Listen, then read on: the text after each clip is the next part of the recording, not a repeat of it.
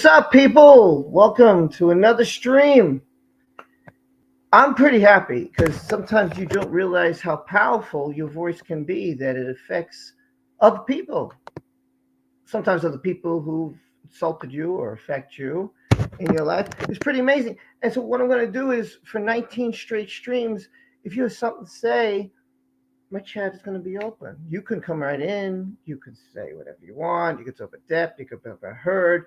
You can be Ebola if you want to. You know, when you insult people on an open public, when you make things public, to tell me that you can say something and I can't is a bunch of malarkey. Sorry, it's my channel. I can say what I want to say. That's what YouTubers do. A lot of YouTubers say what they want to say how they feel. Right? If there's a movie, they want to talk about it. And so you watch because you want to know if the movie's good or not. If there's something going on like this, you spread your feelings. And it's your God-given right because it's called the First Amendment, which is freedom of speech, and there's also freedom of press. I didn't know that my voice is so powerful. I'm going to say this right now. If what I say to you offends you, just don't watch. I don't watch people who I feel offended me. I don't go to Twitters to people who are insulting, who put down this community. This community has been put down. This community has been insulted. And I think I proved that the last 2 days. If you're on Twitter, you know exactly what I'm talking about. This community was 99.9% not going to be in Virginia. I had Ebola attack me on Twitter. I had it done on my channel. I've had other people come here and say, oh, you're not mature. Okay, I'm not mature. You're right. I'm not mature. I'm going to show you how not mature I am. And I don't care because it's my channel. It's my life. And I will buy what I want to buy. So if I want to buy this Jack Sparrow right here, I'll show you a good view of it. I want to buy Jack Sparrow because I'm mature. It's my money. It's my full-time job that pays. This is not, YouTube doesn't pay for my house. YouTube doesn't pay for my car. YouTube doesn't pay my medical. YouTube doesn't pay my pension plan. YouTube doesn't pay for my retirement, which is coming. YouTube doesn't pay all that. It's something I do for fun. I enjoy because I love this community. This community is special to me. This community has suffered. This community has been bullied. This community has been hurt. This community has been put down. And I think enough's enough. And I think that sometimes truth has to come out. So I say what's on my mind. I say how I feel. And if someone asks me a question, it's my God-given right and my freedom to say how I feel. It has nothing to do with maturity. It has to do with if I feel that Eve Barlow has insulted this community, that's my God-given right. And how many YouTubers talk about a celebrity? Well, is that not slander? How many YouTubers talk about a movie? Do you think that doesn't affect sales? It does. If you don't want to be here, I'm going to tell you what you can do. You can go. Like my wife said, I don't chain you. You're not chained to be here. You're not forced to watch me. Here's the door. Thank you for coming. I appreciate all you've done. And you're free to go. You don't have to watch me. You can go. Isn't that amazing? That's the freedom you have. So don't watch if it offends you. Don't comment if it offends you. Sorry if it offends you, but there are things that offend me. And I believe in truth. I believe in defending this community from people who have robbed this community financially, from people who claim that they fight for something, but you're still slandering somebody else who does this for a living. Let's be honest, right? We're all against one person and we're all with some person. I've been with Johnny since July 2020, and that's not going to change. Today's a big day. At 10 o'clock, which is 9:24, their case is going to happen. This is the pregame show. Nothing's going to happen until 10 o'clock. So if you want to come back at 10, come back at 10. They selected a jury. They have a jury ready. And that's what happened last night. I'm not going to go into what's up, but I'm just going to say hi to everybody because, I don't need to. But if things are brought up, I'm going to voice my opinion. And I think every YouTuber has that God-given right. And I don't care who says what about me or what you think about me. I don't care. Like Johnny Depp said, I don't give a rat's. Because you know what? It's my right, my freedom. And there's many YouTubers I've seen go after the YouTubers. Like Geeks and Gamers have been attacked numerous times. Numerous times. So, Eve Barlow has attacked numerous people on Twitter. I've seen other people attack this community repeatedly. Hell, we've had who I actually watched this video the other day and I thought it was pretty good. John Campia told us that this community doesn't know what the hell they're talking about. John Campia has attacked every YouTuber available who suffers this case. That's right. John Campia came on and said that every YouTuber you follow doesn't know what the hell they're talking about. Like, what? What do you mean? I don't come on here to give false information. I come on here to give truth. So when John Campia comes out and attacks people, that pisses me off. And that's why I did a video about it. If he didn't open his mouth, I wouldn't say anything about it. So we got the first punch. We've gotten hit. We've gotten put down. We've had black and blue. I go to courthouse where I had 70 cases a day. And I've seen people with black eyes, bruised ribs, bruised bodies. I do this for a living. 70 cases, I would see women and men, and some men, but mostly women come in with black eyes, the arms purple, yellow, all different colors, and their body. Oh, Johnny's coming in. Hold on. There he is.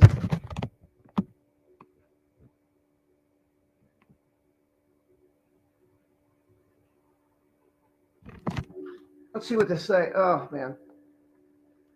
Told to be ready to go at the top of the hour, so he's early. He was a little late yesterday. But we're expecting, again, the opening statements to begin after the jury is instructed in Johnny Depp versus Amber Heard. We're going to break in here and much more ahead. We've got to talk more about not only Johnny Depp and Amber Heard, we'll talk about Michael Barrison, where we are. Yeah, so Johnny Depp has just walked in the building. Yesterday he was late. Today's early. So they said they'll begin just as soon as the jury is instructed. What I will do is I'll do what I did yesterday. I'll put the laptop right there for you guys to hear. We can discuss it. People can come on. That's it. The jury's been selected. We're set to go. We're just waiting to go. Johnny is in the building this time. He's got a white tie. Looks like he has the same suit on, being friendly. Last night he left, and when he left the courtroom, I left the courthouse. He shook some court officer's hand. I don't think the guy was prepared for it, but that's what Johnny is. He's a friendly guy. He's a nice guy, but like me, like him, no one's perfect. No one's perfect, and not everybody's gonna like you, and that's the way it goes. And you move on from it. Again, if anybody has a problem, or anybody wants to talk, or anybody's gonna mouth off behind a keyboard instead of being a keyboard, today is open invitation for the next 19 days. 19 days you can come on here and you could talk Depp and Heard, and you could talk Will Smith and Chris Rock, and you could talk Ezra Miller. You could talk about your life. You could talk about whatever you want because you have 19 days that anybody can come on the stream. Isn't it amazing? What a YouTuber is going to allow anybody to come on this screen. So I'm going to do that. I'm going to invite whoever wants to come because I'm so mature. Anybody wants to come can come on, and you can talk about whatever you want. You talk to me. You could yell at me. You could say whatever you want. I don't care. Just as long as it's not against people in this community. I'm tired of people in this community getting pushed, shoved, put down. Enough's enough, man. Enough's enough. People got robbed in this community. Man, we suffered so much. We suffered so much. So I'm tired of it, and I don't want people to get, so that's why I fight for the truth. Anyway, today it let me pin it. So if you want to come on, it's pinned. I'm going to go through a roll call, see who's here. We're going to have some fun. It's going to be interesting. It's going to be nerve-wracking. Johnny looks in a great mood, smiling. He's got his white tie on, Looks like he had a gray suit. He came in, he waved hi, he said hi to whoever he wanted to say. We're going to cover the whole thing today. I won't show it per se, but you can watch it on court TV. And I believe it's on YouTube, so you can watch along, telling me whatever you want to do. You want to come in, come in. You don't want to come in, you want to say something about anything. 19 days. Don't be shy. Don't be hiding behind a keyboard. Don't be hiding behind a camera. This is your day. This is your day to say whatever you want to my face. Whatever it is. I don't care. I don't care. Don't run later on in my comment section. Do it now. Do it now. Wake up, get up, have a cup of coffee. I'm gonna be here for 6 hours. 6 hours because I want to know what's gonna happen. And I fight for Johnny. I'm not one of those people who say I fight for Johnny and all of a sudden say, oh, I'm gonna fight for Amber. What? What the fuck was that about? Oh, I'm gonna do a GoFundMe, take your money and go to Virginia. It's just wrong. What happened on was wrong. What was said on Twitter was wrong. It was bad. It was bad. But like I said, the stream's open to anybody who wants to talk or whatever. Don't care. Anyway, Britney's pregnant, but she's worried about depression. That was the latest news. Oops. That was the latest news I saw. As for Will Smith, the latest news I saw, besides him getting a 10-year ban from the Oscars, I think it's a little harsh. You know, he did apologize. I think that the good thing would be the adult thing to do, the mature thing to do would be him to go to Chris Rock, have them on stage, and try to settle it. To settle it. I think that would be the mature thing to do. Chairman's here. Say good Hey, morning. Rob. What's up, sir? How's everything, man? Okay this morning. To Okay. a point. Yeah, I'm just stiff. I'm sorry, man. You've been suffering, man. What channel am I on? Now Well, it's Larry like B, I'm not in Italy. I'm on stiff. Court TV Live. It's channel Well, 111. that's just way. Yeah, I'm sorry you feel so bad, man. Novelist accused of murdering her husband. Yeah, well, that's the way things go, man. Yeah, I'm sorry, That's the bro. way things are. I know. You know me. Listen, I feel bad for a lot of people. I wish I could do things, but Yeah. I'm not no miracle Well, worker. But that's why, hey. yeah. By the way, comment says, good morning, Chairman. I will check my Twitter, Tanya. That's not a problem. So Tanya's here. Cement Shoes is here. Hey, Carl. Chris Rock should slap it back and it gets Carrie's here. Tal is here. Hen is here. Who else is here? Is Tal? Is Hen? Lara B. Carrie. Issa Mello. Good morning, all. Good morning. I don't know if you're feeling nervous, if you're feeling scared, if you feel Lily's here, Gina's here. Good to see everybody. Sandra's here. Hey, Hen has joined. Like I said, anybody can join. It's an open stream. I got spots open. What's up, Hen? Hey, how are you? Good. How are Hey. you? I'm feeling great. How are you? Oh, thanks. Stop stressing about Unboxed PhD. He's a twat. He's a twat. We all know he's a twat. It's not the first time he's insulted the community. It won't be the last time. Ignore him. He's a twat. Yeah, I will. No, listen, it's just amazing that I can't believe how Yeah. powerful that my voice can be. That, whoa, my God, you said something about me. Like, yeah, and look what you've done. Why should I not say something that bothers me that you've done to somebody or you've done to me? Yeah. Sorry, but I'm going to talk about things that bother me. It's my channel. I have every right to do that. So He said that. He said that before, though. He said, "Oh, I'm going to see this. I'm here." When Johnny got one of the awards. I'm did. here. No one else is here. I'm here. I'm so great. I'm so wonderful. Yeah, but everyone paid for you to be there. So fuck the you. thing. That's the thing. Thank you. And I'm glad that you're voicing your opinion because that's your God-given right, freedom of speech.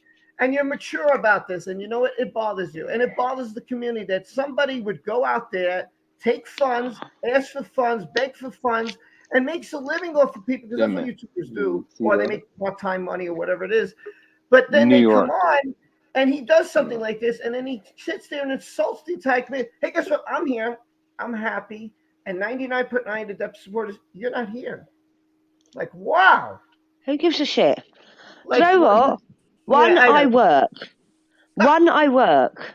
Thank you. Two, I live on the other side of the fucking world. Thank you. Well, Thank you. so does he.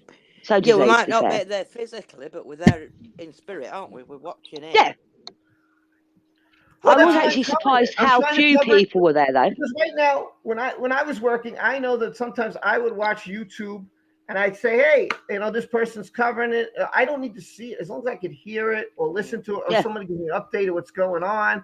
I'll go on Twitter or I'll go to a YouTube or whatever. And that's what I would do. That's what I do at work. And I do my job. And I'm like, hey, you know what? I got 5 minutes. Let me put my earphones in. Let me hear what's going on. Oh, by the way, the hearts were all for you, Hen. Gina's here. Hello, Gina. How Yes, are I'm you? ignoring them. I'm ignoring them. Put some more in, Kerry. Pack it in, all of ya.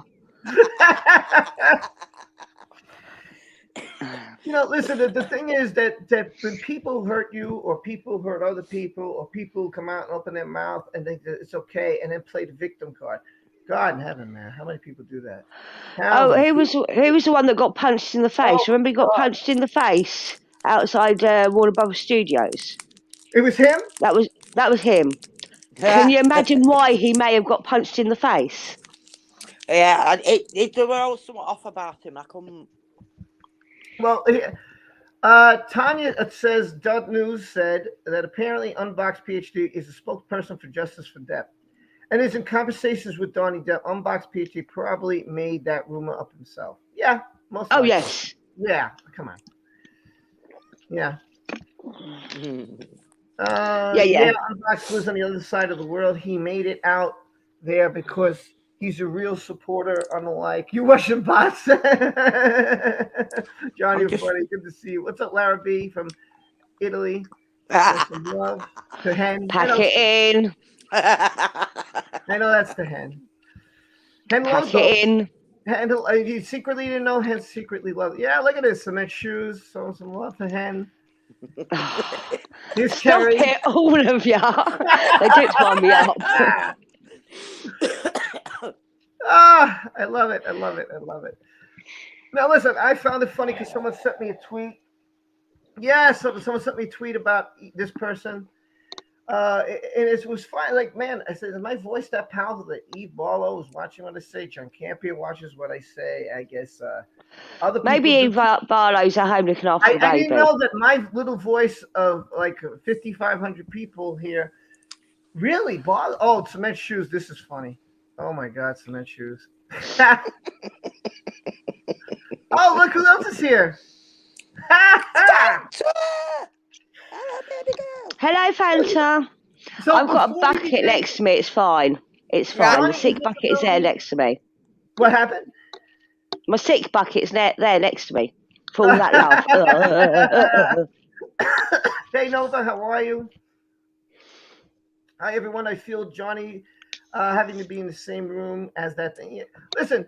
Apparently, he's ignoring her. He's start drawing, and she's trying to look at him and turning her chair to face him. They showed him briefly. He came in with a great. Oh, Annie. Let me put this up for Annie. There you go. Was he looking as sexy as always? He had the gray suit on with a white tie, and he's in a good mood, waving hi. He was saying hi. They didn't show anything since. It was great. And it was funny because I made a good point because Johnny did arrive late yesterday, but man, he's early today. He's early today, boy. He's raring to go, and he looks. Johnny's always late. He looks smart. Johnny's always late. Amber's coming in. Hold on. Which is essentially day one of the trial. Yesterday was jury selection. She's mocking. She's pressing, copying. Raised a lot of eyebrows, but today is the big one. We'll hear the opening statements after the jury is initially instructed, and then it'll be time for testimony in Amber Heard and Johnny Depp. Johnny Depp versus Amber Heard. Johnny Depp brought this case.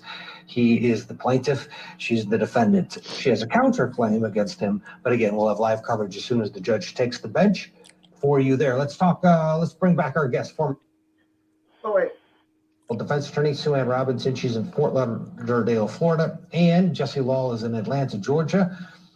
Jesse, to you on this one first. We're talking brophy. Oh, I don't know. all right. He's So they gone. were talking. There he Somebody is. sent me a super chat. I missed it. I'm sorry. I think it was Johnny's girl. I totally missed it. I'm sorry. So anyway, as soon as it starts, I'll be putting it as close so you guys can hear what's going on. I'm not going to show it, but you'll be able to hear it, and and then everybody can say whatever. But, oh, it's Courtney wants to join the stream. Sure, why not? Hi, Courtney. Hey guys, Hey, Courtney. Hello. Hey, I got really excited about the Johnny Depp thing, and I've never actually. Here, let me take my camera off. Hey, Courtney. I've never actually said hi to you for real, Rob, and same with you, Hen. And I don't know the other two because the names aren't up. But This is the chairman, and this is Gina. Hello. hi, Gina. Hi, the chairman. I love Johnny Depp. That's all I really just wanted to say. Ever since the man Crybaby, I'm like the hugest fan, and he's been treated unfairly, and it's really upsetting. Absolutely. What? Amber's came in. She almost no looks like kidding. Johnny today. They're Yeah. both wearing the same color power suit. They both got gray on. So Yeah, she's wearing a very similar colour to what he had on yesterday. yeah, very similar. She's obviously tried to match him. Yes, that's what it reminds me. Like yesterday, she came in block, as Tail would say. Tail said block. She came in black yesterday, and today she's all in gray. The hair's pushed back, and again, like yesterday, she just looks business. And Johnny's like more like happy-go-lucky. Hey, what's up? Hello, Yeah. how you doing? Waving hi to people. Good attitude. I think that's the great attitude to have. I don't know why yesterday these people were like, well, Johnny has this attitude and she's coming in all business. So what? That's Well- it's like saying it's like people tell you you can't be a certain way. You can't say what you want to do. You can't. Why not? Why can't he He's being be himself. This Yeah. is who he He's is. being him. He looks sexy because he always looks sexy. Oh, here we go. Spunk Bubbles here. Oh, Hello. wow. Black. Block. He looks sexy as always, I'm gonna leave that up for a while. but he's dressed up smart. Hey, how I are you? swoon every time Simon? I see him. He looks like Johnny Depp in a suit. I'm all right. You know what I mean? By the way, Johnny's girl gave me a super sticker. I don't know. Ah. Thank you so much, Johnny's girl. A little laughing again. It's a pair that's laughing. In case you can't Looks see like it, it's the best I can get laughing. it. There you go. Like, So, oh, it's so cute. Thank you, Johnny. That's very nice of you. Johnny's girl's awesome. It's been a great support. Oh, there's another one. I just saw it. Hooray of Peace. Oh. Hooray of Peace says, hey, you. hey, you. Hey, hooray. Hey, Hooray. Another person who's been with me forever. Thank you very much. And then, I think I've been with you 15 months now, Rob. yeah, I started in July of Yeah. 2020. So I covered as much as humanly possible. I didn't get everything. There were some things I might have missed. Mm. Look, No. I'm sorry. I tried to cover everything from good, the bad, the ugly, the it was funny. Like I was watching Campion's Vinny, and he said, "And nobody in the Johnny Depp community," and I was like, "Here he goes again. Here he goes So- again. Get out, This get out. guy." Like right away, he doesn't watch videos. He doesn't know all the facts. And right away, he's attacking the community again. I was like, man, two people attacking the community. It got on my nerves, man. It got on my nerves. Some people are just mean. So somebody know what? wrote in the comment section, which I thought was to the like people. you just hate Johnny Depp. You say you don't hate Johnny Depp, but you just hate Johnny Depp. Another part, which I thought was a great comment. It's funny. What's up, Chairman? He's like, I don't have a battle in it. And listen, I don't got no wrong camp here. Again, if people get the wrong message. I just don't like when people attack the community. I don't like when he attacks YouTubers. So these YouTubers will never tell you this, but she could use the anti-slap. Dude, I made a video about it. I said, I'm sorry to say, I felt bad that day. I know the video because I remember how I felt that night. I felt bad going to bed because I was like, damn, she could use the anti-slap rule. And I made a video about it. He's like, no YouTuber on this platform is going to tell you that Amber can use the anti-slap defense. I did. But she I said couldn't. it's bad to ugly. I couldn't believe he But said she that. I was like, couldn't. dude. She can in Virginia, Hen. Yeah, but she couldn't. The judge ruled against it, so she couldn't. Who's that? She couldn't use the anti-slap rule. She tried. They told her No, no. she can use it as a defence. She can't in her counterclaim. Mm. She can't use it against John's claim. Right. Whatever. I know it's confusing. The point is, it doesn't fucking matter. It's No. all starting. We're all there. We're all waiting to see what happens. Yeah. And fingers crossed. Well, it's going to take 6 weeks, so don't sit there and not sleep. Don't sit there and not eat. No, it's going to take 6 weeks before this is over, and then we have to wait for a decision. So it could take 7 weeks. It could take 8 weeks, and then once the decision's out, is somebody going to appeal that decision? Mm. So I don't know how long it's going to take. By the way, I wish I could speak Italian, but I can't. So Lara B will hopefully just speak Italian for me because I can't answer that. Thank you. Antonia, hello, how are you? Says hi. I greet everyone from Italy. Oh, another one from Italy. Nice. Also, compadre. And that's another thing where people like, I know one rumor is like, oh, the Johnny Depp community is mostly U.S. Related. Like, no. What are you talking What? No. No. If I asked this, I said, how many people, where are you from? Where are you from? And everybody responded, I'm from Netherlands, I'm from Italy. Well, just on this panel, you've got half British, half US. Yeah. I'm Philly. That's where I'm from. Who's from Philly? Yeah, so you're US. Who's so you've Philly? got 3 from the US and 3 from Britain. Who's from Philly? Me. Courtney. Oh, you're not far from me. I'm in Jersey. I know you are. I called you out, I think, on that because of your accent. I recognized it. I was like, you're in New York or Northern Jersey. I knew it. Yeah, I was originally from New York. And then what did you tell me? Brooklyn, right? Yeah. Yeah, I was the one that was telling you my sister lived in Greenpoint or I know where that Williamsburg is. and Greenpoint. I used to date a girl from Greenpoint. I know Greenpoint. Yeah, I know Greenpoint. I used to date a girl there. Yeah, my sister's there. I'm really interested, Rob. You were saying something about Hey, like Rob. you worked. Are you an advocate or something for abuse? Is that what you do, or? It's happened, but one second. I just want to hear what the chairman. Go ahead. I'm sorry. Chairman. There's a shooting in New York at a subway in New York. There's a shooting. Oh. I'm watching it on the news. Yeah, New York has gotten worse. It's America for you. I hate to say it, but New York it has gotten worse. It was really good at one point, and then after COVID, man, things have gotten. Then New York has become, I don't know. It's not. I don't feel as safe as I used to going there anymore. It has become just a. I don't know what's going on. A lot of guns. Oh, Man. man. Hey, Rob. It's the same way. It's the same way. Rob. Yeah.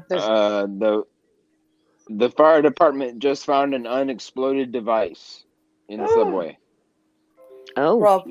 Jesus. Yeah, Christ. this is horror scenes at the subway shooting. Victims covered in blood. Oh, I just got that across my feed. Wow. Yeah. I'm gonna have to read that later. Crap. Rob. God forbid, man. I hope no one I know is hurt. Yeah, people shot. Yes. You'll get Kerry said, have I seen anything different? So if you show that video, Daft News is in there unmasked. Really? Wow. By the way, Yes. last night on Twitter, I saw Brian Incredibly Average's face for the first time. Yeah. Yes, so did I. Right. He was with Yeah, Laura. yeah. Yeah, he was I with saw Laura Lara and B Brooke for the and first Jax. time. They actually showed wow. themselves. And I wrote to Lara B last night, and I said, "Is this you?" And she's like, "Yes, this is me. It's me." I said, "Oh my god, it's so cool." So I spoke with Lara B last Brian night. is lush. We haven't. That's Is Lara he? B stream. The other I'm Lara B. surprised Garth is unmasked. Well, he has to be unmasked. He can't get to the Garth courtroom Garth Yeah, he mask went can't. on. unmasked. He's in the courtroom, so he can't get in with the mask. They just brought back indoor mask mandates in Oh, darn it. Philadelphia for the whole city. No, this is a Deadpool mask. Yeah, that's what he wears. But listen, the one thing about Darth is that he had a mask on. He was all prepared for the virus before it even hit us. So that's good. Yeah. And here's another thing I wanted to tell you. Do you know that E-Hacker and I were on the Amber Heard sign? I don't know if you know that. Yes, I did But see. we were, and I was number 9, and Ian With Hacker all- was number 2. With all 3 of her fans, and they dragged the little kid along. Oh, I To could the not court- believe it. I courthouse. said, "What?" is it school holidays in US at the minute as well? Well, they're doing a typical Amber thing, aren't they? She uses her kid as a shield. They've brought a kid along as a shield. Yeah, I could not believe. So it was real fun. I wish I could. I pull up the picture, but I saved all the pictures, so I was like, "I'm number 2." I'll show you that real quick. I can show you that. You're number And I- 2? They've Wow. got graphs. I'm number 9. They've got Hacker's number graphs 2. and everything on their hen. I gotta show you this. Hold on. Yeah. They've got No, graphs, I've got to see statistics. this. They've Yeah. got bots on there. Yeah, Everything. I'm number 2. I'm number 9 on the list. I could not believe. I said, "What? I'm number 9 on the list." I'm gonna show it to you right now. Only number 9. Well, you're number 1 for us, Rob. Yeah, I'm number 9. So here it is. This was on the Amber Heard sign. If you could see. I'm gonna put my messages down here. Yeah, there we go. So it says Johnny Depp 1, E-Hacker 2, and there Rob's Rules is right behind Lindsay Depp. It's Rock Candy, Lindsay Depp, and Rob's Rules are 2023. So apparently I have made the Amber Heard stands list, and I'm Oh my goodness. That's so cool. Well, hang on. There's loads of people that are not on there that should be on there, surely. Dark News is on. He's behind me, actually. Dark News is 1, 2, 3, 4, 5 behind me. He's there also. I just noticed. There's Yeah, I haven't but heard there's of some no of there's them. no SEC. I can't see SEC there. No, I can't I can't- see. Who's Rock There's Steve- Candy? I don't know who Michael- Rock Candy is. Michael Keaton. So Yes, I Batman's know. after her. Batman's after her. Seriously?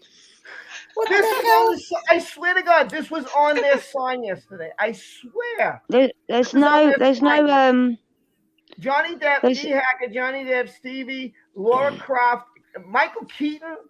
Okay. Yeah. I don't know what Keaton is. I don't know if there's a made up. I don't know who that is. Rock Candy, Lindsay Depp, Rob's Rules, Johnny Depp. Johnny Depp's behind me. I don't know Oh how my he's goodness. behind me. I can't figure that out. You figure it out. He's right That's behind me. amazing. And then we have Binge Central. I don't know who they are. Lori Holder, I've heard of. I heard of Rock Candy. I just don't know who that is. Dot News, Pure Sparklies, and Sunshine. Sunshine. Yes, Sunshine. We has love made- Sunshine. Sunshine We don't like doesn't Lindsay do Depp though. anything. We don't like Lindsay Depp though. She's a freak. This was on the sign of the Amber Heard's 4 people yesterday who are outside the court. I can't listen. I didn't know this until last night. I was shocked. I said, "Boy, I didn't." Again, this is what I said this morning. I didn't know that as a YouTuber, as an influencer, that I bring this to the light. This is one of the things yesterday. There were many things last night that I found out, and this was How one. come? How Where's come Tug Laura- isn't on there? I cannot Yeah, where's believe Tug? Where's Laura B? Laura You know, B where's the is 3 there. names they brought up in court? Laura B is Incredibly there. average. Yeah, but these are stands, Hen. You know how thick they are. Laura B isn't there. I don't know why. I don't know. No. Or incredibly average or Tug. No. Yeah, he's not there. And Tug isn't there. Where the hell's Tug? That's what I'm saying. The 3 didn't see people that Tug. that her team brought up in court are not on that list. Mm. It was weird that they pointed me, Hacker, News. I was like, wait a minute. What? Because, do you know why? Because they No. follow the channels and they know who was going. Even though they know Darth was going, they didn't know what he looked like in person. He only wears a Hacker wasn't mask. going. And how could you not know me in No, person? but that's what I'm saying. They know Hacker and you weren't going, but they thought because No. it was said Rob said he was Tug going for a while. Mm. Yeah, Yeah, but they I was watched going. Rob's channel and he said he isn't going. So they watched Tug's. They thought Tug was going. It was only until recently Tug decided he weren't going to go. They don't know who Darth News is. They know Laura was going because they follow. They knew probably Incredibly Average was going. They knew Brooke was going. So that's probably why they're not on there. They're scared. Scared And shitless. It just goes to show me that my voice reaches out there. I'm glad. Listen, I'm good. Look, Eve came after me. She came after me. I've had YouTubers come after me. I've had non-YouTubers come after me. Listen, I'll come after you, Rob. you can. This is my God-given right. If I can't, Yeah, I'm going to come after you, Rob. then I could point Rob out is this amount of absolutely channels. or And there are Awesome. You say so many things. So please give me a break. I didn't know I had that much influence that I was going to be today on Amber Heard's stain sign. I'm honored. I'm honored that I made the role. I think it's I- amazing. That I could do that for them. I think it's amazing as well. And you know what's funny? I opened the stream. I'm like, listen, anybody can come here and talk to me. Anybody can come. I do think I have more spots open because I did pay for it this month. I did, so I So should you can get 10 of us on. Yeah, I should be able to have 10 on this. I'm going to see what there's a lot of people who are tweeting me right now. God, I can't keep up. I'm so sorry. I want to show you Lara B. And if I could show you maybe Brian. I think I sent it to her. Hold on, let me go to the real Lara B. You can cut me off at any time to bring people on, Jesus just Christ. so you know. What happened? What happened? 13 people injured in subway shooting. Jesus Christ. Wow. I'm gonna have to call my boss. I'm gonna have to make sure later that nobody from my job was hurt. That's very scary. Oh my God, I'm gonna write to him now. Actually, I'm gonna make sure no one was hurt. Oh my God. Fuck. Man. Whereabouts was the subway? 13 people injured and 5 shot. I was just going to ask that, Hen. Whereabouts was the subway? Because there's probably about 50. Yeah, it could be where the subways in New York. Yeah, but whereabouts in New York? There's a ton though. Does it say like Manhattan or? So here they are, by the way. It's not saying. It's not saying exactly where. Yeah, I'm just gonna call. Oh, so is that incredibly average there? That's incredibly average. Hang on, let me zoom in. And Oh, he's nice. Oh yes. I thought it was what's his name at first when I first saw it briefly. Ryan Reynolds. Oh, sort of. When I first Yeah, I quickly know. looked at it, until I looked at it properly, I thought it was Ryan Reynolds. See, I always knew I liked incredibly average for a reason. He's right there. Is incredibly average. You see Lara B right next to him. So it was great to see them. And I said, oh my God. I know Laura. I know Brooke. I know Jax. But I don't know who the other woman is. And I don't know who the others are. I'm not too sure. But anyway, I just wanted to show you this because I thought last night, like I said, a lot of things happen on Twitter when people send me, Rob, you're in this. I said, I'm in what? What are you talking about? They said, the sign. You're in the sign. What? Oh my God. I'm in the sign. So I couldn't believe that I was a part of the sign. I was truly honored to know them. You're famous now, Rob. You're famous. No, I don't know if they did that because they were hoping I showed up. I don't know. And listen, if I have that influence on people and I upset people, and I'm like, listen, it's real simple. If I see a tweet I don't like, I scroll past it. If I see a video I don't like, I don't watch it. I don't comment. The other person. I don't. The other person is the right side of the Roaring Rapids. Oh, well, that's okay. So it's Jax, Laura, Brooke, Brian, and the right side of the Roaring Rapids. Okay, I didn't know who they were. I had no idea, but it was really cool to see that last night. It was cool to see. It was really, really cool. A lot of things happened on Twitter last night, and I was like, wow, I was pretty shocked. I couldn't believe a lot of things. I can't believe I was on that sign. Oh, my God. Eve Barlow's posing with a bloody mirror doll. Yeah, she's another one, man. And then what she does is she plays the victim card. Oh, let me talk about you, and I'm a victim. Like, oh, man, stop.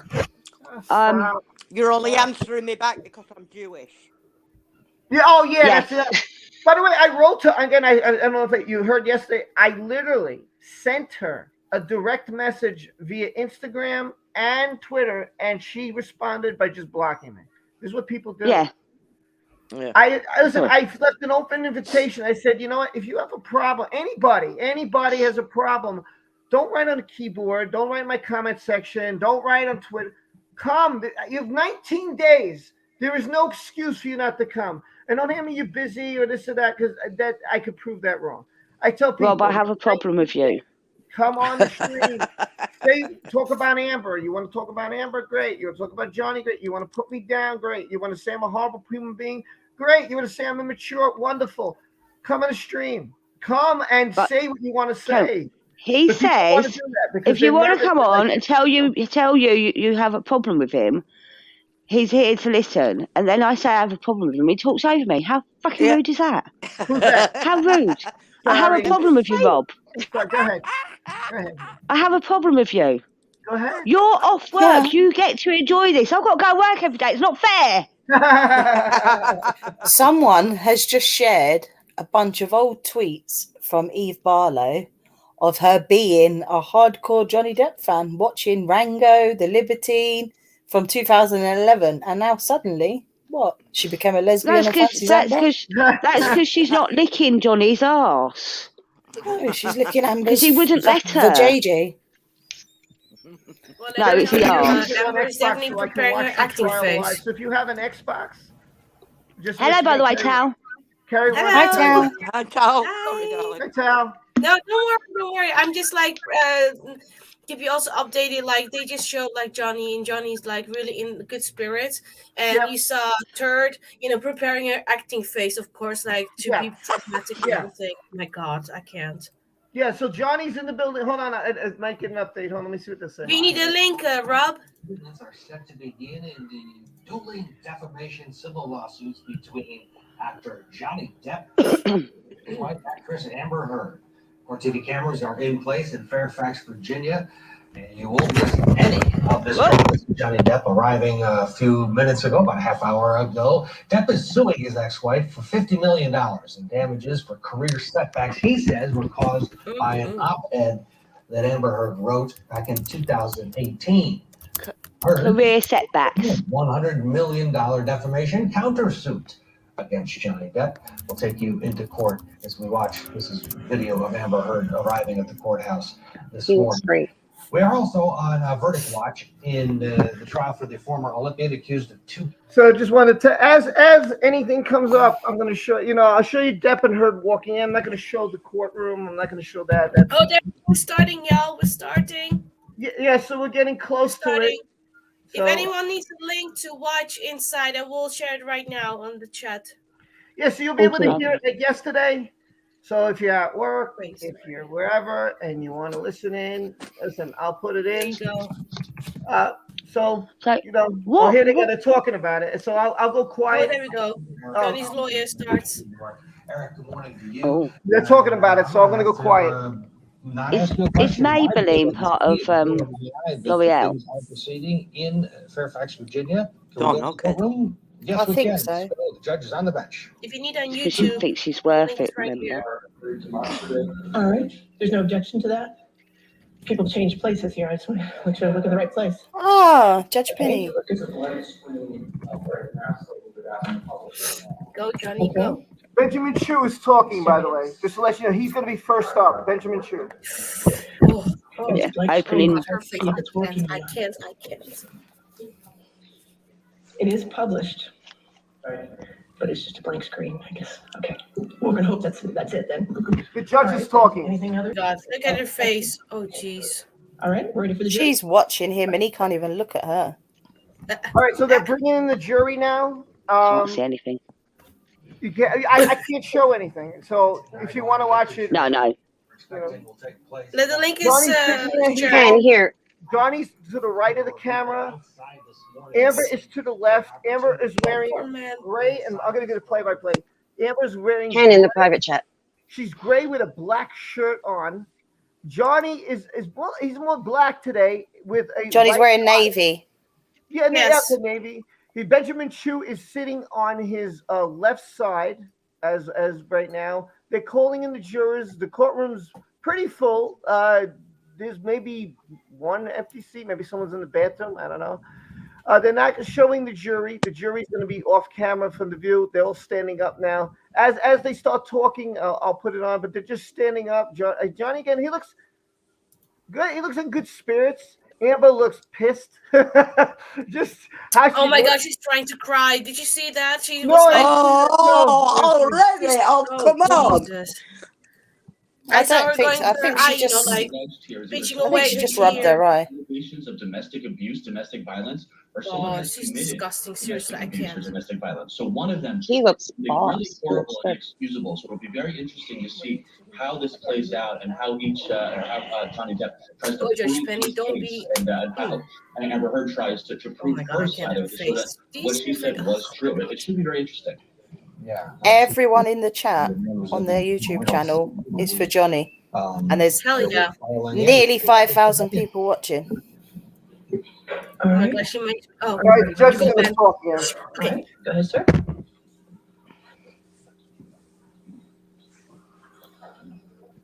Benjamin Chu is now going to take the stand. Good morning. You see Amber stands behind My name him. is Ben Chu.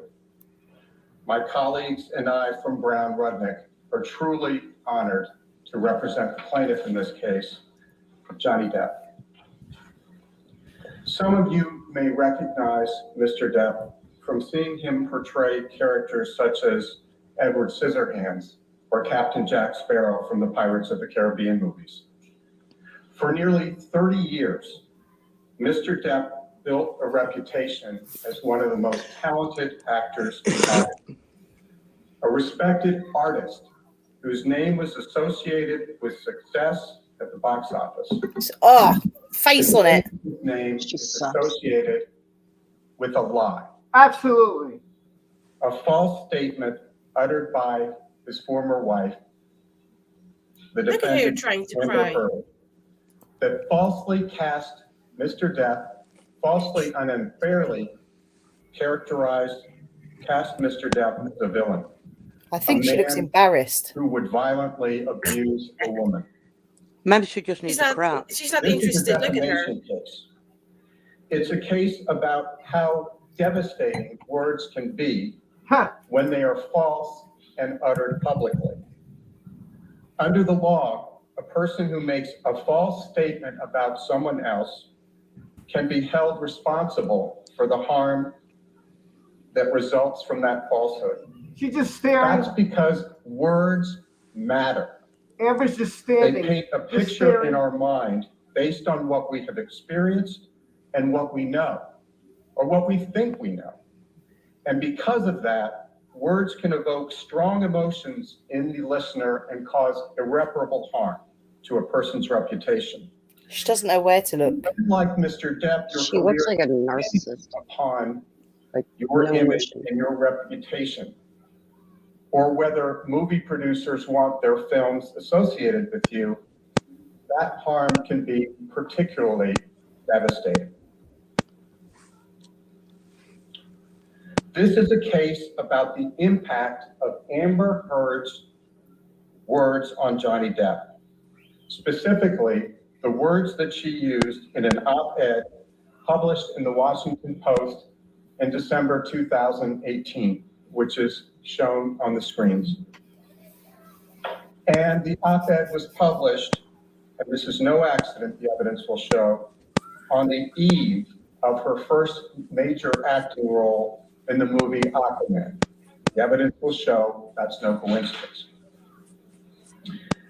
The evidence will show the words that Ms. Heard used, which are the subject of Mr. Depp's defamation suit against her. And there are three statements that we respectfully ask each of you to focus on.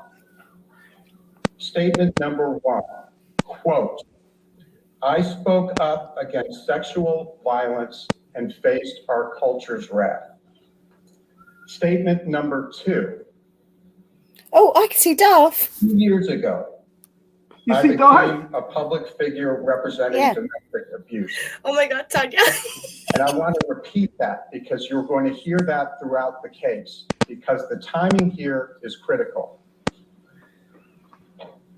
2 years ago, I became a public figure representing domestic abuse. Statement number three, quote, "I had the rare vantage point of seeing in real time Every time I see how your face, I can't. institutions protect men accused of abuse," unquote. Ms. Heard did not use Mr. Depp's name in the op-ed. She didn't have to.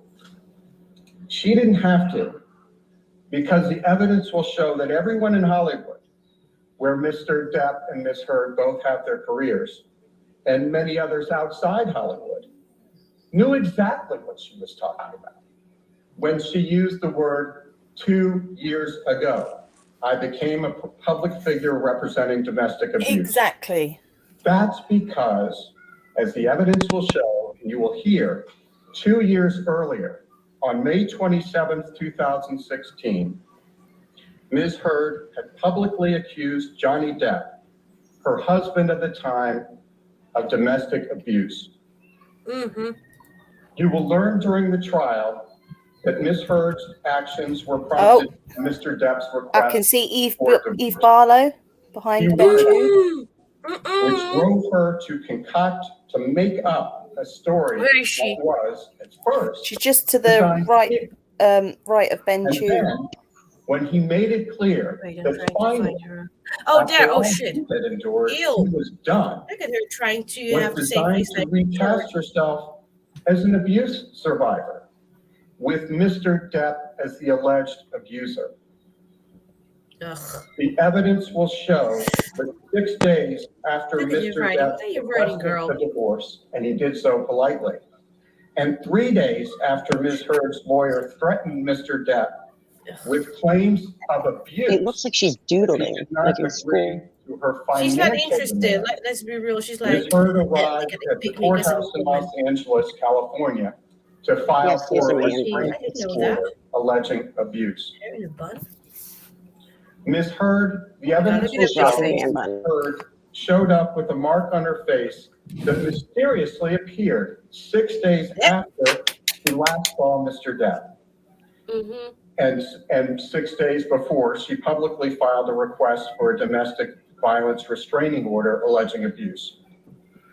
The evidence will show that her publicist and the paparazzi were there at the courthouse to document the event, to make sure that Johnny Depp's name was forever associated with the image of an innocent, battered woman. It was a jolt. It was a shocking story, splashed across front pages across the country. No one had ever, in 5 decades, accused Johnny Depp of being violent with a woman. No one had ever accused Mr. Depp of being violent with a woman. He had been in other long-term relationships. He had children. Oh, here we go. Oh, she started. Wait. They've gone up to the bench. Yeah, they've gone up. There's an ejection. Oh, the pain in his eyes. Oh my god, I can't. Wow, this is exciting. Yeah. This is exciting. Rob? Yes. Did you see Eve Barlow and Darth? I didn't see them. Eve Barlow's just to the right of Ben Chu, but left when you're looking at the screen. Okay. And Darth is at the back wearing an luminous green t-shirt. And with the bun, right? Yeah, Johnny looks very. I have to say that now this is coming on. He does look very. He does look. Look, nobody. I don't care who you are. Nobody enjoys this. You go to court. Is that them back? No, not yet. I have a commercial, so maybe I have a delay. But I have commercial. But are you not on the YouTube? Oh, sorry. No, I'm not watching YouTube. I'm watching it on TV. Oh, yeah, it's I'm still watching going. YouTube. Yeah, I have it on TV. So I'm just. Mine says 10:13. Oh, I have a commercial, so that's. Well, let's be real. On AA's face, you can see the arrogance in her eyes. She doesn't care a shit. She just wants to win. And with Johnny, you can see the pain in his eyes because he's reliving the moments and all the things that have been told about it that were not true. Yeah, and he feels bad. Listen, he feels bad. You could see it. No one wants to do this. Nobody wants to do this unless you're very. I don't know. You just have no heart. No one wants to go to court. Trust me. So the last place you want to go is court. But sometimes you just have no option. Your back's against the wall. You don't know what to do. Mm-hmm. I know. I should know. I've been here 25 years. I deal with lawyers and judges every day of my life. So here's the thing that pisses me off the most right now. What I'm seeing is turd, I will call it turd because she's a fucking turd. She is like preparing her PTI. She's trying to cry and have her acting moment of the year. And that's the level pissing me off. Like, black, like yesterday, you know? Oh, jeez. No, She's he looks disgusting. genuinely sad. He looks genuinely like hurt and sad. Yeah, he does. Yeah, but the only thing she said that she's because she probably will be caught and everything. Well, which she will, but she's all you can see like you can see in her face, in her eyes, that she's like trying to prepare, to be dramatic and that people will feel sorry for her and all that stuff. And that is like pissing me off because if you look at Johnny, he's like literally like in pain. He's calm, but you can see that he's a little bit stressed because he doesn't want this, like Rob said, he doesn't want this for anyone. He doesn't want this for her, but she did this and he had no other choice. And also you can see like through his eyes, even though he's looking down, that he's reliving all those traumas that he has been through. And she's just like looking with the arrogance up and like, oh, I need to prepare to cry because I need to have the pity from the judge and everything. It's true. I agree with you. It's true. By the way, there's a lot of commercials right now, so I don't, the minute it comes on, you're going to hear it. That's the whole point of me doing the stream. So people who are at work, people who can't see it, people who are somewhere else, if you're in the car driving, if you're running around, you can put your phone on and you can hear it. Put your phone on speaker and you can hear it. That's the whole purpose why I'm doing this. There are people who cannot see this. There are people who are not home right now. That's why I said I'm home. I have the opportunity. I was blessed to have this opportunity. So I'm going to take this opportunity to go over something I've been very passionate about since July of 2020. And I want to talk about it, and I want to share it with you all because I think you all deserve it. So if you're watching it on YouTube, that's fine. If you're watching it on TV, that's fine. I have it on TV, and I have this on my laptop. So if anything comes on Twitter, I'll share it with you. If there's anything shocking, I'll try to share it with you. I did see Dart, but you said him and Eve. They're on the right, but on to TV. Oh, I think he's sitting next to, excuse me, Rob. I think he's sitting next to that Australian woman with the pink hair. Oh, okay, pink hair. Okay. Yes. Okay, Behind so the woman that is in very now. green. I'm gonna wait till they go back to the courtroom. Okay, they're going back. Let me put her. Yes, he is, Tal. He is sitting next to the Australian Whoa, woman with the pink hair. Muscles. Hold on a second. I had a technical difficulty, of course. Ooh, if I was there, oh bitch, it would have been so hard for me to not open my mouth. No, Tal, listen, I made this stream. In Facebook and we started seeing 7 people got shot. Supposedly this. Oh, I don't know anything about that right now. Like this. By choosing to lie about her husband for her own personal benefit, Amber Heard forever changed Mr. Depp's life and reputation.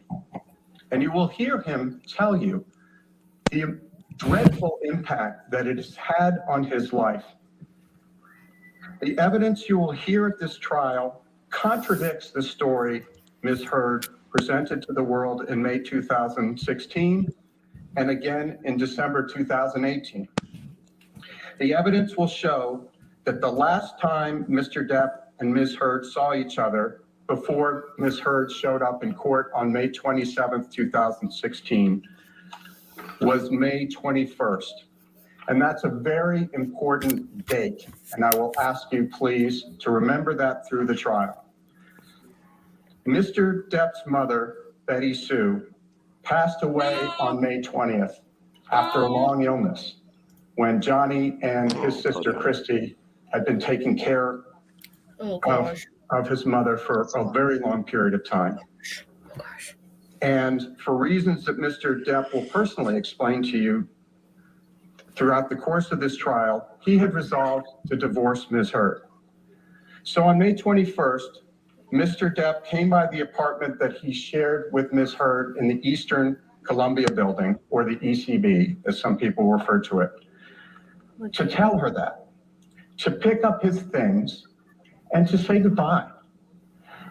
There is no dispute that soon after Mr. Depp ended things with Ms. Heard and left the apartment on May 21st, he got on a plane to head out on a European tour, a music tour, for months with his band, the Hollywood Vampires.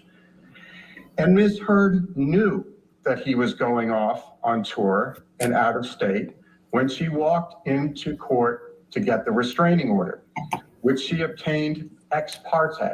It's a Latin word, fancy word, and all it means is that Mr. Depp and his lawyer were not there and had no opportunity to be heard. That's what an ex parte order is. You will hear from the police officers who responded to a 911 call on May 21st after Mr. Depp left. The police officers will testify that they saw no injuries on Ms. Heard. Both police officers will testify that they saw no injuries on Ms. Heard. Nor did the police officers see any of the Oh my God, look at Eve, Rob. that you will hear Ms. Heard. What happened? Look at Eve's face. She's like the left of Ben. And you will hear those in a white like blouse.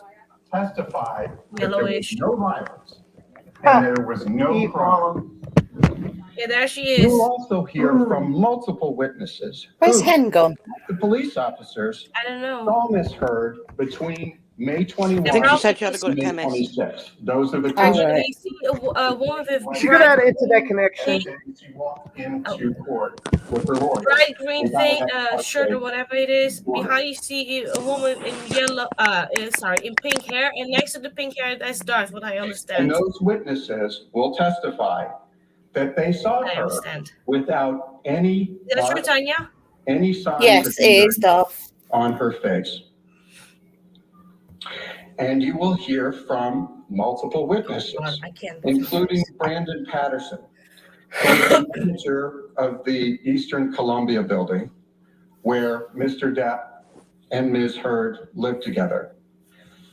You will hear Mr. Patterson say that he saw, and others will say as well, that they saw a surveillance video from the week of May 21st that showed Ms. Heard's sister, Whitney, throw a fake punch at Ms. Heard's face.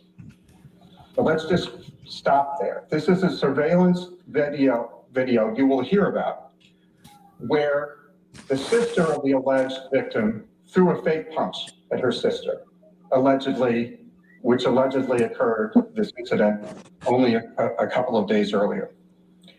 Ms. Heard acting out being punched, responding to the fake punch, and the two laughing about it.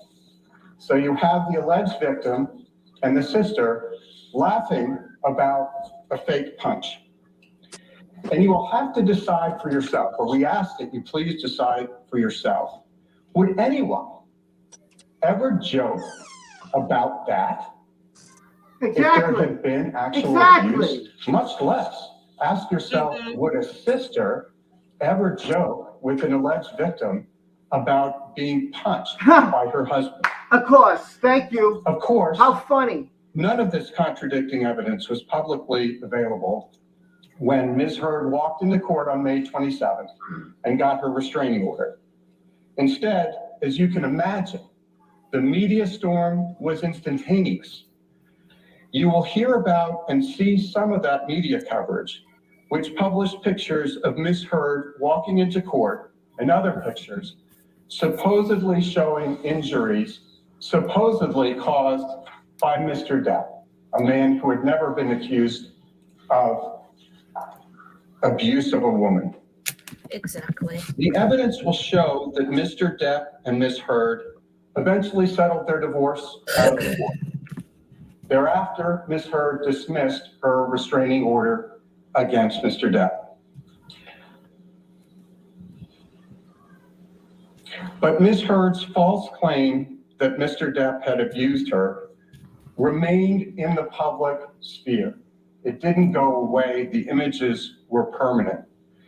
And the evidence will show that 2 years later, which is why we're pointing to that reference in the op-ed, in the wake of the Me Too movement, and just before the release of Ms. Heard's role in the movie Aquaman, Ms. Heard chose to remind the world about the festering allegations This time under the banner of a international newspaper, the Washington Post. In her op-ed, Ms. Heard again painted herself as an innocent victim of abuse, but this time with a wider audience primed to take action against industry powerhouses accused of abuse.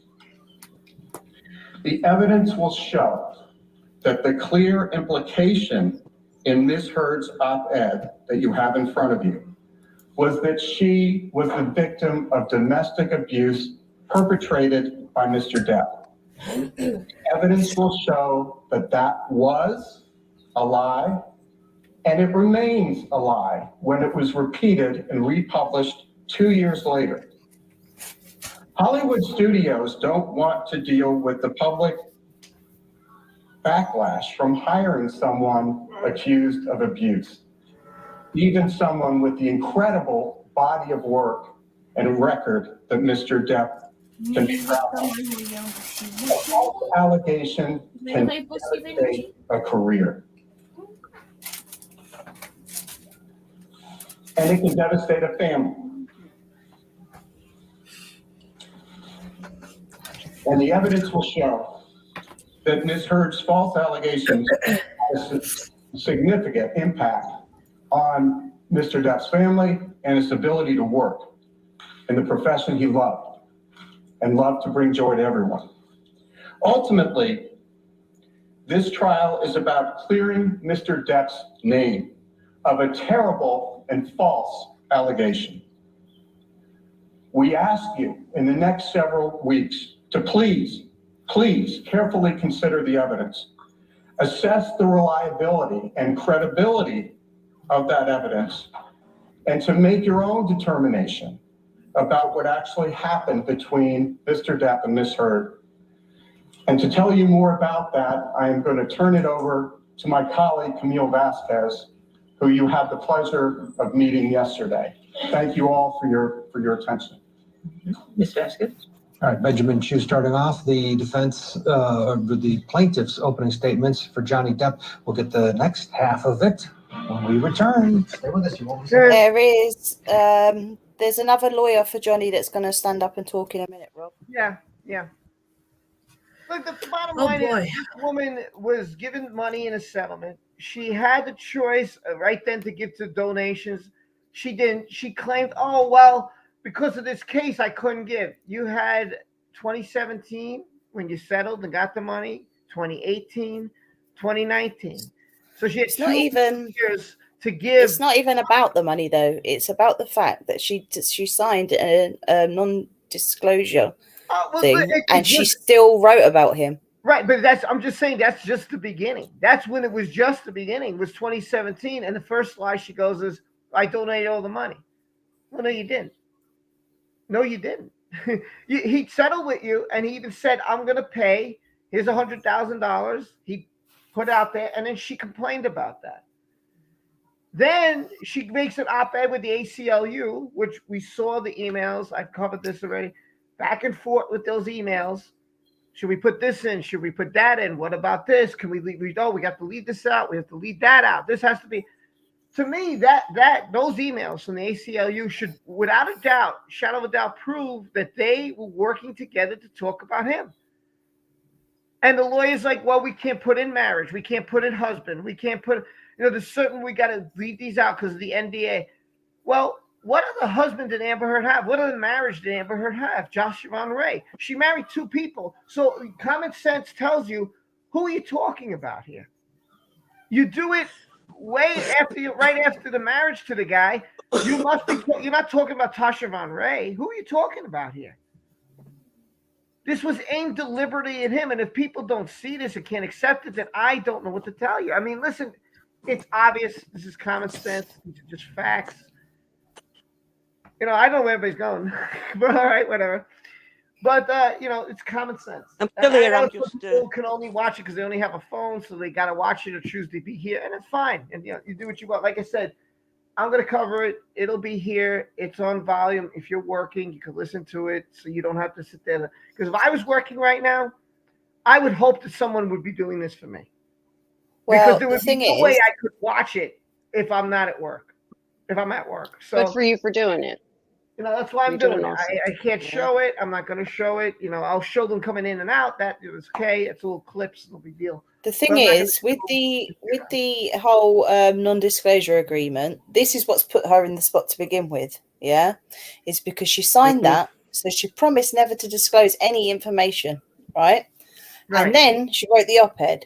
The Yeah. only thing But about she the didn't money to write. charity is it proves that she's capable of lying Yeah. And Yeah. because she listen, lied about donating that money. she never wrote the op-ed. Ain't she good at it? Honest. She kind It of was she can be to blame for the op-ed because she signed Absolutely. it off Yes. and she co-wrote parts of it. Yeah. They just tweaked bits of it to try and not get his name in They it, took but the they reference to her actually, husband yeah, out, didn't yeah. So they said So don't she's mention the got NDA, she's don't mention partially the to man. blame for actually writing it. Yeah. Well, no, I'm not saying that she's innocent here. If she was innocent, we wouldn't be in the No, I situation. know, but I'm just saying, yes, it's on her because she signed it off and her Yeah. name was on it. Yeah, But like she's trying to blame. Oh, it was him. It was him. It was him. Let's choose drugs. Let's choose alcohol. Come on. And you don't drink alcohol, and you don't use drugs. And when the guy was trying to get over his problems with a doctor, which she he was said force very hard feeding him to do. drugs and alcohol. Yeah. We all heard on that recording when she's gaslighting him and Johnny's calm as anything. He is calm as anything talking to her. And then she gets up, walks over to the pills and goes, I'm giving you a Here we whatever go. you call it, to Xanax. calm you down. Xanax. Yeah. Yeah, to calm you down. He was calm as anything. Johnny Depp. Not the characters he's portrayed, but the man himself. That sounds weird. You will hear from Mr. Depp directly. Ooh, microphone's kind of bad. From his friends, his family, and employees. You will hear from people who have known him. This looks like it's Zellner. They have seen him at his best. No, that's not her. Is it not? It's No, Camille she's too Vasquez. young. Each of them. If Is you're that the kind of Camille? soul who has never and would never raise a hand to a woman. You will hear that Mr. Depp learned at a very young age how to coexist with an abusive woman. You will learn from Mr. Depp's sister, Christy, and from Mr. Depp that their mother, Betty Sue, lived in a constant state of anger that would boil over daily in vicious words and violence directed at her husband and their children. And you will hear how Mr. Depp, who had the personality of his father, coped with that abuse in the same way his father did. He just took it. The evidence will show that Mr. Depp learned that the best way to deal with violence was to leave, to get away from it. Give her time to cool down. But he never turned his back on his mother. Mr. Depp loved his mother, and he cared for her until the day she died. You will hear how Mr. Depp came to Los Angeles as a teenager. He first planned to be a musician, then became an actor, and eventually, thanks to his time, his dedication, and a lot of hard work, grew into one of the biggest movie stars in the world. He had relationships with major figures in Hollywood and elsewhere, like Winona Ryder, Kate Moss. And before he met Amber Heard, he was with the same woman, Vanessa Paradis, for 14 years. He had 2 children with her. And even though he was a megastar, they had a quiet, domestic life.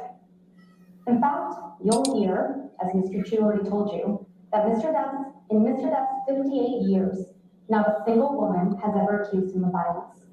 And nobody in Hollywood or the world had any reason to believe he was an abuser until Ms. Heard publicly accused him in 2016.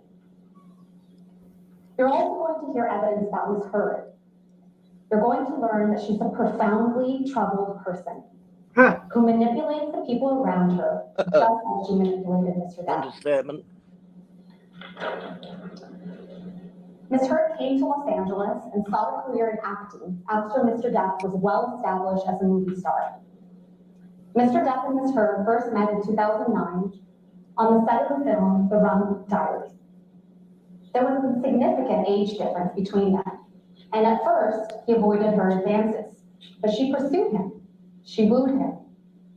The evidence will show that Ms. Heard went to great lengths to win him over by playing the doting girlfriend, and it worked. He fell head over heels in love with her.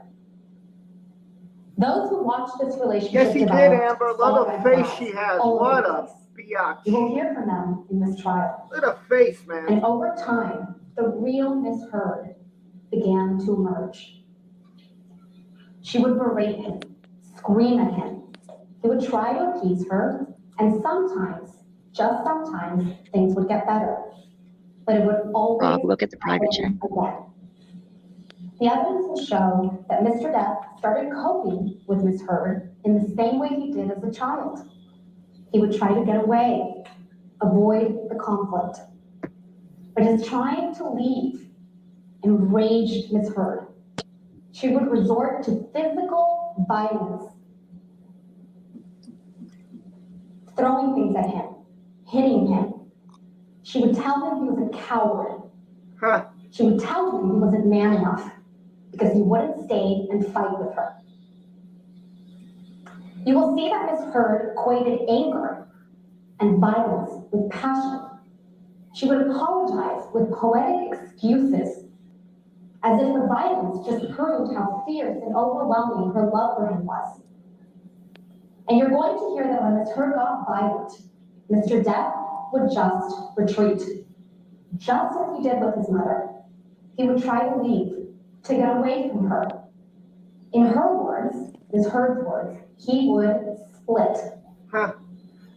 Mr. Depp would often retreat into bathrooms, lock the doors, wait out Ms. Heard's aggression. But his leaving just provoked her more.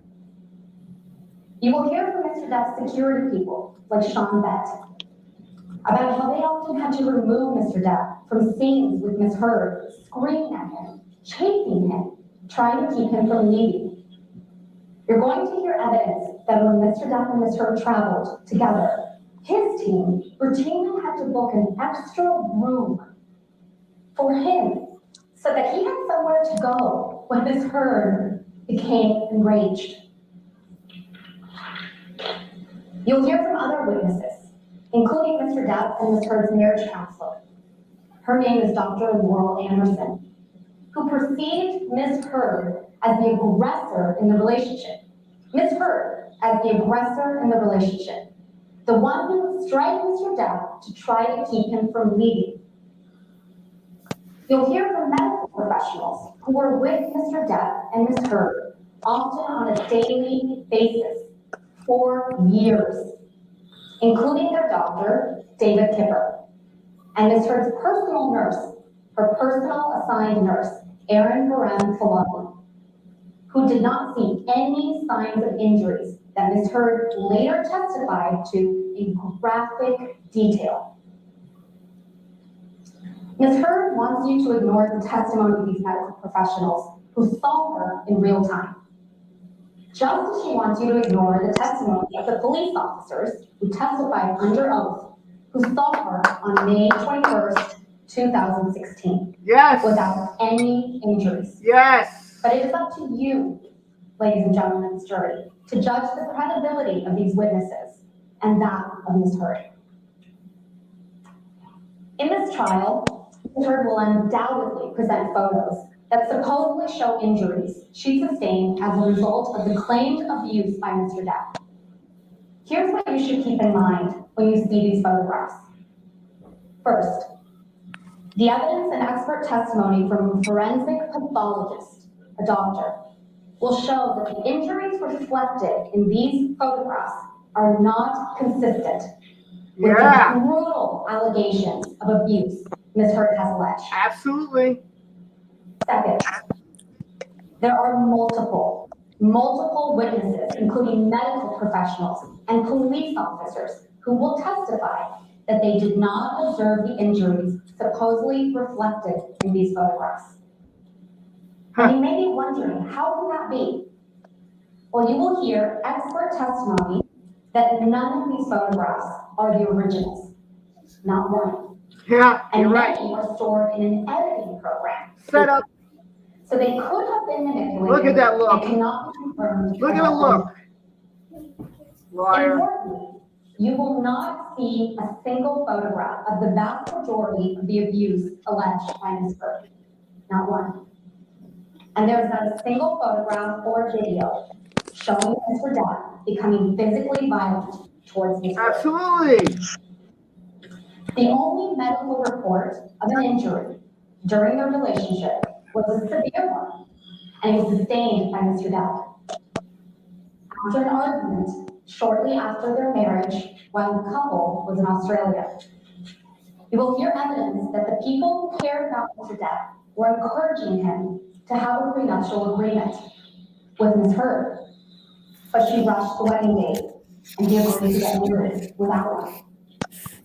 After the wedding, again, people close to Mr. Depp encouraged him to consider a post-nuptial agreement. When the topic came up, Ms. Heard became outraged, as she always did, at the suggestion that Mr. Depp might leave her. She berated him, and when he tried to leave, she became violent.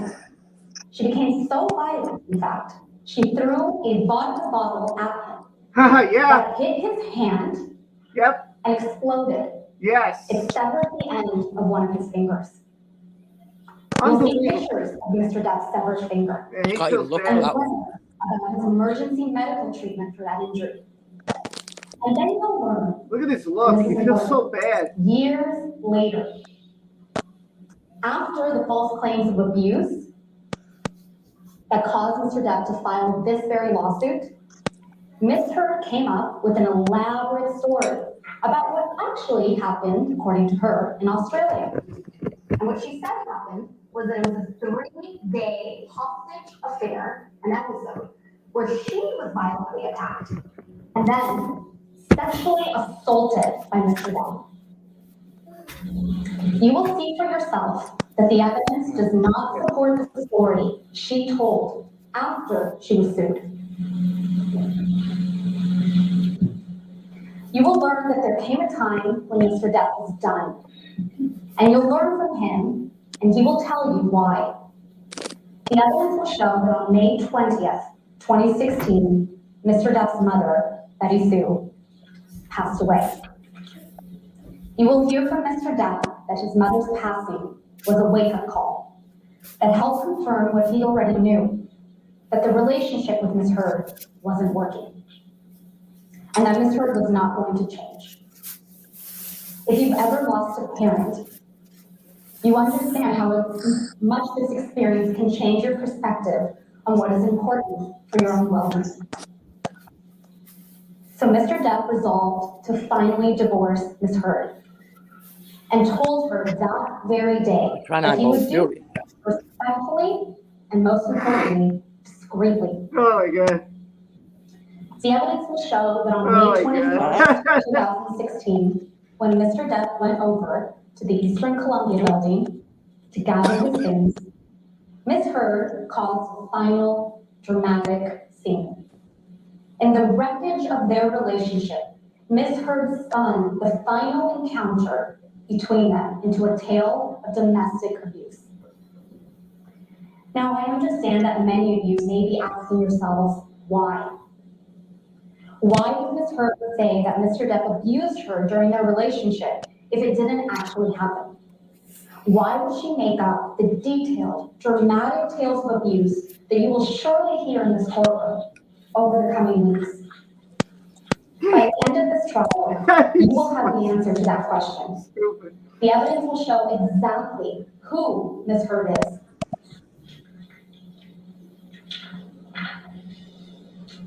You will hear from Mr. Depp and other witnesses, including the marriage counselor, Dr.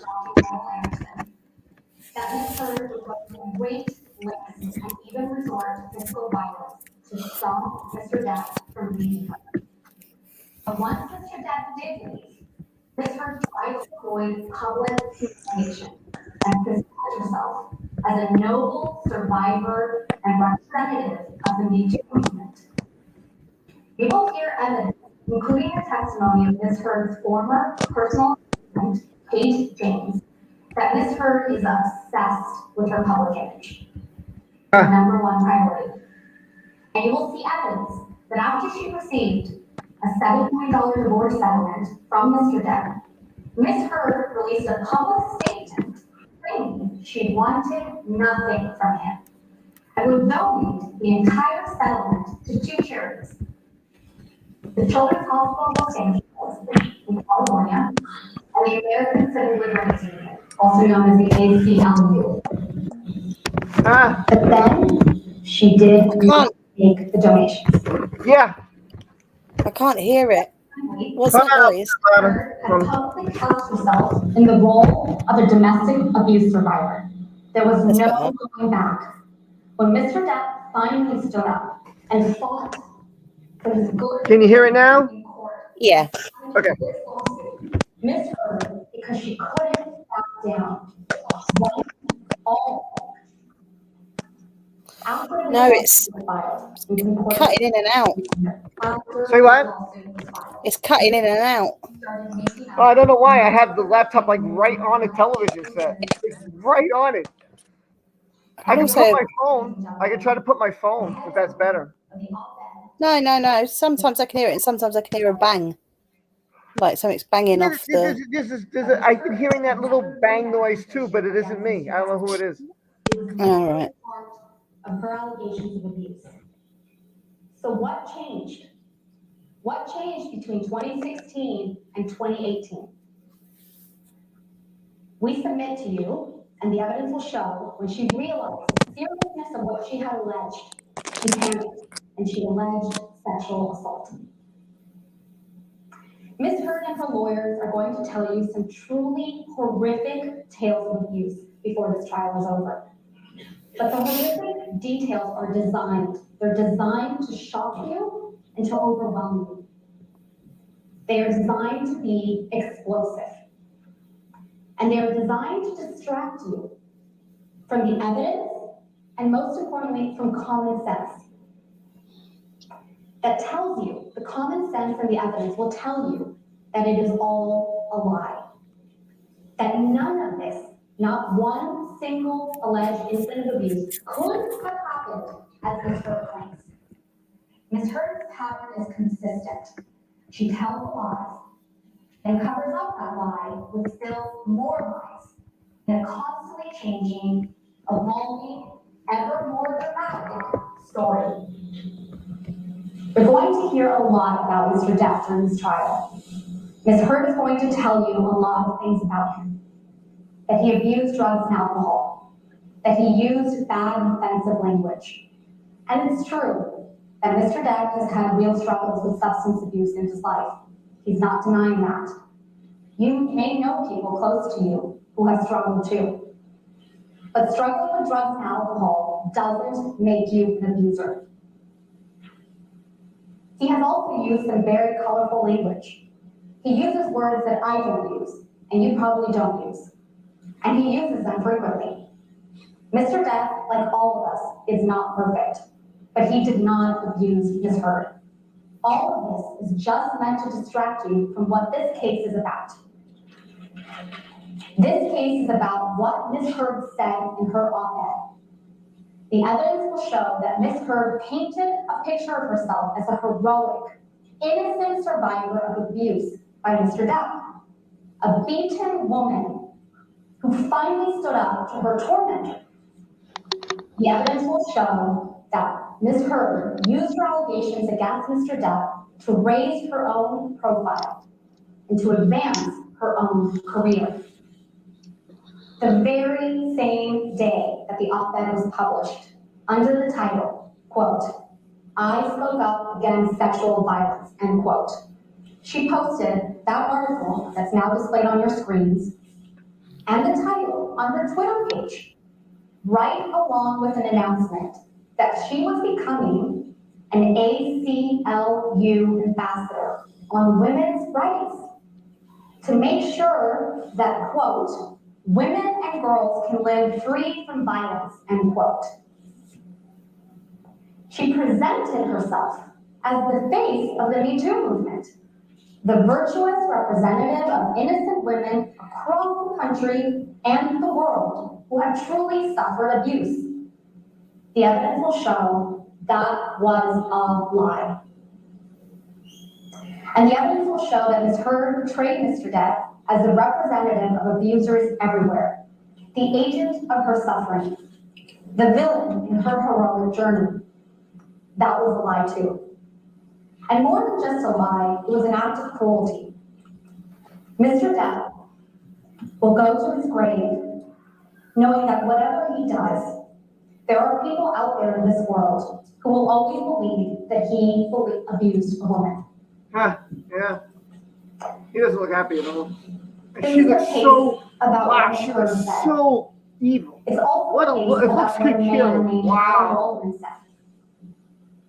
Adam Waldman is a lawyer who has worked for Mr. Depp. After Mr. Depp filed this case against her, Ms. Heard filed her own claim against Mr. Depp, which is also the subject of this trial. In her claim, Ms. Heard says that Mr. Depp defamed her because Adam Waldman, his attorney, made some statements to reporters denying the truth of her claims of abuse. Adam Waldman is not in this courtroom. Ms. Heard chose not to name him in her claim. And I won't take up too much of your time with a discussion of her claim against Mr. Depp, except to say a few things. The evidence will show that those statements weren't even made by Mr. Depp. They were made by Adam Waldman. And Mr. Waldman, the evidence will show, is not under Mr. Depp's control. The statements were merely Mr. Waldman's opinions, made in justified defense of his client and friend, Mr. Depp. Mr. Waldman believed those statements. And finally, at the end of the day, Mr. Waldman's statements merely reflected the reality that we intend to prove in this trial. That Ms. Heard's portrayal of herself as a victim of domestic violence at the hands of Mr. Depp is a lie. Ms. Heard, as you know, is an actress. When she accused Mr. Depp of abuse and painted herself before the world as the representative of abuse victims everywhere, Ms. Heard took on the role of a lifetime. She can't back down. She has been living and breathing this lie for years now. And she has been preparing to give the performance of her life in this trial. But this trial is about the evidence. It's about a man's reputation. And it's about his whole life. His ability to walk down the street, look people in the eye, without having them think he's an abuser. It's about the truth. And the truth will come out in this trial. Damn right. At the end of this trial, we will ask you to render a verdict for Mr. Depp. We will ask you to tell the world that he is not the abuser she described, and that she is not the victim she portrayed. And we will ask you to tell Ms. Heard that what she did was wrong. Whoa. Thank you very much. Nice. Thank you, Ms. Vasky.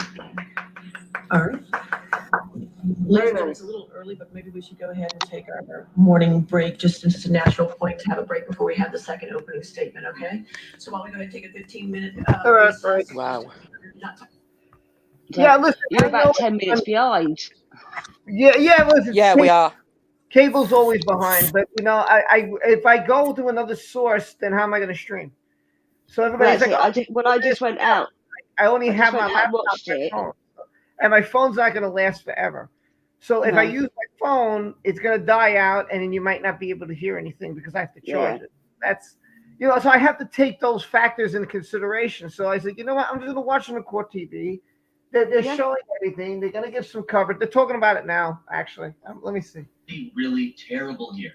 Someone is either lying about being a victim I wonder who's lying. Sexual violence and domestic violence, or someone committing domestic violence or sexual violence. One has to be true. So it's going to be very compelling to hear the testimony, to hear Mr. Depp testify, to hear Ms. Heard testify, to hear some of these other witnesses and allegations come out. It's going to be very interesting. But I think the opening statement was strong. It was concise. Very interesting to see them split it up. That's not something you see very often in trials. Two different people present the same statement from the same team. But I thought it was well done. I thought it was deliberate. Really got the message across. Nothing too. Why is he black? Why is Clara poking at Cherry? Clara, you said that, not Cherry. This defamation case is so detailed. What happened? Hen?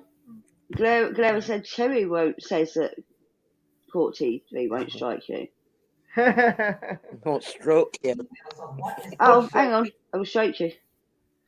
So the thing is, people have to understand. If I'm streaming, I could. If I just don't want to stream, I can actually want to stream. Just watch this on that other thing.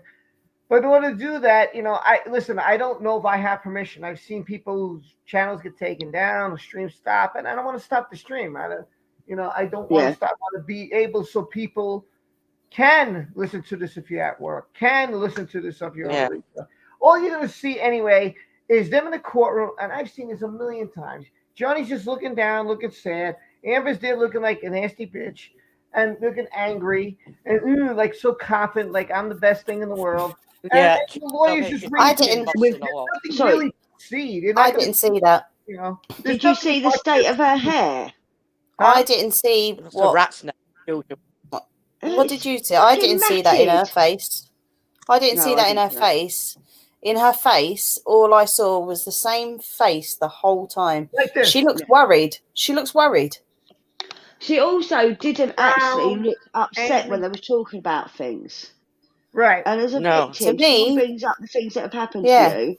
It brings up their memories, and you get tears her facial in your eyes expression. Her facial expression to me, because it didn't change at all. It was just her nose was stuck up. She was looking down at her nose at Ben Chu and that talking to the jury. Now and again, she looked over at the judge, but her facial expression in itself didn't change. It was like she was looking down on everyone. Yeah. And to me, she also looked like she was worried. She looked embarrassed because she was trying to sort of look down her nose at people without them looking into her eyes. Looks more bruised now than it ever did in any of the photos. Yeah, someone said that in the comments. Someone said that in the Court TV comments that her face looks bruised. Yeah. Probably blame John. Rob's lost signal. Sorry. Oh, there he is. That's all right. Technical difficulties there. But I thought it was a good opening for. I thought it was great. Good opening. Yeah. I thought it was a great opening. I think that really strong opening. I can't wait to see what they come back with. Well, yeah, that's the thing. That's the thing. Like right now, Steve is like, "Oh, I'm gonna go take a shower," but you can listen to it. Yeah, that's the whole point. The point is, you can take a shower, and listen to it. You can be at work, listen to it. You can be in the car, listen to it. That's why I did it.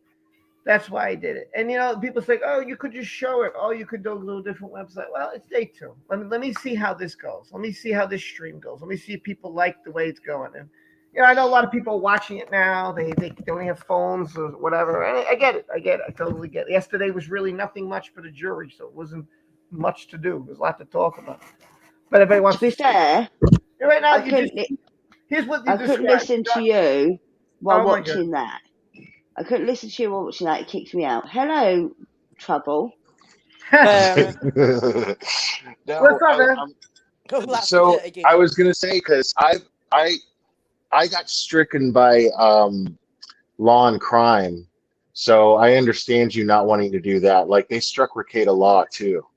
It's ridiculous too, because it's it's fair use. So I don't know why they're doing that. But Cherry says that Court TV won't strike you. And I mean, the fact is under terms of service, it is fair use. It's news. If you're streaming a trial, it's news. You know what I mean? Yeah. So, because there's another channel right now doing it, and I'm not sure who they're using, but let me look into that actually real quick. I know that Tug It's good and to see you, Raquel man. I can't believe you're here. are streaming the glad you're here. trial. I'm Well, I glad you're want here, you. man. It's good to see you. Well, I want you to be able to stream this, dude, so that um, everybody's streaming it. Ricada Law's streaming it too, I think. Yeah, Tug's with him. Okay, with yeah, Raquel. that makes sense. Yeah, that makes sense. Yeah, because So I looked at a lot of channels, and a lot of channels who cover this are not streaming right now. A lot. the worst thing that'll happen to you from Court TV is they'll claim the copyright and then your stream will end. But that's the worst thing that'll happen.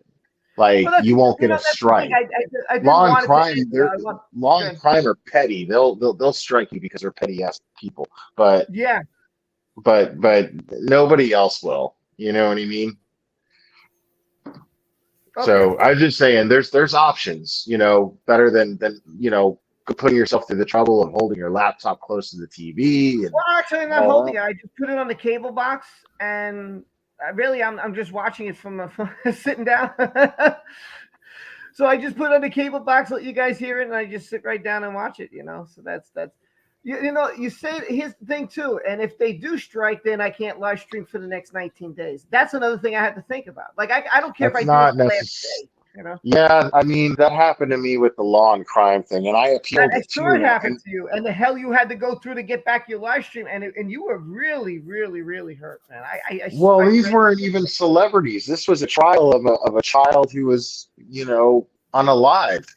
You know what I mean? By his own father. That was a trial of the father. So it's like they. So I mean, it was news. I don't know why they, you know what I mean? Why they felt the need to strike me, because I mean, I wasn't even getting nearly the views that they were getting, But it was like they had somebody like watching out for that, and like scouting YouTube to see who was streaming their content, which was really ridiculous, really petty. Right.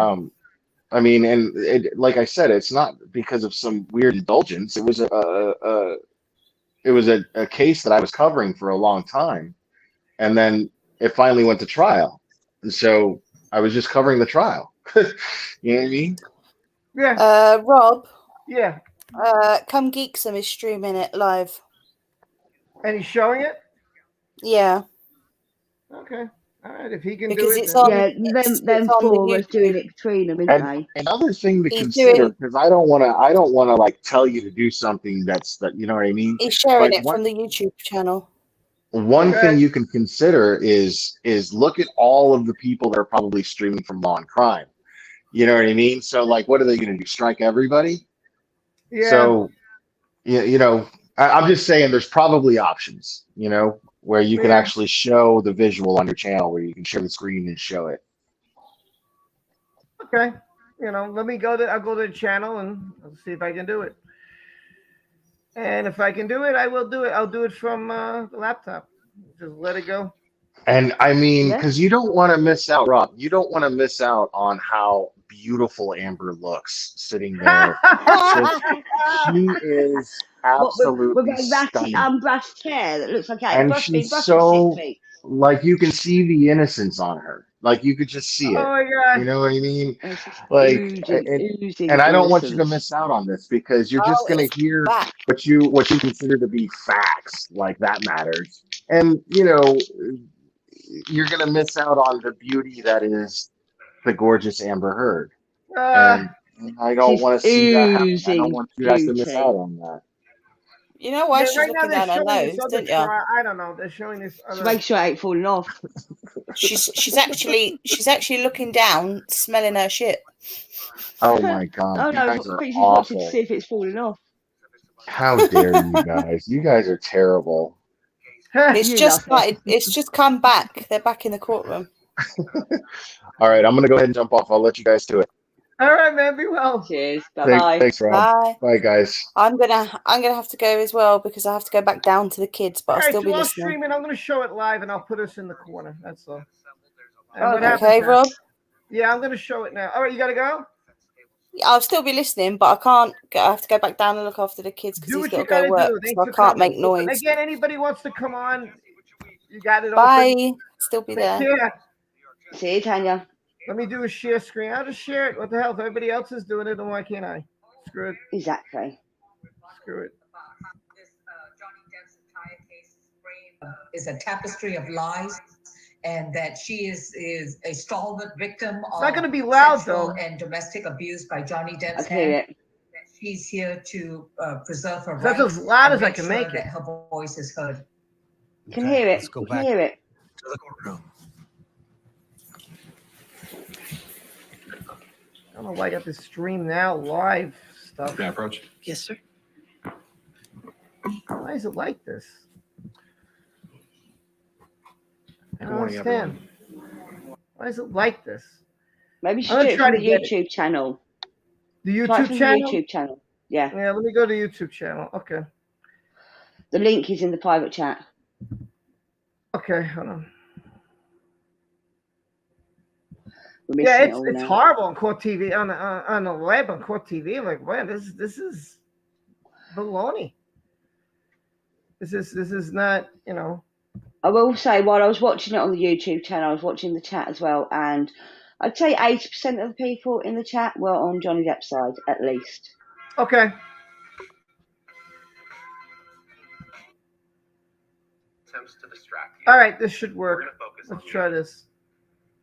Hold on, I'm not gonna what share we the wish screen. the evidence showed, not some crazy conspiracy theories, but what the evidence. Blair is in awesome. fact I'm glad actually him and showed. Cherry came along here. And as you assess the evidence in this trial, I would ask that you keep one question in mind above all else, which is this: why are I'll you? screen it. What are you being asked to decide? You're being asked to decide a very simple question, and that question is: were the words that Amber used in the December 18th, 2018 opinion piece that was published in the Washington Post Rob, protected? full screen it. We don't need to see the comments. Yeah, I'm trying to figure out how the hell to do that. That is the question. I hope this works. And that's what you're being Try asked to this. decide. At the end of the trial, the judge will explain to you what the law is on defamation and what Mr. Depp's burden is to prove in order to establish defamation. And she'll tell you a lot of things about the law. But among them, she will tell you that Mr. Depp will have to prove that the words Ms. Heard used were about him and that they were false. And if he can't do that, and if he can't meet the other elements of the claim, then he loses that claim. And he can't do that. He can't Yes, he come can. close to doing that. And for that reason, Yes, he can. you're going to hear in this trial, Mr. Depp's team is going to make it about trying to There we distract go. you from that very simple question. Mr. Depp's team is going to try to turn this case into a soap opera. Why? I'm not really sure, because the evidence isn't pretty for Mr. Depp. It's not. You're going to see who the real Johnny Depp is. Behind the red carpets, behind the fame, behind the money, behind the pirate costumes. You're going to see who that man really is. An awesome Amber man. is going to tell you about it. You're going to hear who he really is from other witnesses. I'm gonna go. And you're going to hear who I he hope really I don't is lose the feed. I'm in his about own to take words. this inside. I'm In gonna the try to do it as vile, quick as I can graphic, with my leg. terrible messages So, that 'cause he I'm gonna wrote sit about in a better Amber seat, and ways so- he used to describe I'll Amber be right back. and what he wanted to do If I to lose it, Amber. I'll hurry up and come back From the on. I just earliest hope I days don't that they lose were dating, through their marriage, and after their marriage. You're going to hear about that. But this case isn't about that. This case isn't about a day-to-day chronicle of their marriage. It's not about who is the better spouse. It's not about who you like more. It's not about which party can sling more mud. But you're going to hear a lot of that. Sling in this more mud. trial. How about facts and evidence? You're going to hear idiot? that because Sling more that's mud my what ass. Mr. Depp wants to She turn really this does case into. look like she's smelling shit, don't she? He wants to turn this case into a 6-week long public spectacle of the most intimate aspects of their marriage. And you know what? I'm sorry for that. I'm sorry. I'm sorry that we're going to have to do that. I'm sorry that you're going to have to listen to all of it. And I'm sorry that Amber's going to have to relive. What happened? I shouldn't have moved. Oh, there we go. Amber's going to have to relive that. But that's the case that Johnny Depp chose to bring. And we're not going to stand idly by and let him sling mud at our client and make inflammatory and false statements like we just heard an opening and not let those my TV's off. But ultimately, what this case is about the First Amendment, about that December 18th, 2018 op-ed piece, and whether Ms. Heard's freedom of speech and the First Amendment give her the right to say the words that she said. That right, that freedom of speech is what Amber Heard is asking you to uphold and protect in this lawsuit. And that's a very simple question. The question you could decide this afternoon. And it does not require you to stand and serve as the umpire of two movie stars' imperfect marriage. It doesn't. And so we're going to focus on those words. We're going to look at those words. And as we look at those words, I'd ask you to keep this in mind. Keep in mind what you just saw on the screen from Mr. Chu when he put up those words. Keep in mind what you didn't see. You didn't see the rest of the opinion piece. And what we'd ask is that as you look at those words, that you look at them in the context of the piece in which they were written. Now, whether you look at them individually or in the context of the piece doesn't really matter because the words are true. But context matters. And so what I'm going to do is I'm going to ask Heather to put up the article, put up the opinion piece, and I'm going to read that to you. And we're going to look at those words in the context of what this piece was about. Because Mr. Depp's team wants to make you think that this opinion piece was designed to destroy Johnny Depp. No, what a piece of That shit. this was designed to maliciously talk about him and their life together. And it wasn't. So let's take a moment to look at this. And I'm going to read it to you, and I'd ask that you follow along if you can. But either way, let's take a look at what the piece as a whole says. This is the piece that Amber wrote.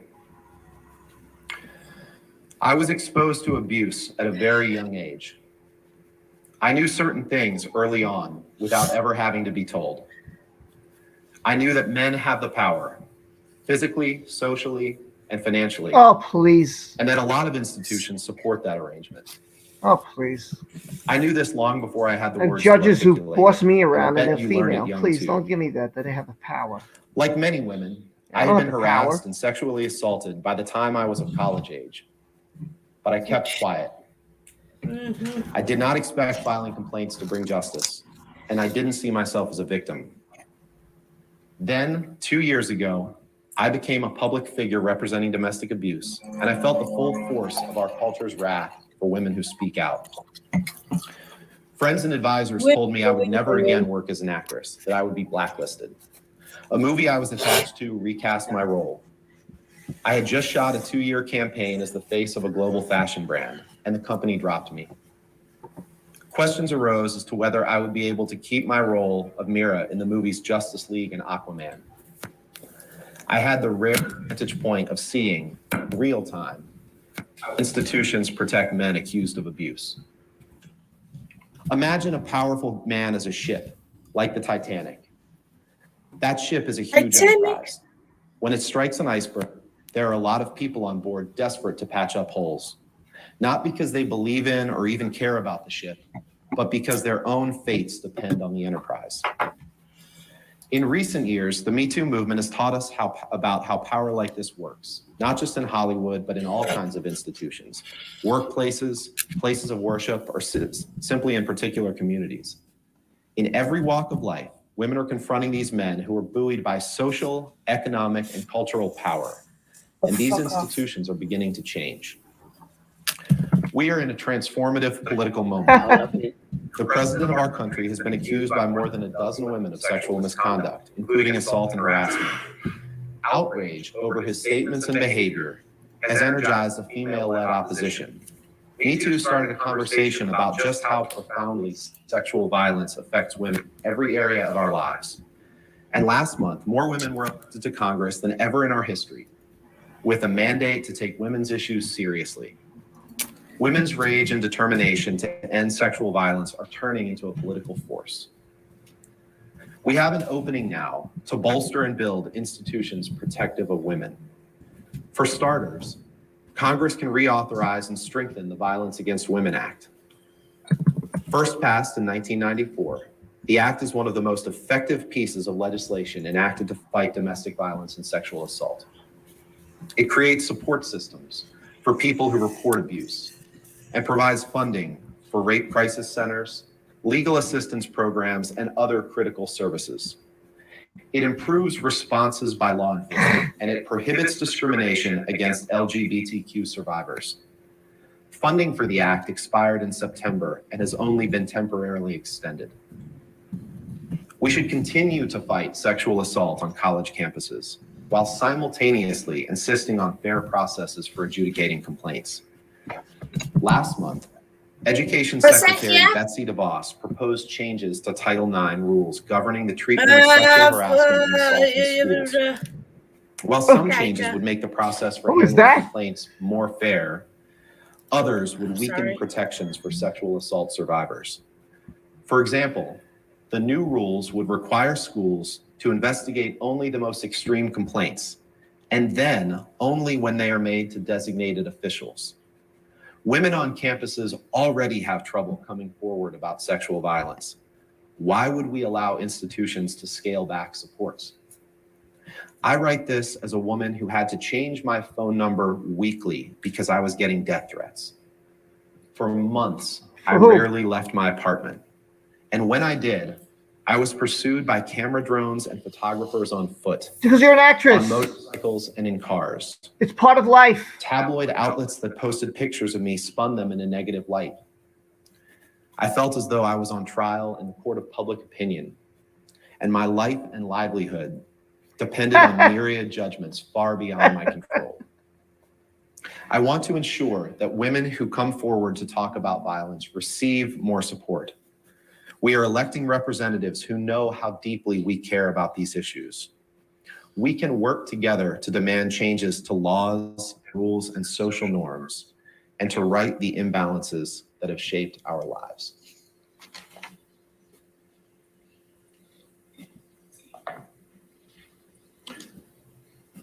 I know that was a lot, but that is the central issue in this case. That was a lot, he said. Are those words that Amber wrote, are those protected by the First Amendment? And the answer is very clearly yes. So let's talk about that article for a minute. First of all, the article doesn't mention Depp by name. It never once contains his name in that article. It does if you leave emails, It is not jerk about off. Amber's relationship with Mr. Depp. There are no details of any abuse in that article. The article is about proposed legislation and strengthening of government laws and policies designed to protect abuse victims and people who report abuse. That's what the article is about. And it was written in the midst of a social movement in which the American Civil Liberties Union, the ACLU, asked Amber to use her platform to speak on these important issues. And that's what she did. She shouldn't have had. To do so, she drew on her experiences as someone who had reported domestic abuse. And there's no question, there is no dispute that she did in fact report domestic abuse in 2016. Depp's side admits that. She talked about her negative personal experiences and her reactions and opinions after being someone in Hollywood who reported abuse and the consequences that flowed from that. She talked about what she experienced in the days and months following reporting that abuse. That's what the article is about. The article isn't about Johnny Depp. The article is about the social change for which she is advocating and that the First Amendment protects. And so I hope you remember as this case goes on that you saw from Mr. Chu only the 3 statements in isolation, because they want you to forget that. They don't want you to pay attention to what the article is about. Now, if it had been Amber's intention to use this article to detail the abuse that she suffered and that you'll hear about over the course of this trial, believe me, the article would have looked very, very different. She could fill a book with those details. She probably would have started out by calling out Mr. Depp by name. She probably wouldn't have published it in the Washington Post. She would have described in great detail the man who has described himself, the violent side of himself, as the monster. That's what she would have done. The monster. She would have told you about the monster. But she didn't. That wasn't the point of this article. And she was careful to avoid that, even having her lawyer review the article to make sure that it was okay. And she relied on that lawyer's advice, and you'll hear testimony on that during the trial. But because Johnny Depp brought this case and asked for it, all of that is going to come out. Just know that Amber Heard never wanted to unearth for the public who the real Johnny Depp is. But that's going to come out over the course of this trial. I'd like you to also take into consideration who isn't here today. You don't see the Washington Post sitting here as a defendant in this courtroom. Depp didn't sue the Washington Post. He had no interest in doing that. He only sued Amber. He could have sued the Washington Post. They published the article, but he didn't. And he chose to bring Amber to court here in Virginia, where she has no ties, has never lived, he's never lived, where they never spent any time, because he wanted to make her life hard. He wanted to ruin her life. He wanted to destroy her. Who wanted to destroy her? That's what he did. Why did she not destroy Vanessa? And he never wanted I to wish destroy I could say anybody. that that's exactly surprising. It's certainly disturbing, but it's not surprising, because the evidence will show that for years, all Mr. Depp has wanted to do is humiliate Amber. No, he to haunt didn't. her, to wreck her career. That's what the evidence will show in his words. That's what he wanted. But he made a mistake bringing this case in Virginia, because you're the people who are going to hear this case. A qualified, prepared jury who respects the First Amendment. And with that, even though we've looked at the article as a whole, I'd like to spend a few minutes looking at the individual statements that were made, just as Depp's side showed you, because I think it's important to do that as well. Can we pull up slide 1, please?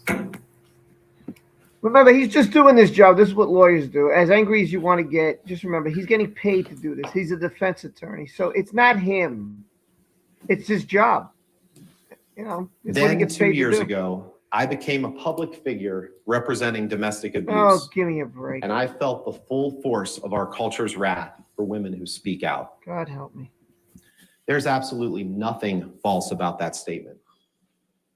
First of all, the evidence will show that Amber did suffer domestic abuse at the hands of Johnny Depp. And it took many forms. Physical, sure, but also emotional, verbal, psychological abuse. It's all domestic abuse that she suffered at his hands. So that's the truth. But what else is the truth?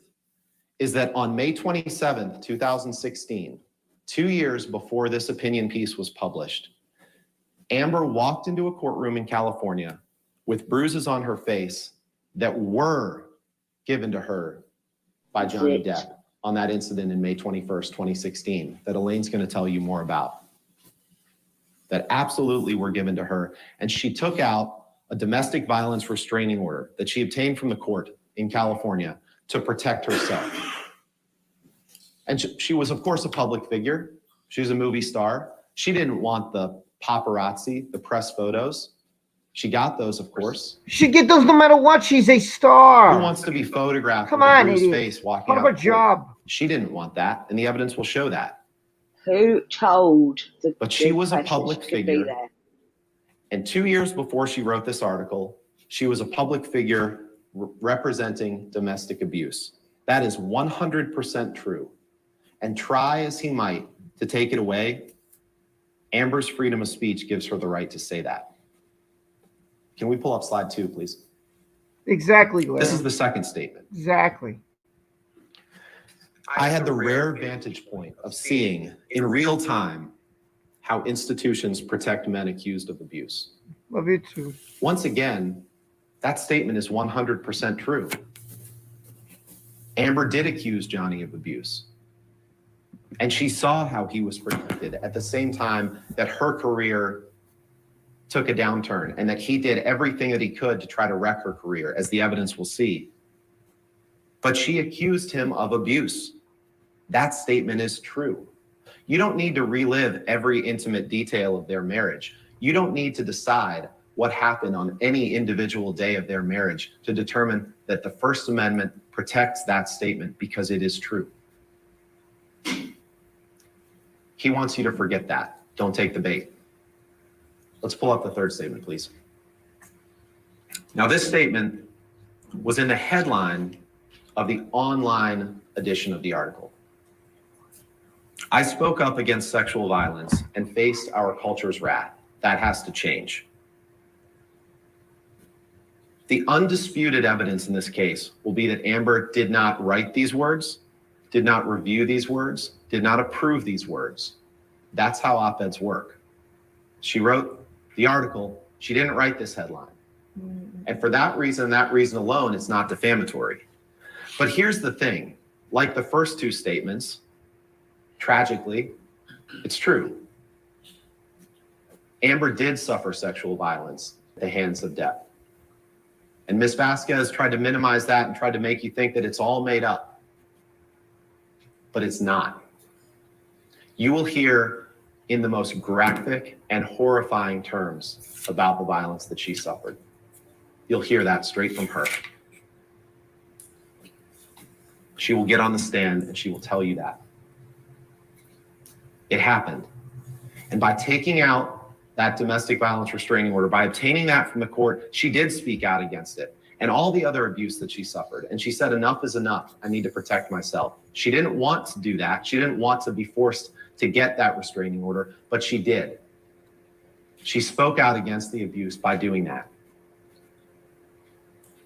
And the evidence will show that she did face her culture's wrath, perhaps illustrated no more clearly by the fact that she's here today facing this lawsuit brought by an obsessed ex-husband hell-bent on revenge. That's why she's here. That's why she's facing our culture's wrath. And as you consider whether these statements are true, I'd ask you to keep this in mind as well. The evidence will show that in May of 2016, when she obtained the restraining order, Mr. Depp never denied the allegations. And in fact, he signed a statement that Amber hadn't made any false statements for financial gain. He signed a statement saying she hadn't made any false statements. And you'll see that in evidence in this trial. And it was only 2 years later, as his career was in free fall and her career was taking off, that he pounced, that he chose to bring this lawsuit after saying that she hadn't made any false statements. And one thing that you'll be instructed at the end of the trial, but the Mr. Depp side will try to distract you from, is that any damages that he suffered and any defamation has to flow from that 2018 opinion piece. This case isn't about the statements made in 2016, even though they're true. This case is about the December 2018 opinion piece. That's what the case is about. And I have to say, it's pretty ironic. It's pretty ironic that a piece that briefly discussed Amber moving on from Johnny Depp, that briefly discussed her life experiences after Johnny Depp, is the very vehicle that he uses to try to keep her from moving on, to try to keep her from living that life, rather than give her her life back, rather than take personal responsibility for his own actions. It's ironic that he uses that piece to do that. But like I said, it's not surprising because you will see clear and graphic evidence of his intentions dating back years. Now, in 5 or 6 weeks, Elaine or I will get up here at closing argument and we'll remind you what this case is about. We'll remind you that this case is about one piece of paper. Amber's words in this article that wasn't about Depp, wasn't about her marriage, wasn't about her relationship, that it was about life after that. It's about the freedom of speech. It's not about the soap opera that Depp will turn this case into. It's not about who you like better. It's not even about whether you agree with the words that she wrote. It's about her right to speak them. Now, before I sit down, I'd like to briefly discuss some of the damages that Depp alleges in this case, because he can't win the case if he can't show damages. And the evidence will show that he has not suffered 1 cent of damages from this op-ed. Not one.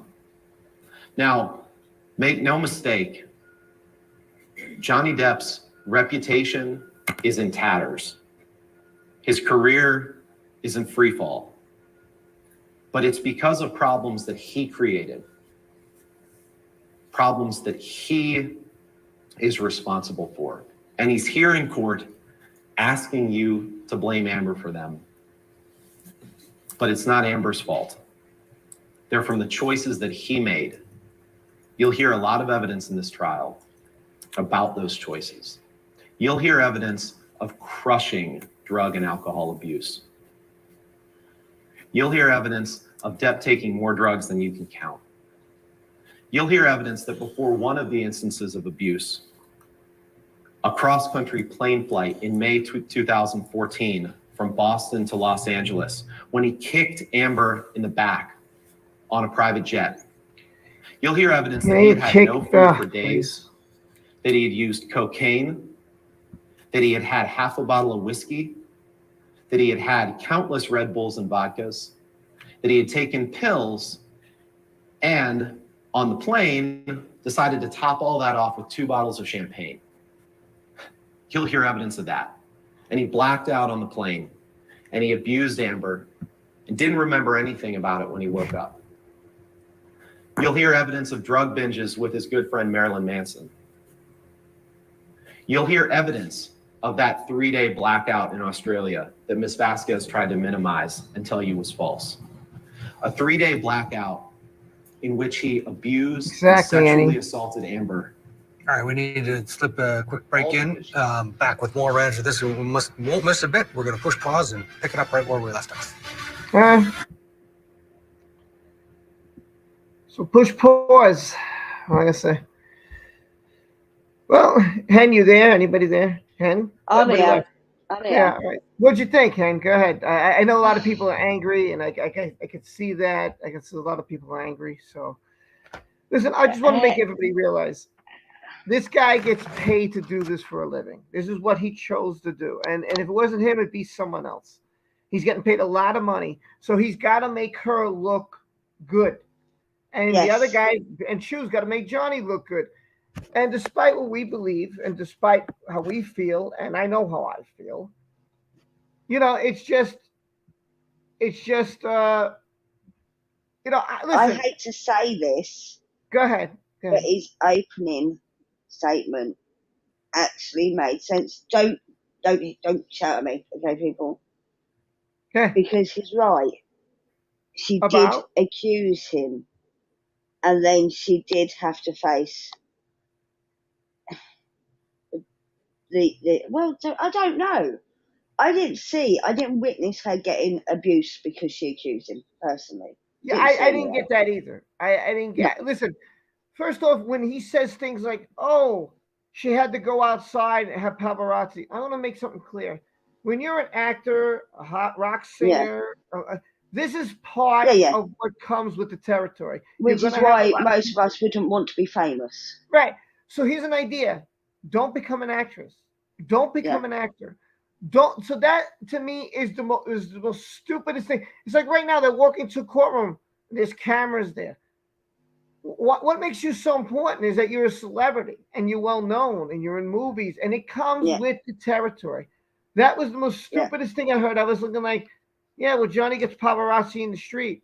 This case didn't even have to happen, and he got paparazzi. We could go back in time to when he did a movie, and people were screaming his name and award shows, and it had nothing to do with this case. It comes with the paparazzi is all about your fame. If you're famous, you're going to get paparazzi. And she got famous by marrying Johnny Depp. Right. She weren't famous before that. Listen, I didn't know who this woman was, and one of the jurors said yesterday, and I was trying to make a video, but too much happened on Twitter. What happened? So I was trying to follow up with everything that was being said and about the Amber Heard stain, writing about me and Hacker. That was funny. And what I find really funny is that, look, you're a celebrity. Yeah. If you don't like the paparazzi, quit. Walk away from it all. Yeah. You know, Absolutely.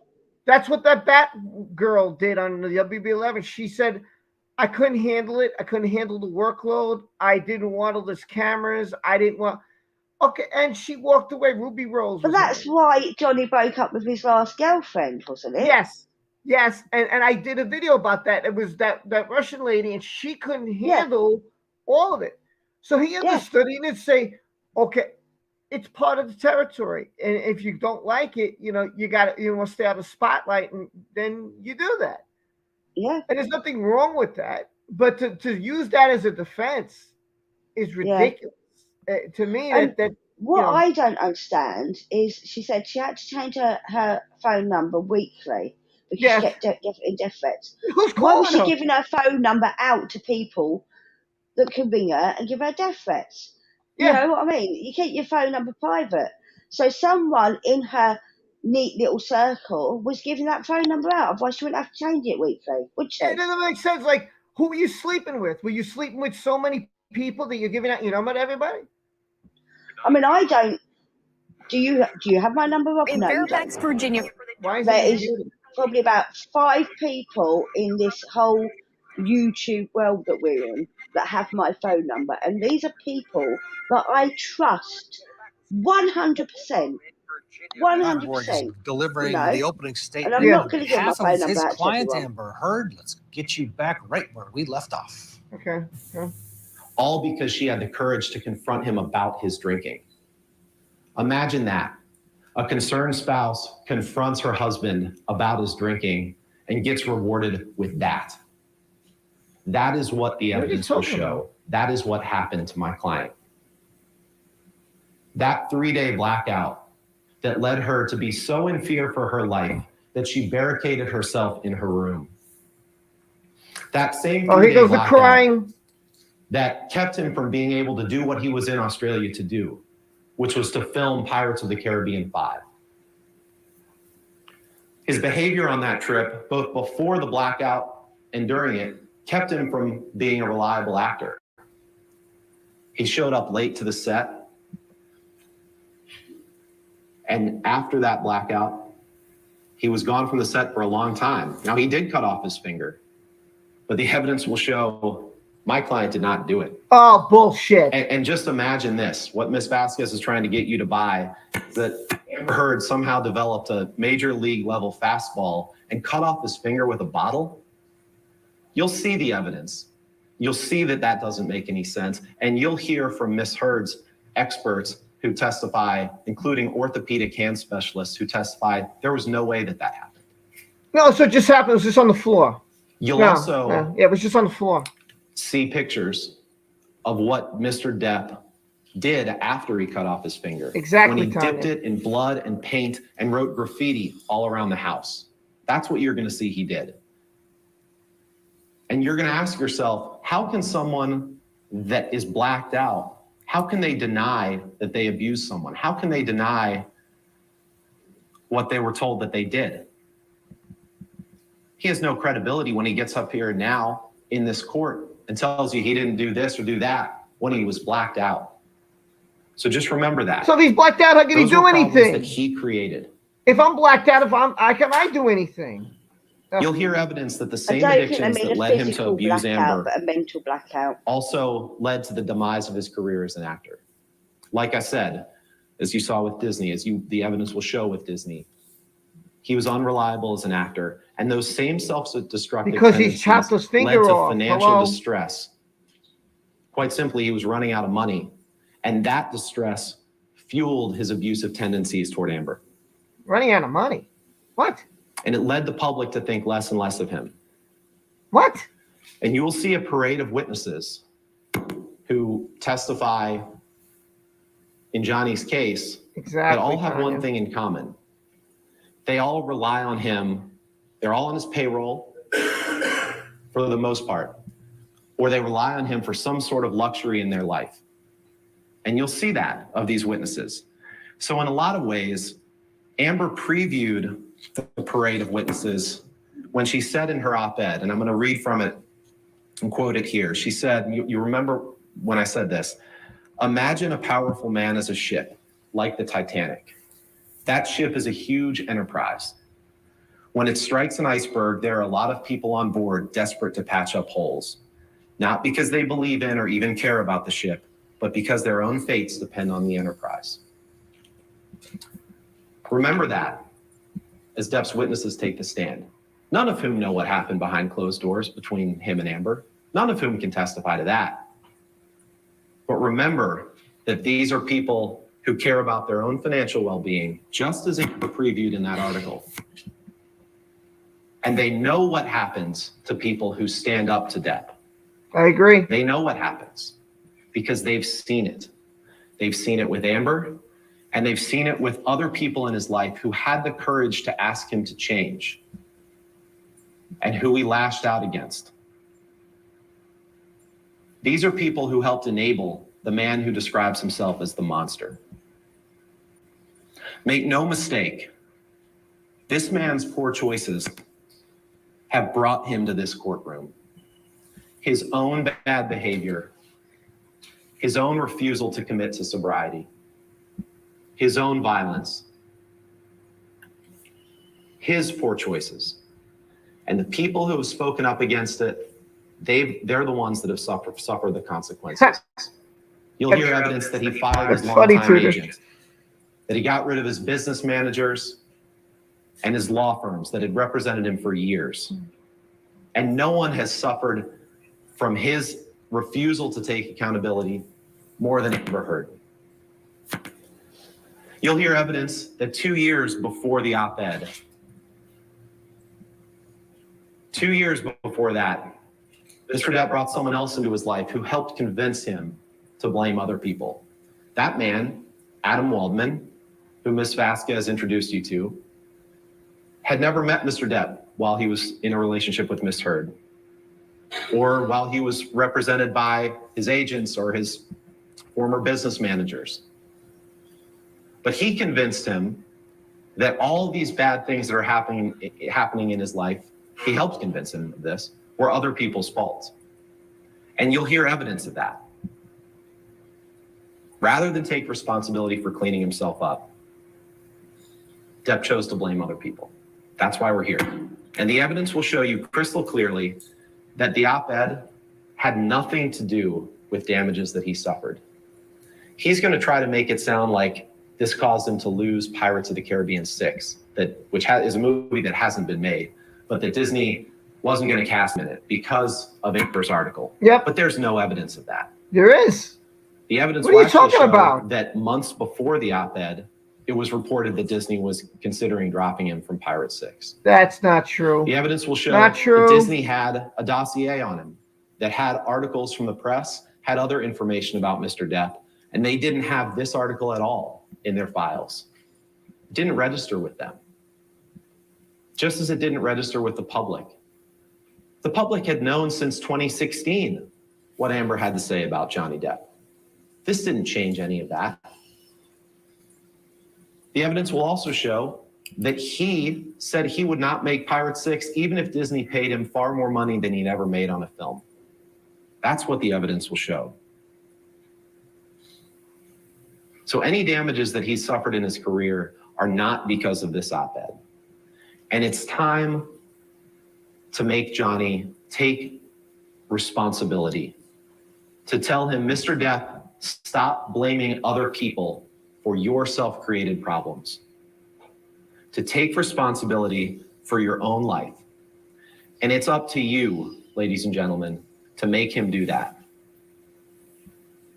It's up to you. Because you are uniquely qualified to do that. No one else has the power to do that. Only you. To tell him enough is enough. To stand up for the First Amendment. To stand up for the truth. And Amber's right to speak it. Thank you. Thank you, Mr. Rodenborn. All right, let's get a break in here. They're going to separate the open, just like Johnny Depp's team. We'll get the second half of it next. All right. Go ahead, Hen. I'll unmute you. Go ahead, you unmute you. That's all I have to say. If anybody wants to come on, by the way, I've had the link up all day. If I've been on it over 2 hours, you feel free to come on. It's 11:44. I'll be going to 3:45. We're going to do this every day since I could show it. I'm just going to show it for the next 19 days. Stream is wide open, so anybody can come, want to watch. It's going to get your thoughts in between. You know, listen, I'm just going to say this. He says things like, oh, well, Disney didn't say they were going to hire him. Disney knows damn well that if they try to do anything else, it is gonna flop. Okay, no one will accept any other thing if they try to go a different way about it. The movie will not do what they want. They will waste their money. They will probably take a loss or make a very minimal profit because a lot of people are gonna say this isn't the person who started this. It's like watching Die Hard without Bruce Willis. It's like watching Back to the Future without, you can't replace that person unless you're going to pass the buck along. I think the Pirates franchise is over anyway, and it should have been over. I think they tried to drag it out, and maybe Johnny didn't want to go back to it anyway because it was dying a death anyway. It really was. They tried to stretch it out. They were coming up with bad ideas, and they need to actually put it to rest. Disney need to put it to rest. They can't try and resurrect it with someone else in a different story because it ain't going to work. It ain't going to work. I am a little bit worried that he says there's proof that Johnny had said he wouldn't go back to Pirates before the op-ed. Yeah, that kind of worried me too. I'm going to be honest with you. Because we have seen the alpacas quote, but I don't know when that was from. We got 19 days, and then we got another week after that. So everybody, hang on, hang on. And by the way, Claire, you could have stayed on. You didn't have to leave. If anybody wants to come, you can come on the show. Very funny, Cherry. Yeah, come on. We need other opinions on what's going on here. Yeah, because I'd love to get people's opinions on this, and anybody can come. Her lawyer's complete bullshit, says May June. Well, listen, this is gonna listen. Just buckle in, everybody, and sit back for the ride. And I don't know what else to say. I know we're all on Johnny's side. Yes, we've got to remember there is two sides, and they are going to say what we don't want to hear. The other side is going to say what we don't want to hear. And some of it worries me. Some of it is worrying me. I'm going, Well, you know why we're worried? And I'll give credit to John Campea for this because he does make certain points correct. Mm-hmm. He said last night in the video, he said if Johnny doesn't win, it's going to be bad for all the people who are supporting him, but it's going to be worse for him. Yeah, and it's a good point. Yeah, because right now he's 0-1, whether we like it or not. Whether we like it, the truth. And again, I can't stop speaking about the truth. I don't want to worry people, but the bottom line is. We lost the first one. He lost the first one. So it puts him a little bit back in a hole. Now, had it been the other way around and he would have won the first one, everybody would have been much more confident coming into this case. Yeah. The reason I'm a little bit more confident is because it goes in front of a jury and not a judge. Yeah. That's what separates this one from that one. Yeah. Now, I don't know why he's that opening statement. That opening statement made sense. He in her article, and it's not true, in her article, she didn't say anything that she hadn't said in 2016. Yeah. So, and it's talking about, I don't know. It's hard. Thank you again very much. It is. I'm worried. Ben told you we will be relying on the evidence rather than the hyperbole and the personal attacks, and he was right. The evidence in this case, simply put, is overwhelming and compelling. In the 6 weeks, we're going to try to show you as much as we possibly can. There are many, many, many photographs. Now, you've heard Ms. Vasquez try to say, oh, you can't trust those, it's not the originals. She's got that wrong. It's not from the original devices. Ms. Heard took all kinds of photographs, and her friends took photographs, and all of those remained on the cloud, and all of them have been imaged, and all of them have been examined by their IT experts, and they cannot discredit one photograph. Then she says, and it's got a photo editing thing. Well, all iPhones have the photo editing. It's where you can make it a little lighter or darker. You can move it to the center or not. That doesn't discredit the photographs. And we will have an IT expert who will testify that all of these are legitimate, authentic photographs. Not only that, but Ms. Heard produced all of her different devices over the years, including her most recent laptop, and they were pulled from many, many sources, and all of them are identical. So if she was going to go in and try to manipulate, she would have had to do it everywhere. And Ms. Heard will tell you she doesn't have that level of talent. There may be a couple of you on the jury who have that talent. She does not have that talent. They're all very legitimate photographs, and listen carefully to the evidence from the experts, and you will find every single piece is authenticated and is true. And they show bruises, and they show cut lips. They show hair pulled out of her hair. They show all kinds of, they show two black eyes when he headbutted her. Those are all going to be there. We also are going to show you a video, and I'll talk about the time frame of it. Ms. Heard took that on her iPad, and it was one day when she was in the kitchen with Mr. Depp, and it was February 10th, 2016, and he's on a tear, and he's going around, he's yelling at her and being abusive to her, and he's slamming the kitchen cupboards, and they're glass, and you can hear them rattling, and you can hear them breaking. Then he goes over with a big glass of wine, and he has a huge bottle of wine, and he pours more in there. And then she says, did you drink all of that? And then he sees that she's videotaping him, and bam, that's going to be a pretty graphic one for you to see. Then you're going to hear audio tapes, which are pretty significant too. Ben told you about the May 2014 Boston plane incident, we call it, where he kicked her, where he was so drunk and he blacked out. Well, Amber audio taped him when he went to the back of the plane and passed out and was moaning loudly. Yeah. You will hear that. We heard that. You will also hear some other audio tapes that are very significant. One of them in Australia. What does that mean? At the end He was of the moaning 3-day loudly. So what? hostage Sleeping. situation, you will hear, Big apparently deal. Mr. Depp turned on Ms. Heard's iPhone. She was never allowed to have a password. By the way, he would never let her do that during their relationship, but he must have inadvertently turned it on. There's 5 hours of audio tape. It's during the he cleanup turned it on now. of all the broken glass and the liquor and the urine and the It was blood him. stains and everything else in that house. And you can hear his handlers talking about it. You can hear them talking about trying to find his finger. And then you can hear them say, she's stone cold sober. You will hear all of that. It's very, very significant evidence. What this is going to tell you is the story of a very different Johnny Depp. It's one who is always, well, I can't say always, because he has the charismatic side that Amber fell in love with.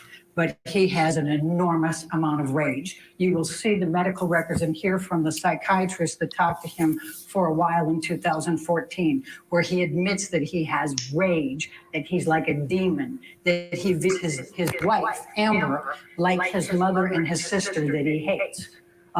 That's what you will see. You will see that. And it'll be fueled by the alcohol and the drugs. Ben told you a little bit about that. You're going to see a list of his prescription drugs that his concierge doctor and team, who charge him $100,000 a month and have since 2014, and they are still his concierge doctors. That's the list of the medications he takes in one day that they prescribe. That doesn't include the cocaine. It doesn't include the ecstasy, the MDMA, the mushrooms, and all of the others.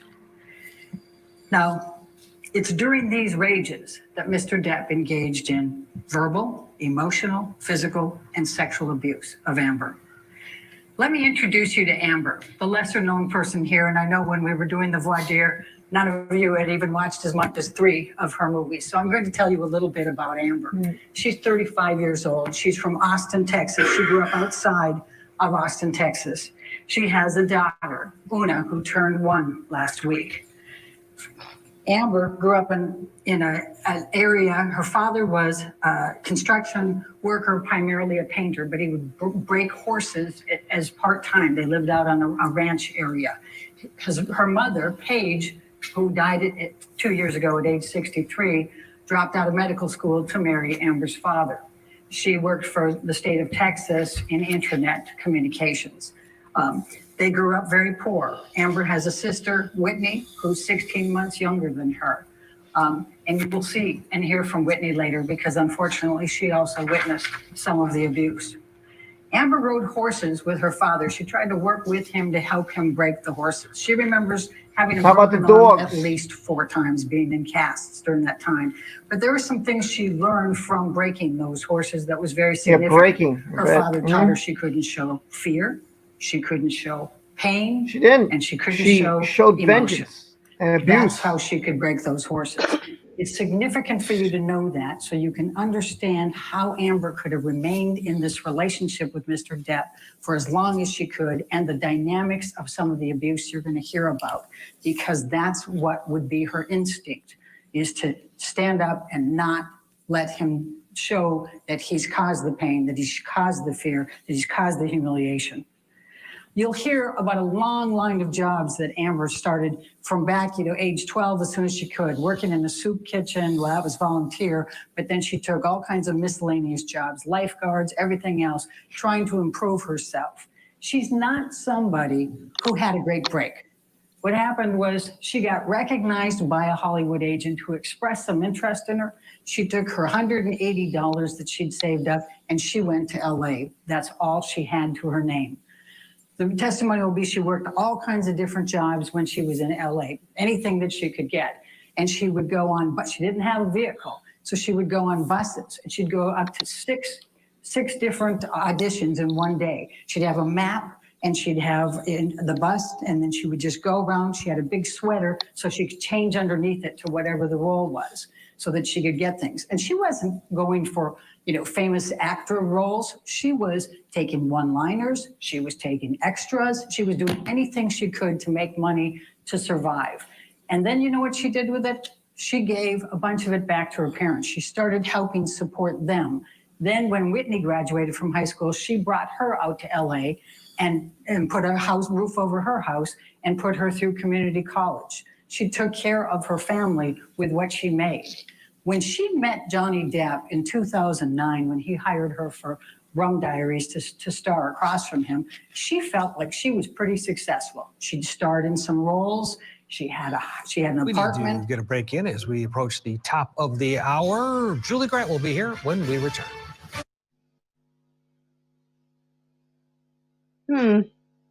Okay. So she was like Listen to me. every other. So she was like every other wannabe star. Right. Well, she took whatever role she can. So who won? If you're starting out, that's how you start. You take, okay, they give you a part because you want to start to get a resume. It's like when you start a job, you do an internship, you work for free. Hey, do you have any experience? Yes, I work for this company. Oh, great. Some jobs will say, we need more experience. And what do? You go get another internship or you go get another part-time job or whatever. And you keep it building your resume till you get the job that you want or a career you want. And that's how it works. The majority of servers or barmen or whatever are actors. There's an agency here, one of these telephone agencies that only hire actors. Out of work, people that want to be actors, they only hire them because they're the best people to convince people to buy something. Because that's what actors do. They play a role. Right. So majority of servers, waitresses, barmen, all over the world are wannabe actors. She's no different to any other freaking wannabe actor. That's all she was before she met Johnny Depp, was a wannabe actor. She'd had a few bit roles. You know, to me, hi through the fuck, how you doing? The thing is here, they're trying to play, oh, so she broke horses and she had to be this way and she had to be that way. She got abused by her dad and then she came out and abused herself. She abuses her sister, she abuses her ex-wife, and she abused him. For a finger to fall off, cut through the bone, okay? It's not a plastic telephone that would do that. A plastic phone, it'll hurt, sure. Will it go through the bone? When they said, oh, she didn't do that. Apparently she has practice because she threw pots and pans at this guy. And she threw other things at this guy. And that, are you kidding me? Come on, man. The lies. Isn't she also a trained fighter? As far as I know, yeah. And it was video of her training, and she hurt a trainer, and then she's jumping up and down like, woo, I got him. Like, I would have been concerned. I'd have been like, oh, crap, you duty, right? My concern would have been that I hurt this person. It wouldn't have been like, oh, I wish I had that video because that's what she did. Yeah, because normally, you know, you accidentally hurt someone, you go, oh, shit, are you all right? Oh, exactly. Is it bad? You know, no. The actions, like when they said stuff like, oh, well, like on tape, if someone would have said to me, hey, you know, did you cause physical fight? I would have said at that point, I did that in self-defense. I did it because you started first, but we never heard that he started first. No. We never heard her say it's something. I don't care what you write years later, months later. That's irrelevant. It's the here and now. Her first actions to that audio tape, when he says you started physical fights and she gets so quiet, or she tries to play off that she slapped him and not punched him, and I didn't deck you. The point is, you didn't have to. Did Will Smith deck Chris Rock? No, it's not that point that you decked him. It's the point that you intended to either A, embarrass, or B, cause physical pain. It's not the point of decking or knocking out. So she tried to make it, oh, well, I didn't knock you out. So that makes it okay. I didn't knock you to the floor, so it can't have been that hard. How does that make it okay? I think it's worse if I'm not knocked out. I think if for people to hurt you, cut you, is way worse to me than anything else. I'm sorry. All right, let's get back. They're coming back live. I'll shut up now. For nearly 30 years, Mr. Depp built a reputation as one of the most talented actors in Hollywood, a respected artist whose name was associated with success at the box office. Today, his name is associated with a lie, a false statement uttered by his former wife, the defendant Amber Heard, that falsely cast Mr. Depp, falsely and unfairly cast Mr. Depp as a villain, a man who would violently abuse a woman. Mr. Depp's team is going to try to turn this case into a soap opera. Why? I'm not really sure, because the evidence isn't pretty for Mr. Depp. It's not. You're going to see who the real Johnny Depp is. Behind the red carpets, behind the fame, behind the money, behind the pirate costumes, you're going to see who that man really is. The attorneys, for the actors Johnny Depp and Amber Heard delivered their opening statements to the jury, each accusing the other side of lies, abuse, and defamation. Welcome to Court TV Live. I'm Julie Grant. We know this case stems from that op-ed that Amber Heard wrote in the Washington Post back in December of 2018. Right now, we are seeing her side delivering opening remarks to the jury. Let's go back in exactly where we left off. Oh boy. Starred in some roles. She had an apartment. She had a vehicle, a Mustang. She could go to Starbucks. She could afford Starbucks. She viewed herself as doing pretty well. That's not the right thing you're showing.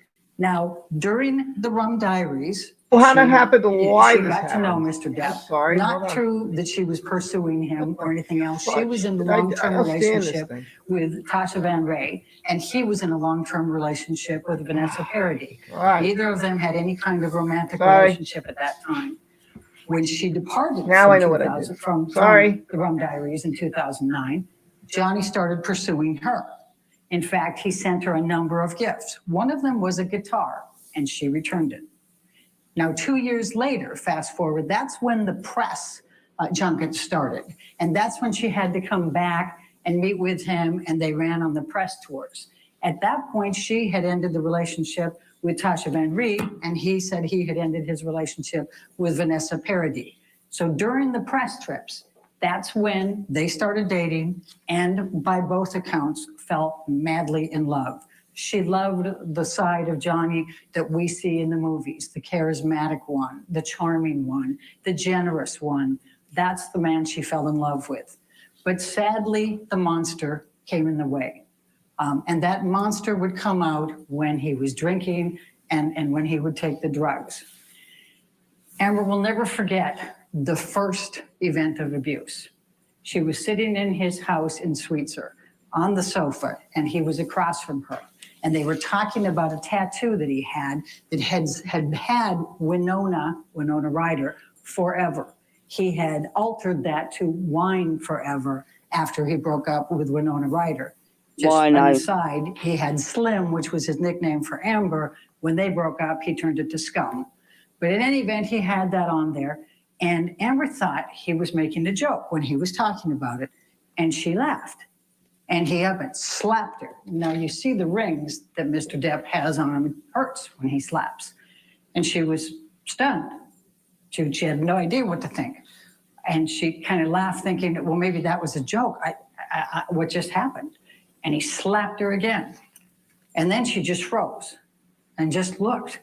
And then he hit her again. And this time it knocked her right off the sofa onto the ground. And she remembers her face was in this dirty, filthy carpet. That's what she remembers and fixated on, the dirty carpet. And she's thinking, oh my God, I have to leave. I have to leave. But I love him. I have to leave. But I love him. And she sat there for the longest time. She laid there for the longest time. Then Johnny came off the sofa, got on his knees, started crying, told her he was very, very sorry that he had done this. It would never happen again. And he said some very significant words. I thought I had put the monster away for good. That's what he said to her that day. Well, Amber ended up leaving that day, and she went out to her car, her Mustang, and she remembers that it was cold, and she sat in the car for the longest time, and she remembers watching her breath because it was cold, and she was thinking, I have to leave him, but I love him. She just kept thinking that. She finally drove away. But Amber made the mistake that millions before her and millions after her have, who are victims of domestic abuse. She chose to stay and try to fix the problem and thinking that she could do that. So she stayed. Now, Amber was also, she grew up in an abusive family. Her father abused her mother, and sometimes she and Whitney. So she had that cycle in there, just as you've heard that Johnny had that cycle in his house. And so what's the normal to them is a little bit more difficult than some of us can understand. You will hear expert witness testimony about the cycles of violence and what happens with these people and how they react and all the dynamics of thinking they can fix them. She thought all the way through she could fix them. If she can just get them sober and clean, then everything was going to be that wonderful side that she fell madly in love with. And she kept trying and she kept trying. She went to Al-Anon meetings. She went to therapists. She tried to do couples therapy. You'll hear about their tape recording sessions to try to resolve fights or de-escalate them so he wouldn't get mad at her for anything. But you'll hear that he gets mad at her for all kinds of things. He didn't want her to work. Here she's a budding actor who wants to be out there and succeed, and he doesn't want her to take roles. He starts controlling what she wears. Look like a He starts slag on looking at her TV. lines when she tries out for places. He nixes I agree. any romance scenes, sex scenes. He gets mad and accuses her of sleeping with every single one of her co-stars. It became a cycle of that, a control as well, emotional abuse as you go. But what's also significant in that is the property damage. And that's a hard one for Mr. Depp to be able to escape when he's claiming that he's such a docile thing and that it's all misheard. You're going to see pictures. He writes on mirrors, horrible things to her, writes on lampshades, on clothing, on countertops. In Australia, when you heard Ben talk about Australia, he wrote the third day as Amber comes out after she's barricaded herself and gone through a lot, and I'll back up on that in a minute. She comes out, he's got mashed potatoes spread across the top. He's written along the wall of the staircase going down all kinds of nasty things about her, and Billy Bob Thornton, the last one she was in a co-star with, and, fucking ambition. It's written on the lampshades downstairs. And then he's got more on the mirrors. And then, on top of it, you've got all the broken glass everywhere, and you've got the liquor everywhere, and it's just, and then he's tried to urinate messages to her. That's the Johnny Depp. That's the other side. Now, you're going to hear that Amber tried to protect him all the way through. She didn't want the public to know this. She didn't want his kids to know this. And so she didn't tell people about it. So let's go back. The first event that I told you about was 2011. And how do we know that it was in 2011? Because Amber was going to her therapist, Bonnie Jacobs. And Bonnie Jacobs has therapy notes of her sessions with Amber. And in those therapy notes, she chronicles the first time that Amber tells her that Johnny hit her. And it goes through into 2012, 2013, 2014. And you will see, and you will hear from Bonnie Jacobs, her saying, this is a cycle of violence. This is a cycle of abuse. You can't enable him. You need to stand up for yourself. Amber will testify about how Johnny would get so drunk and so drugged out that he would vomit all over himself, and worse, lose control of his bowels. She would clean him up.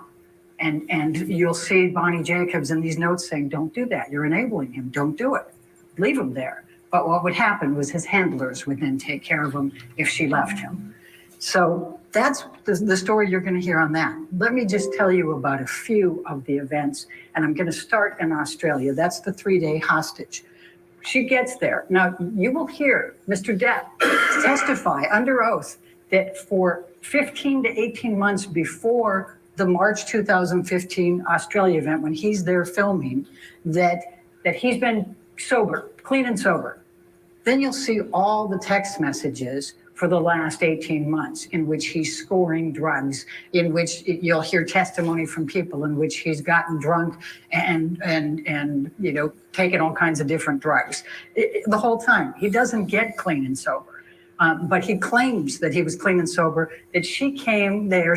This is a month after they just got married. She flew in from filming The Danish Girls. She's there, and he claims that he was just sitting there calmly, and she was haranguing him. So he took a shot glass of vodka.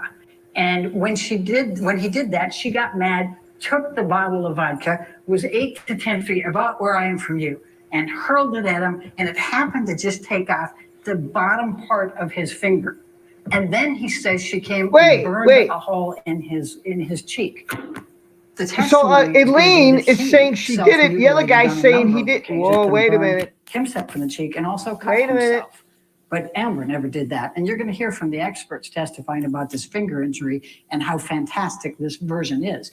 But the other part of it was he was with Marilyn Manson for the week before, scoring on cocaine. You'll see text messages of him getting it from his handlers. There's the cocaine and the liquor. And you'll hear so much before that. But Amber gets there, and instead what he does is he takes 8 to 10 tablets of ecstasy almost immediately.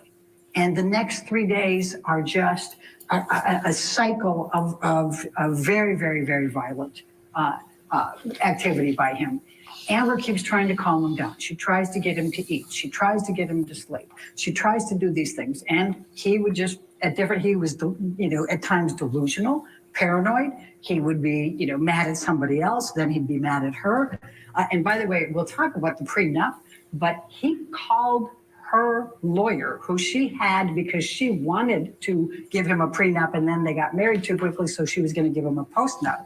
He called the lawyer from Australia, called her a bitch, and fired her. You'll hear the testimony from the lawyer on that. That's the type of Johnny Depp that was there, and he didn't want the posting up. He didn't want the prenup. But now they're going to tell you that it was her that was mad. You're going to hear she had a lawyer and she was cooperating completely on that.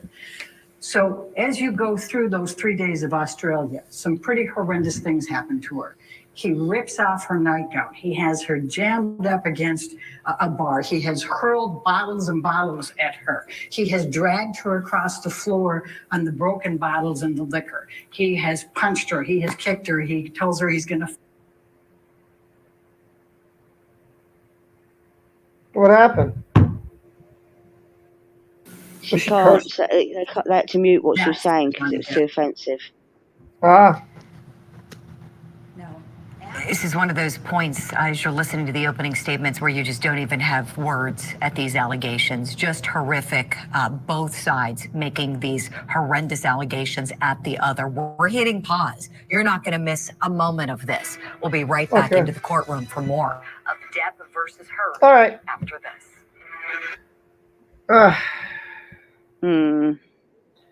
Look, to me, this is too long of an opening statement. An opening statement should be what the defense attorney said and what the other guy said. And then Elaine is going like through the whole trial. Like, to me, this is way too long. I would have been like, hold on. This is the whole entire trial. This is what we're going to do. There's no need to say this now. What you're going into is the whole trial. This can be done as we go along. Just state, simple. This is my whatever. This is it. We didn't need to know about her father. We didn't need to know about riding horses. Who cares what you did with horses? What does that mean? You can't be abusive? And some of these things are so stupid to bring up. I'm like, this is not necessary. It should be, this is my client. This is what she's accused. You're going to see A. You're going to see B. Now, this is the evidence. And this is what this one said. And this is what that one said. Well, that's the thing. That's She's literally going through every bloody incident. Why? All she needs to do is, so that Amber has accused him of assaulting him.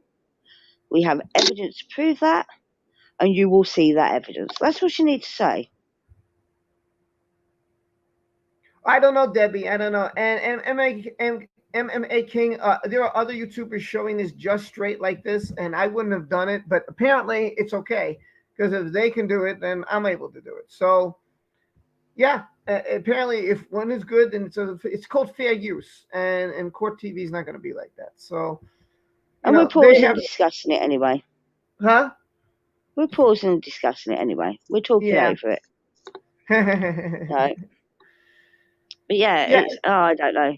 I just think Ellen's seems like playing the sympathy card.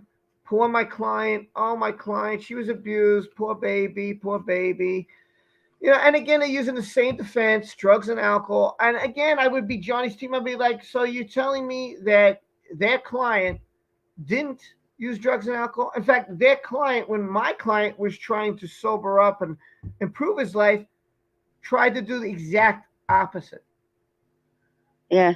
That's what she tried. She did when he had Dr. Kipper and was on the island and was trying to get through all his drugs and the oxys he was hooked on, all this stuff, and he wasn't drinking. What they don't state is that he stopped doing this because of Amber, and she made him start again because she wouldn't stop. She kept going over and over and over. Well, they're saying that he never actually stopped. Huh? They're saying that he never actually stopped, and they've got proof to show that he never actually stopped. Well, he's got Dr. Kipper to show that he did. Dr. Kipper was his doctor. I don't care what she said. And the doctor was like, yeah, I was there, and he was sober, and the only thing he was hooked on was this, and he wasn't taking any because he was fighting through it. And she comes along, and she's pouring whiskey, and she's pouring this, and she have some. It's very hard when you're trying to get through. That person should be helping you get through that emotional time. That's when you love someone, you should say, hey, babe, listen, and if you're going to drink and you're addicted yourself, then do it away from that person. Do it when that person is filming. Do it when that person is not around. Do it just, oh, yeah, your friends, good. This is the time I can drink. Don't do it in front of someone who's trying to get through their struggle of addiction. Yeah, I agree. It's ridiculous. I agree. Right. It's ridiculous. I would want my partner to help me through something that I'm suffering. Yeah, absolutely. Absolutely. If your partner's fighting an addiction, you don't let me put it on. have the addiction right in front of them so that it's there as a temptation at all. Go back in exactly where we left off. What does she do? She buys a book by a psychiatrist who's talking about couples therapy. She's already trying to figure out a way to fix it again, fix this marriage that's only a month old, and her husband has just done these horrible things to her. Now they go back to LA. He's got to get his finger fixed, so he has to stop filming Pirates 5. They get there, and there's another fight in just 2 weeks from there. He's still using at this point. He's still drunk. But Amber finds on a TV screen, his monitor, she finds pictures of another woman, naked pictures of a woman, and text messages which show that he's clearly having an affair. She gets extremely mad. Amber can be jealous too. She can get angry. She's half his age, and she's defiant. And we're not going to say she's perfect. She was mad as can be when she saw that, and she confronted him. The two of them were screaming at each other. Now her sister Whitney happened to be in the house. She was summoned. She literally was awakened to come and try to resolve this fight between the two of them. While she's there, Johnny starts hitting Amber. Whitney ends up getting in between them, and Amber thinks that Johnny's going to throw her down, push her down the stairs because he's in that position. So Amber actually gets up and punches Johnny in the face. She'll tell you that's the only time she has ever laid one on him, in an aggressive manner. But it's after he's already been hitting her, and it's in defense of her sister. And she'll admit she got him that time, and she actually did have an impact on him.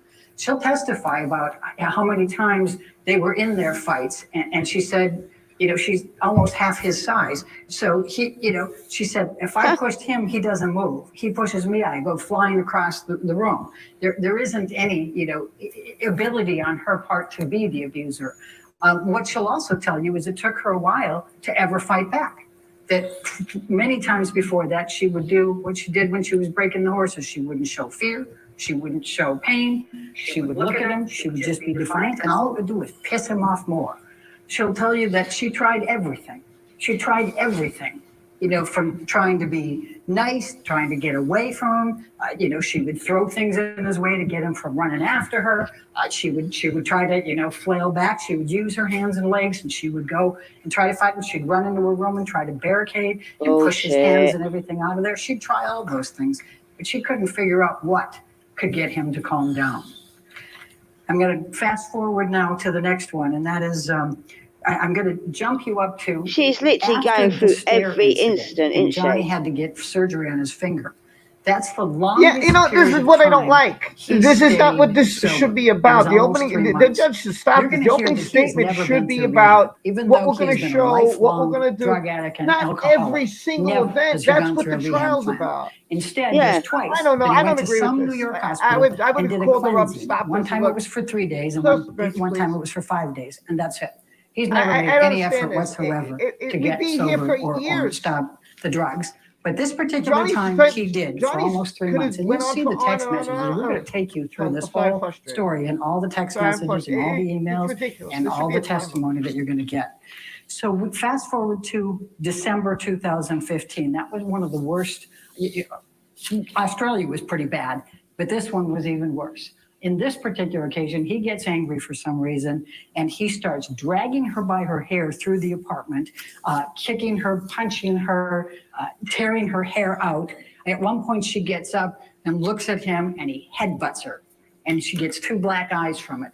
Then he goes and drags her up the stairs, puts her on the bed, puts his foot and knee in the back of her, and he continues.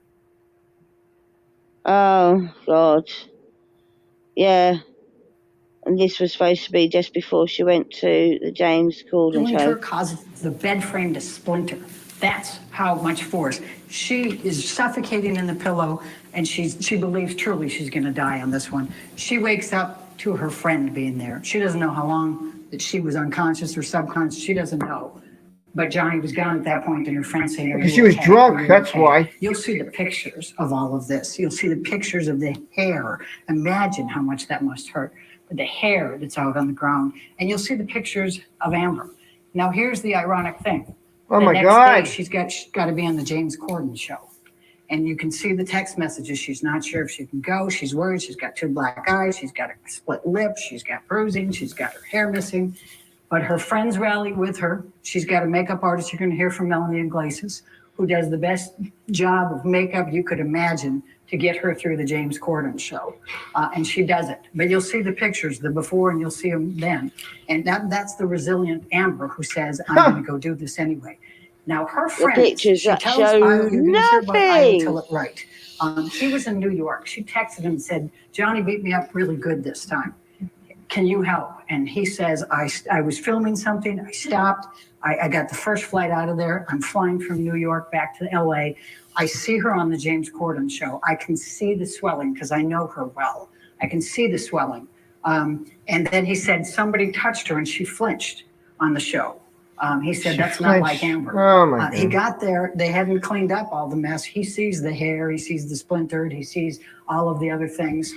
And he is so upset. He was a good friend of Johnny's as well. He'll testify about all of his friendship with Johnny.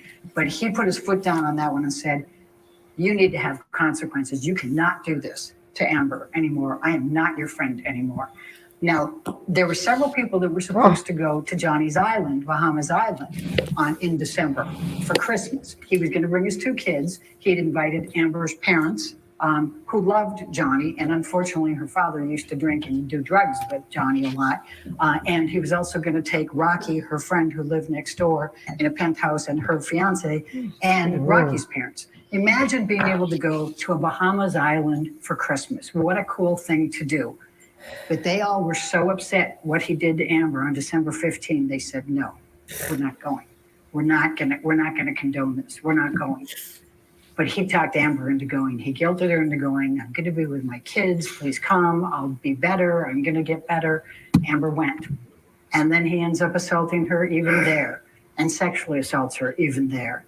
Now, you'll see a video from them of the Bahamas. That's a new The claim. Bahamas, the place that they stayed in on his island. And the video just conveniently leaves out the wardrobe in the bathroom where he committed the assault. He just goes around and makes it look like it's a one room and his kids were there and there's no way he could have done that. But you'll hear the testimony and you'll see the pictures. Then from then on, things really were bad for Amber, and she was really considering leaving him at this point. And she was talking to her friends and confiding. You'll see medical the records. tears are starting to come. And in February 2016, I told you you'll see that video. That same night before the video, he called Io, Tell It Right, and left him a voicemail message that he said was just absolutely delusional. It was crazy. He was pretending like he was the property management. It was just an insane call. And then the next day we have the picture of the video. Then we get to April 30th, or April 21st, 2016. Amber's 30th birthday party. She was going to turn 30 the next day. Pretty big event. Her friends had a tape that they put together of everybody giving her tributes. Johnny doesn't participate. They have a dinner and a party for her that night. Johnny says, I have a business meeting at 7 p.m. He's now saying, when the hell is she going to shut the fuck up? What kind of business meeting do you need to have at 7 p.m. when your wife turns 30? It's too much. That's This Johnny, is the trial. right? And he can't say that it was an important financial one because he'd fired his financial manager the months before when, as you heard I agree. from Ben, it was blaming him for all his financial problems. Yes, so exactly. he's the problem. So The he guy says, was much better. When he says, like, we have and after evidence, everybody, where? and he's even drinking Where? while he's there, and he's telling the Where? other friends, and you'll hear from one of them, and he's saying, hide the bottle from Amber, hide the bottle from Amber. When they all leave, she expresses her disappointment. He gets mad and assaults her again, including sexually assaults her. Then he goes away and he doesn't come back for a month. Sexually Now, assault this is her. an important What? event, May 21, 2016. This is the last one, and this is the final straw that leads up to the DVTRO, Oh, good. Thank the God. Domestic Violence You're gonna shut Temporary up. Thank you. Restraining Order. So he says he's coming over to get some clothes. He's going to go out on tour. She says, okay. He comes over, and his mother died the day before, and he's already in a state. He's been drinking. He's clearly high. And he comes in, and he's got on his mind this obsession that when she, on her birthday, go back to her birthday, the next day she and her friends went to Coachella, but his housekeeper had come in to clean after that, always did. And the housekeeper had found some feces on the bed, and had been upset about it and taken a picture and sent it to him. So all of a sudden, a month later, he's got it in his head that Amber has conspired with her friends to defecate on the bed. It's human, not dog, even though they got two dogs and one of them has major problems. You'll hear about Boo and Pistol. And somehow bullshit. Amber was doing this so he would get back there and find it, even though he had no intention of coming back, and even though the housekeeper was there. And he won't lose it. He won't get rid of it. He's just obsessed with it. Then he decides that it's Io Tillett who did it, even though Io wasn't at the birthday party and wasn't even in town. So Amber gets Io on the phone. Io's in New York. And she says, this is what Johnny says. Can you please just calm him down? Tell him this isn't true. Tell him we didn't do it. We don't have a conspiracy. and Io's thinking, what? And you'll hear from Io, he'll say, Amber's fecal phobia. I mean, she can't even, she's so embarrassed about that stuff. She would never conspire, never do anything like that to him. So they're kind of laughing at the absurdity of it. And that was the biggest mistake, because that triggered his anger. And then he started hitting Amber. He grabbed the cell phone from her, wound it up and bashed it into her face. And you will see the pictures, you will see the bruise there, and you'll see the form of it there. Now, I was very, very upset. He's worried because he knows about the December 15, 2015. And he says, Amber, get out of there. Get out of there. It would sway me if I saw real evidence. As Johnny's storming around. If you saw what? And he calls Rocky, who lives next door. And then MMA asked if we saw evidence of these accusations, would it sway us towards Amber? Yes, absolutely, but I haven't seen any evidence and he's so far. genuinely concerned for her safety. So he calls 911 there, and he calls a friend in LA and says, please call 911 and just tell them this, so they get somebody there so we can get somebody fast. I don't know what's going on. Some of these stories may sound a little familiar to you from that case in the UK when Johnny Depp sued The Sun. I recall this one in particular coming out, Twitter blowing up over it. Stay right there. We'll have much more of the opening statements coming up next for you here on Court TV Live.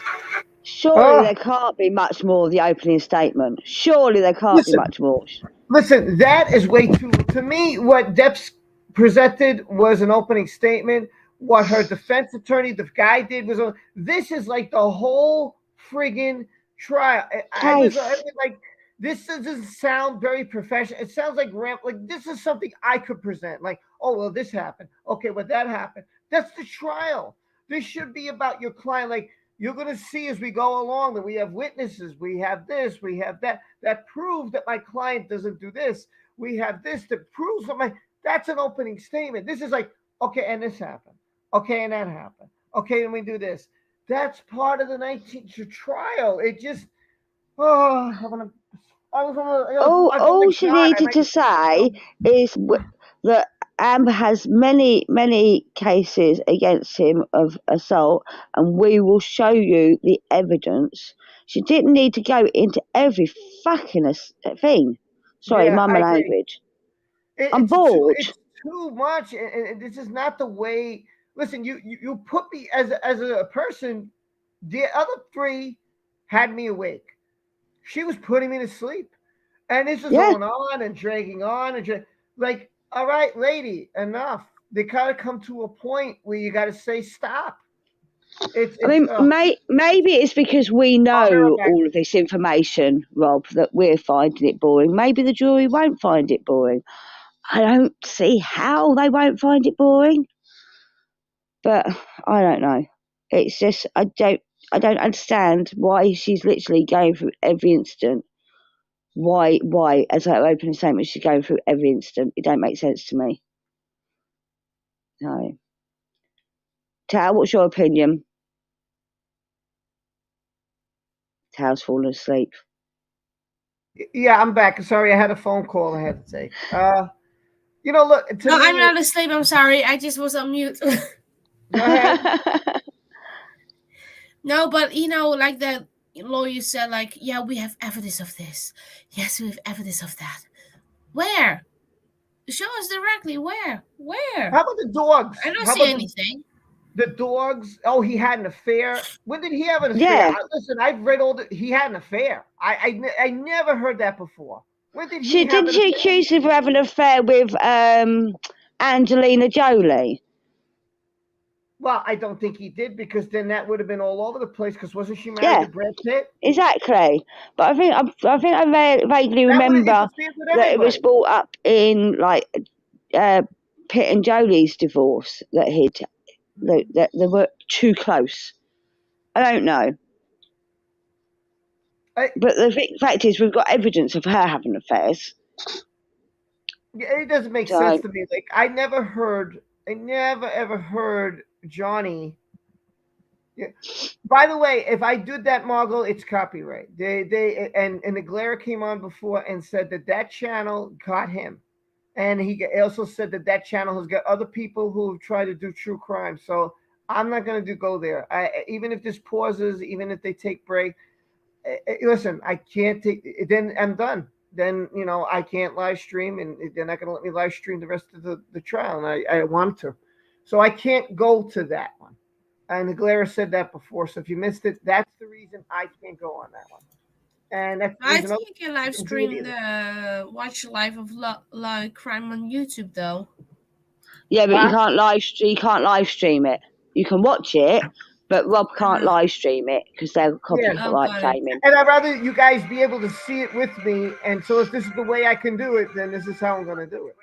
Up here we go. Thank you for being with us, as this is day number 1 of Johnny Depp versus Amber Heard. This case playing out in Virginia. We hit the pause button, so to speak, so you can see all of these opening statements given by the attorneys. If you're just now joining us, we're on Amber Heard's side of the case right now, watching her attorney. There were multiple attorneys delivering the opens, but this is the second attorney presenting before the jury right now. Let's go in together where we left off. Oh my. So the police are called twice, essentially. And now here's what happens next. Johnny goes around and he trashes the apartment before he leaves. He loves to do that. You're going to hear about his penchant for that. Does it a lot. And you'll see a picture of him in the elevator afterwards, leaving with his bodyguards. And he's a little agitated there. And the police are called. You will see pictures of Amber with metadata on them, both before, during, and after the police officers are there. But what happens is Amber calls her attorney, the one that she had consulted after the December 15 event. And the attorney says, if you press charges, they'll arrest him. And Amber says, I can't have that happen. I don't want his kids to know about this. I don't want the public to know. I can't have that please. happen. So when the police show up, she refuses to cooperate. She says, on the advice of my attorney, I'm not going to cooperate. But her friend, Rocky, whose fiance was there, Josh, at this point, he takes them around and shows one of the police officers all the property damage around the house as well. And the police officers say to him, look, she's got the red mark on there. You know, if you just give us the name, we'll go get him. And he says, I can't. She won't let me. So they leave. Now, here's what happens and creates all of the noise here that you're going to have to deal with. So the police officers don't make an incident report. They don't take a report. They don't document the property damage. They don't document the facial damage.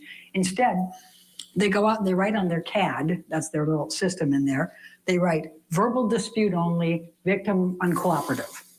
That's their language for we don't have to write a report. You'll see that the police officers have another one later that night, and they put verbal dispute only. That's their magic language.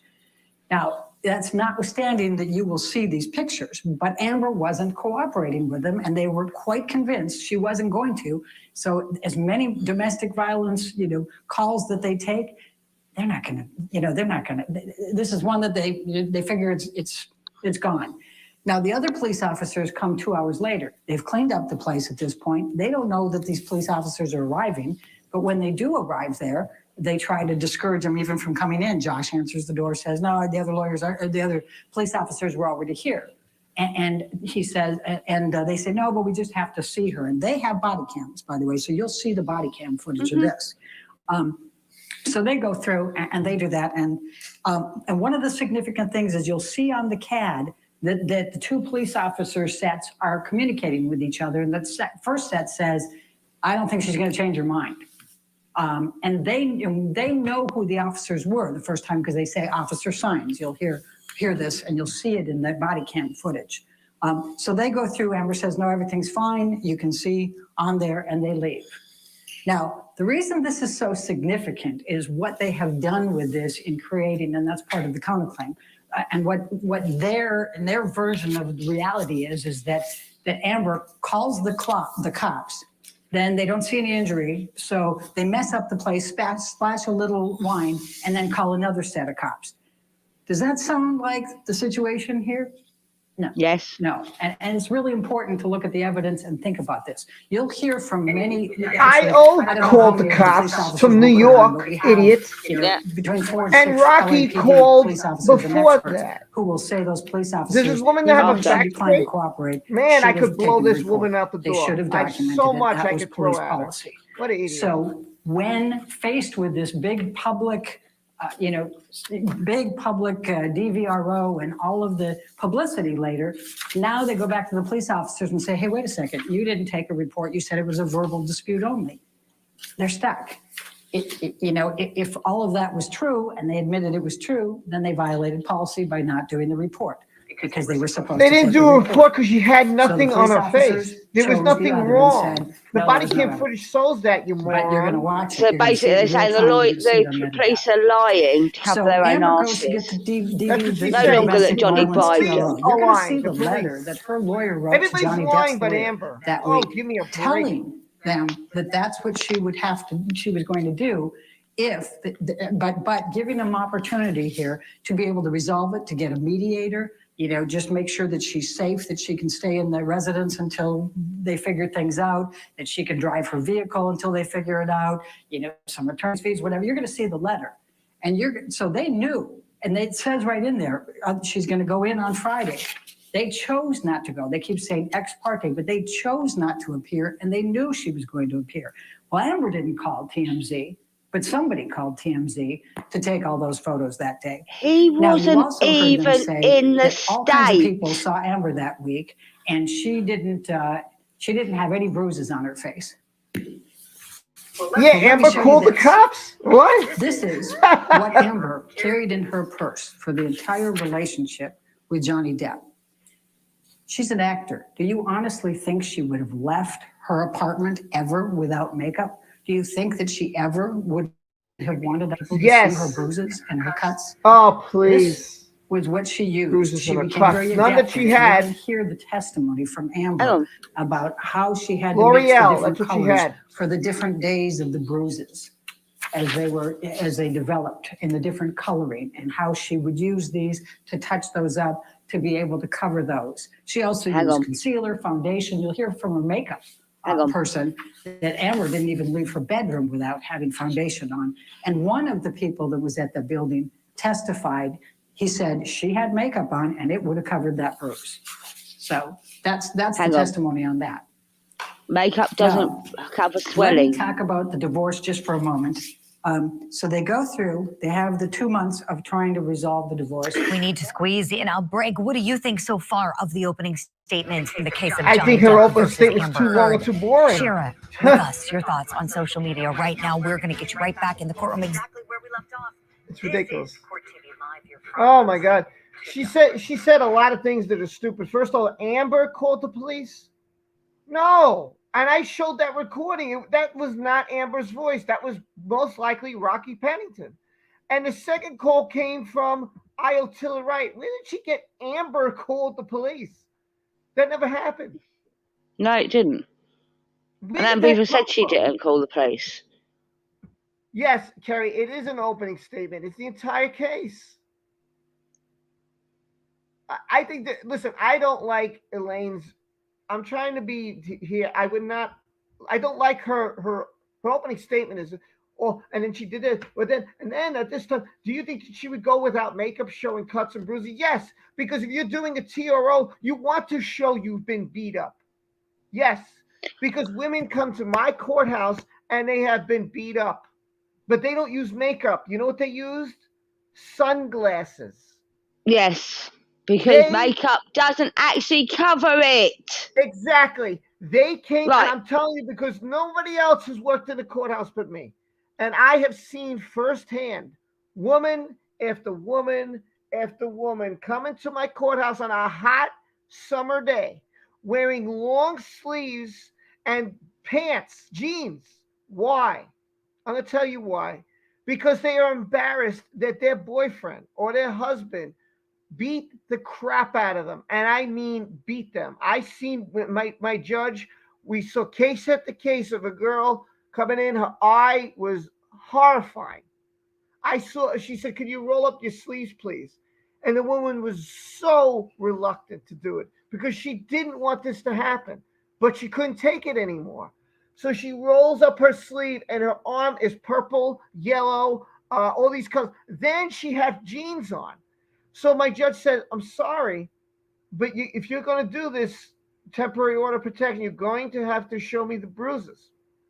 I don't care if you need to change. I don't care if you need to put your shirt on you, cover your. I need to see it." They rolled up their sweatpants or whatever that was, and we saw bruises on their legs.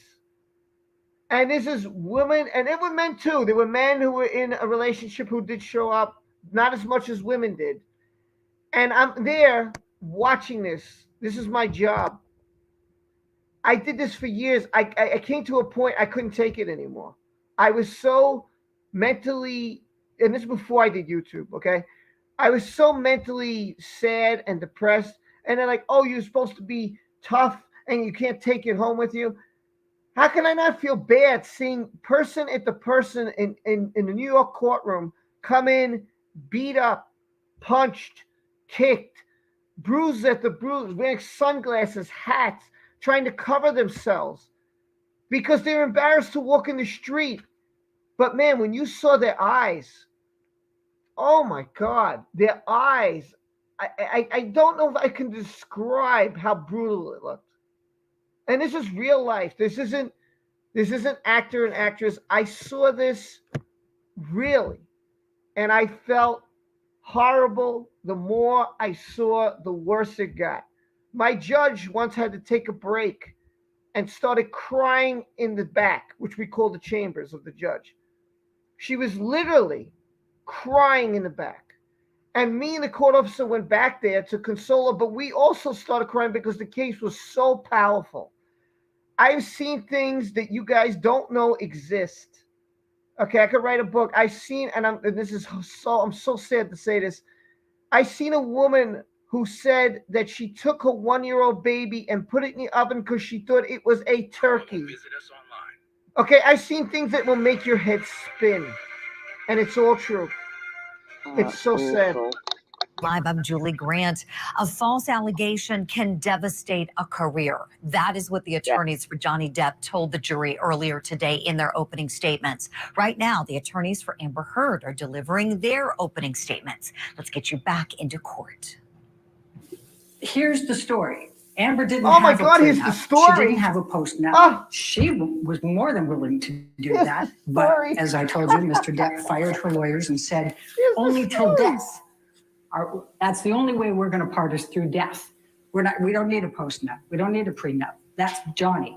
It's true his advisors were all telling him, get one. And she said, I'll get one. And she hired a lawyer. But anyway, she didn't have a prenup. So what you're going to hear is that meant no matter what, whether it was abuse, adultery, irreconcilable differences, abandonment, doesn't matter. She's entitled to 50% of everything during that marriage.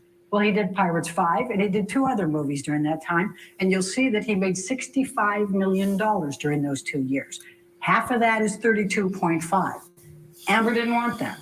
You'll see a letter, you'll see an email from her lawyer that she forwarded on to her agent, who became Johnny's agent later, saying, I want you to sign this because you're entitled to a whole lot more than $7 million.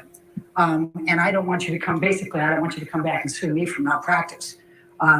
That's what her lawyer tells her. Oh, God. And then her lawyer Help says, me. I'm about to throw up. I'll be right back. I demanded less than they offered. In other words, the $7 million was less than Mr. Depp's team was even offering to her. And she said, I just want to be left alone. I just want to get out of this marriage. I don't want it. I'm not doing this for financial gain. So she didn't take the money. So she said, I'm going to donate all $7 million of this to charity, half to the ACLU, half to Children's Hospital. And then what happened was she never donated. By the way, the $7 million was paid out over time. It's installments. It was over, and you'll see the documents. It's over a couple of years, right? So his business manager, Ed Wright, you'll see the letters. He sends the first $100,000 out of the $7 million to each of them, and says, "This is a pledge towards the $3.5 million that Amber's donating. She'll be paying that in installments." So everybody knows she's paying it in installments. You're going to hear differently from them now, but you're going to see that was the admission at the beginning. You're going to hear from Children's Hospital and the ACLU that they assumed this was a pledge paid over a period of time because that's what they do because of tax deductions and things of that nature. So Amber she makes a $250,000 payment to Children's Hospital. Then she also makes a $250,000 payment to Art of Elysium, which is another charity that she worked for, and used to feed and used to do a lot of arts work with the Children's Hospital. She pays $350,000 to the ACLU. Now, in addition to that, she also was dating Elon Musk by this time. You'll find out that Mr. Depp is obsessed with Elon Musk. She dated Elon Musk 1 month into the marriage. $500,000 to both of those charities in her honor. Now, she doesn't claim that's part of the $7 million. But what happens is that she makes her payments out through 2018. She got a payment and kept the money. Mr. Depp sues her March 1, 2019 in this liar, litigation. man. My God. She can't afford right now to be making those pledges. She's got to defend herself. But she has every intention of continuing to make those payments. She has been a lifelong person who has served charities. She used to volunteer at Children's Hospital 3 times a week when she could. She's very much that kind of person, and she intends to. And both the ACLU and Children's Hospital will tell you they have no reason to believe she won't be good on her pledges. There's nothing that required her to do a certain amount at a certain time. And she will give it to him once she's able to afford it again. No, she won't. Now, let me talk about the counterclaim for a Oh, minute. no. And then I'm going to... She's still not sharp. Oh, my God. So Mr. Depp has decided, you heard from Ben, you're going to see some really, really terrible text messages from Johnny Depp on how he viewed Amber Heard. He calls her some horrific names. But in the summer of 2016, he vows he's going to harm her. He vows she's going to suffer global humiliation. He says he's going to live in her and she will never forget him. And he meant it. So in the summer of 2018, you heard Ms. Vasquez say he wants to clear his name. He can't be called a wife beater, etc. But an article, an op-ed appeared over the Sun Times in London. They called him a wife beater. It was written by Dan Wooten, the CEO, or the chief editor of the Sun at the time. And he is writing because Johnny Depp is being cast in Fantastic Beasts 3. And so the article is, why is J.K. Rowling genuinely... She don't even know what the article is, does she? All right, so we have what appears to be an objection, and then the attorney is approaching the bench to have a sidebar. Gives us some time to unpack what we're seeing here on opening day of Johnny Depp. We're seeing an open statement that's not an opening statement, it's the trial. We thank you for that. We're seeing dueling defamation cases, which each attorney, representing both of these, plaintiffs, respectively, is coming forward and saying that their client has been truthful about what happened. So we know here truth is an absolute defense to defamation. So what we're going to be seeing playing out here in these opens, or a preview of that, is lots and lots of evidence to support each side's positions here. Let me bring in our legal analyst guest on the program today. He's standing by in Knoxville, Tennessee. Criminal defense attorney Greg Isaacs is on the program. Greg, good to see you. We don't need to see Wow, we're this seeing shit. some really explosive opening statements this morning. I can't look away. Let's just kind of get your thoughts overall in general, what you're seeing today. You know, we went into this case with it being really, really hyped up. We know there's a lot of media, attention media from all over have flocked to Virginia to be Yeah, we at don't this need to hear what they courthouse. have to say. All right. TV cameras are there. Is this what you expect? Okay. Fuck that. Right, has You know, anyone I else can't fallen seem to asleep? shut the volume. You know what? I'm going to stop sharing for a minute. Yeah. And I'll come back to this in a minute. Okay, we'll come back to that. Because, listen, to me, if that's an open, I would not want this woman as my attorney. It was very she's explaining the whole trial, and to me, that's not what an opening statement sounds like. I don't understand why the judge didn't sit here and say, "Look, this is the trial. We're not concerned about that. All we want to know is what are you trying to say about your client. Just say you're going to see as the trial goes along that Amber didn't do the things he's saying, or this guy did this and this guy did that, and she didn't do this and she did. We're going to prove it, and we have witnesses and we have evidence, and that to me is but you don't go in, but and then in March, then in April, then in January, then the plane, it's like, oh my God, man, this sounds like something that maybe I would present, but even I know from working in the courts, it's just, I don't know, opening statement, it was what Ben Chu did and what the lady did, I forgot her name, what she did. It was real, it was just, you're going to see that I'm going to prove that Johnny Depp that this is who it was great. It wasn't long, and to me that it was about the right time. Could have been a little longer, but I think that they presented themselves really, really well.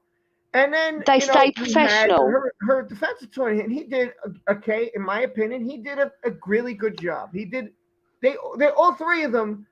But then when Elaine comes, like, my God, man, where are we going with this? It's just, it's like my mother talking to me and giving me, well, then you were out late, and then you came home, and then it just sounds so, like, it doesn't sound so professional from a lawyer standpoint.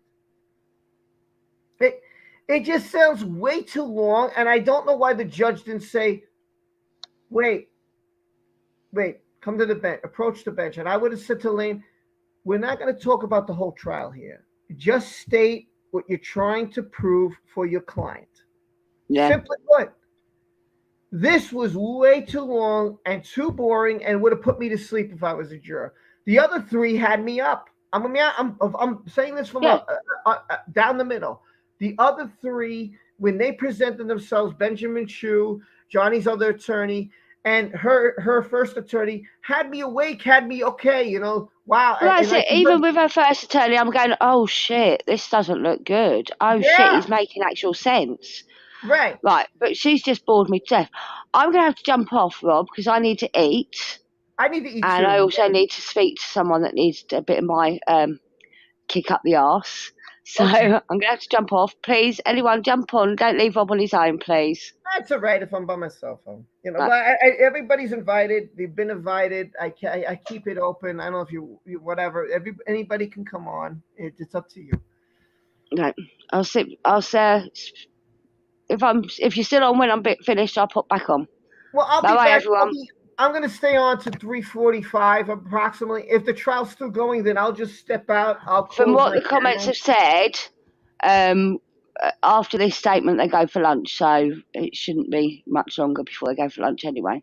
Right. Okay. Yeah. I mean, lunch should be about 1 to 2:15. I'm assuming. Well, apparently the other channel that's streaming it, they've already gone to lunch. All right. So, anyway, right, I will speak to you soon. I'll pop back on after I've eaten and solved good. Someone's issues. Bye-bye. Okay. All right. See you later, Hen. Thanks for coming.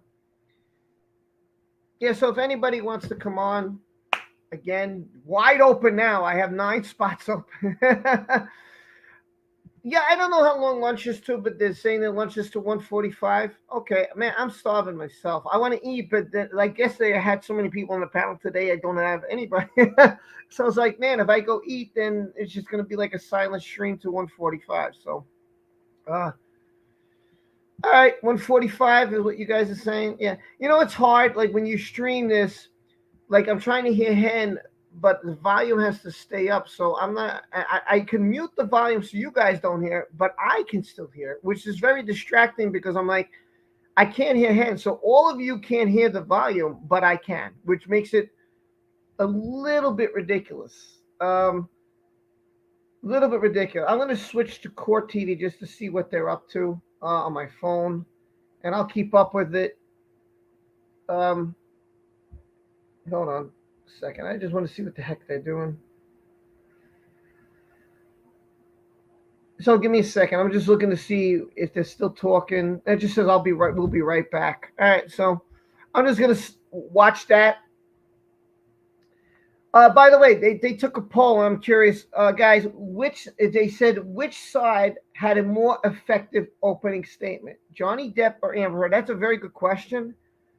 So I'll ask you guys that. Which side did you feel had? I know Johnny Depp's team did a fantastic job with the opening statement. I say it. Their first attorney for Amber did great. Elaine was just, oh my God. I don't know. I'm gonna take a vote. I'll see what they say. Okay, the vote on court on the website says 89% had a more effective opening statement than Amber Heard. I just wanted to show you that. Some comments here. Please come and make sure there's no echoing. Please. Hey, Carmen. I don't like what Today she's sounds a lot better than basically yesterday. saying. Huh? She's giving the whole case. Yeah. Basically, she's handing in the whole case. Yeah. It was. Yeah, she was telling the entire trial. I didn't like that either. I didn't like that. Like it shouldn't be about the entire trial. It should be what you're going to try to do for your client. That should be what an opening statement is. It shouldn't have been this long and drawn out. Like, oh, okay, in April and in March and in this year and in the plane and no, that shouldn't be. She should just go. We're going to show that Johnny Depp did drugs. We're going to show that Johnny Depp did alcohol. We're going to show that my client is innocent. Stuff like that, it shouldn't. We have evidence. We have Disney. We have WB. We're going to show the police didn't do their job right. We can sum it up in quick sentences. There's no need to. Oh my God! It was too drawn out. It was too dramatic. It was. By the way, they said, "Carmen, please turn off your YouTube. We're hearing everything twice." Yeah, it's starting again. Yeah. Yeah, which is driving people crazy. Yeah, this case is crazy. But what the opening lawyer for her said that he's gonna do this soap opera case, that's bullshit. I don't buy it. Tammy said Johnny's team had a more effect. The jurors could keep up with them. But team did told the whole trial it was all hearsay without facts, and now they're definitely going to have to. Yeah. Well, I think they have a good idea of what they know that's coming at them. Yeah. Let me see if Court TV, what's going on at Court TV. I'll check again. Yeah, I'm the same way. Hold on. No, it says we'll be right back. We'll be right back. We'll be right back. That's all I'm seeing here. Oh yeah, they're back. I'll put them back on. Here, hold on. Let me go again. I'll put it back on because as soon as I can get it. Is it Court TV or was it? Oh no, it was the YouTube channel. I'm in Court TV, watching it on my TV. I'm gonna put it on YouTube, the YouTube channel. Now, let's talk about the counterclaim for a few minutes. Hold on, give me a sec. I should have left it on, but I got tired of hearing. Oh God, I just got tired of hearing. Johnny Depp's life until October 2016. He wasn't there for any of All right, so you click on one thing and it goes crazy. Sorry. Everything he does is based on Johnny Depp. Johnny Depp used Anna Waldman as his agent. There's a new soap. Can you smell it? I'll get it with you guys in a second. The dark side and the light. The Dr. Swatch Star Wars collection is here. With natural, nourishing ingredients. Star Wars collection. Funny. And making all kinds of statements about Amber Heard. And those statements are as follows in Amber. Heather, if you can pull up the first. I can't believe she's gone on for this long. I can't. The first one is Adam Waldman, Depp's lawyer, said afterwards, Amber Heard and her friends in the media used fake sexual violence allegations as both a sword and a shield, depending on their needs. They had selected some of her sexual violence hoax facts as the sword, inflicting them on the public and Mr. Depp. Now, there isn't any sexual violence hoax. There isn't any hoax at all. But he's out there affirmatively stating that she's got this conspiracy with her friends and she's making these things up. And it's very, very damaging and harmful to her. The testimony will be that these Depp fans take and run with these things. And you're going to hear from an expert who talks about computer-wise, when you search the hoax and you see that it just spreads out into the internet and the social media and generates a lot of negative publicity. It is a hoax. Amber. Statement 2, please. It's a hoax. This was made in April of 2020. It was edited. Depp's lawyer Adam Waldman said the various discrepancies prove that nothing Heard and her friends said about the events of May 21, 2016 could be considered credible. Quite simply, this was an ambush, a hoax. They set Mr. Depp up by calling the cops, but the first attempt didn't do the trick. And she's still going. The officers came to the penthouses, thoroughly searched and interviewed, and left after seeing no damage to face or property. So Amber and her friends spilled a little wine, roughed the place up, and got their story straight under the direction of a lawyer and publicist, and then placed a second call to 911. Now, I've already told you all about the events of May 21, but you're also going to hear from the second set of officers. There's no way that Amber was trying with her friends to now get charges pressed against Johnny. They'd cleaned everything up. They didn't want him in there. The absolute opposite of what he says there. The third statement, if you may. Depp's attorney, Adam Waldman, said, when Amanda Day Cadenet, that's a friend of Amber's, Amber Heard's best friend and Me Too activist, recants her support for Ms. Heard and testifies against her, you know we have reached the beginning of the end of Ms. Heard's abuse hoax against Johnny Depp. Amanda Day Cadenet never testified against her, but that's not the part that we're claiming is the defamation. It's abuse hoax against Johnny Depp. In other words, in all of these articles, he's saying that she created an abuse hoax, and you're going to make those determinations of whether that's true or not. But what we're going to show you is that not only was tremendously damaging to Amber emotionally, and you're going to hear from an expert on domestic violence and intimate partner violence, IPV, about how those triggers happen when you have somebody who's gone through all of this and she's trying to heal and she's trying to get past this, and then bam, you come in there and you inflict this and put this out in the public and everybody runs with it. There's over 1 million, we're going to tell you about 1 million different searches on the Twitter from these different hits. How that impacts her emotionally every time somebody calls her a liar for what she went through and how hard she tried to protect Johnny Depp so that his children and the public never found out about that Johnny Depp, and how much that has harmed her and how much emotionally that's impacted her and re-triggered. But we're also going to talk to you about the reputational damages for that. Amber made it through the divorce. Then she got cast in Aquaman. A few of you saw that. That was a blockbuster. It was the highest grossing movie in DC Films history ever up to this point. It hit over $1 billion in a very short period of time. It was a mega hit. She was moving forward. Then she gets hit with these defamatory statements and all of the Depp followings and the computer and Twitter and everything else. Nobody wants to touch her.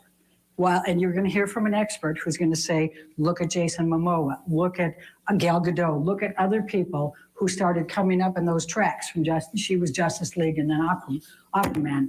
Look what they're getting. They're getting commercials. They're getting all kinds of different film opportunities. These are the things that she would have gotten. Nobody will touch her. She's a pariah. And we're going to ask you, as Ben said, to hold Mr. Depp responsible. Enough is enough. But we're also going to ask you to hold him responsible and try to fully and fairly compensate Amber for what he has done to her. Thank you very much. Thank you, Ms. Bretterhoff. Based on the time, ladies and gentlemen, I think I'm going to release you for lunch a little early so we can just start with the first witness. And with that, the opening statements are in. They've been in real time for some time now. The jury's been on their lunch break, but as you know, we don't want you to miss a moment of any of this here at Court TV Live. So we played for you those opening statements in their entirety. Couple key things I want to point out. They're not evidence. Opening statements are not evidence in a case. They are merely a framework that the advocates, the word advocate is so key here, the lawyers who are fighting for a position, respectively in this case, are putting forward for this jury. They just give the jury a nice roadmap of knowing what's ahead in the trial. As soon as the first witness gets up there on the stand, takes the oath, and then starts talking, that is when the evidence starts coming in. That is evidence the jury can consider. The opening statements, the closing arguments are just kind of to help the jury have a roadmap to follow and understand the importance of what's really at issue in this case. That's true. That's why it was The too thing I will long. say is probably the biggest reveal from these opening statements is that we learned from the attorneys that both Johnny Depp and Amber Heard are going to be testifying. Both of them will take the stand during this trial, and our Court TV cameras will be there for it all. What I want to do now is some analysis with you. Let's bring in our guest who's on the program today. He's standing by in Knoxville, Tennessee, You where guys he want to hear the practices analysis, criminal or should I defense give you work. my Attorney Greg analysis, or Isaacs, what do you want and me to just do? joining You us tell from me. Atlanta, Georgia, retired Chat, you DEA tell me. You Special want me Agent us Ted talking, Golden. Ted, or welcome, do you want to hear welcome. this? Let me begin with you, if I may, since you're just joining us this hour. Let me know what you want me to do. Ooh, both sides shooting off lots of fireworks in these opening statements. At the end of the day, you know, what were you really left feeling watching this as objectively as possible as someone who's providing analysis on Court TV? Did either side really speak to you, Ted? Not really, because, you know, like you said earlier, defense attorneys, or in this case, are both defense attorneys. They kind of play up the emotion and the drama, and this is what you're going to hear, this is what's going to happen. That's what it And is. more than likely, all the drama is going to be saved for when they testify, because they've got to back up the things they put on paper. So it's going to be interesting to see how they're able to wriggle and waggle their way out of or into. All right, hold on. I'm just clicking out of some stuff, and I'm gonna get back. Look, okay, I know, I know I don't get enough. I'm the only one who works in the courtroom.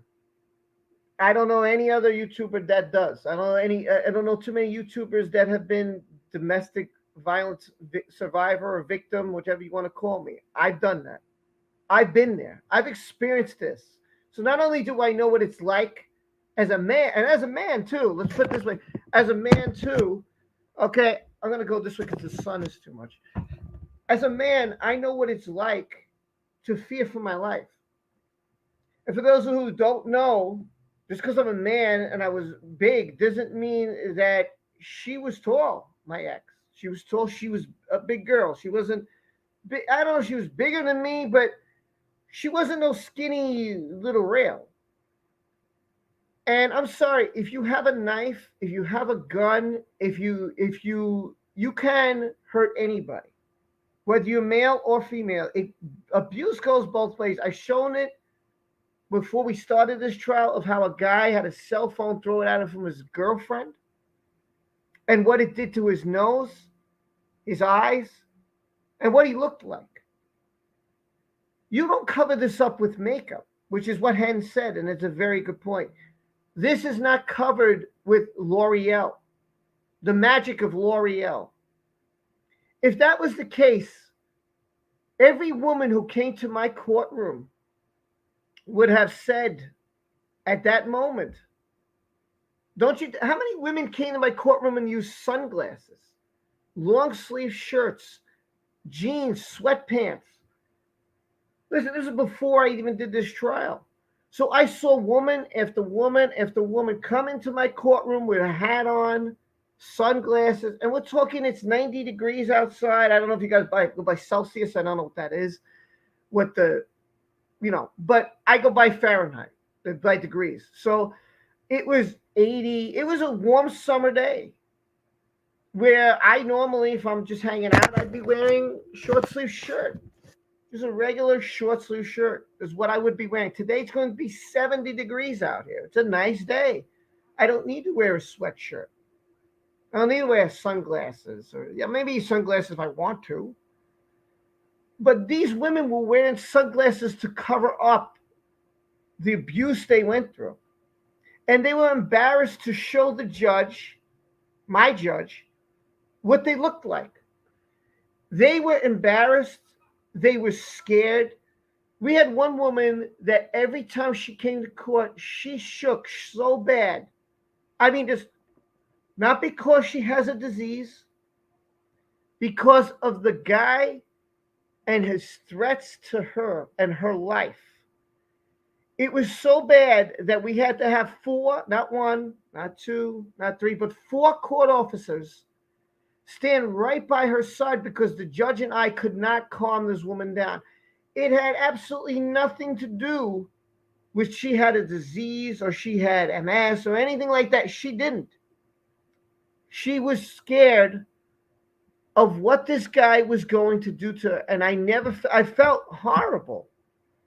And this is time and time and time again that this is not makeup is going to cover. I wish since I was number 9 on that list that the Amber Heard fans that I showed you this morning, because they put me as number 9, I wish that they would have put me in the trial. I wish that Johnny's team would have said, you work for the courts, right? Yeah. Did you see women abused? Consistently. How many cases did you do a day? Varied. If I had overtime, it would be 70. And if we had the regular cases, it could be 10 to 20, depending on how long that they went. There was so many things for me that I couldn't. The things I saw that another human could do to another human being was scary. It was sad. And for me, that I had to sit here with a stone cold look, but inside, it was very hard for me to not feel horrible for these women who consistently came to the courthouse.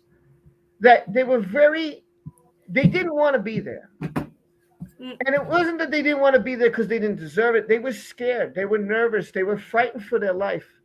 And one of the saddest things I'm going to tell you that my judge hysterically broke down at, and this is very sad and very, very powerful, is that one night, it was a Tuesday night, I think, or Monday night, I had to stay overtime. We had what's called intake. That's when we get all the new cases. All the new cases come into the courthouse, right? So my job as a clerk is I had to stay there as long as these cases keep coming in. People could come in at 5 o'clock, 5:15, 4:30, whatever. They just come in and file, and we have to take them all brand new cases. And these are people who are being beat up, okay? So we could have 10, 20 of these, 30 of these come in one clip. This woman came in, and she showed us what she was going through, and we gave her a temporary order of protection. She was the last case I had. I never forgot. The last person I gave a piece of paper to for a TRO, it was at 7:30. I went home. The next morning, we come into our regular courtroom, and my judge is, oh my God, oh my God, oh my God, oh my God. And me and the court officer looking like, what's happening? There's no one in here but us. She panicked, and she found out that on the news that the woman she had gave the TRO to was killed by her boyfriend, who came with a gun to her home and shot her in the head and then shot himself. Mm-hmm. And these are horrible things that I had to witness every single day in a courthouse. So if you're going to tell me that you can cover up with makeup, that's a lie. That's a flat out lie. These women were wearing sunglasses and a hat to protect themselves because they were too embarrassed to show people in the street, people in the courthouse, even the judge. They were reluctant to take off their glasses because they were so scared to show their eye, which looked like this, or their eyes, which they could barely open their eyes. Their eyes were all messed up. I was like, this woman needs to go to a hospital. This is scary. And even the judge said, you're right. And I told the judge, I slipped a note, said, she needs to, I think she needs to be physically checked on. And the judge was suggesting, you want to go to the hospital? Do you want us to get EMTs here? Do you want us to get the court officers? Do you need help? A lot of them said no. They looked down like they were wrong. A lot of these victims, survivors, were like they were guilty. Like they had done something to deserve the beatings that they took day in and day out. So when all of you come here and say, I was beat, I was hurt, I hid in the bathroom, this guy threatened me with a sword, my ex-girlfriend was actually threatened, but her husband threatened her to put poisonous animals into the bed, like a snake or a spider. This is real. This is real life. This isn't acting. This isn't some fake Hollywood movie. I'm telling you, these are cases that really happened in my courthouse. And this was day in and day out for over 2.5 years that I was there. And it was very difficult. It wore on you after a while as a human being, because you're like, how much longer can I be heartless? How much longer? It was hard. So when her attorneys say that she used makeup, I can tell you that is not true. There is no way that had she been abused as bad as she reported, that she could use makeup to cover up her face. And that's all I'm going to say. It's an absolute, complete lie. And I wish to God that Johnny would have had a victim from this community to have in. Whoever would have volunteered, I wish that they could have shown the pictures of their injury, of your injuries, whichever one it was, that he could have said, hey, I need a member from this community. Not mine, it could be any community, this the whole overall. I would have said, I need someone to come to the witness stand for me. I need that you have pictures. Because this stuff is real. And she's making like a joke out of it. It's not a joke. It's not, this is real, not these little marks that she claims she had. That's not what you would have from what you described as choking. If I'm choking you, there'll be marks here on your neck. Because I'm not choking you just to go, hey, haha. I'm choking you because I'm angry. Yeah. Exactly. Are the lawyers allowed to lie like that? Liz, I'm sorry if there's anybody attorney here, and I swear I'm not trying to insult you. But us as clerks and in the courts, we always say, oh, good, the liars are here. That's what we say. And we tell them, and it's an ingoing joke, and we keep it internal, and the court officers know that, and we always go, so, you got other liars outside?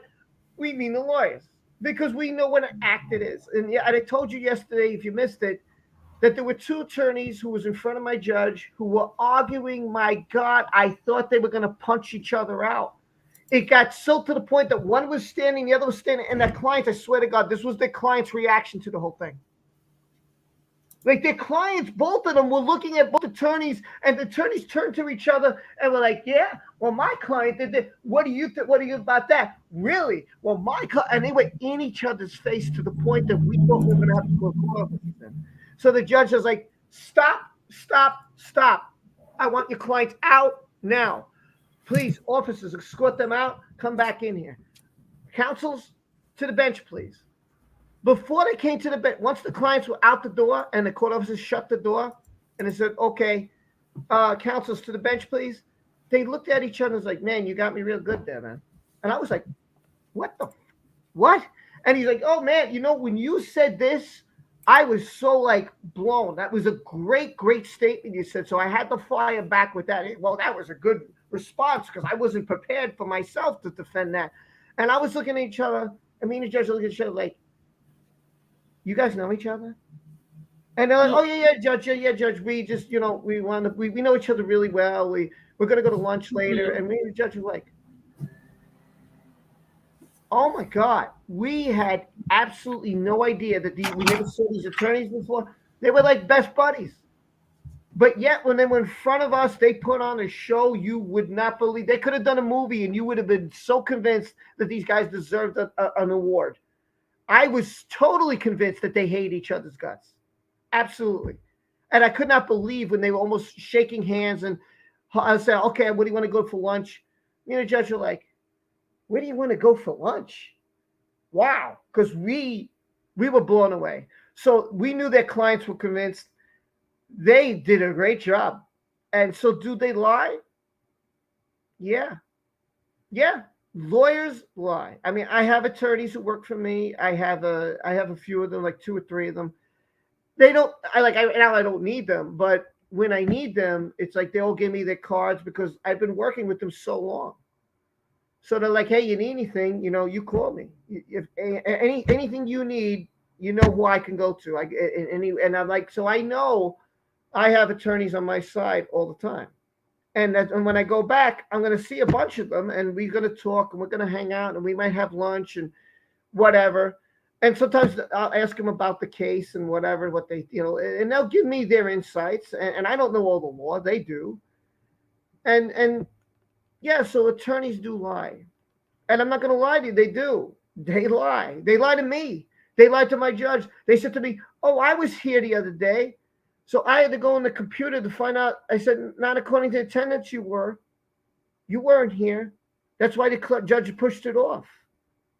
So why are you lying to me when it shows me right here in front of my face that you were not accounted for when we took attendance? Oh, I came later. Yeah, but if the court case is 9:30, who's telling you to walk in at 11 o'clock? That's very disrespectful to your client, and it's very disrespectful to your judge. Listen, do you know, I'm going to warn you, do you know that these attorneys will charge you hundreds of dollars for something that you could do for free yourself that'll probably cost you $5? And all you have to do is read it and fill it in? I swear to you, they will stifle you for money. That's what they do. Mm-hmm. I'm not trying to put down attorneys. It's just this is their job. Their job is to put on a show in front of the court and their client. This is what they're getting paid to do. Mm-hmm. Now, in my opinion, the analysis of this is Johnny's team did a fantastic job. To the point. Oh, hell yeah. It was exactly the way an opening statement should be. Amber Heard's first attorney, he did a great job also. To the point, wasn't dragged out. But man, when Elaine got on the bench, it was like, Jesus, help me, God. I was like, what in the hell? Well, then this happened. Then that happened. And again, I said, it sounded like my mother. Well, Mom, what happened then? Oh, well, this happened. And then your brother did this. And then this happened. But then she said this, and I didn't know what to do. So then I had to do that. I was like, my mother can go on for, God bless her, but she can go on for 30, 40 minutes straight without me saying a word. And that's what this seemed like. This reminded me of my mom talking to me that I did something wrong. It's, hey, Donald, how are you? Good to see you, man. Good to see you. It's a lunch break right now, so they're supposed to come back in about 20 minutes, give or take, and I'll go back to it. So this is kind of lunch break time for anybody. Tal, what do you what was your view on? I mean, what do you think about the opening statements? Well, well, like I said before, if you see like the difference between his and her, faces, you obviously can see the difference. She's like trying way too hard. You can see her going looking up and go like, I need to try to cry. I need to try to cry, because I'm the victim, And then with Johnny, you can see like he's like listening, and then he's like going through the time that he's been through, reminding everything and listening. And then when he's not like, when you see like he's not how do you call it? He's not agreeing, you can see him go like, what are you talking about? Like, yes, maybe this happened, but it doesn't mean I'm this and this and that, you know. And with him, you can see his, oh gosh. Well, I thought they were very professional. I'll try to help you out. Yes, absolutely. Johnny's professional, even though, well, let's say with her, Turd, she's also a professional, kind of. Right. So you know how to act. But with her, you see, it's too much. Like, oh, I need to look innocent. But with him, it's like he's listening, and he really is going through, memories, everything. And when he hears like the Elaine saying a lot of things that are not true, like we all were listening to her, and she's just saying, "Yeah, we have proof that he did this, he did that." Very dramatic. Very and dramatic. Yes, exactly. And I'm like, girl, where? Show it to me. Show it right now. Like right now. Where is the proof? Nowhere. And you're like talking this bullshit, like he did this and this and that. I'm like, okay, he did this and this and that. Okay, then show us. Oh, I don't see anything. It's just like babbling. And with Ben, he's like calm. He's just, telling his story, like it's true or not. And with Elaine, you can see a little bit overacting. Oh my god! And then you see Eve Barlow sitting there, like, yeah, we innocent. I'm like, oh my god, I can't. Black suit. This. This your face was like, I mean, listen, like, I didn't do anything. How dare you talk to me? Like, oh my god, I missed a lot. And it just breaks my heart. Also with Johnny, it breaks my heart. You're like, you can see an obvious difference, and then you see those 8 turds. Those 3 people. I don't understand why you have to bring your kid with you, but okay, whatever. Yeah.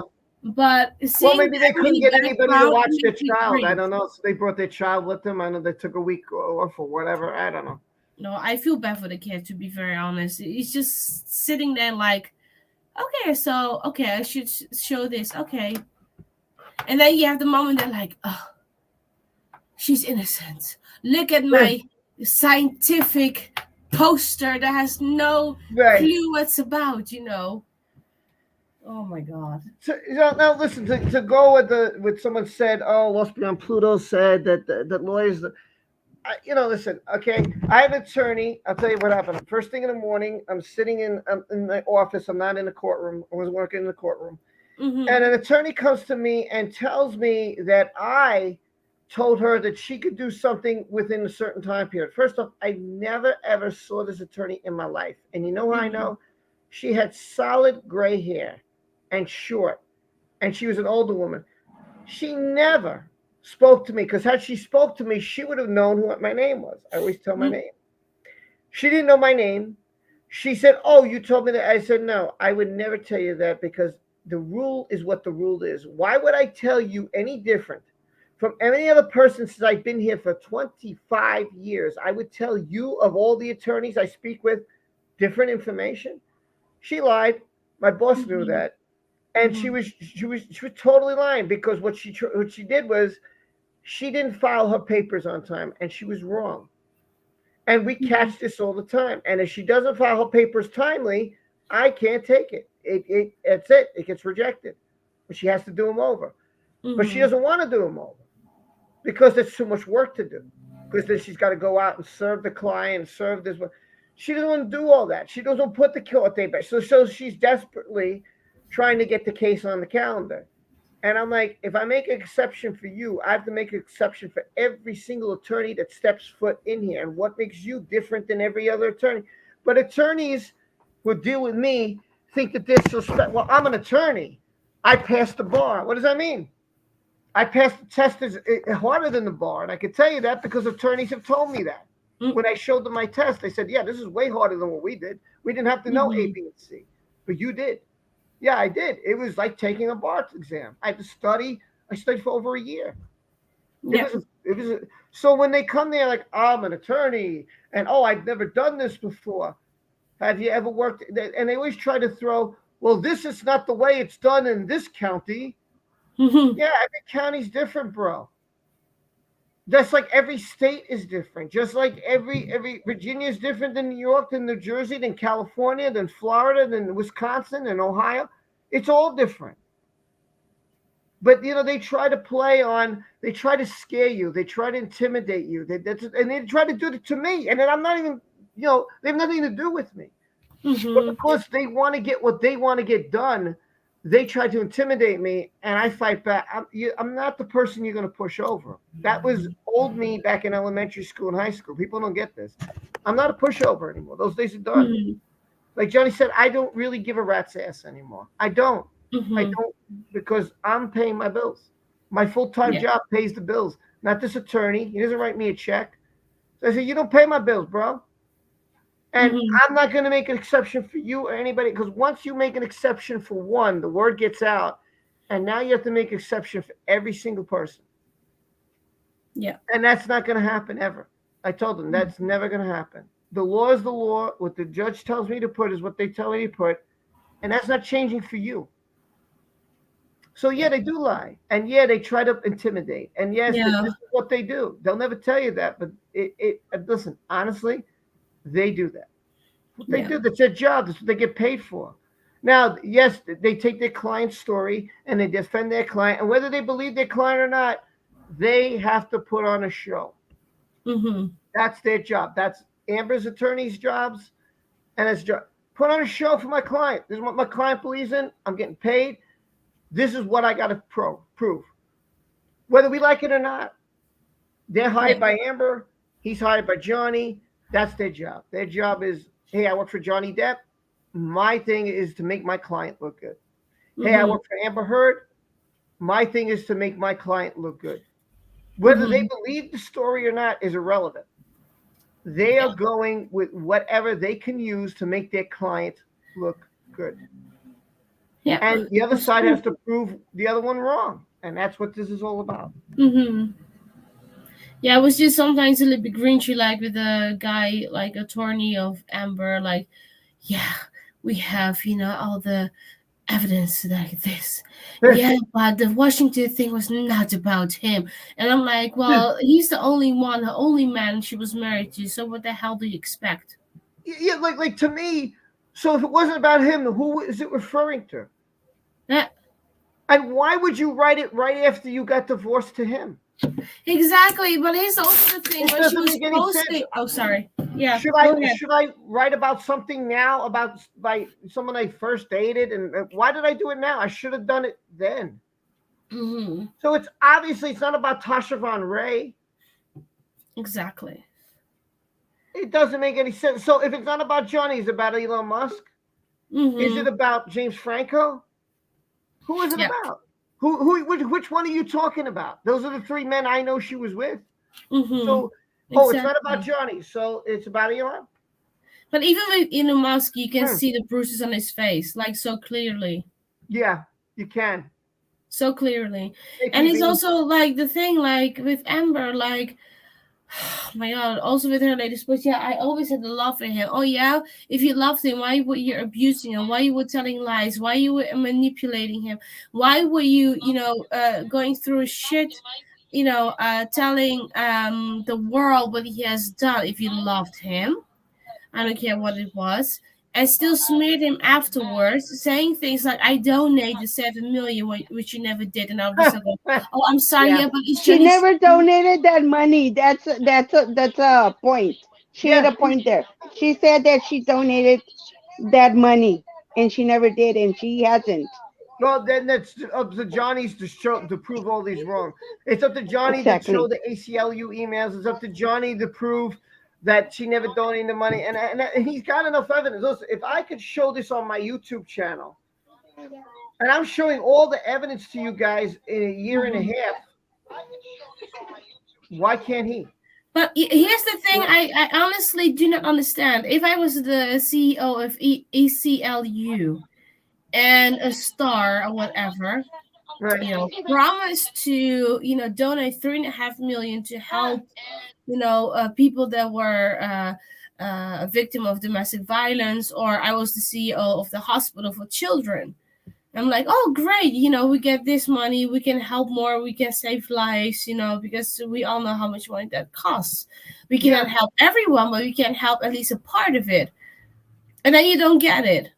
Like, I don't understand, like, ACLU, how can you, like, even act and say, like, oh, but Amber is innocent, but she didn't even donate, so I cannot even be happy about it. I will be pissed. If you promise something to help people that are in need, you say, I donated, I wanted nothing, and then nothing happened. I would now go after 3-4 years, go like, oh yeah, no, well, she's still innocent, even though she did not donate. It does not make any sense at all. No.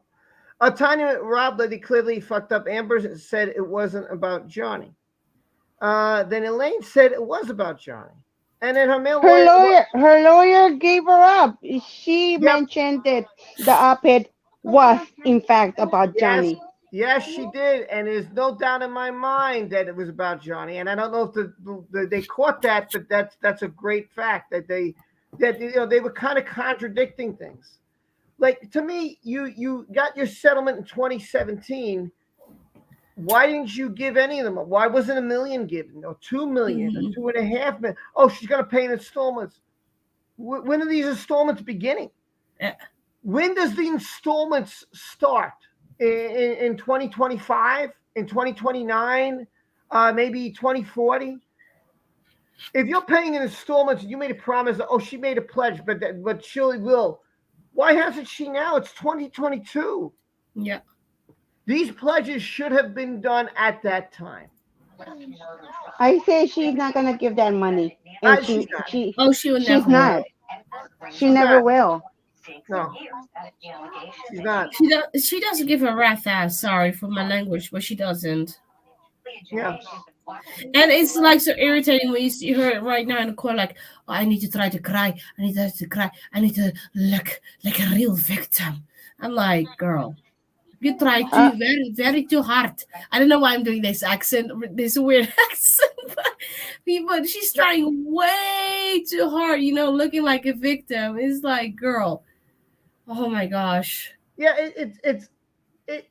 it's so obvious, because I would say, okay, so if it's not about Johnny Depp, and that's what you're saying, well, before we prove you wrong, who would it be about? Let's see. Amber was married to Tasha Van Ray. No. Yeah. She went out with Elon Musk and James Franco. So let's narrow it down. There's only 3 men that have been in her life. Mm-hmm. Well, if it's not about Johnny, then I guess we got a good case for Elon or James Franco, don't we? Because it's got to be about one of these men. And she was only married to one man. Muskie is the main one. So please. But also, let's be clear, like I said before, in the live video before, I think it was 3, I don't know. But anyway, but if he was that violent, don't you think that Vanessa Paradis, a very classic, very respectful, down-to-earth woman, will let Johnny to get near her kids, near her, after 14 years that they were together, or 26 years they have known each other? Don't you think she would? I don't think if he was that, she would never be together with him in a relationship, first of all, and she would never have kids with him if he was that bad. Yeah. Rob, who invited the bear to the party? The stream is open. It should be on top. Anybody can come. I see his message right there. Yeah, anybody can making come. fun of me again. It's been pinned to the top. That's why people are coming in and out. I know. If the bear wants to come and growl, he can come and growl. No. The bear is not allowed to growl. He wants to wait, show. I will growl. Wait. Bring the bunny over. Bring Sad over. Sometimes, I mean, I know you would never do it, but sometimes, what happens if let's say you're, I don't know, I'm not trying to be sexist, but let's say you're trying to think of something you might do. Let's say you're focused on paying your bills. I don't know. Mm-hmm. You're focused on paying your bills, and your husband comes over and just because wants to abuse you, hits you from the side. You never saw it coming. So even though you would say, I would never let anybody do this to me, you might not see that coming. And once that comes, your body's going to be in shock and in pain to try and recover, but then the next one might come. So before you know it, you're sitting there like, what in the hell just hit me? And sometimes that's what happens to some people. I hate to draw the picture, but there's sometimes there's just nothing you could do but duck and cover because it's too late for you to react, to stop it. You know, it is a lot of situations. I'm not blaming you. I'm just saying that sometimes, and I'm not making excuses for anybody, but sometimes there's a lot more to a situation than we know. There's love, right? Like Johnny's team said, he flat out loved this woman. This woman. He was deeply involved with this woman. You know, maybe you know you have kids with the person, and you're like, well, I don't have anywhere to go. I don't have money. You know, he's controlling a lot. Like I can't get to my phone. If I get to my phone, he might be watching or this. So you're scared. What happens? He hurts my children. What happens? He tries to kill my kids. Oh my God, that's the thing that irritated me also the most with Aileen. Like she was like talking about her baby. I was like, her baby? You mean her prop? Yeah, her prop. Yeah, that's what that is. That's why she had that kid in April to try to say, look what a mommy I am. I'm such a good mommy. Yeah, That's and then bullshit. Amber, like with her face, like, yes, I'm a mommy. Like, yeah, I feel sorry for that child. Yeah, she's just being used. Lunch will be done soon. Very soon. I'm gonna go back and check. In 1 minute, right? It's about 1:45. Yeah, 1 minute. Yeah. So I'll go back and look to see if it's starting or Yeah, not. I'm also looking here on YouTube with the how's it called? The Law and Crime Network. I don't go to that network because they strike people. Oh, really? Well, I'm just looking here so I keep you updated. Yeah, because Glera was on. He would know. He does a lot of this. He does a lot of true crime and stuff. And he said, "Look, you know, they come after me, so you know, I don't want you to come after you." She mentioned in the tweet she released before the court. She said that she still loves Johnny. In my opinion, if you do love somebody, you wouldn't abuse that person. All right, sorry, I had to lower the Overall, volume. you Not will because not be, smearing somebody. And especially with AH, with the UK trial, rewriting the statement, what they said, and then you write the whole different statement and go like, yeah, but he was a wife beater when they never said that. Well, she wrote that. So it says another, she never loved him because you would never say like, yeah, he was a wife beater. Yeah, see, Ginger says the same thing. They start so slowly, you don't see it coming till you're right in the middle of it. And it's the mental abuse that they start. Yeah, and that's the thing. Sometimes you, as much as you say, I'll never let anybody do that to me. Yeah, maybe that's true. But sometimes you just don't see it. I never saw it coming. I mean, if anybody thinks that I wanted to get hit with that, I didn't want to get hit. And by the way, I keep saying this. I know you guys keep saying that, but I can't use this. I can't use this. Yeah. I'm just letting you know, I cannot use that. That cannot be used. It's not going to work. So just letting you know. I know they're late, but better late than never. And at least I'm seeing something, unlike the UK, which I saw nothing but got articles from me. Yeah. So I'd rather see it firsthand, and we could talk about it every day, than me not knowing what the hell's going on. I have to wait till late at night to read some article and then do a video on it because I don't have any other information. I'd rather you guys see it firsthand with me, and now we can see it firsthand with me. Yeah. What happened, Ginger? That's them back. I don't know if they're back yet. Let me know. They're back now? Okay, because I don't want to keep hitting Wait, let me the see. dang thing. So I hope I bet we're gonna see her they're back, changing. they're back. I Yes, see. yes. All right, I'm gonna head back. You're standing out right now. All right, I'll God, head with back. she with Yeah, her I face, bet. I swear I cannot. Johnny is so natural, and she's like, I know. You know, and what makes it funny is like how they're describing her. Like, oh my God, she had to take one line roles. Well, maybe if she was a better actress, she wouldn't. I don't know. And then you have there Eve Barlow, like so serious. Yes, that is my friend right there. You know, black. You guys think that they're gonna change their story, the narrative of the story yeah. again? Of course. Like they do. Well, we're gonna find out now. Wait, here we go. We're gonna find out now. I'll mute for a second. Take it. Oh, what happened? All right, they're on a break. It says we'll be right back. That's what they said. We'll be right back. I'll put it up there. So I hope it's Well, not I the see other some side. people coming in again, so. Yeah, they're not showing it in court. Court TV is always a little delay. Do you solemnly swear or affirm Yeah, to testify or truthfully in this it's case? now Yeah, see? starting here, at least with the law and crime. Yeah, so you could see that I don't have it up yet. So yeah. Just gotta wait. That's all I can do. Oh, every time when I see his face, I just want to hug him so bad. I understand. You and me both. Oh, you're not the only one. Okay, who's sitting there? It's a woman with gray hair. Half gray hair. Your full name for the record. Okay, I will mute for a second. Elisa Christine Dombrowski. Oh, Christine, okay. Yeah, you guys are a little ahead. Again, Browski. I can't show that, and that's the problem. So I know they're a little ahead.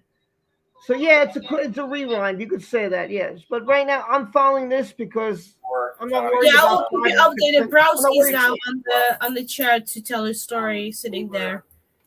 Okay. Heh, that's funny, Tanya. Oh, it's about her and Johnny Depp in their child years. I will listen to it. I will let you know. Okay. Yeah, I'm just waiting for Court TV to show it. So right now, we'll be right back. So I guess they're preparing.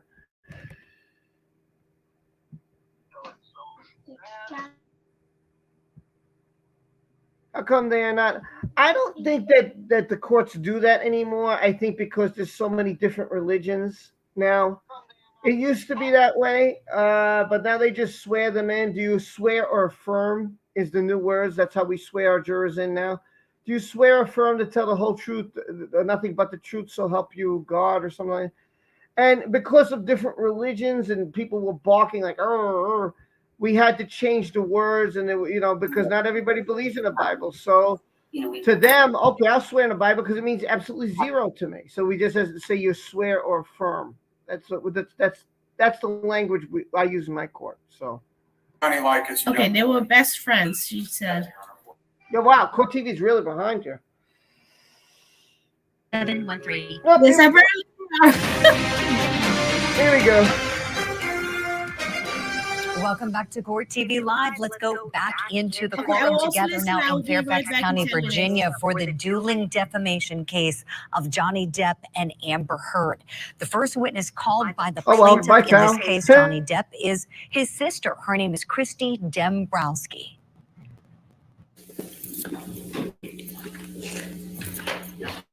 Okay. Hi. Yes, sir. Good afternoon, Ms. Dombrowski. Would you please state your full name for the record? Elisa Christine Dombrowski. Ms. Dombrowski, what relationship, if any, do you have with Johnny Depp? He's my younger brother. How much older are you than Johnny? 2.5 years. Ms. Dombrowski, I'd like to ask you a few questions about your and Johnny's childhood. Where did you all grow up? We were born in Kentucky and we moved to Florida when we were kids. Who lived in your household with you and Johnny? Our mom, our dad. We have an older brother and older sister, and Johnny and I. Who was the youngest child in your family? Johnny. Would you please tell the jurors what your relationship with Johnny was like when you were growing up? Johnny and I were very close. With having the older brother and older sister, we were the two younger ones, so we were really close, and we basically were together all the time. We played together. We played Hot Wheels. We played Batman and Robin, where we each had a role in that. And he's probably going to be embarrassed I say any of this, but we practiced, karate kicks with each other and chopping. I mean, we were just friends. We were like best friends. What was Johnny like as a young boy? Objection, Your Honor, 404. If you want to approach.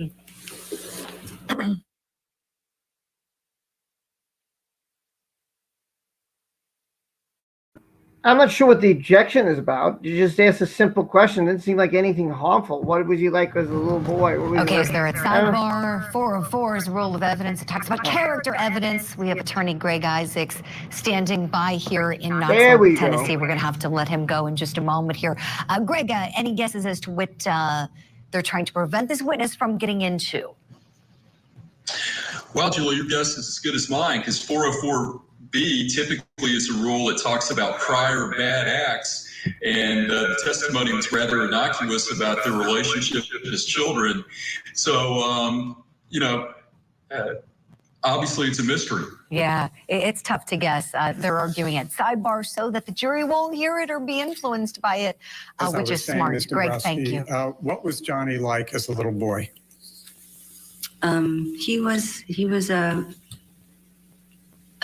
shy, sweet little boy. He had a very caring personality, but also he was a little bit of a clown. He loved to, play tricks on us or try to scare us. He was a very typical happy little boy. Objection, Your Honor, move to strike 404. Your Honor, I'm going exactly where I said I was going. All right, I'll stay in the last part of her answer, and we'll go forward from there. Thank you very much, Your Honor. Ms. Dabrowski, how would you describe your parents' relationship? That was complicated. Would you please explain to the jury what you mean when you say your parents' relationship was complicated?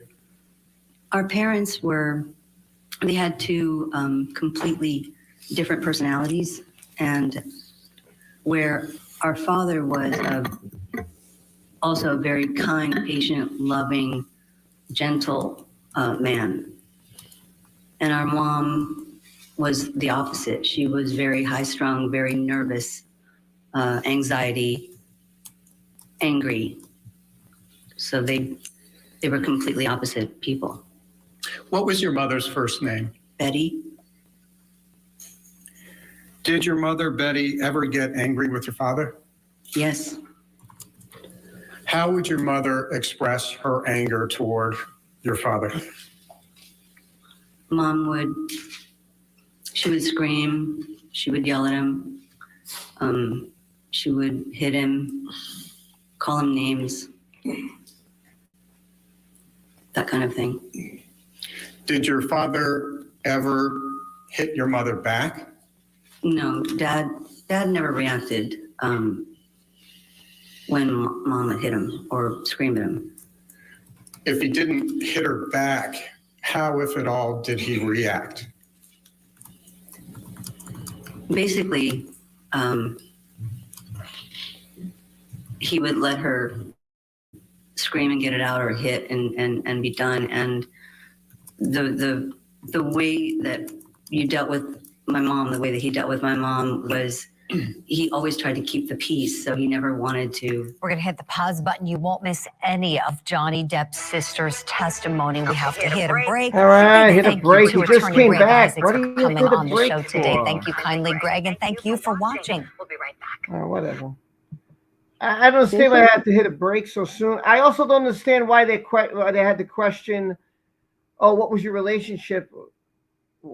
He's a sister. What is there an objection to? I didn't understand that. This is bullshit. They're pausing too much. Well, it's court TV. I don't know. I mean, they want to probably go to 5 o'clock. That's probably why the court. Sometimes the court ends at 4:15, so they probably want to push this to 5. So and also don't forget what pays the bills. Commercials, advertising. So we're not seeing it. We're on YouTube, but what pays the bill? Us watching and the advertising they get. So they get ads, and based on the amount of ratings, they can charge more to these companies who want to advertise during a certain spot. Like if you have the Super Bowl, right? That's one of the biggest things you want to see. That's why they're taking a break. It's the biggest thing you want to see. So they had the advertisers in. We're not seeing it because we're on YouTube, so they won't show that. But on Court TV, they probably got their advertisers that they're getting paid money to pay people. To bring this person out, but he just tweeted that she has been arrested for domestic violence. What happened? That Waldman just tweeted. Waldman? Adam Waldman. How? I didn't know he had a Twitter account. I thought he was banned from Twitter for life or something. His Twitter name is Adam Walmington. I don't know if that's the real one though. I don't know if that's the real one. I don't know unless he changed it to sneak on.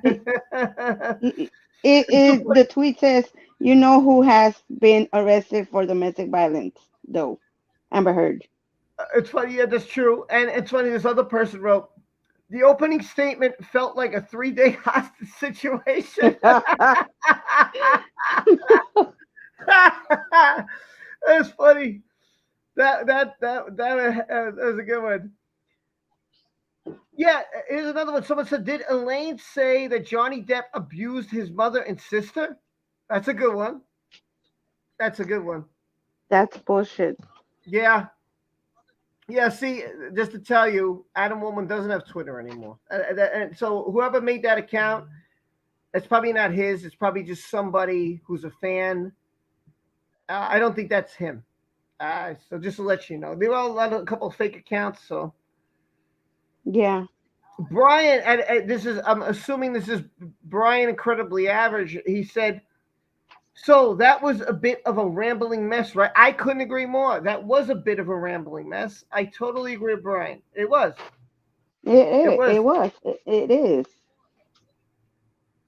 And another person said they have proof of the ACLU. That's true. Yes, they do have proof of the ACLU. And this is on Twitter. This is where I'm getting from it. So I'm getting a lot of people on Twitter writing about this. So I'm just reading it. I say, Elaine said that they have proof. Show it. Where is it?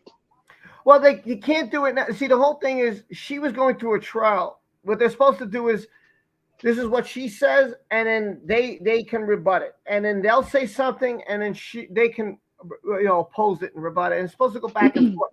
She was just going over the whole trial. That's why when it said she was rambling, she was basically giving the whole trial. Yeah. I said the same thing. I said, it does sound like a mess. It did. Like, no one's going to say something about the first 3 attorneys. Oh, we're back. So let me keep quiet.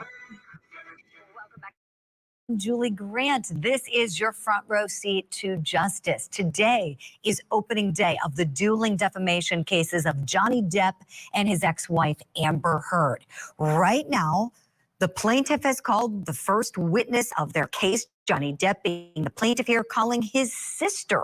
His older sister, her name is Christy Dombrowski. She just took the stand a couple of moments before the break. Let's go back in where we left off. He didn't want to engage in anything, so he was very, he would step back. And whatever it was that she was angry about, he would try to go ahead and make sure that he took care of whatever she was insisting that he do. Is it fair to say he did what she wanted? Yes, it's very fair to say he did.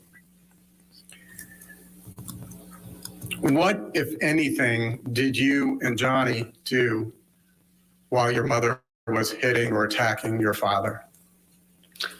We would leave the area. We would run and hide. We would go to our room, either we would go to our room together or, depending on where we lived, if our room was close, we would sort of run off and get away from it. How did your mother treat you and your brothers and sisters? Well, there's a similarity, in how she treated Dad. Again, she was very anxious, high-strung.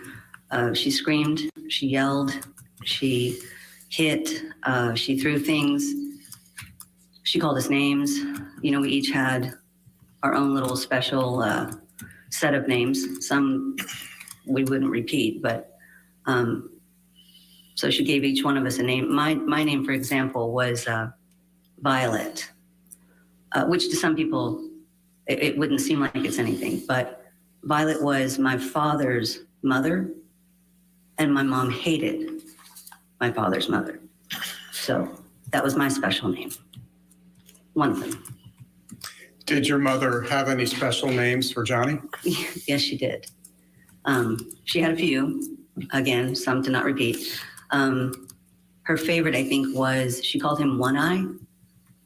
And she called him that because when he was young, the doctors thought he had a lazy eye, so they would put a patch on his good eye so that they would strengthen the other eye. So she used that as, you know, a way to find a new fun name for him.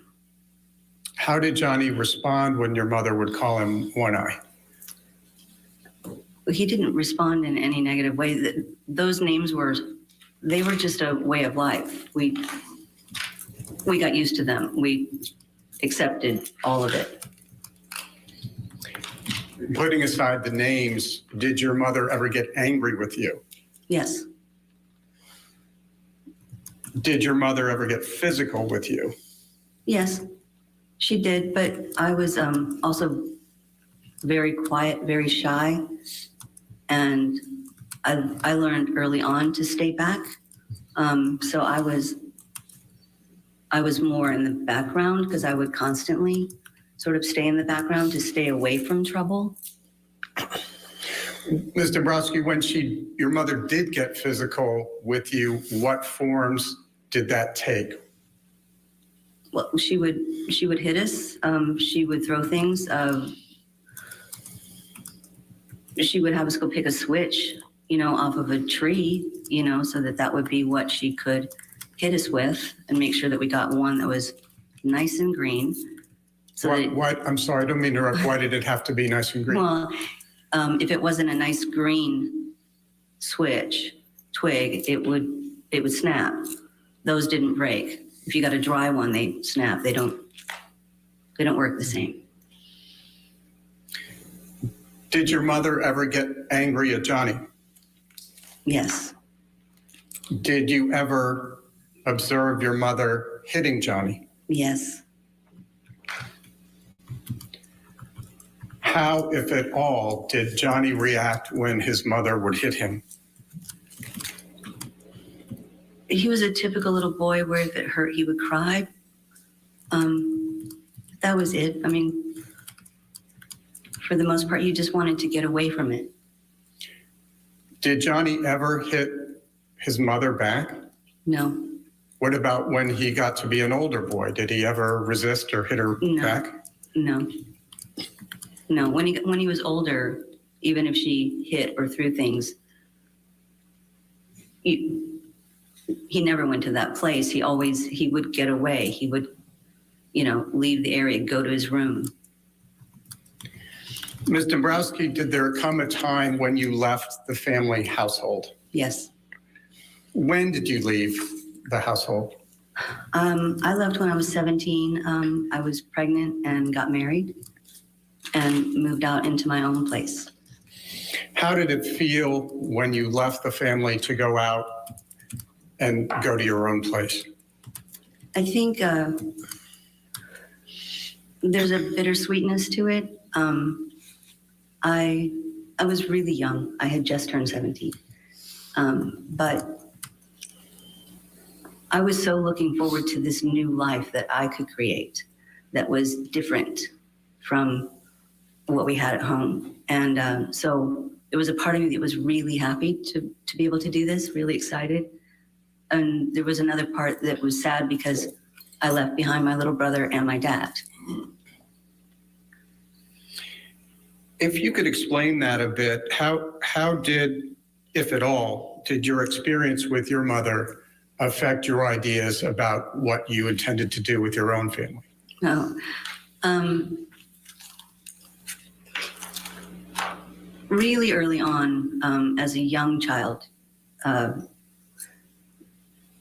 none of what was happening in our home felt good. And so as I got older, you know, both Johnny and I actually, we decided that once we had our own home, that we were never going to repeat ever anything similar in any way to our childhood. We were gonna do it different. So Johnny felt the same way? Absolutely.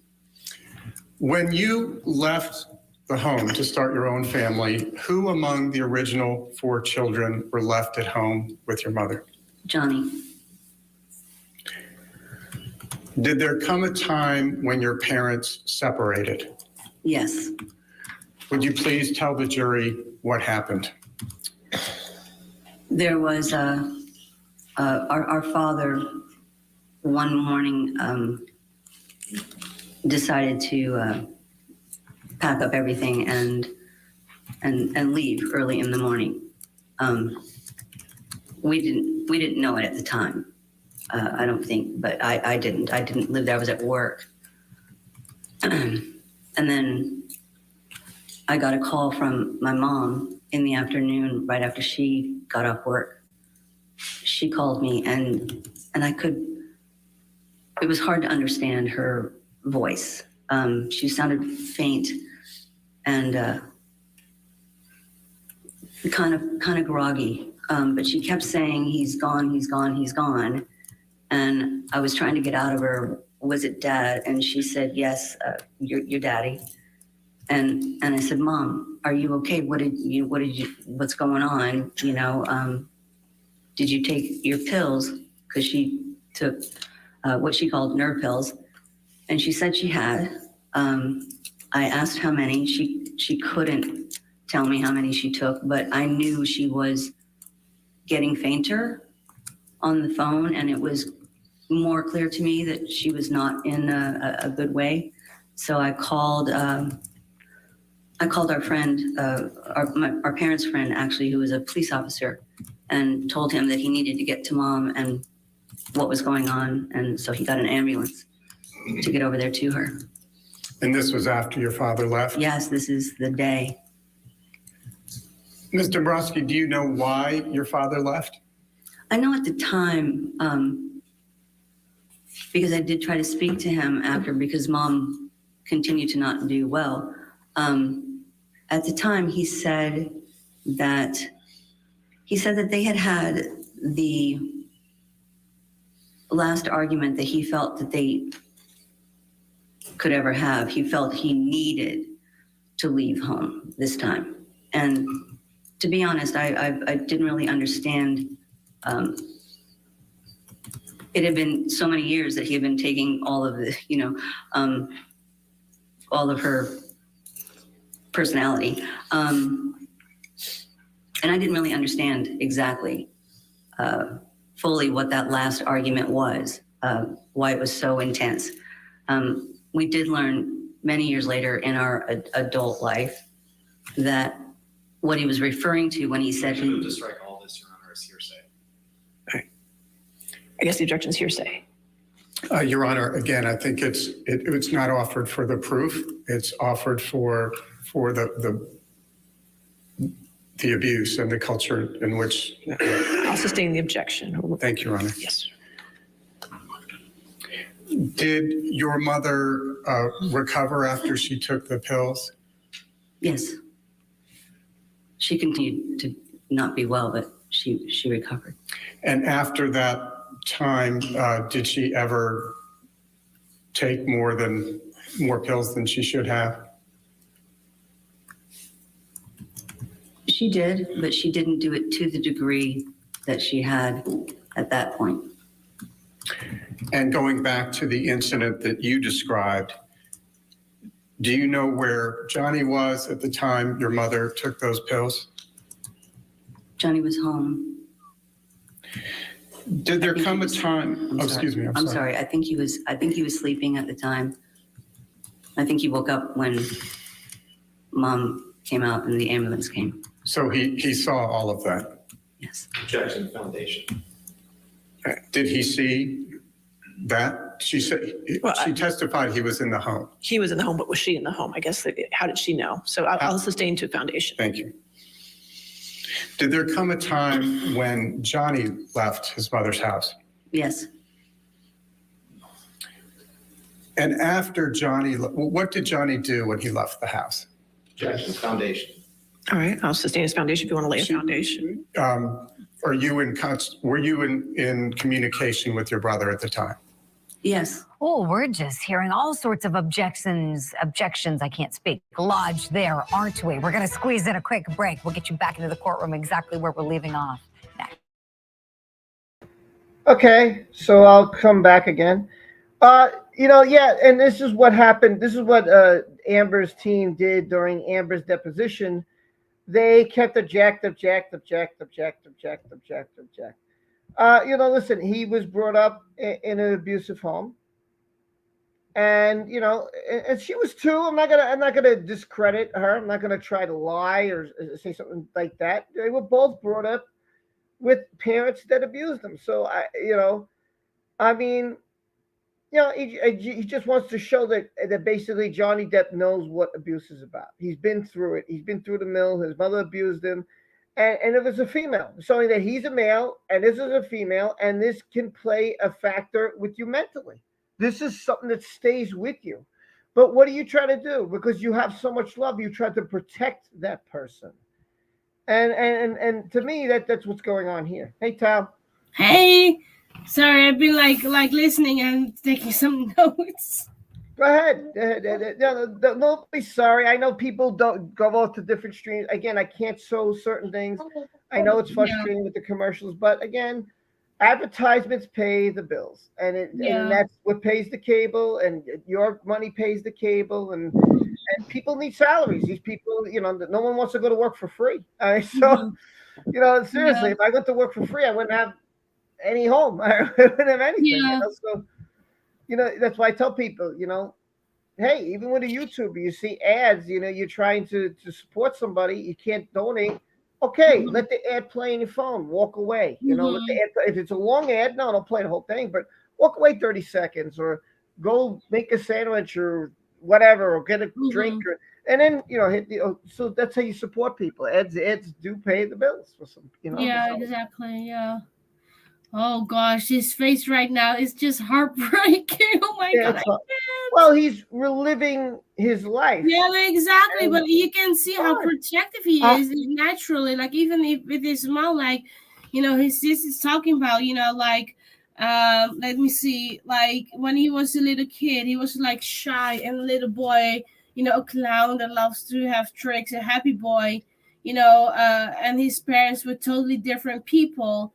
The dad was very gentle, but the mom was the opposite, very strong, with strong anxiety, angry, and will beat them, even beat the dad, scream, throw things. But he never hit the mom back.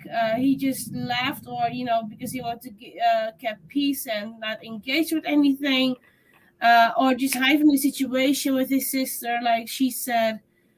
Let's see, and then she would make fun of his lazy eye because apparently Johnny had lazy eye. Yeah, I didn't know that either. Yeah.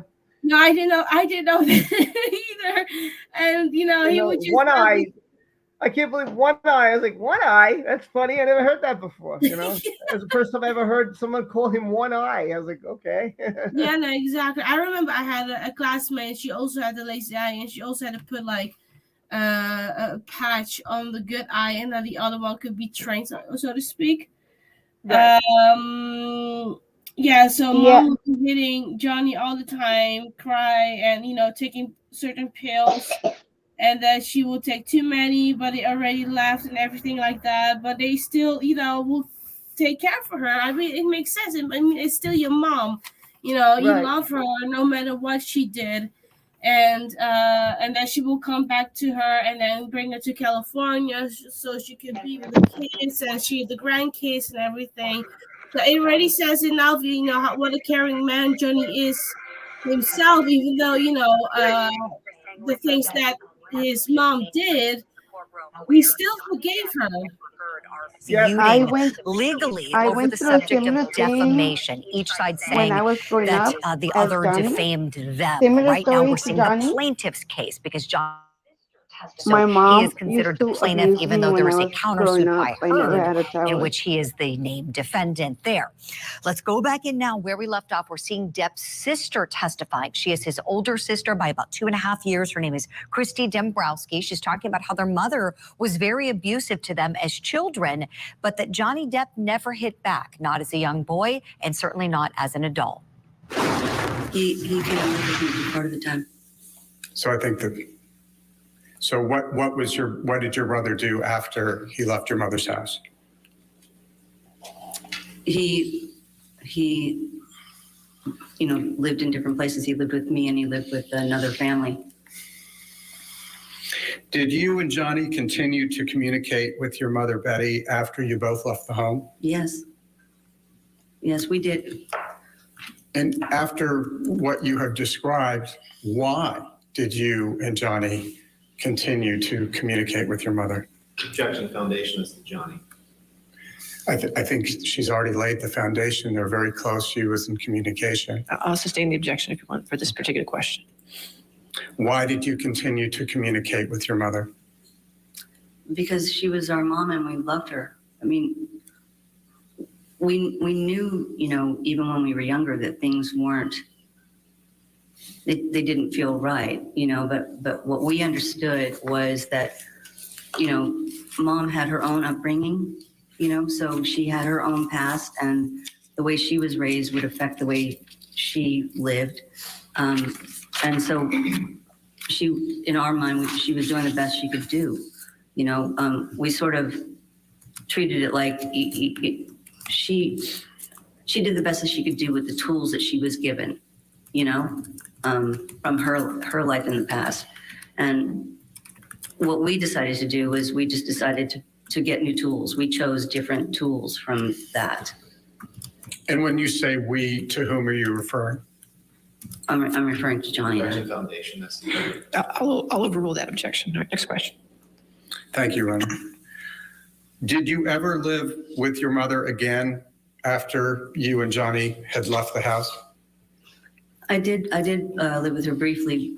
She had gotten diagnosed with asthma when we lived in Florida, and she needed to move to a drier climate. So Johnny moved her to California, to Palm Springs for the drier weather. And I moved also so that she wouldn't be alone. So I lived with her for a period then. And if you could just please elaborate on what role, if any, Johnny played in your mother's move to Palm Springs. He was the only reason the move could happen. He purchased her a home and paid to have everything moved out there. Did there come a time when your mother ever left Palm Springs?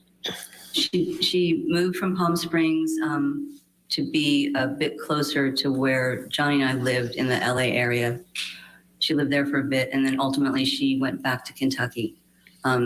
She had her siblings were still there, and a couple of them weren't doing well, so she wanted to be closer to them while she could. And after she moved back to Kentucky from Palm Springs, did there come a time when your mother became chronically ill? Yes. When was that? 2011. Would you please describe briefly what her health condition was as of 2011? In 2011, she was living in Kentucky, and we received a call that she had been diagnosed with the final stages of Parkinson's.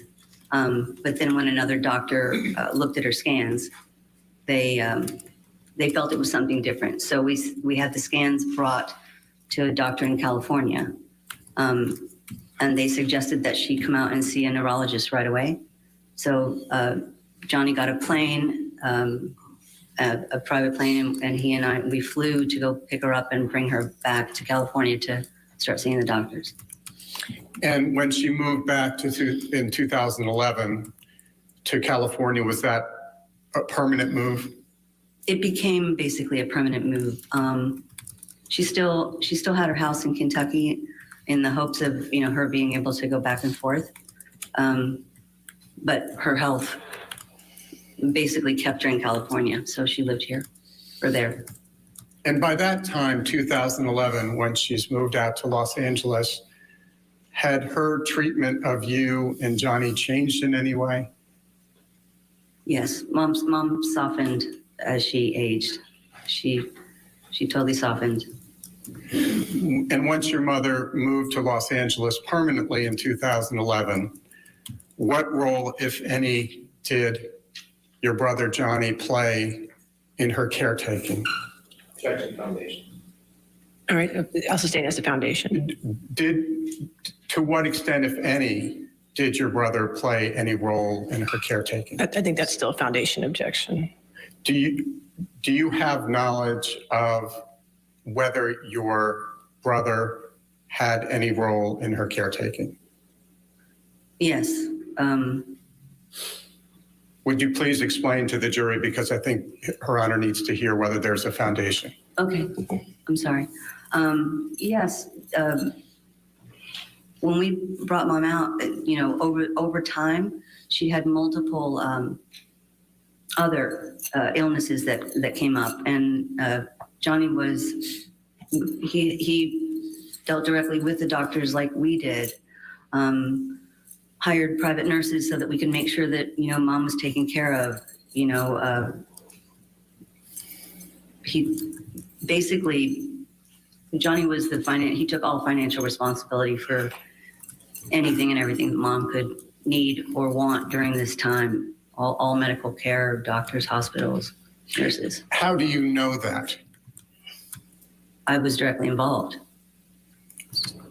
Is it fair to say you saw Johnny do those things and have those interactions? Yes, I was there. I was directly involved in all of that. Did you witness your brother having any interactions with the doctors relating to your mother's care? Yes. How often, if at all, did your brother visit your mother, Betty, after she came to live in Los Angeles in 2011? Objection, foundation. Were you ever present with your brother and your mother when you all were visiting? Yes. Mom lived in a house that was basically across the street from Johnny. It was a house that he has on his street. And I was there, quite a bit. Johnny was pretty much down there every day, a couple times a day. Mom, like, she would see them all the time. One of her favorite things was watching Johnny take the kids to school and waving at them, because she never got to do that before. So, who were your brother's kids? Oh, Lily Rose and Jack. We'll get to that in a little bit. Did there come a time when the family was considering putting your mother in a hospice? There was. There were conversations with the doctors that we should start to consider that, since we weren't 100% sure with the variety of conditions that she had, what we needed to do. The idea of hospice was something that felt like, since we didn't know a time frame, the idea of introducing new nurses or something, at a certain point in someone's life where they recognize there's a difference, and that could be frightening for them. So we didn't want to instill any fear.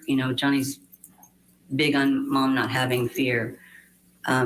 So instead, that's when we hired nurses, so that the nurses could be there 24/7.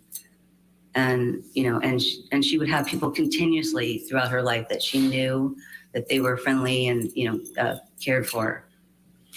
Did you actually have a conversation with your brother about the possibility of your mother going into hospice? Yes. Did he express an opinion about it? Yes. Well, this is where it all comes from, because the idea of hospice, which is an amazing thing, but for someone who, when you don't know, with the variety of illnesses, you don't know what a timing is. The idea of introducing it, new people, is something that becomes almost a signal, you know, and this was a very big discussion. This is why the nurses were hired.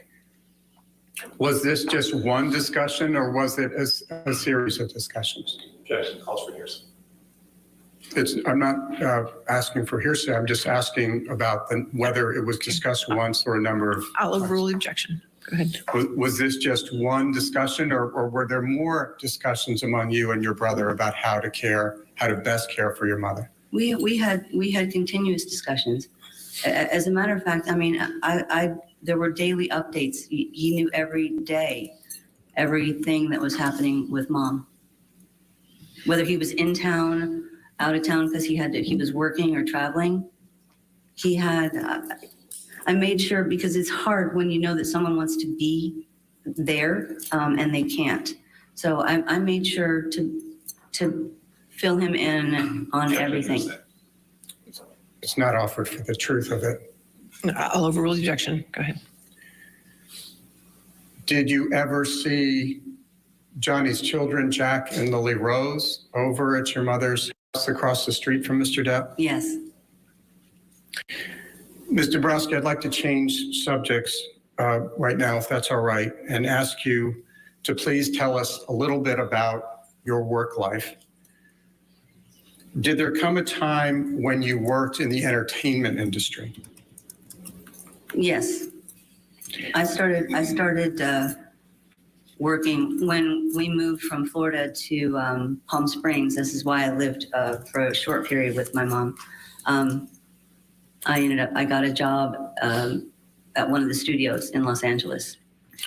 Which studio was that? It was Columbia Pictures. I was, my title was, I was an executive assistant to the executive vice president of comedy development. And what were your job responsibilities when you started there? I handled my executives' daily schedule, meetings, budgets, scripts, phone calls. And then in addition to that, we had, there were 4 other executives and they had assistants. So my desk was also to oversee those assistants. And when we had writers come in, I oversaw those assistants as well. It sounds like a big job. It was a good job. We're getting quite a look at Johnny Depp's life, starting from his early life as a child, all through the eyes of his older sister, Christy Dombrowski. We're going to squeeze in a break. We'll be right back live with more after this.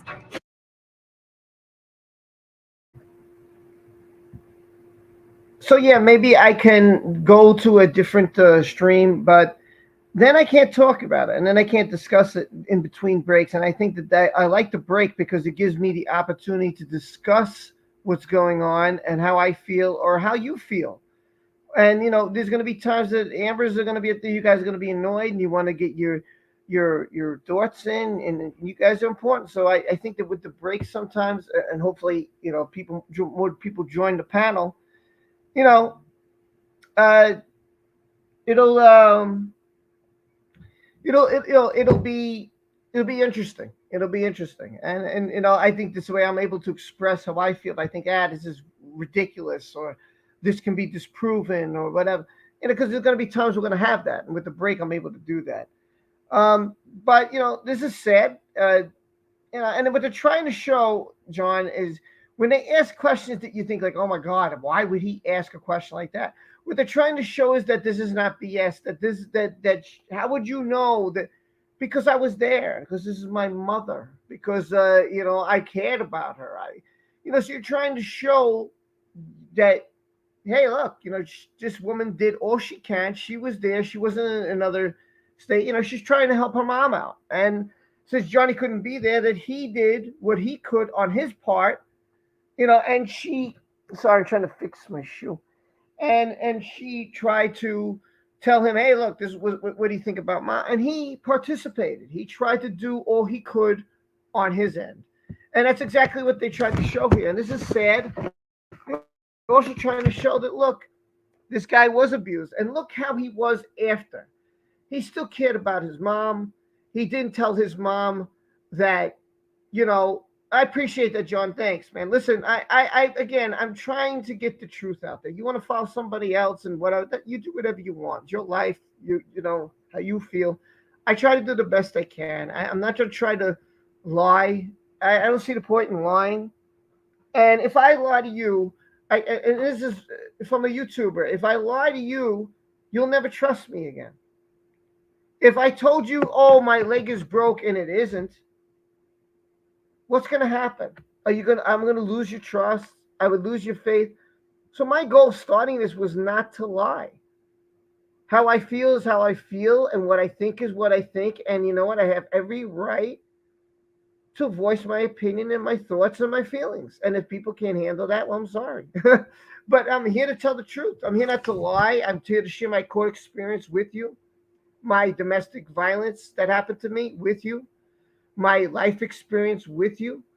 And I'm here to read what you go through and what you've been through. And I'm here to put you on a panel, which I have 9 spots open today. I had to glare, you funny. Don't trust Rob, only him. Here, Rose says, trying to establish that he never deviated from from his personality and character. That's a great way to put it. Yeah, that's exactly what they're trying to show. This is a nice guy. This is a kind guy. He's never changed who he is.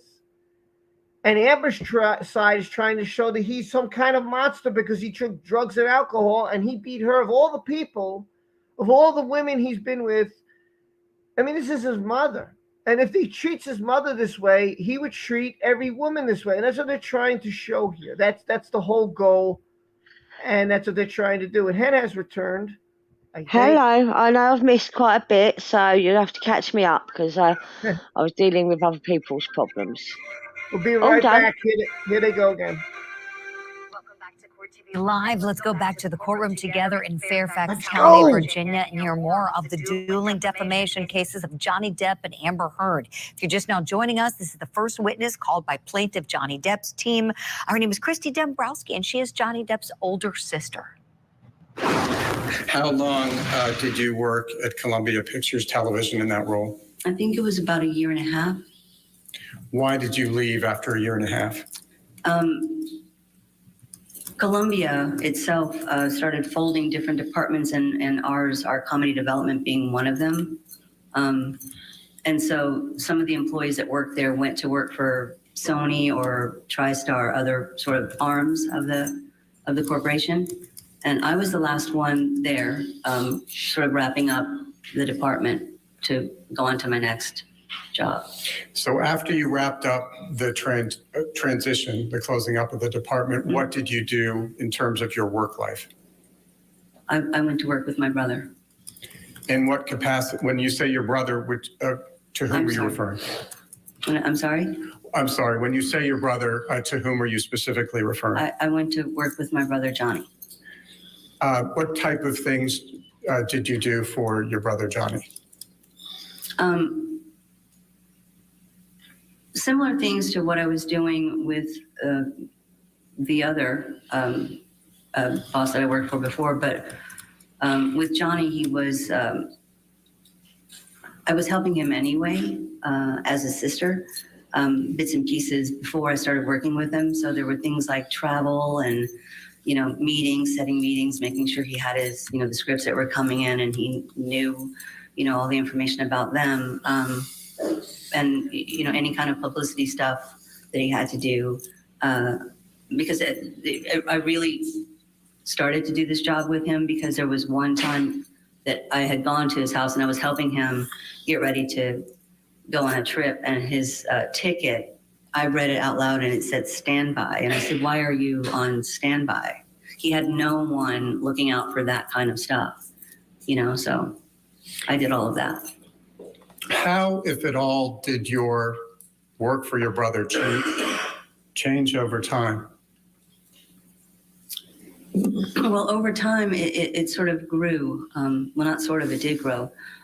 His agent, I worked sort of hand in hand with his agent, and you know, as she got to know me more and I got to know her more, there were other parts of her job actually that she would give to me. So, you know, instead of just doing scheduling meetings and calendars and travel, now I've become a person who's talking to producers or, you know, as it expands, you know, all the executives at the studios and studio heads, and I've, you know, become a part of contract negotiation, et cetera. It just grew.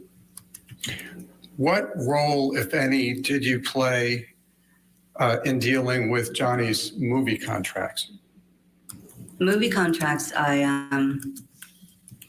because I know the history and because there's a certain amount of parts of life that are important, you know, to a human being, not just to an actor, but to a human being. And I know the human being. I was part of mostly negotiating parts like there's an area called perks, and perks means anything and everything that an actor would need in order to perform his duties and in order to, you know, to also move right to the location to do the duties. So I was part of all important dates that, you know, needed to be considered in a calendar, making sure the house was what he needed to have for the family, the travel to get there, making sure he had his staff, drivers, security, pretty much anything necessary was in that. Ms. Dombrowski, can you give the jury some examples of some of the things you put on the perks list? Sure.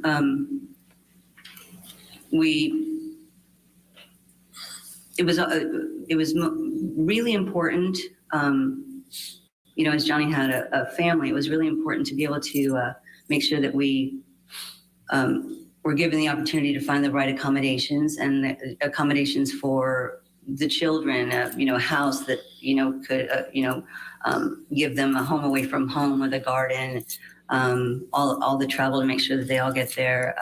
There were really important dates that we carved out in every contract.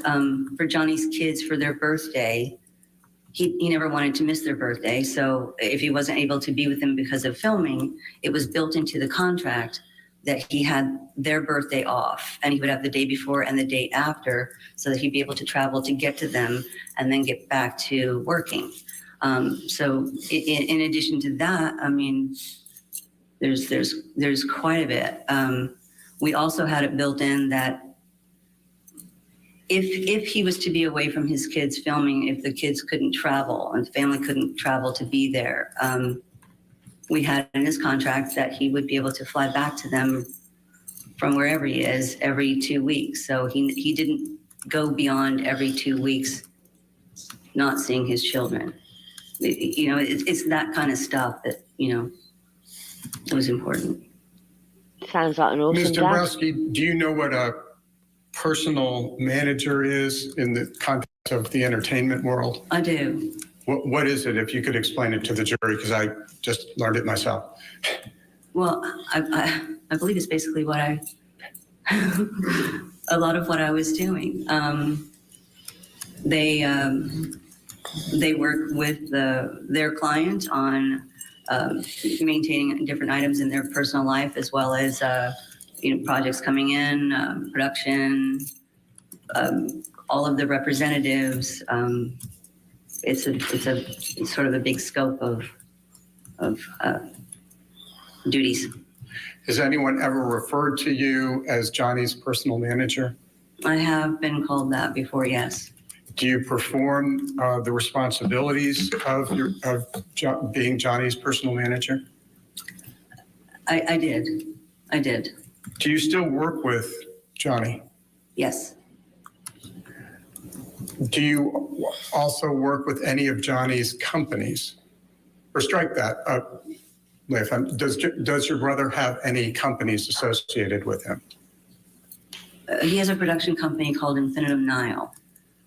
What type of company is Infinitum Nile? It's a production company. We develop, you know, projects for films or television or, you know, different things. And putting aside your responsibilities as your brother's personal managers, what role, if any, do you play in Infinitum Nile? I'm president of Infinitum Nile. When did you start working at Infinitum Nile? From the beginning, in 2004. I think we started in July 2004. And would you please explain to the jury some of your responsibilities as president of Infinitum Nile? My duties as president were I oversaw everything within the company, the staff where we were developing projects where, maybe there's a book that people want to develop into a film or a TV show or different ideas. So I oversaw that, all of the development, their schedules with meetings with different people to take those projects out, to pitch. There's so many tasks to that job. I don't know how to really lay them out. So what is clear at this point is that Johnny Depp's sister was very involved in his life. I'm really even working with him to essentially kind of just look out for him as he was going on with his acting career, various movie contracts he got. She was involved in the negotiations to a degree. We're going to go right back in exactly where we left off after this quick break. Okay, good. Now me and Hen could talk a little. And that's why I don't mind the quick breaks, because, look, it gives us an opportunity to share our thoughts. And without the break, what's the point of me doing this? Because then I can't say anything, and it's just going to be streaming straight through, and, like, why am I here? So what did I miss? Obviously, I missed beginning of her she's stating that, she was there for Johnny, and she's kind of his manager. She was kind of running the show. That Johnny was there for his mom, even though he was abused as a kid, and he had a lazy eye. They called him one eye, so they put a patch on his eye. It wasn't to make fun of him, just what she called him. And her mom was quite abusive to him, and even though she was that way when he got older, he still tried to take care of her. We all know he bought her a farm. And if you don't know that, he did. He did. He bought a ranch with his first paycheck, didn't he? I'm not sure if it was his first paycheck, but his first big paycheck. Yeah, I mean, it just, I think that, listen, her sister, is right now a big part of Johnny's life. She's always been a big part of Johnny's life. They've been family. They've loved each other, and that's what they're showing here. They're showing that Johnny, when he could help, he helped in any way he could think he could. And if he was out shooting or out whatever, if he could give money, he gave money. If he could be there, he'd be there. And that's the kind of person he is. And they're trying to show that. Yeah, and the fact they were talking about, his contract, every 2 weeks he had to be able to go back to see his kids. He wasn't going to be away from his kids for more than 2 weeks. True. Just shines a light on him being a good dad, doesn't it? Well, he is. And listen, one of the things he brings up in the recording with Amber, he said, how do you think my kids felt? I was shocked. I wasn't ready for that. Like, I thought he was going to mostly argue about him and her. And he says, how do you think my kids feel going to school? Hey, Amber, how do you think they feel when they said, oh, your dad's a wife beater? How do you think they feel, Amber? That was a great point. That was a great point. And she caused that. She also basically said, I don't care about your kids. Yeah. Terry's gopher. Hey, I think Terry's your PA. Look at this. Someone helped you. Yeah. They're so funny, these two, Claire and Sharon. They're awesome. I love it. Exactly, Lily. He's a sweetheart. And that's what they're trying to show.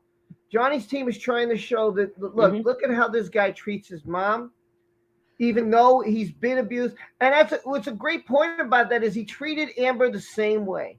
Even though she beat him, Johnny's not a fighter. He's not a tough guy. He's not the bad boy. He may look it with the tattoos and all, but he's not that guy who's going to go out and look to start a fight. And he's not a boxer. He's not nothing like that. She's trying to say he's this mean, horrible human being. And they're like, no, he isn't. Look at what his sister's saying. when a mother who suffered, despite the fact what she did to him, he still loved her, and she still loved her, and they still did whatever they could. They didn't ignore their mom and say, "Hey, mom, go F yourself. This is what you get. Karma's a bitch." They could have been that way, but they weren't. They were both there for each other, and they're both there for their mom. And that's a terrific thing. And that's what they're trying to show. And Amber's trying to make him out to be this mean-hearted human being. And that's what's going on. And that's what's Hello, going on. whoever's just come up. I don't know who you are. That is Hello, Ham. My beautiful Ham. Oh, Courtney. Oh, I'm sorry. All right, we're about to go back.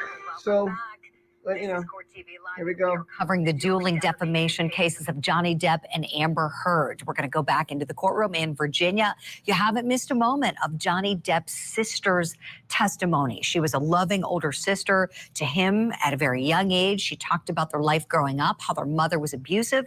And now she's at the point where she's talking about how she worked for Johnny in a capacity where she was looking out for him with different aspects of his film career. Let's watch. Ms. Dombrowski, when did the first Pirates of the Caribbean movie come out? I think it was 2003, I think. What was your brother's role in Pirates? He was Captain Jack Sparrow. Fair to say that was the lead? That was the lead. How did the first Pirates of the Caribbean movie fare at the box office? It did very well. I think it surprised people and did very well. People really, they loved, the entertainment of it, the total ride. Did the success of Pirates 1 change Johnny's career in any way? I would have to say yes. The success of Pirates 1, it became, Johnny, with that role and other studios and everybody seeing the success of that film and how the audiences reacted to that character, there was a whole lot more people wanting to be in business with him. And did the success of Pirates 1 change his personal life in any way? Or his day-to-day life? It did. Because where prior to that, he was able to go out somewhat. He could, go to different stores, go to bookstores, go to restaurants. When Pirates 1 came out, after that, he was much more recognizable now. So many people loved that character, and so he was much more recognizable. So it became harder for him to go out in public without having a lot of people come around that, rightfully so, wanted to meet him. And but then it also became really big. And so we had even people that were chasing in cars. So we had to, at that point, we had to get security team to kind of come in and help us manage how this all works, Who is Jerry Judge? Jerry Judge was basically Johnny's head security. When did Jerry Judge start coming to work with your brother? Well, we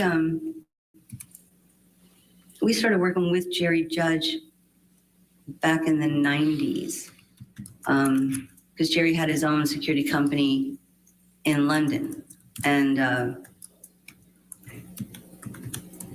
when we would go over there for press or premieres or whatever, Jerry was the one, that set everything up. And we became really close with him back then. And as things grew with Pirates, we brought him over more and more, for some of the items that we had, some of the work that he had, if it was a show or whatever, and brought him on. And then he started just working basically on every film with us after Pirates, probably right around that time. How long did Jerry Judge work with you and Johnny? Well, again, we met him in the 90s, so and around Pirates is 2003. And Jerry was with us up until we lost him. When did you lose him? We lost him a couple years ago to cancer. What was Jerry's relationship like with Johnny? Objection, foundation, Your Honor. All right. Did you ever see Jerry Judge interact with your brother? Sustain the objection. That's leading the next question. That's fine. Thank All right, you, go Your Honor. What, if any, observations were there any times when you saw your brother interact with Jerry Judge? I saw the two of them interact quite a lot, and they loved each other. They were like, Jerry thought of him as like a son, and sometimes as a brother. They really did love each other, and so much respect both ways. You move to strike all of that. I don't think there's any basis to strike that. I think it was most responsive to the I'll question. overrule the objection. Go ahead. Thank you, Your Honor. And I wanted to touch on something you mentioned a few moments ago when you were referring to Mr. Depp's children. I believe you said it was daughter Lily Rose and son Jack. Who is the mother of Johnny's children? Vanessa Paradis. Did Johnny and Vanessa Paradis ever live together as a couple? Yes. How long did Johnny and Vanessa Paradis live together as a couple? I think they were together 14 years. I think. And did their children live with them during the 14 years? Yes. How much time? Johnny Depp's older sister, Christy Dembrowski, said at one point, I know the human being as the reason that she ended up getting involved with some of his career dealings. Let me bring in for some analysis now before we hit the break at the top of the hour. Retired DEA special agent, retired Memphis. Ted, as I was watching this witness testify, at first I was I'm just going to leave this and then I'll cut it in when they go to abuse break. Johnny Depp might have experienced as a child, or him being a peaceful person, because she talked about how he never reacted. But then here we're getting to how she was greatly involved with him all his life, really intimately involved in his career choices. Do you think they're laying the groundwork for setting her up as a witness to have seen or not seen what was going on with Amber Heard? That word to use intimate is what's going to happen here. She's going to be able to explain the ins and outs of his relationships, how it impacted his work ethic and things that he did personally or professionally. She's going to be able to be an expert witness on Johnny Depp. Mm-hmm. Right, because really they're setting her up to show the jury that she might be the person who knows him better than anybody else, huh? Even more so than someone like maybe the mother of his two kids. They were just talking about her at the point where we paused the video. But this is sister. Nothing like the relationship you have with your siblings that goes back. They're like your first best friends, right? Yeah, she's going to be like his twin. She'll be able to talk about how he feels, how he expresses himself, how he deals with stress, how he deals with anxiety, and how he deals with drug use. Mm-hmm. Right. Ted, over the years, you've been in so many court cases, federal cases, state cases, testifying as a witness, and you've heard a lot of objections made. As I was watching this, I kept thinking, wow, we're hearing a lot of objections made by Heard's team. Do you think that's jumping out at the jury as maybe looking like they're not wanting the jury to hear the full picture from this witness? Well, the defense, his attorney is purposely asking questions that causes the defense attorney to jump up and say things. And it does distract the jury, and it makes them wonder, why is he doing this? And he knows exactly what he's doing. Mm-hmm. Disrupting the flow, huh? Exactly, purposeful. Yes, ma'am. Yep, when it's happened going well. a lot of times to me. Yep. To you, I'm sure when you're on the stand. It works. I bet you were a magnificent witness, Agent Golden. You're a magnificent guest, always on Court TV Live. Thank you for being on the show today. We'll look forward to having you back real soon. My time is done. Don't go anywhere. Ashley Wilcott is next. She'll take you back into the trial.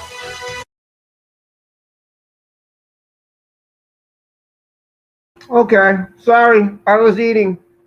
I got That's hungry. right. So have I. Sorry. So, what does Tal say? I have a feeling that his sister is really nervous and a little bit scared. Well, she don't want to be. She don't really want to be there, does she? No one wants to be there. True, but I mean, I don't think she looks nervous or scared. I think she's really conducting herself very well. She doesn't seem. Listen, like somebody who lies, she's not stuttering. Like the minute they ask the question, there's no thought process behind it. It's like, who's his wife? Bam. What did you do? Bam. There's really just, it's almost rapid fire. It's like, ask a question, here's the answer. Ask a question, here's the answer. There's very little pause. And maybe like something like, when did the movie start? Yeah, I would have to think about that too. Like, oh shit. I think 2000. Yeah, that might cause a pause. Yeah. So what I'm getting from the body language, what I'm getting from the attitude, everything's truthful.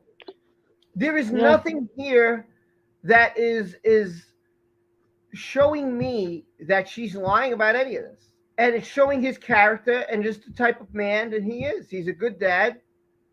He's a loving father. You know, he loved his mom despite what she'd done to him. He loves his sister. They're very tight. And his sister also, even though it was rough and they both got out of there at a very early age because of what has happened, you know, they still were like, you know, it's still mom. I forgive them. Yeah. Somebody else might have said, you know, hey, mom, karma's a bitch. And this is what you get for making us suffer. Some people would like that. They would never forgive her. They did. And it takes, let me tell you, it takes a lot to forgive somebody. It's very easy to attack somebody. I get attacked. It's very easy for those people to attack me, anybody to attack somebody. It's very easy to, gonna get you. Very hard to look back and say, well, you know what? They did treat me bad, but I'm willing to forgive. I'm willing to Did she actually say the words forgive? I don't know if she did, but from their actions, when they're sitting there paying for hospice, trying to figure out what to do next, Johnny, this is what's going on with mom. Hey, you know, I'll give what I can. I'll do what I can. You know, to me. Yeah, that doesn't necessarily mean forgive. I could point maybe to, not fully forgive, but most people wouldn't even do that. Most people would be like, no, I don't care. I don't care. I know we have a person, I don't know if she's in the audience now, but she's told me her story. I'm not going to mention names. Right. But her mother was abusive to her. But it didn't, when her mum passed away, it didn't stop her world falling apart. Because her mum may have been abusive, but she was also her mum. Right. You know? And that doesn't stop you loving someone, even though they're abusive towards you. And I feel that's exactly what I'm trying to say. And feeling that loss. Yes, but you know, again, there are some people who say, I never talk to my dad again. I never talk to my mom again. I couldn't care what happens to them. A friend of mine will never talk to his father again for all he's done. And I understand it. I get it. And but she's still never forgiven her mother for the way she treated her growing up. I don't think anybody's wrong for feeling how they feel. You can't tell someone they're wrong for feeling the way they do. I can't tell anybody, you're mad. You can't feel that way. No. You're eligible. That's why I wanted to question whether they actually said forgive. Okay, we're back. 337-3200. You know, it's ridiculous for someone to tell anybody how to feel or how to act. That's ridiculous. Here we go. When she accused Mr. Depp of abuse and painted herself before the world as a representative we're just reviewing before. Everywhere, Ms. Heard took on the role of a lifetime. We will ask you to tell the world that he is not the abuser she described, and that she is not the victim she portrayed. We are monitoring developments in several cases at this hour, including can't-miss testimony from Johnny Depp's defamation case against his ex-wife, Amber Heard. We're going to listen to some of the allegations made in court just today. And we're also on verdict watch in the attempted murder trial of former Olympian Michael Barazone. Jurors are asking questions. We'll go live to that trial in New Jersey if they have a decision. And in Oregon, the murder trial for romance novelist Nancy Brophy continues today. I heard about this one. Court is underway, and we will dip in once we get a chance.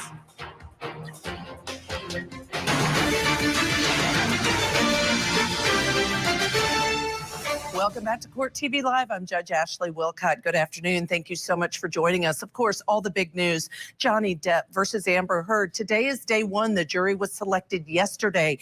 Day one of the trial. The very first witness from the petitioner, who is Johnny Depp, the plaintiff, is on the stand. Who is it? His big sister, Dombrowski, who is testifying about what their childhood was like, the relationship. Do we need to be watching this bit? She has just started Well, I testifying don't know if I could forward it. what I it was mean, like I'll when look he and first see. But filmed Pirates of Caribbean, the first one. All right, we're going to go back to court now. You haven't missed. We will ask you to tell the world that he is not the abuser she described. And with Johnny, Vanessa, Lily Rose, and Jack. There we go. When they were in Los Angeles, I would say I saw them all daily. Our office where we work, our office it was only 10 minutes from their house. So I would make trips back and forth, or every day after work, I would go straight to the house. So I saw them daily. Would you please explain to the jury what it was like spending time with Johnny and his family? It was great.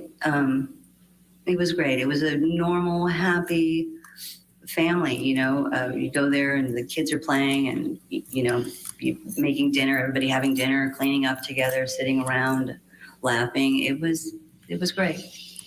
Did you have occasion to see your brother interact with his children? Yes. Yes, I did.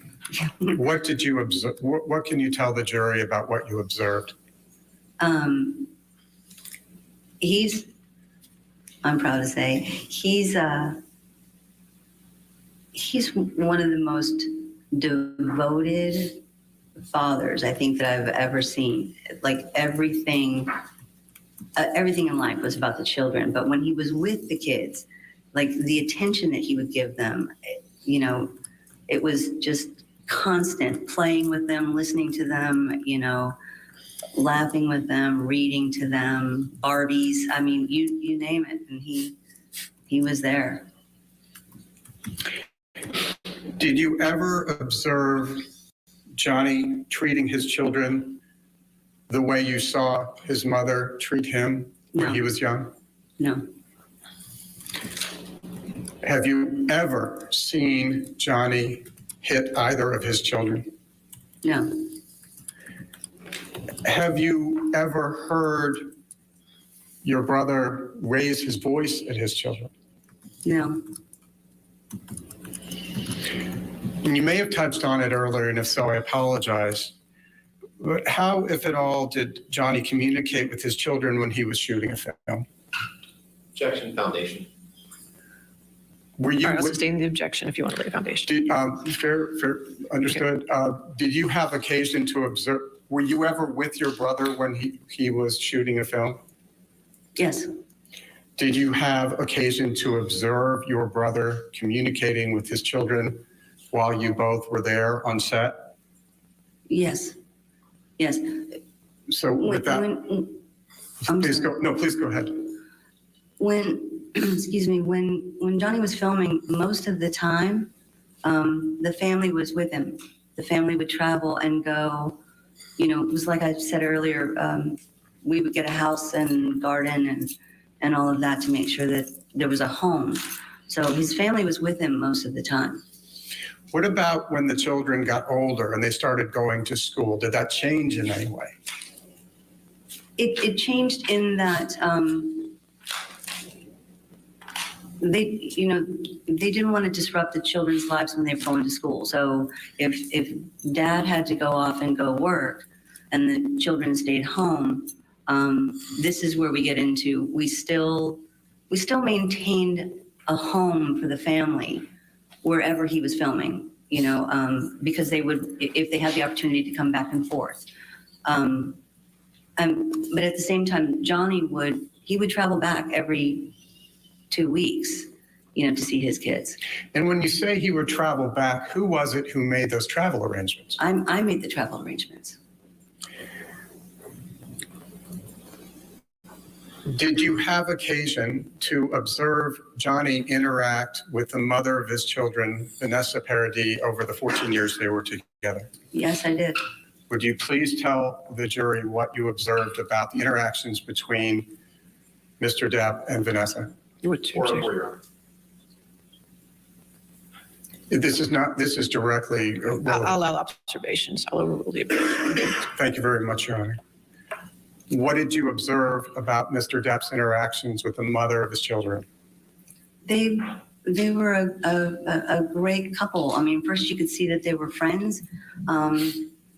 They were happy together. They got along great. It was a happy, normal.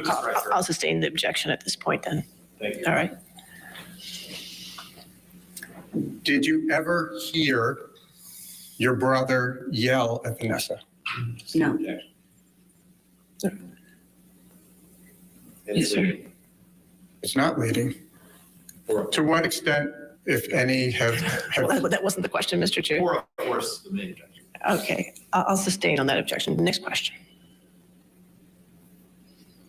what, if any, violence did you observe between? I'll go ahead, finish your question first. Well, if I think you're going to sustain the objection, perhaps I should read. Maybe we should move on, yes. Okay. Okay. All right. Did Vanessa ever claim that Johnny ever physically abused her? Objection. Foundation calls for hearsay. All right. Hearsay objection. And 404. It's not offered for the proof of it's what she observed, what she heard. She was the personal manager, Your Honor. That would be hearsay. I'll sustain the objection. Thank you. Did there come a time when Johnny and Vanessa separated after 14 years? Yes. How would you describe their relationship today? Same objection, 404. All right. And calls for hearsay as well, and foundation. I don't think it calls for hearsay, Your Honor. She's his. I understand, but it's a character evidence issue, so I'll sustain the objection. Who is Amber Heard? My brother's ex-wife. When did you first meet Amber Heard? I first met her when she came to the office for casting on Rum Diary, probably late 2008, I think, somewhere in there. Did you see Ms. Heard on set? Yes. What, if anything, did you observe?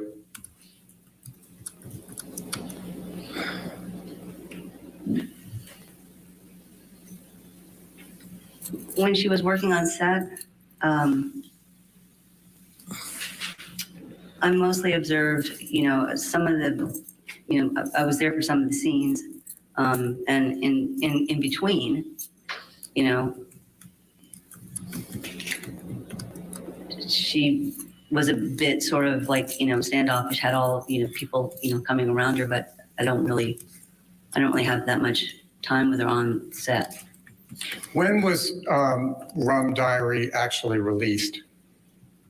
2011. Was Johnny in that movie? Yes.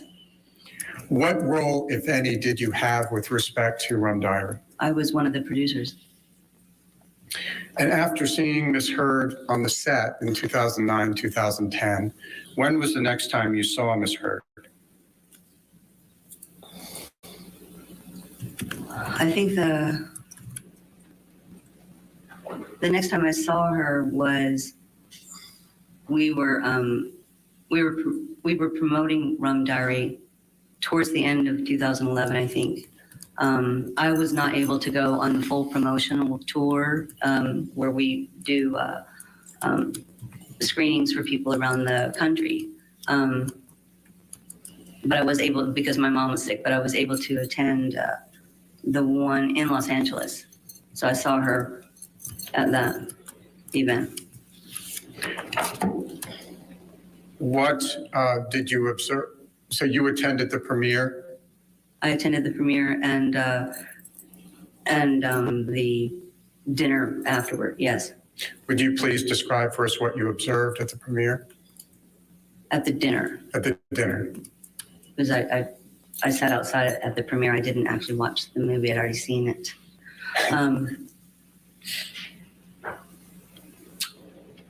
I sat at the same table with. We are going to pause the testimony right there. Don't worry, you will not miss any of this testimony. But I do want to bring in two Annoying. special guests, legal analyst in St. Oh, I hate when they bring the legal attorney, analysts. Just go to break. I'm fine with it. Jack But Rice, oh, and joining us now, great, criminal whatever. defense attorney, Let me former understand. prosecutor in the Let's state shut of them New up York, so we can Karen talk. Charrington. Karen, thank you so much. I know that you've not been on this time slot with.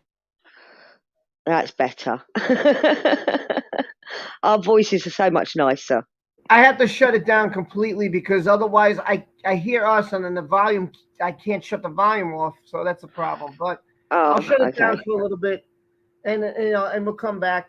And it's funny because you see Amber in the back. She looks so disinterested. She let me show you the look. Like the look is like this. She's so disinterested. Like she doesn't give two craps. No. She doesn't care. I don't think John's here, Lily. Listen, this is a very sensitive thing. When we have a normal live stream, you guys can joke around all you want. This is very tense. Everybody's very nervous because of what happened in the UK. It's very nerve-wracking. Lots on the line here. It's a lot of emotion. So I understand that people are like, please, not. We don't mind your joke. So he probably took off. He's got to understand that there's, even if he wants to joke, there's a lot of people who are triggered right now. They're very nervous right now. Anxiety's off the wall. It's nerve-wracking. And we got, 6 weeks. So, yeah, and then we don't have the decision until I don't know when. I don't know how long it'll take to do a decision because I have no idea. It'll take a day, a week, a month. I have no idea how long it'll take. So I don't, it's all nerve-wracking.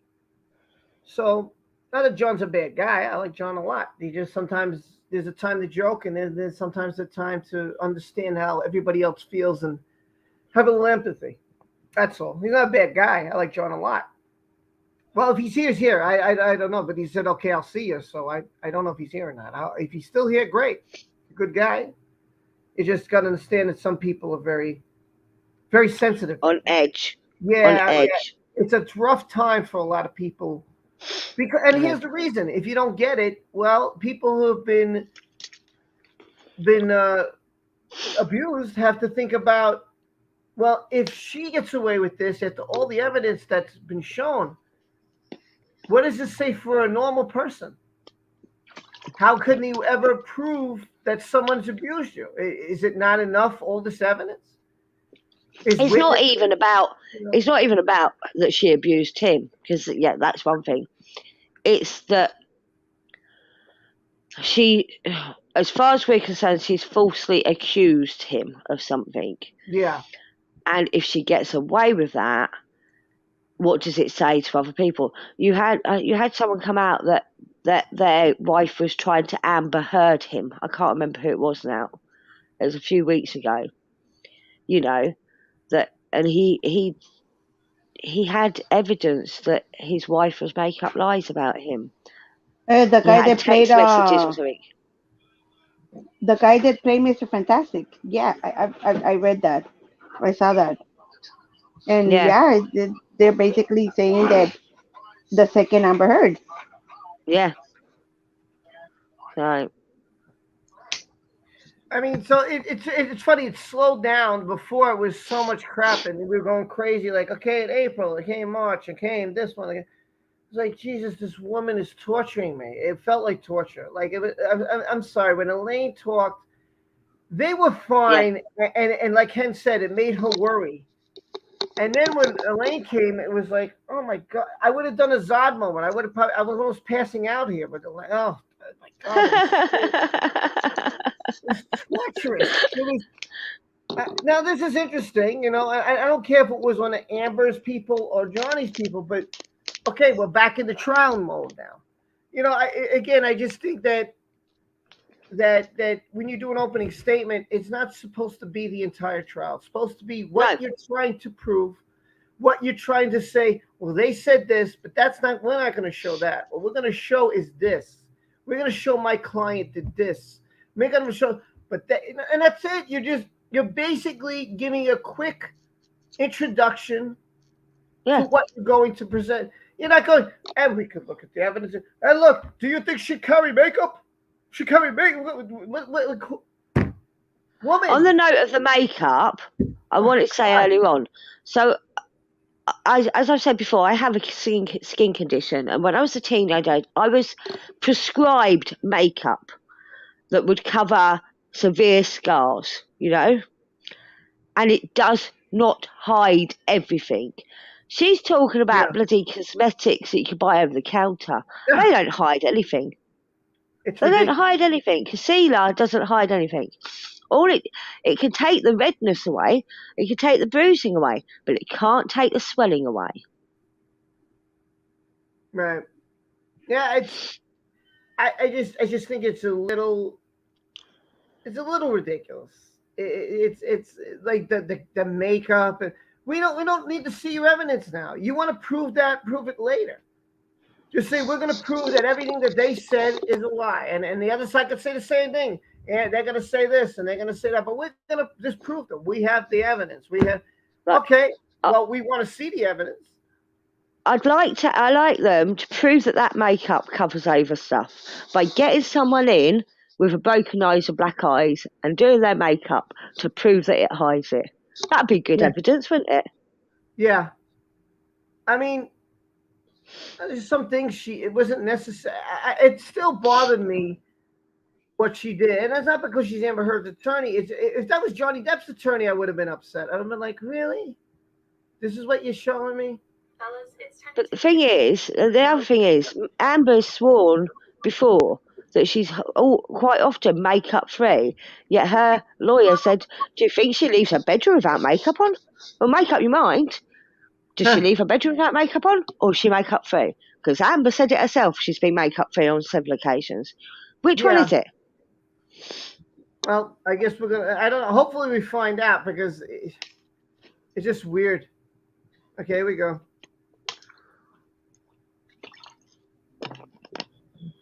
You seemed very friendly that night. Yes. Did there come a time when you learned that Johnny and Amber were romantically involved? Yes. When was that?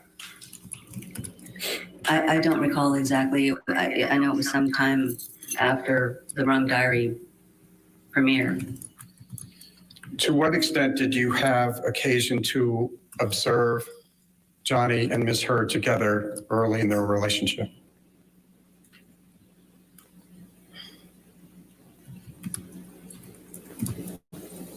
I would see them. There were times when she would come and visit our mom, I would see her then, I would see the two of them then.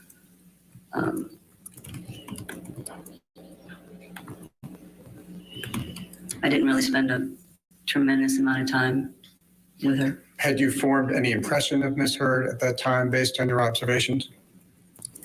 I did. I did. Look, I didn't know her very well, and I would spend time. That was her and my mom. Check on 404. What was your impression of Amber? Based on her observation, she's describing what she observed, Your Honor. I don't think that's right, Your Honor. I think she's describing what she observed. Right. We want to approach for a moment. Let's take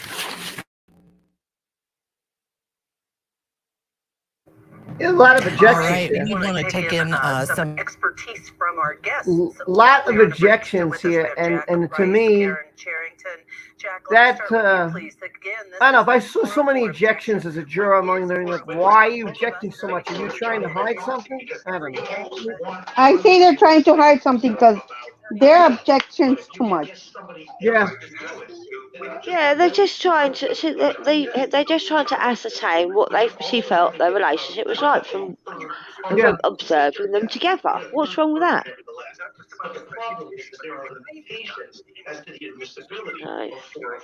And all of the various things that generally one would say are inadmissible at this point, you're trying to sort of slide in through this witness. I keep using sort of Johnny by proxy because you almost want Johnny to be able to say this himself about himself. But if you can get somebody else to do it, then not just bolsts credibility of Johnny Depp, that's what you're trying to do, but you're also trying to get it from a third party. A sister, yes, but a third party nevertheless. But the problem is there are limitations as to the admissibility of 404, not just bad evidence 404B, but 404 as it applies to character. And Karen, as we're watching this, I mentioned the credibility because at the heart of this defamation trial, there are allegations of domestic violence by both parties. And so really the credibility of the witnesses, of the plaintiff, of the defendant are going to come into play. How do you think the jury is reacting to seeing Amber Heard and Johnny Depp sitting in the courtroom as they're listening to this evidence?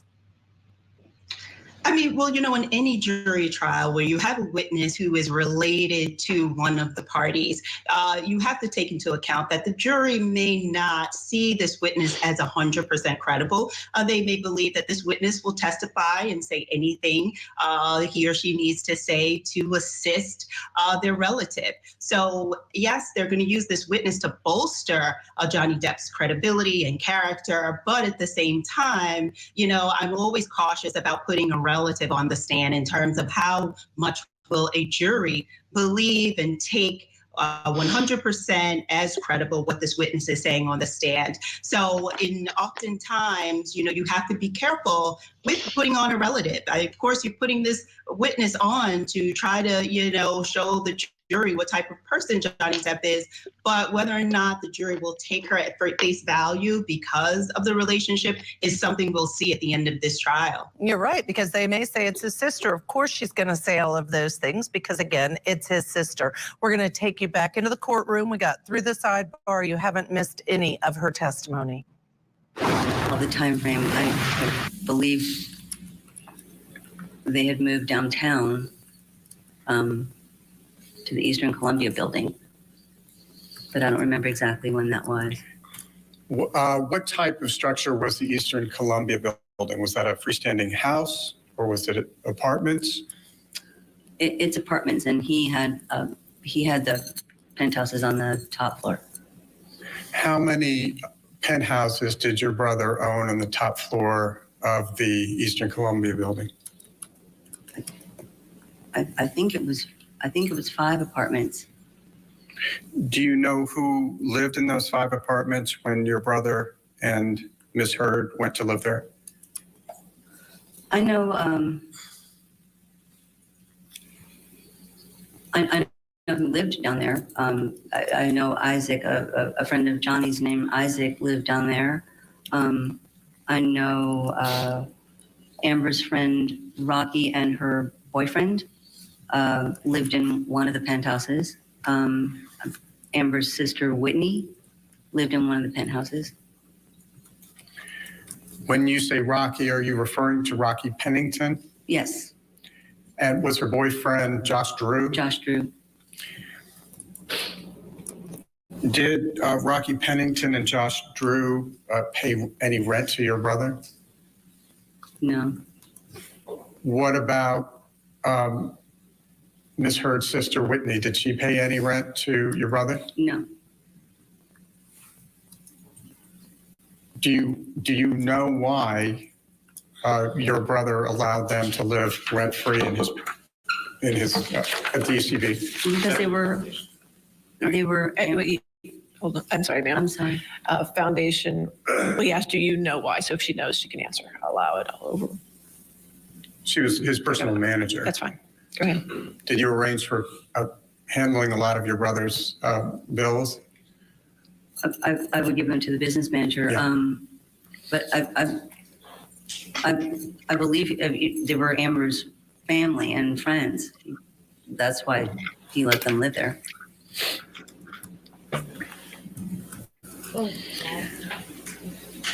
How often did you see your brother when he was living with Ms. Heard at the ECB penthouses? We didn't see him as often. I didn't see him as often. He pretty much stayed down there. He didn't come back, towards where we were in West Hollywood very often unless he had a reason to. And on those occasions when you did see your brother, what observations did you make?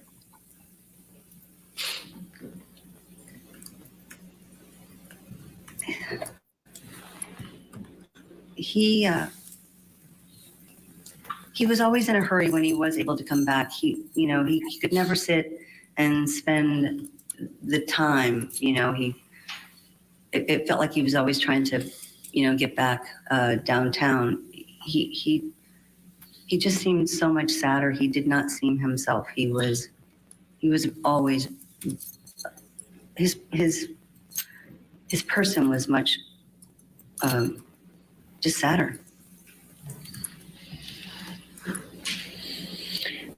Did, in that time period, when your brother and Miss Heard were living at the ECB, did you have occasion to observe them together? On occasion.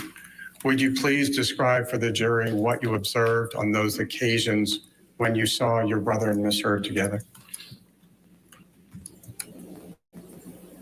I mean, there's different occasions. I've seen them together when they've come into the office. I mean,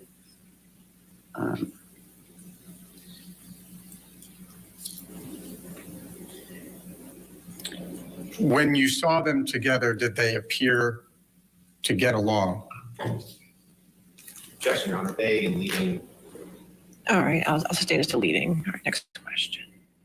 Still a lot of objections. Now we're going to take a pause. You're not going to miss any of this testimony. We do have to take a break, but when we come back on the other side, we'll take you right back where we left off. All right, so we're back. Oh, Jesus. Quick break. Well, I don't mind doing this because, like I said, we get to talk, Someone is sniffling. I thought maybe someone has allergies. Sometimes my nose gets stuffed because I have sinus problems or something. Sorry, it's me. I've got a bit of a cold coming on. I do try to keep moving. The objections are annoying, but I have to say, I don't know how any of you watched Amber Heard's original deposition because that was one of the most annoying pieces. I couldn't get through it. I was so annoyed with her looking at her attorney, all the objections, Smirking. her eating. Yeah. Oh, I couldn't. Not interested. She's like drawing something. She's not even looking. Nothing. She's just like, yeah, right. Whatever. Yeah, she's fidgeting. She's sitting there. I don't know if she's doodling or whatever. She's tapping her fingers. I don't know what she's doing, but she's just doing something, fidgeting there. She's probably writing, doodling. I hate Johnny Depp. I hate Johnny Depp. Maybe she is. It could be, yeah. Except remember on Instagram she said she still loves him. Oh, right. Yeah, right. That's a bunch of bull. Yeah, and her saying, well, maybe me and Johnny will get past this. It's funny. There was so many ways to get past this that you could have settled it without it getting to this point. Exactly. And this is what I talk about maturity and I talk about being an adult. Mm-hmm. You know what you do? You confront the person and you talk to people. The reason why people break up is because of lack of communication. Because people can't confront each other. Listen, I confront all the time because I realize that no one can read my mind. And if you have an issue, you should confront me about it. You shouldn't hide or run or go behind a keyboard or whatever else. Confront me about it. Come to my face about it. Talk to me. I talked to my wife the same thing. I said, listen, if I have an issue, I'm coming to you about it. Mm-hmm. Because this has to be solved. How are you ever going to know that something's wrong with me? If I cheat on you, that's not the solution to the problem. It's lack of communication is a key point of any relationship. And when someone doesn't want to communicate, the relationship ends up ending because you get and that goes for any relationship. That goes for friendships. That goes for working relationships. That goes for your partner. No matter what it is, your children, no matter what relationship you have. Hell, I have a relationship with the cashier. Oh. If I don't communicate something to the cashier's going to say, oh, okay. I might say, hey, no, wait. This is separate. Sometimes I have to do that. I have to separate something because maybe it's not for me. Maybe it's for my mom. Maybe it's for, somebody else. And so I'm not going to, I'll pay for it separately, so I have a receipt, So, if you don't communicate as little as that, or with a waiter or waitress, no one can read your mind. By the way, who do you think disappeared from Twitter out of nowhere? Who disappeared? Disappeared? Yes, from Twitter. Eve. No, Unboxed PhD just vanished. Oh, what a shame. Yeah, that's what I love about it. She's just like straightforward, just like fuck it. Listen, he was writing a bunch of stuff, and it was a lot of things. He said a lot more than I thought he did, and some people were showing me that last night. Like I said, Twitter was crazy last night. I couldn't believe how insane it got. And when I got on there, it was so much to talk about. So I was like, it's not the first time, and it won't be the last time that he has a tantrum, acts like a twat, disappears from Twitter, then comes back. It's not the first time, it won't be the last time. He's an immature little boy. That's all he is. Yeah. Right. No, not quite. Where's the... Here we go. Oh, I have to go in 10 minutes. Good afternoon. So Welcome back to I Court might TV just Live. leave the I'm stream Judge open, Ashley and I'll Wilcott. come Thank you for back. joining us. Okay, We're going to get cool. you right back into the sorry, that's courtroom me. in the state of Virginia. As Chanley Painter just mentioned, this is Johnny Depp. This is Amber Heard, a defamation case, a civil case. Let's get you back to listen to more testimony. You haven't missed any of the testimony from the sister of Johnny Depp. Or witness them arguing. Objection, leading. All right, let's sustain it to leading.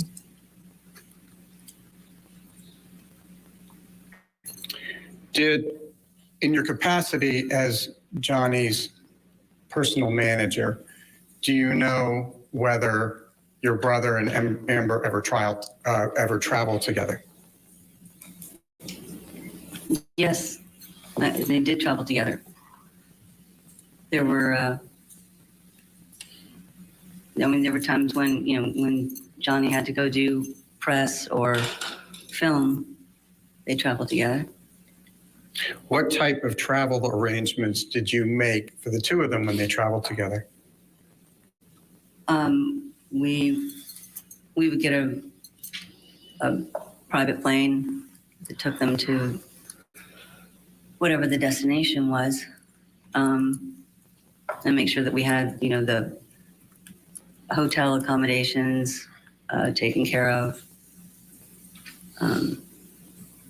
Part of what we did was to always make sure that we anticipated, everything. So we would do the travel, the hotels, cars, drivers. I would make sure that there was an extra hotel room, for trips when they would go. Why did you make sure there was an extra hotel room when Johnny and Ms. Heard went on trips together? Because they're... Objection to the extent that the answer calls for hearsay. All right. I don't believe it does. Okay, that's fine. You can answer, ma'am. Oh, thank you. I booked the extra hotel rooms because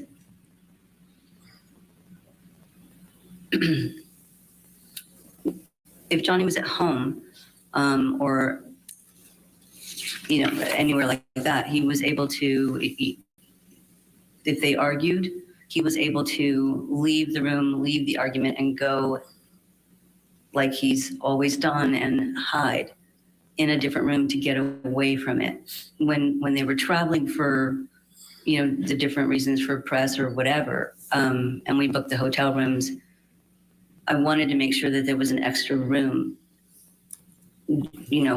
because it wasn't unusual, for them to have an argument. So I wanted to make sure that there was an extra room.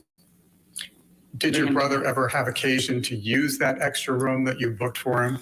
Yes. Objection, foundation. All right. I'll sustain his foundation if you want to lay a foundation. I think the foundation was she made all of the travel. Well, I can actually lay it through some other questions as well. She was personal manager. Whose idea was it to book an extra room for your brother when he traveled? It was my idea. And why did you do that? It was my idea because, I saw a repeat happening in life when we were kids, and arguments and fighting would start to happen. Our first thing was to go and hide and, get away from it. And since I recognized what felt to be a pattern that was a repeat pattern from his childhood, I wanted to make sure that there was a place that he could do just that. Mr. Chu, the question was, did Mr. Depp ever use the extra room? And the objection was foundation. So if you want to lay a foundation of how she would have known that he used an extra room, and if not based on hearsay, that's the issue. And I move to strike that. It's not responsible. All right, I'll strike that. Okay, go ahead. Thank you, Your Honor. Did you book your brother's hotel accommodations during the 14 years when he was with Vanessa Paradis? Yes. Did you ever book an extra room when he was with her? Objection leading. No. Overall, I'll allow that one. Go ahead. If you could repeat it, I don't think the jury heard that. I'm sorry. No, I did not.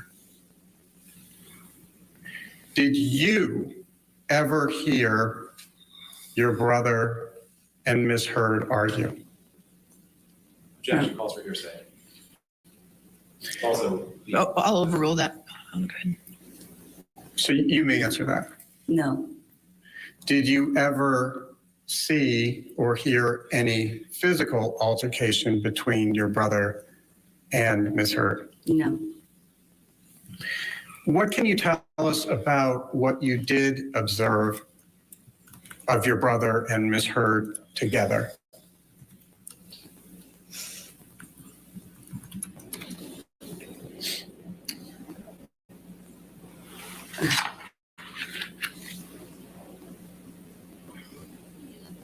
What to me,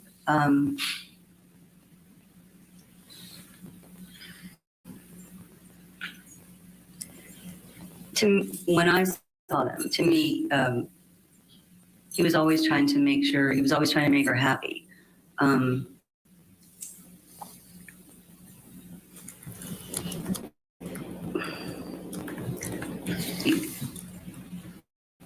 He always made effort to sort of make her happy. I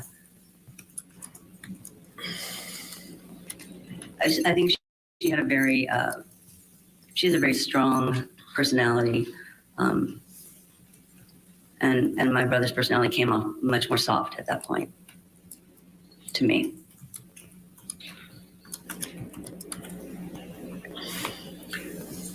Did you observe any occasions in which Ms. Heard was nice to your brother? Yes, I've seen her be nice to him. Would you please explain that?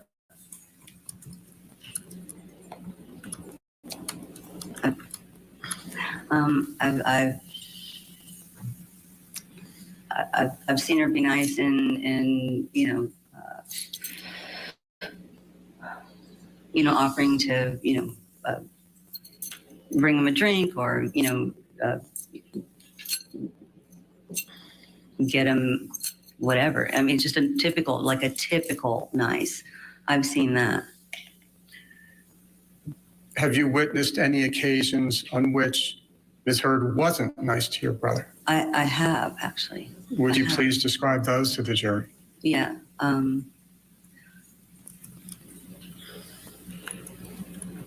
We had, I had on one occasion, because this one really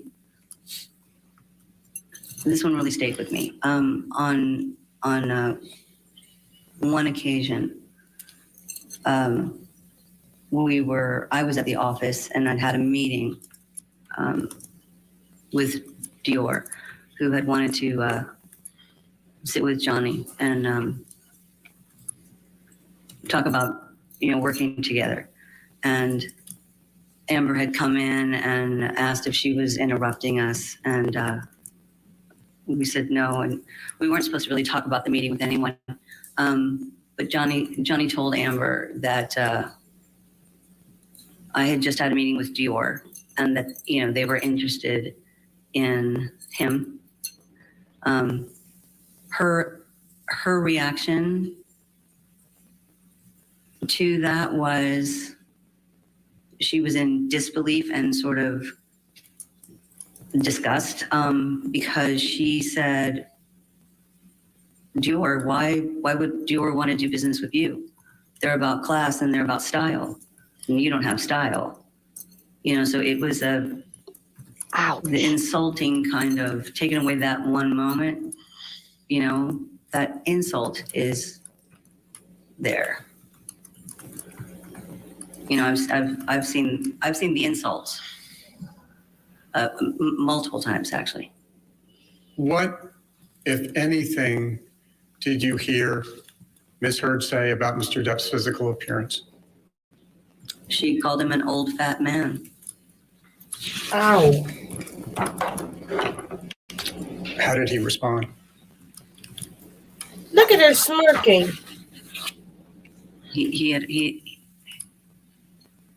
I believe he's heard her call him. You are watching her smirking, Now, right? Mr. Braska, I'd like to ask you about the specific event. Yeah, she's ridiculous. That is relevant to this case. And just for the background, I'll say, did there come a time in 2013 when your brother was working with Keith Richards of the Rolling Stones on a documentary? Yes. Were you present? Yes, I was present at the. Was Ms. Heard there as well? Yes. If you could please tell the jury how physically close you were, or how far you were from Ms. Heard while the three of you were on the set. I was right next to her. They had gotten there, and I was close enough that I hugged her, and was standing next to her.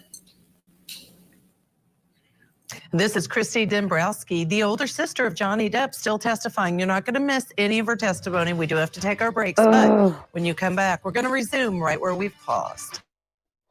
I have too many breaks on this. Okay, I have to go get Maya in like a minute. I just want to say that That's Gilbert cool. Gottfried, if you know the comedian, he I just came across my laptop that he had passed. They are announcing it. He had a long illness, they said. He was 67 years old. You might have known him with that voice and that face he used to do, like his crunch up face and stuff like that. He used to talk really weird like that, He was a funny guy, and man, this year's rough, man. There's been Meatloaf, and I don't mean the food, but the singer and him, and a lot of shocking deaths. Aladdin voice actor, I see. He did. I think the parrot. He was the parrot in the movie. Oh, really sad, man. I knew this guy. I used to see him on other TV shows and stuff. I was like, oh my god, it's been a bad year, man. There's been a lot of people passing, a lot of famous people. This year's been tough, real tough. Back in 2016, so many were dying. Like, what the hell? Tough. Oof. Yeah, I'll put it on. I'm gonna put it on Twitter and my Discord. And I'm gonna go get Maya. So Hen, go get Maya. Tal and Carmen will take over till I get back. Betty White, there's another one. Hen's in control. Hen's in control. Hen's in control. My stream for about. I'll be back in about. I don't know. Depends on when the bus Say drops. hi to Maya. I will. She'll come back. She'll probably want to say hi to everybody. So during a break, I'll try to catch it because they're going to break again at least 3 more times. So okay. All About right. 103 times. Well, yeah, maybe. Hey, Gia, I hope you're feeling better. I hope you're okay. Yes. What happened? Didn't she already answer or state what the way previous? I'm not sure what you mean. I don't know. Yeah, I don't know neither. Same.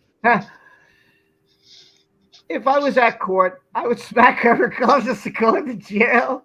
Right? I would do the same thing, Rob. I swear.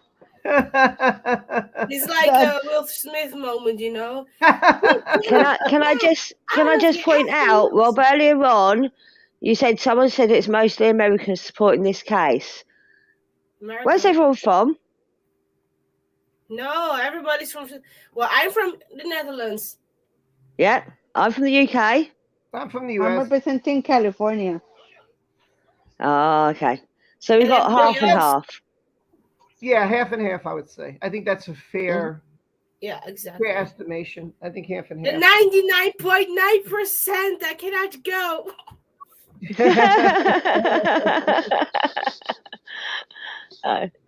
Yeah, so I'm going to share this to Twitter before I go.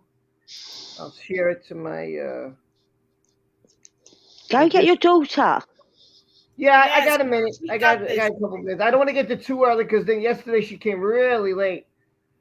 She came really late. I don't know what happened. The school bus or whatever was really late. So I was like, what the hell? Oh, I just got a notification from Rob Rawls' Discord. Yeah, I threw it on my Discord. I threw it on my Twitter. So if you guys want to read the article, you know, I was shocked, man. I was like, what the? What the? People die. Old fat man with money. Yeah, there you go. Yeah. Yeah. How can you do That that thing to that your she said about Dior was disgraceful. He has style. He has his own style. He has an awesome style. Exactly. Hang in there, Gia. You'll feel better shortly. Trust me. I'll be back. Enjoy this with Hen, Tal, Carmen. I'll be back. Taking over. Years Taking older, over the she channel. describes all of the relationship between him and Amber that she observed. You haven't missed any of her testimony. Were hugging her. What, if any, marks or physical injuries did you see? I didn't see anything. You go, girl. Did you observe your brother's interactions with Ms. Heard while the three of you were on the set? Yes. What, if anything, did you observe her doing? They were fine. She was laughing and happy and holding his hand and, leaning on him, hugging him. Did your brother hug him back or hug her back? Yes, but it was mostly her hugging.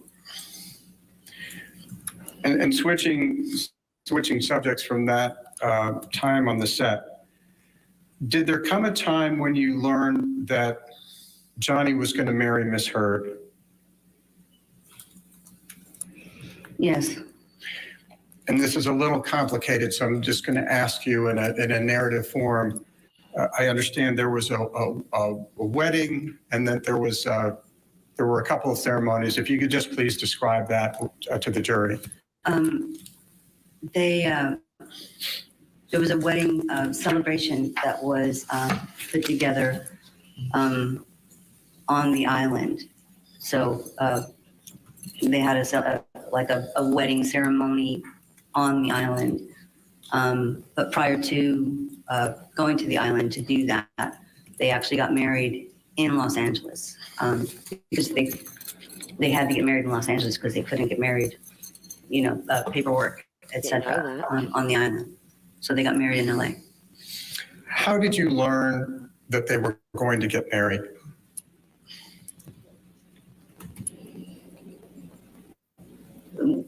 We were already working on the celebration part, and I knew that the date was at some point they were going to pick a date to try to get married in Los Angeles.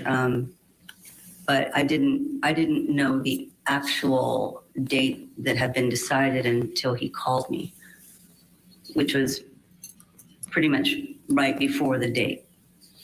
What was your reaction upon hearing from your brother that he was going to marry Miss Heard?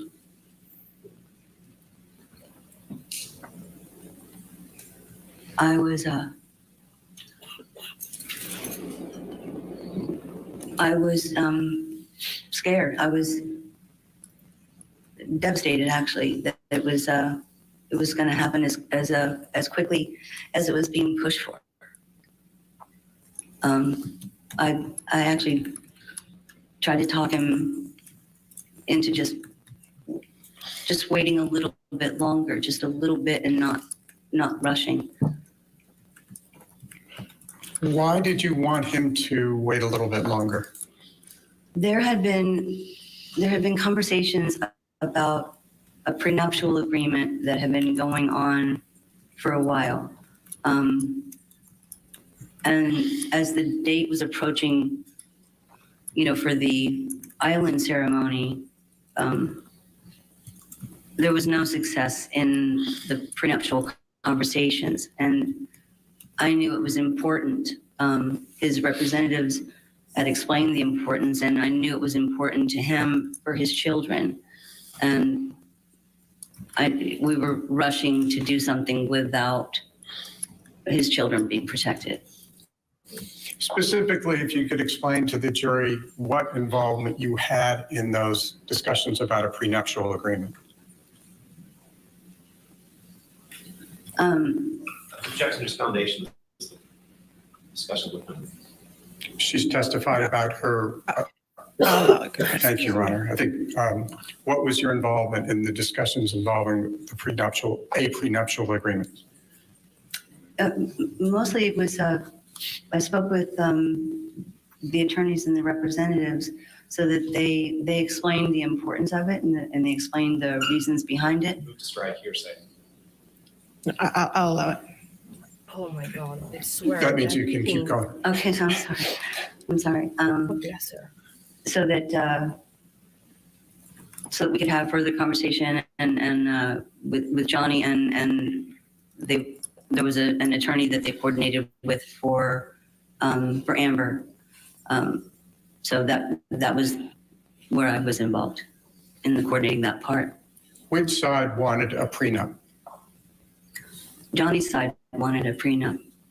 And I believe what you said may have gotten lost. Why did Johnny's side want a prenup? Well, the prenup was to make sure that his children were protected. That's Jack and Lily Rose? Jack and Lily Rose, yes. We are getting close to the top of the hour, so I want to take this opportunity. Still with us, we have two different attorneys, Jack Rice and Karen Charrington.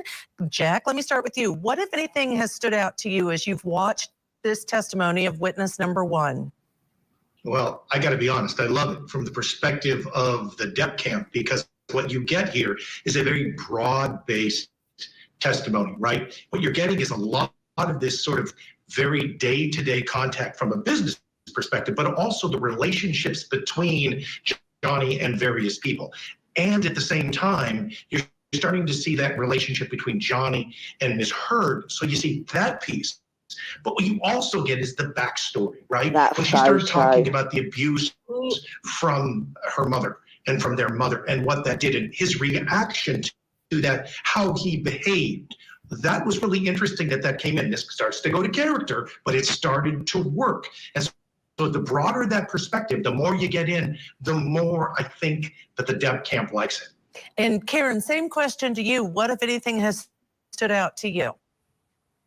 Yeah, you know what? I didn't like her testimony too much for the Depp camp, only because, she brought out some issues that may raise concerns for the jury. So, for example, when they would travel, she would get an extra room just in case there was an issue for him to escape.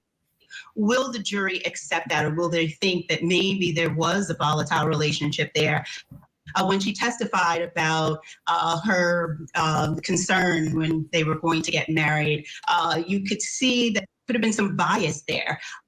So could the jury now see her as someone that could be against Heard and may not be giving the most credible and honest testimony? So I'm not so sure how I feel about this testimony, but I do think that, on cross Yeah, You know, they'll exactly. have She will to not lie get about her into brother. more Come on of now. her opinions. Well, she might But I lie, but she wasn't a was fan concerned. really of You this can testimony, tell so we'll by see how her it plays out. testimony And there was only one that little she was piece where I like, agree with you. When I heard her say she something, didn't I want said, to don't make say it because sound to she the was so jury like you concerned. don't like Exactly. You Amber also Heard. can All right, you can thank you see so she's a much to little Karen more like Charrington. Stay with us. introverted, We're and going to I take you can back to court understand on when the you're other sitting side there here and on all Court those TV. people are looking at you that you get nervous and not Yeah. very energetic. You know, like give her a freaking break. Come on now, she's like doing her best. You can tell she's nervous. I mean, who would not be nervous if you're sitting there? It's like stage fright, you know. Some people are stage fright. When you're on the stage, you freeze and you're like, oh shit. Horrible. Have you had it? Because I have. Well, I haven't, but I had moments that I was nervous to be on stage. But you do hear like stories about it, and she probably has that kind of, you know, stage fright kind of. And you know, what do you expect? That she will be like energetic and happy, like, oh yeah, this and this and this happened. I mean, come on now. I did the Crucible one year, and I was playing one of the witches that was prosecuted. Luckily, I was meant to be in a cold prison cell because I was shaking like a leaf. Oh, oh bless you. Oh, So, but yeah.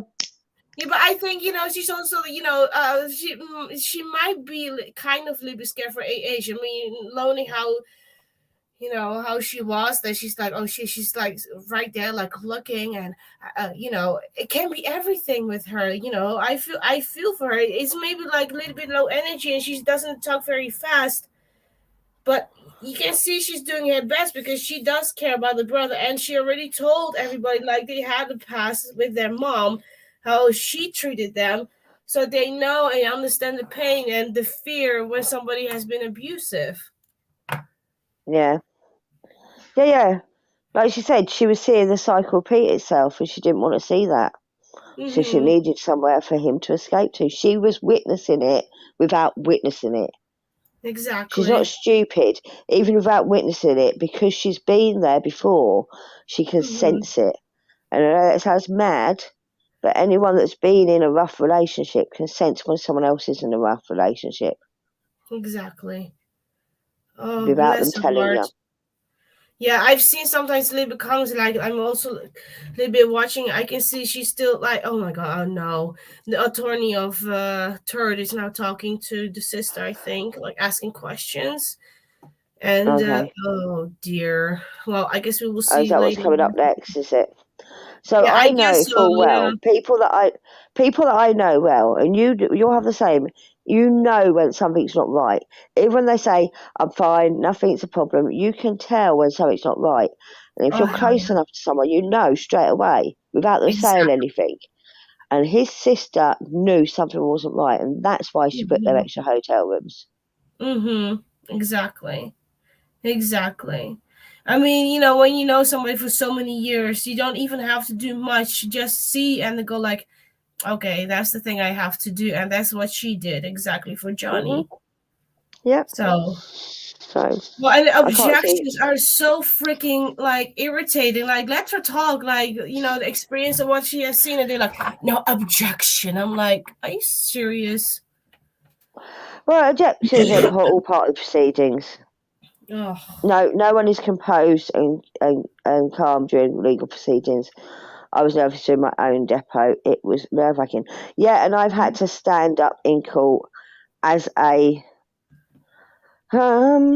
victim, and they do twist what you say. Yeah, they do twist what you say, and it's like, oh dear me, no, that's not what I'm saying. What I'm saying is this, and 200 now. you have to be very careful what you say. Yeah, exactly. Welcome back to Court TV Live. I'm Ashley Wilcott. Thank you for joining us this afternoon. We are monitoring developments in several cases at this hour, including can't miss testimony from Johnny Depp's defamation case against his ex-wife, Amber Heard. His sister is on the stand, and we will take you back to her testimony shortly. And in Oregon, the murder trial for romance novelist Nancy Brophy continues today. Testimony is underway, day 6. Court TV is there monitoring ring for any breaking news. Now, we're also on verdict watch in the attempted murder trial of the former Olympian Michael Barazone. The jurors have asked 2 questions so far. What the fuck? And we will certainly go live to that New Jersey courtroom if and when they have a decision. Right now, though, we want to take you back to court in Virginia. Johnny Depp versus Amber Heard, the defamation trial on the stand. Krista is the older sister of Johnny Depp. Now, you haven't missed any of her testimony. We hit the pause So button. how old We're is going to take you Christy? back to where we left off at the beginning of That's this a good hour. question. Wasn't that like 2.5 Ms. years Heard older? ever signed a prenup? She must be in her 60s. Why not? Wait, let me see. Johnny Depp siblings. Amber didn't sign it. Did you end up, despite your misgivings, did you end up attending the wedding the ceremony between your brother and Miss Heard on the island in the Bahamas? Yes, I did, but I also attended the actual wedding in Los Angeles. And that preceded the celebration in the Bahamas, is that correct? Yes. Did you have occasion to speak with Ms. Heard either at the 61. ceremony, the formal ceremony in Los Angeles, or the celebration in the Bahamas? I did. At the actual ceremony in Los Angeles, they had the ceremony at our mom's house, and at that ceremony, I didn't have occasion to really speak with Amber. She brought in Whitney. I don't believe wanted necessarily to speak with me on that day. I did after the ceremony was done. I was standing not far from them, and they were having a conversation. They were having a conversation actually about, about should they leak the information that they had already gotten married at the house to the press, so that they could, maybe they didn't have to worry about the island when they did the celebration. And Amber actually reached out to me and said, because I was standing 7-8 feet away from her, asked my opinion, what I thought about that, which I basically said I didn't know why they would do it, since all the information for the island was already out, and it wasn't going to help them. I didn't know why they would want to leak it at all, but it was up to them. I saw her on the island as well, but on the island she was actually extremely friendly when I got there, because if I'm honest, I debated going. I didn't really want to. I almost didn't, but I took my dad. Dad wanted to go, and I wanted to make sure that I showed up anyway, because I wanted to make sure that, honestly, that my little brother would know that I was always going to be around no matter what. But Amber was extremely friendly and thanked me for coming to her special day. It was a very big day for her. Can you remember any other interactions you had with Ms. Heard or your brother on the island at the celebration?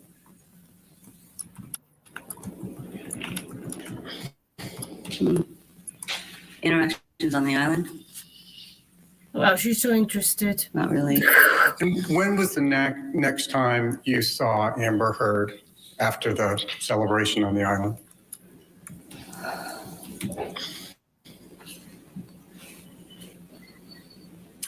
It would have been when she came back from Australia.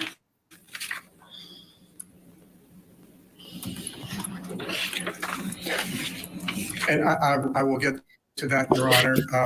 Is it possible for us to take a very quick break? Sure. You still have quite a bit of direct left? I do have a fair amount, Your Honor. Okay. All right. Ladies and gentlemen, well, we go ahead and have you take your afternoon break of 15 minutes, okay? Again, don't do any outside research and do not talk to anybody about the case. I know you're going to... This hour, we have two Look at her guest being legal happy with analysts the break. still with us in St. Paul, Minnesota, criminal attorney, former federal Oh, okay. They disappeared. Is Rob in the background? Well, I figured. He's back. And so was someone else. Hi, Hello. Hey, How are you? I'm good. Can I say Did do you a have a roll nice day call? at school? Want to say hi to Hen? Hey, hey. Want to say hi to Tal? Hey. Want to say hi to Kareem? Hello. Hey, Carrie. Want to say hi to her?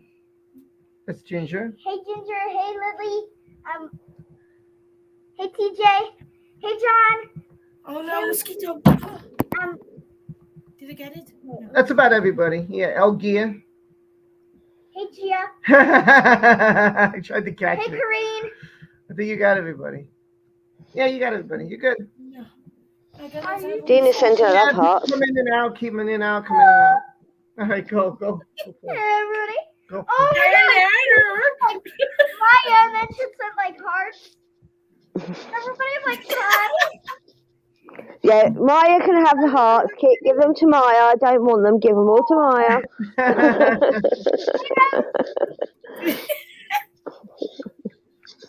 Where's the mosquito? I just saw a mosquito. No. So I missed. You guys are gonna have to fill me in because I missed what happened or what she said because I had to pick up for like the 10 minutes. Was there anything interesting or? You didn't miss much, to be honest with you. No. Because a big chunk of it was Court TV talking again. Yeah. Okay. And there was a little bit about the wedding, like what she thought about it and all that stuff. Oh yeah. And then you can see like the team of AA's not being interested and bored, and I'm like, come on, give that lady a break. She's 61 years old. She's nervous. Like, come on. Oh, he's talking to Maya. He's muted himself. So yeah, no. Wait for him to come back.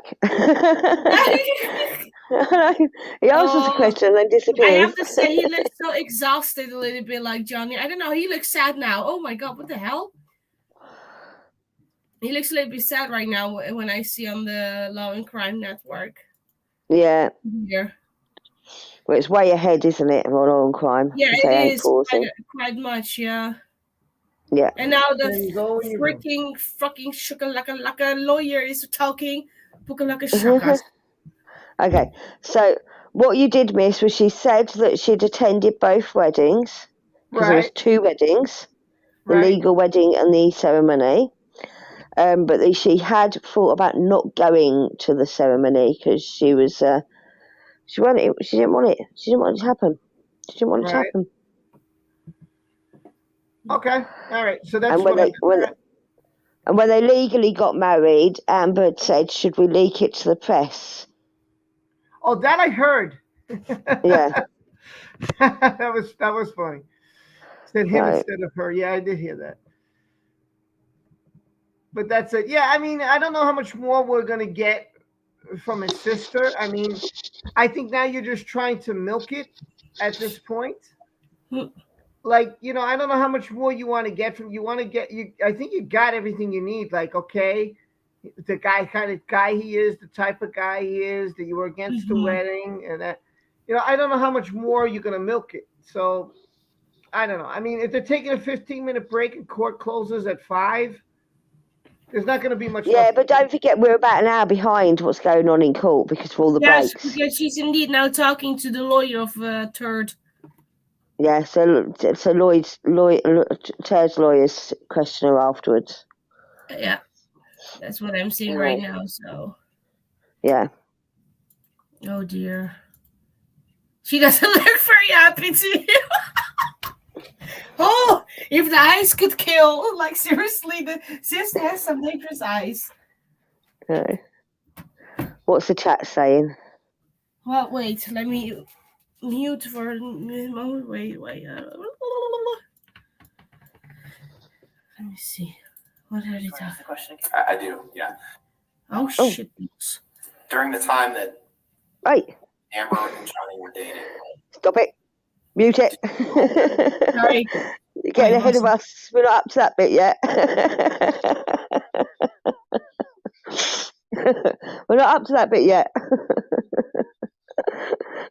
No. But yeah, no, it's looking. I don't know. I think she's a good witness. But there is obviously bias because she is his sister. Yeah. Yeah, I think she's a little bit nervous, but I have to say one thing, like talking about the past, how they were as kids and how they treated their mom, even though she was like, treating that badly, but that he just, also walked away, just like with AH in that time already, says a lot about him already. Because the sister could have said, yes, he smacked our own mom or whatever, but he never did that. He just walked away or pretended like nothing happened. Yeah. Yeah, so that's already says a absolutely. lot. Oh yeah, now her yes. Timmy. How often did you see Johnny at the hospital in April 2016? Uh-oh. I don't know how often I saw him. I mean, he would come and see her, regularly. Even before that, when there was a period we were trying to help her communicate, and he, brought in, different type tools, pens, pencils, drawing, crayons, just to try to help her communicate. He came as often as he could. He was there quite a bit. And when you said you called the family together in May, would you please explain what you meant? We were told by the doctors that Mom was at a point where there was nothing else that we could do for her, and so that we should start calling anybody that wanted to, come and spend a little bit of time and say their goodbyes. So we did that. We did that in May. But, and moving ahead to May 19, 2016, what was your mother's condition that day? she was basically in a coma. She was medicated and just on machines, life support, where it was slowly going away on May 19th. How do you know that? I was with her. Well, how do you know that? Did you see your brother in the hospital that day? Seriously? Yes. What happened the next day, May 20th, 2016? She's trying to hold back tears. Well, Mom passed away that morning. We had all the family was there. Johnny was there with his kids until the wee morning hours of May 20th. Johnny's my kids, my sister, we were all there spending our last bits of time, and everybody else had gone home. And Mom passed away probably a few hours after that, maybe 5-6 hours after that. Who was with your mother when she passed? I was. Oh, gosh. Who, if anyone, told Johnny that your mother had passed? Sorry. Take your time. Oh, God, my heart is breaking. Even I getting teary. I did. Oh, Oh, God. I tried to cry. I called him and I called my our other siblings to tell them. And I'm sorry, I know this is painful. How did Johnny react when you told him that your mother had passed? Well, he was sad, but there was there's a relief that suffering is done. So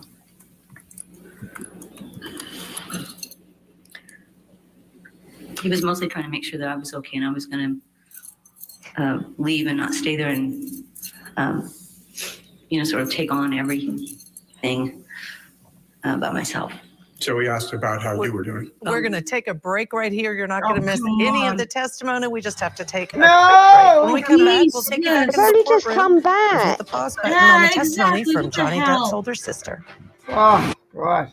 But seriously, what kind of question is that? How do you know about your mother's death? Like, seriously, Yeah.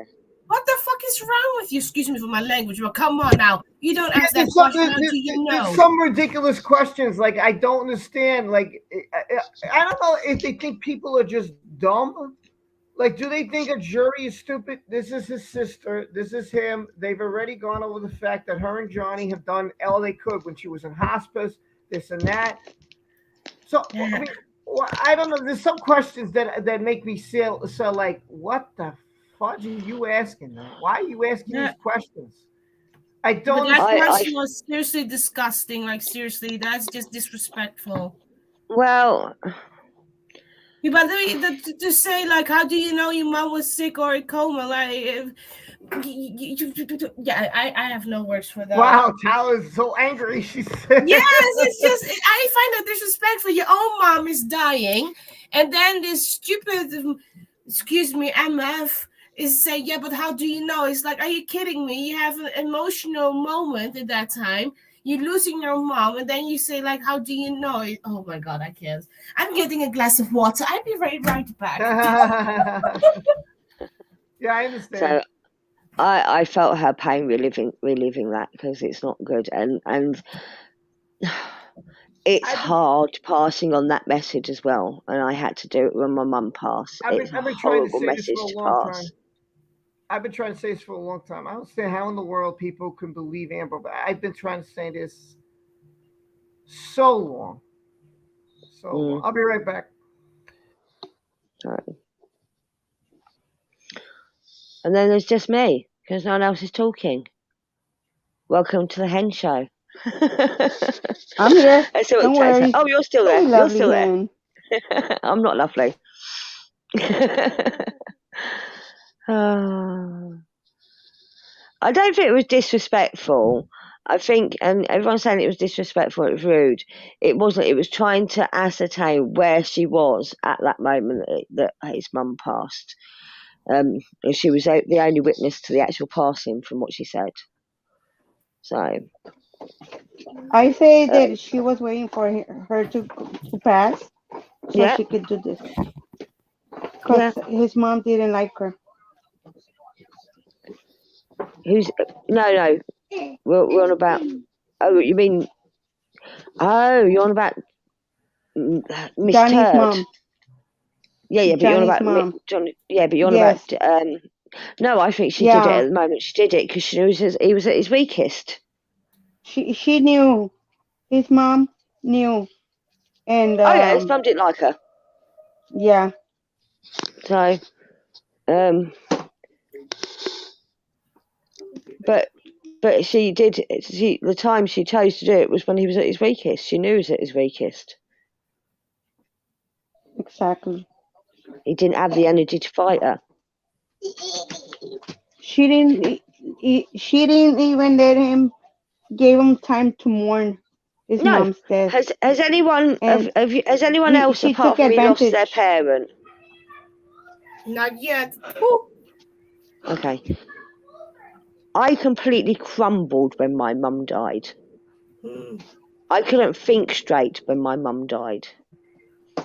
And that would be how Johnny was at that moment in time. He couldn't think straight. He's dealing with his mum's death. He's grieving. His head's all over the place. And she takes him to court and charges him with. That's why she did it at that time.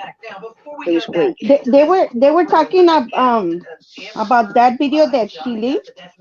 That where they were in the kitchen and she was recording him. Yeah. Elaine said that he was screaming at her. He wasn't even yelling at her. He didn't even acknowledge her until she started talking. Yeah. I agree. So, has he managed to mute it? I don't know. I'm muted. I'm muted. Back to court. Okay, there we go. I don't hear anything. Rob is muted. Rob! I cannot sing. Rob, unmute the YouTube. I think he's been Maya for a second, I think. I think he is, but he muted it just before it went back. It's really annoying. And now we don't know what they're saying. Only that we see sad faces of both, though. I'm sorry, but I muted my mic. No, it's not you that's the problem. YouTube is muted. Oh. Yeah, the screen, so to speak, of Rob. Rob! Okay, I don't want to destroy anybody's ears. Yeah, you've muted YouTube, Rob. And we're back in the courtroom. Hold on, Maya. You kisses because you won't give me What else happened when you first met with your brother on the morning of the 21st when you were talking about going to the funeral home? You won't kiss me. Oh, jeez. You won't kiss me on the face. You will never kiss me. I don't know why. I went to go see if he was going to go with us. I got there. He was upset. You, bro. I love you. Excuse me, because they were fighting. I got So upset. sorry, I muted the wrong thing. Sorry. Because of the day that was chosen to fight. But I went ahead and left and went to the funeral home with my sister, and then came back that evening. Who's at the bottom of the screen, Rob? Because they're making weird noises. About their fighting on that day in particular. We had just lost our mom the day before, so I feel like that there might be the need for a little compassion, no fighting on that day. Did Johnny end up going with you to the funeral home that day? No, I went ahead and went, and he was gathering his stuff because he had to go pick up some items because he was going to go on tour. Did you see Johnny again that day once you left him to go to the funeral home? Yeah, I came back that evening. I came back. I was taking care of my sister for a bit, and then before I left to go home, I stopped at his house to make sure that he was okay, and I saw him then. And what happened when you went over to see that he was okay? He was talking to a couple of people. I saw him briefly. He seemed to be all right, and I spoke to Jerry Judge, and they had just come back from him picking up items down at the downtown at the loft. So when you met him the second day that time, when you met him the second time that day on May 21, did you meet with him at his Sweetser house or at the ECB? No, I went to the Sweetser house. He had gone down to the penthouse to pick up some of his stuff because he was going to be leaving, to go on tour. And I just stopped by after they had just gotten back. And as of that time, the evening of May 21, your mother had just passed. What plans, if any, had been made for a funeral service for your mother? We hadn't made any plans for a funeral service. We wanted to wait until we could get, all the friends and family, because we weren't expecting the date necessarily. But we wanted to wait till we can get all friends and family to come together to have more of a dinner, like a celebration like Mom would want at her favorite place. So we waited. We decided to schedule it like a month or so out instead of immediate. So you had referred to your brothers having plans to go on tour that next week, obviously not knowing that his mother was going to pass. Right. What, 2016. if any, other formal events had been planned for that next week before he was going on tour? Well, he had the premiere for Alice that was on the Monday night, Mom passed on Friday. I remember that premiere. And the premiere was Monday night. And then he was going to take a flight after that, immediately after the premiere. He had to get on a plane to go to New York to meet the band and go on to Europe. And when you say Alice, just so the jury may understand, if you could please explain to them what Alice is. Oh, I'm sorry. Alice, and I'm so sorry right now. I don't know if it's Alice Through the Looking Glass, maybe was that one's name, or the Alice in Wonderland Disney series, where he played Hatter. We are going to take a break, but again, we're going to pause the testimony. You won't miss anything. Stay with us here on Court TV, your front row seat to justice. Do they take a break every 2 minutes or something? It's ridiculous. Yeah, it's getting ridiculous. My God, how many breaks you gonna? I don't want to break every 15 minutes or 20 minutes, but my God, man, what the hell? What the hell? No wonder that. If it's not one thing, it's another. Yeah. Rob, who was it that came in a little while ago? They're no longer I'd love here. to put a stream on something else, but I can't. I don't know if I could take a risk doing it. I mean, I did this, and everybody said it's okay. It's okay. So I don't know. If tomorrow you want to. I think it's okay because I've seen other people doing the same with streaming the law and crime on YouTube through live. Yeah, that one I don't trust because the Glare said don't trust that. So I'm going to take his word with that one. But the other one, I don't know, the Sky something. Someone said Sky something. I have no idea what Sky. Yeah, there was another one. I just can't remember what it was. Don't forget, Sky. Is Sky still owned by Murdoch? Oh, geez, I don't know. Okay. Who was it that came into the panel just before we went live before we went back to courtroom? That was the chairman. Okay, something was going on his end. It was a bit weird. Yeah, he must have happened, and then he took off. So I was like, whatever. Yeah. Jesus. Yeah, Murdoch owns Sky, says TJ. Oh, now the both judges are talking to Penny, as I can see here. Why do they pause every time? Well, I mean, I'm sure that what they're doing is they're missing, like, sometimes the attorneys will step up to the judge. I'm sure they're missing some of that stuff. I'm sure they're not showing every little thing. So no, they're pausing at the moment to put an advert on. We're just not seeing it because we're on their YouTube channel. They can't show the adverts on the YouTube channel. Yeah. They're earning loads of money through adverts. So I'm sure what the pause is because they're like, well, they're going to talk to the judge and there's no sense in it. So it's a good time to take a break. Then they'll come back. We'll go back to, yeah. I mean, listen, I do want to see her. I don't want to see the attorneys talking to the judge for 10 minutes. I mean, that's, I don't need to see that. And I don't need to see Amber sitting there. Yeah, and the good thing is we will eventually catch up. We will eventually catch up because the 15-minute breaks, we're not having to wait for them. Yeah, and we're also not taking breaks here. So even though they're pausing, when they say 15-minute break, we're skipping that, So instead of a break, it's just commercial, and then they go right back to the thing. So that's what they're doing. Yeah, right now I see Ben and the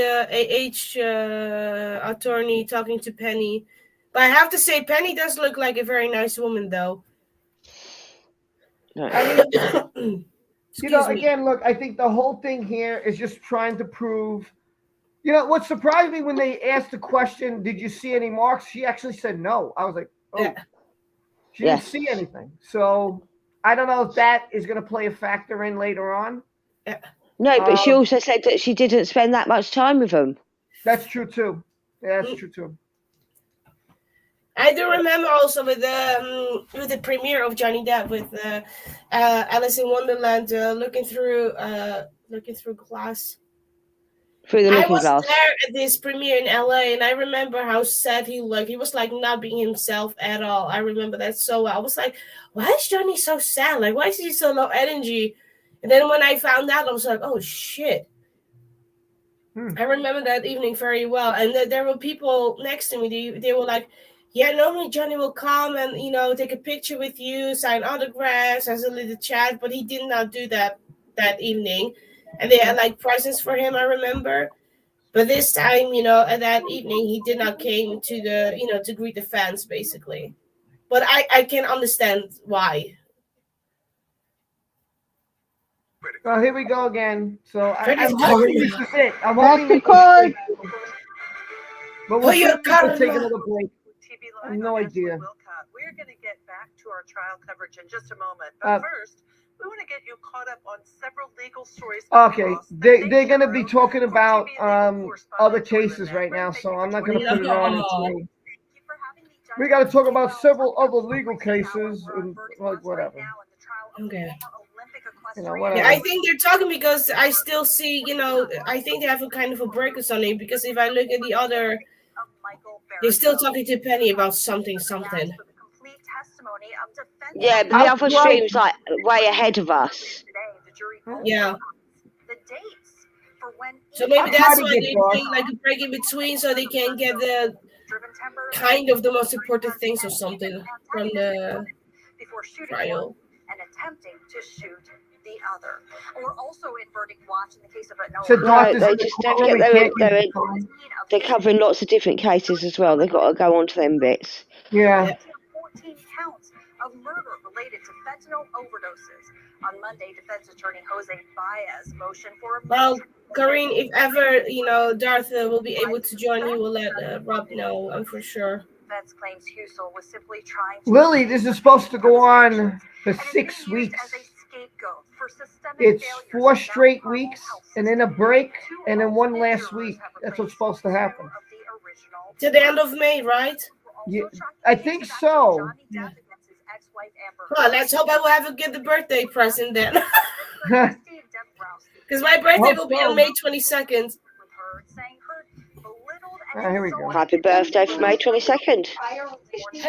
He's pointed to his prior relationships, including with Kate Moss and Winona Ryder, emphasizing that he had never been accused of abuse before.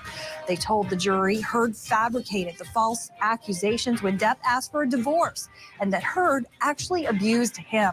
Depp is suing Heard for $50 million over a Washington Post op-ed in which she suggests that he abused her.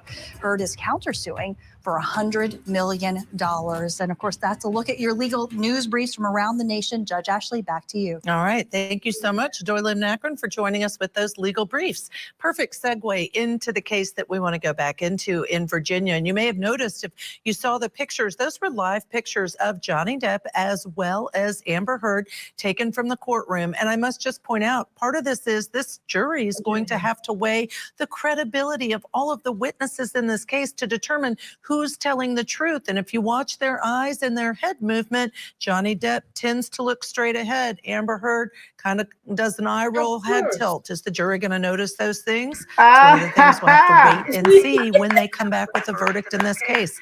Back to court. The sister Krista still on the stand. You have not missed any of her testimony. Premiere for Alice in Wonderland was going to be on Monday.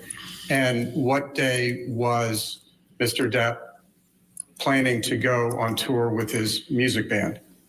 He had to be there Tuesday morning. So we had to schedule it. It was very tight. We scheduled a plane for him immediately after the premiere. He would get on the plane. So he was expected to leave on Tuesday.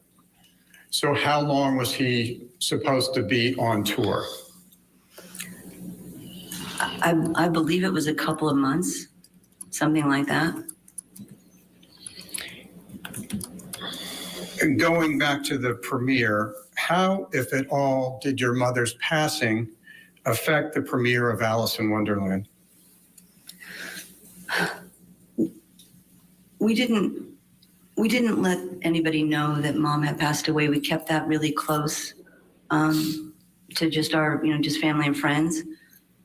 Because he had to go do the premiere, and with the premiere he's on the carpet, and on the carpet he does interviews, and it didn't feel right on many levels to have him where people knew that Mom had passed away, and while he's trying to do interviews to sort of, give their condolences and their sympathies and all of that. So we kind of kept it just with us so that it wouldn't become a a worldwide thing, and he could just do what he was supposed to do and do his job. And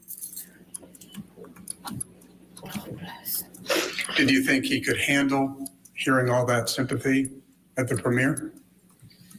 I didn't think he should handle. I thought it would be very hard on him.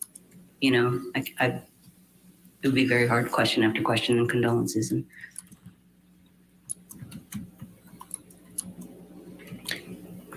did there come a time when Ms. Heard filed for divorce from your brother? yes, When was that? I learned that she had filed on the Tuesday morning. After that premiere of the Tuesday morning, I was at the funeral home and I got a call from the attorney to let me know that she had filed.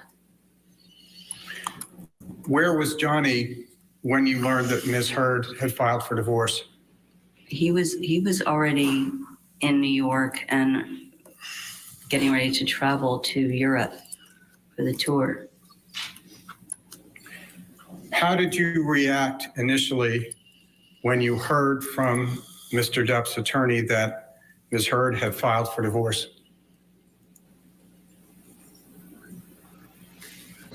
I mean, I think understandably, the timing of this, it made me sick, actually. It really made me feel ill. It made me sad, frustrated. I can't even find the word to describe how I felt when I heard that the divorce was filed the day after, while I'm at the funeral home. You didn't think the timing of Ms. Heard's filing was appropriate? I did not. I thought it was. I thought something like that might have been able to wait. Yeah. Exactly. Well, Did there come a time when you learned that Ms. Heard had also filed for a restraining order against Johnny? Yes. Yes, I think I heard that also from the attorney. I believe the day before she was. I think it was a Thursday. I think I learned that one. So this was 2 days after your brother had left for New York? Yes. Yes, because I was shocked at that. I was shocked at that, and concerned that he was out of town and didn't know if he needed to be there. He was gone, and I was asking the attorney, and they said, no, he doesn't have to be there. No one has to be there. Amber won't be there. No one will be there, just attorneys. It's a very simple process. Did Johnny attend the restraining order hearing? No, he was not in town. He wasn't in the country. Did you see any press coverage of the restraining order hearing? Yes, I did. Would you please tell the jury what you saw or read? Objection, calls for hearsay. Not What he's talking asking about. for the proof of what was in the articles. It's a present sense impression. Relevant. Why is it relevant? All right, I'll sustain it to hearsay and relevance. Okay. Did you see was there press coverage of the hearing? There was a tremendous amount of press coverage. Did you read any of it? I did read some of it. I did, I saw some of it. Putting aside the truth or falsity of what you saw, what did you see? Relevance. Why is that relevant? And hearsay. Was the... All right, I'll sustain the objection. Next question. Okay.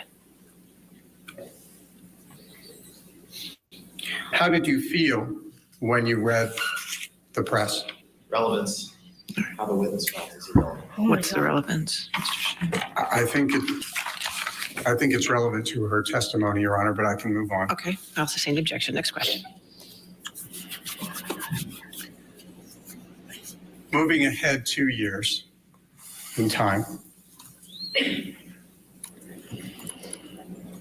Did you see Ms. Heard's Washington Post op-ed when it was published in December 18, 2018? Yes. What did you think Ms. Heard's op-ed was about? Relevance. It's entirely relevant. They're trying to argue somehow that people didn't understand what the op-ed meant. We heard an opening where there was. I want you to approach, yes, please.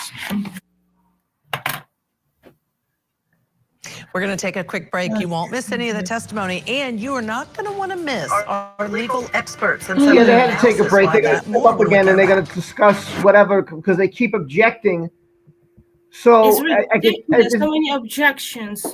Yeah, and I think that's what's happening because he can't go forward. So they're like, you know what? Time out. This is what the judge should have done with the opening statement this morning. What she should have done was say, time out, step up. She didn't do it. She just let her ramble. Yeah. And so she did at one point, though, didn't she? Yeah. I don't know if she said much besides we're going to go to lunch. And I didn't know she was going to come back and ramble again, you know? Yeah, no, she did. She did call them to the bench at one point. Yeah. It's like with her, with her interview in 2016. What was it then? How's it called? Oh my God, I lost the word. Anyway, when she has to talk what happened, and then it was also all the time objection. I'm like, dude, let her talk. Like, come on now. Yeah. And now, did you see her smirk when he was objecting again? I was like, girl, seriously? Yep. Disgusting woman. Seriously, I can't. Yeah, it annoys me when that's the problem with court objecting. Oh, strike it. Like, first off, you said something and you expect the human brain to strike out something that someone just said. It doesn't work like that. It's not like, oh, I'm writing an email. Oh, I can delete that sentence. It doesn't work. They basically don't want that in the record. If she said Amber is an abuser, and they said, "Oh, strike that," it's too late. She said, "You can't get that out of your head." You know. Well, the thing is, as someone pointed out in the chat, the whole trial is about the op-ed. So of course they want to know whether she felt that it was about her brother or whether she felt it was just about general. Right. And they're trying to say hearsay. That's what they're trying to use.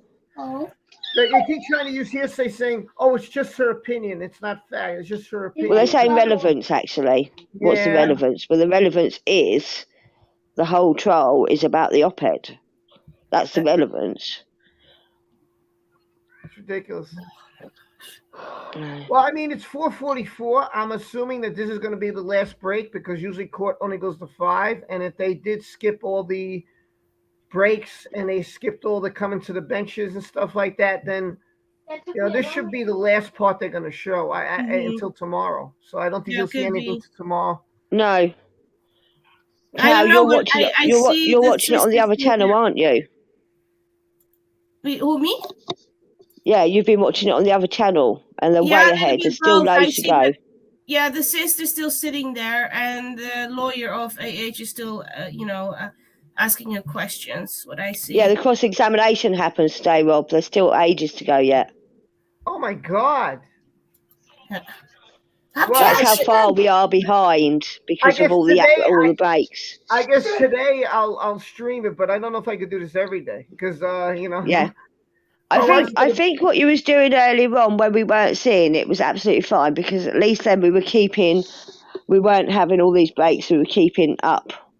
Right. Well, it wasn't me. I was watching it on the television, and all I did was put the laptop to the TV, and I just blacked myself out. That's what I did. And then they say, "Well, go to the YouTube, and you could stream it. You won't get a problem." And they said, "Don't go to the law and whatever because you'll get a problem." So I said, "Okay, well, if I'm going to get a problem with the law and whatever, then and if this is the only way I can show it, then I'll stream it this way." Yeah. Okay. I'm seeing a tweet from the umbrella guy. Yeah. The tweet says, "You asked where the kids were. You were worried about them because Johnny Depp's drug use, right? No, I was just asking where the kids were. So you don't care about the kids' safety?"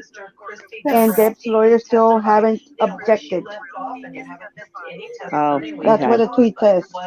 Talking about the fact that Miss Heard filed for divorce the day after day after their mother passed away.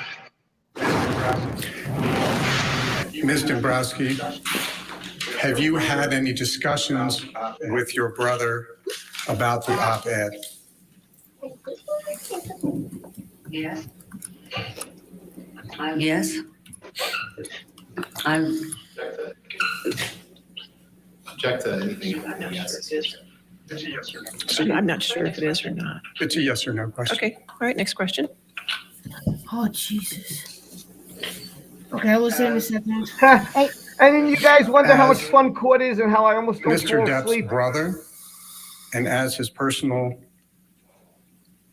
manager, do you have any understanding how the publication of the op-ed has affected your brother's career? Objection foundation, Your Honor, and hearsay. Oh, today's messy. I don't know if it's hearsay. I apologize, Your Honor. That's fine. But she's worked with her brother for I'll several allow decades. it. Let's see where the answer goes. You may answer. I'm sorry, would you mind asking it again? Do you have an understanding of how the publication of the op-ed has affected your brother's career? Yes.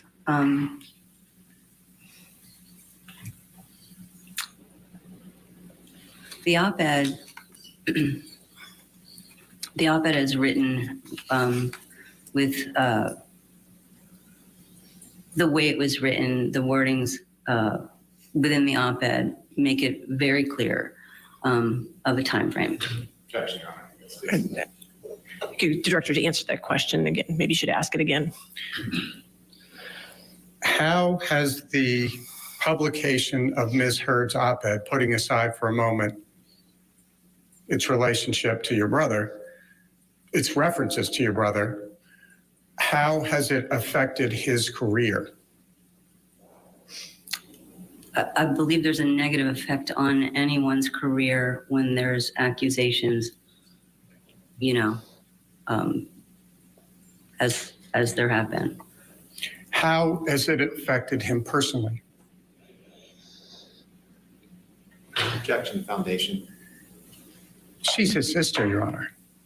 I'll allow it. Go ahead.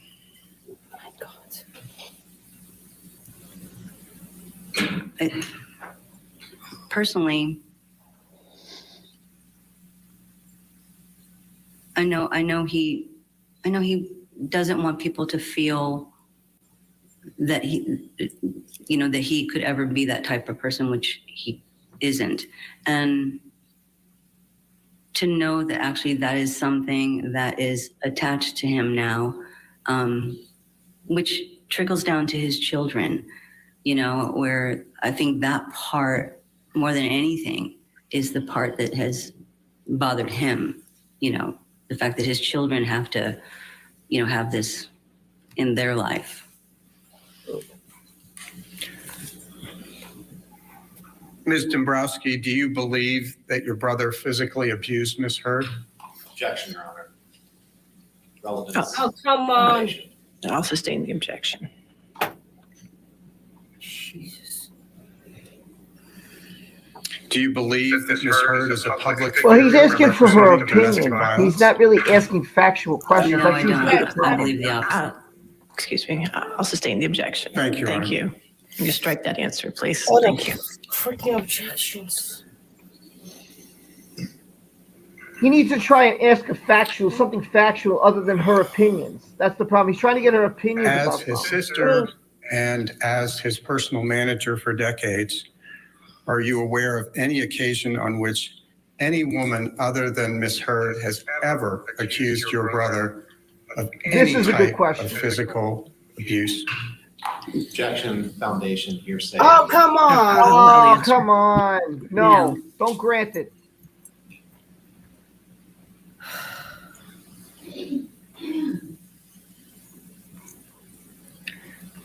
how has Ms. Heard's op-ed impacted your life? Objection relevant. Is Johnny What's the sleeping? relevance? He's not sleeping, is he? Thank you, Your Honor. That's all I have right now. All right, I'll withdraw the question. No, Okay. he's not. All right. Cross-examination? Thank you, Your Honor. Yes, sir. Oh my goodness gracious. She looks tired though. Yeah, they both do. Yeah. Yeah, it's a lot of energy that costs her. I agree, Tom. I totally agree with you.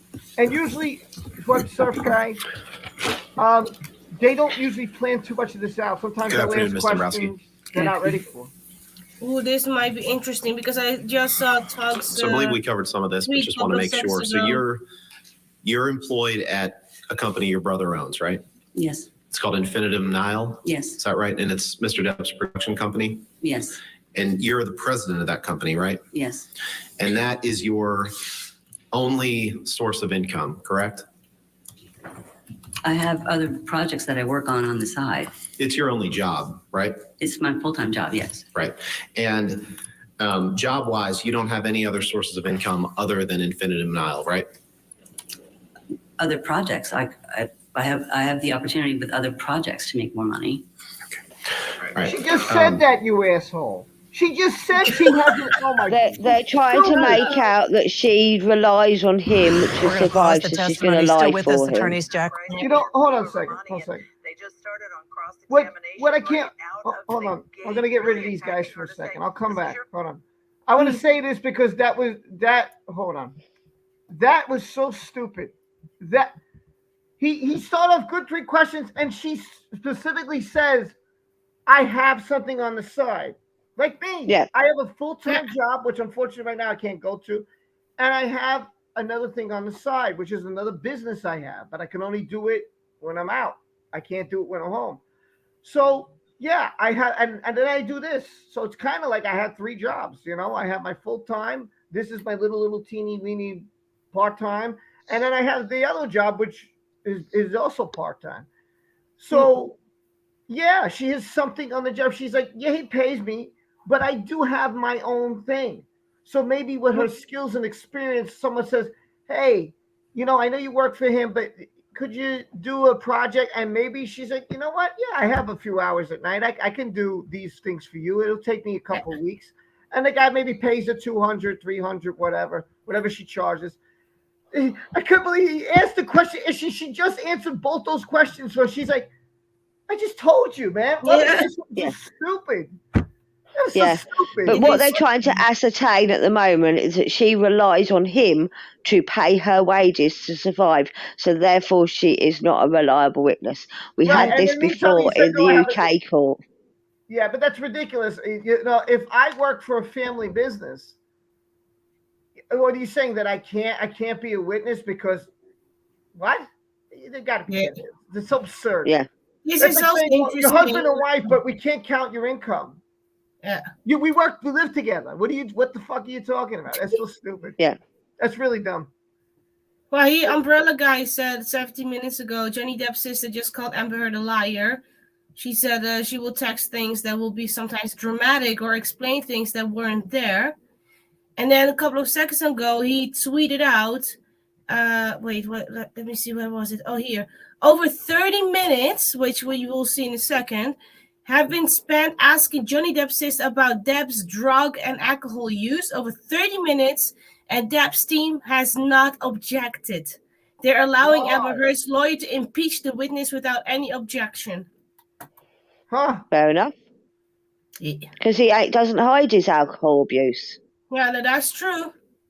And here, 2 minutes ago, did you see any marks or bruises on Amber Heard? No. Are you sure you were looking? Oh my God. Are you sure you were looking closely enough? Apparently, Johnny Depp's sister needed a magnifying glass and a body having to search things on Amber Heard. Oh my God. Oh, the show is about to start, y'all. Oh my goodness. Okay, gracious. let me go. I'll go back and I'll get it back on here. Hold on. Oh okay, cool. Yeah, I get mad and because I can't shut the volume, so I have to go back to YouTube and. No worries. All right.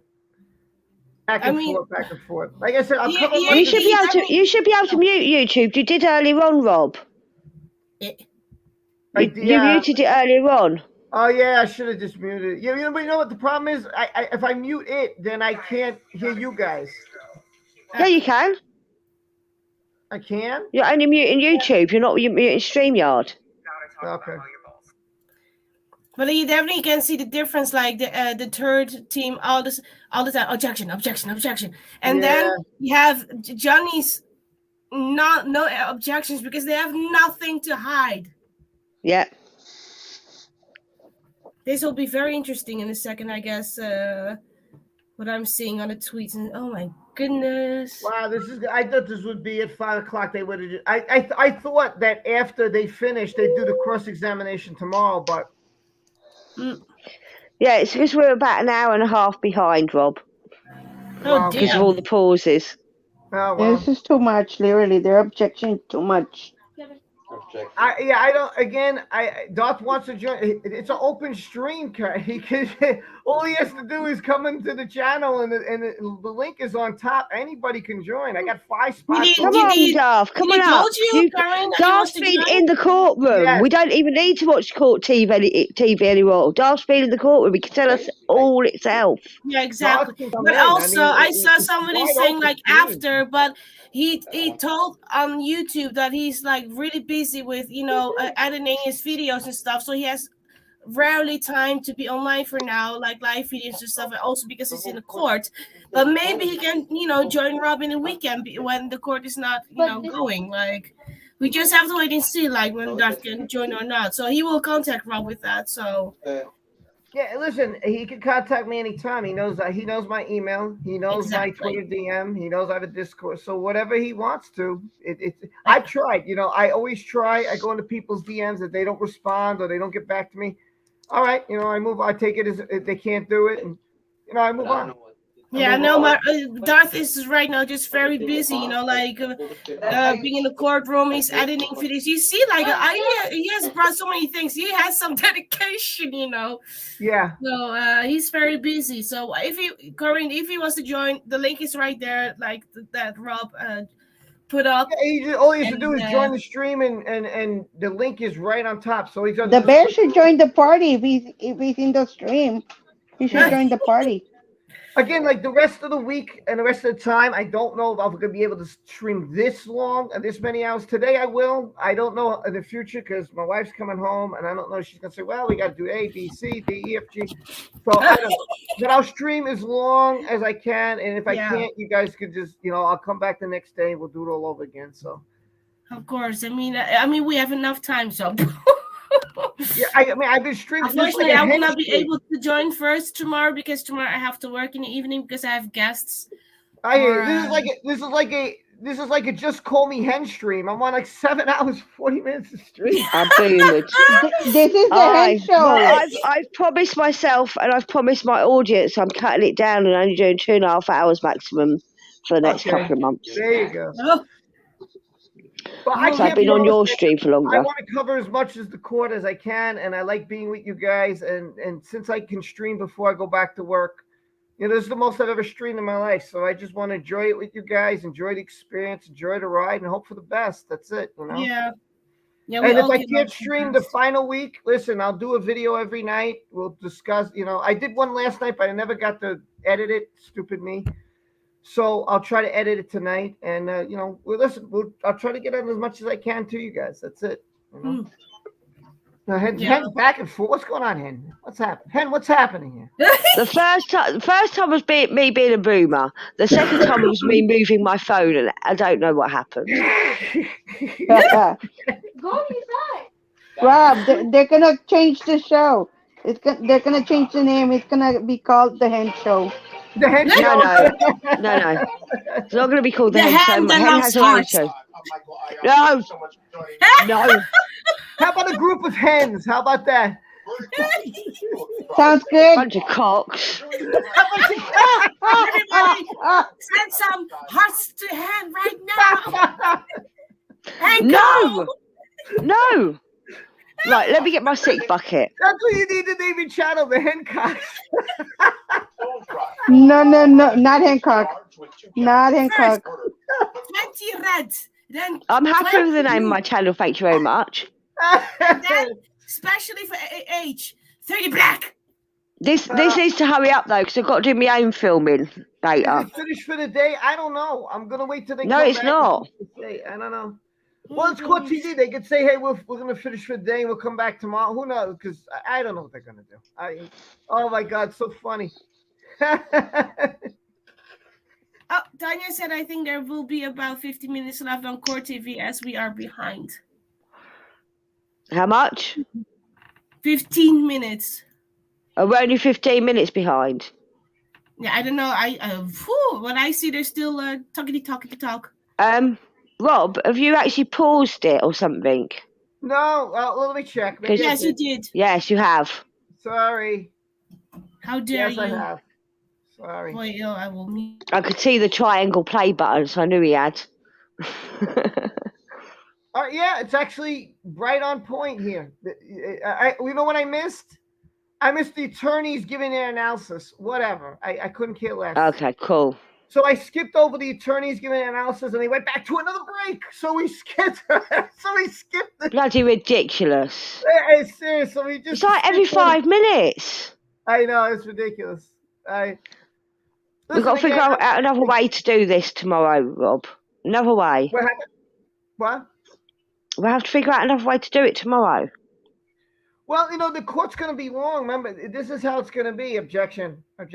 Step up. Yeah, it's not that. It's all the breaks in between. They're just, because, like I said, they're about 40 minutes behind the other Well, you know what the they channel. should do? When they go to lunch, they shouldn't take a break. They should just keep going. If they're going to go to lunch for 45, great.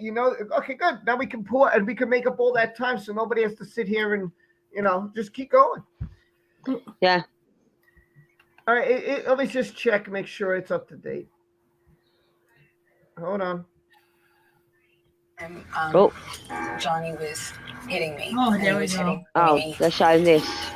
Hard and repeatedly. And I was screaming. Oh, yeah, he was screaming. Uh-huh. Oops. Rob. He's such a boomer. Oh, just in the mood. He's muted himself, not the bloody... And at times volatile, but always bound by love. Neither party has made false accusations for financial gain. There was never any intent of physical or emotional harm. Amber wishes the best for Johnny in the future, but the best wishes turned into a worst nightmare for Johnny Depp. In July of 2018, the British paper The Sun published a story referring to Depp as a wife beater. Depp denied the allegations. And then in December of that same year, more than 2 years after their divorce, Amber Heard wrote an op-ed in the Washington Post claiming to be a victim of abuse. She never mentioned Depp by name, but he says the implication was there.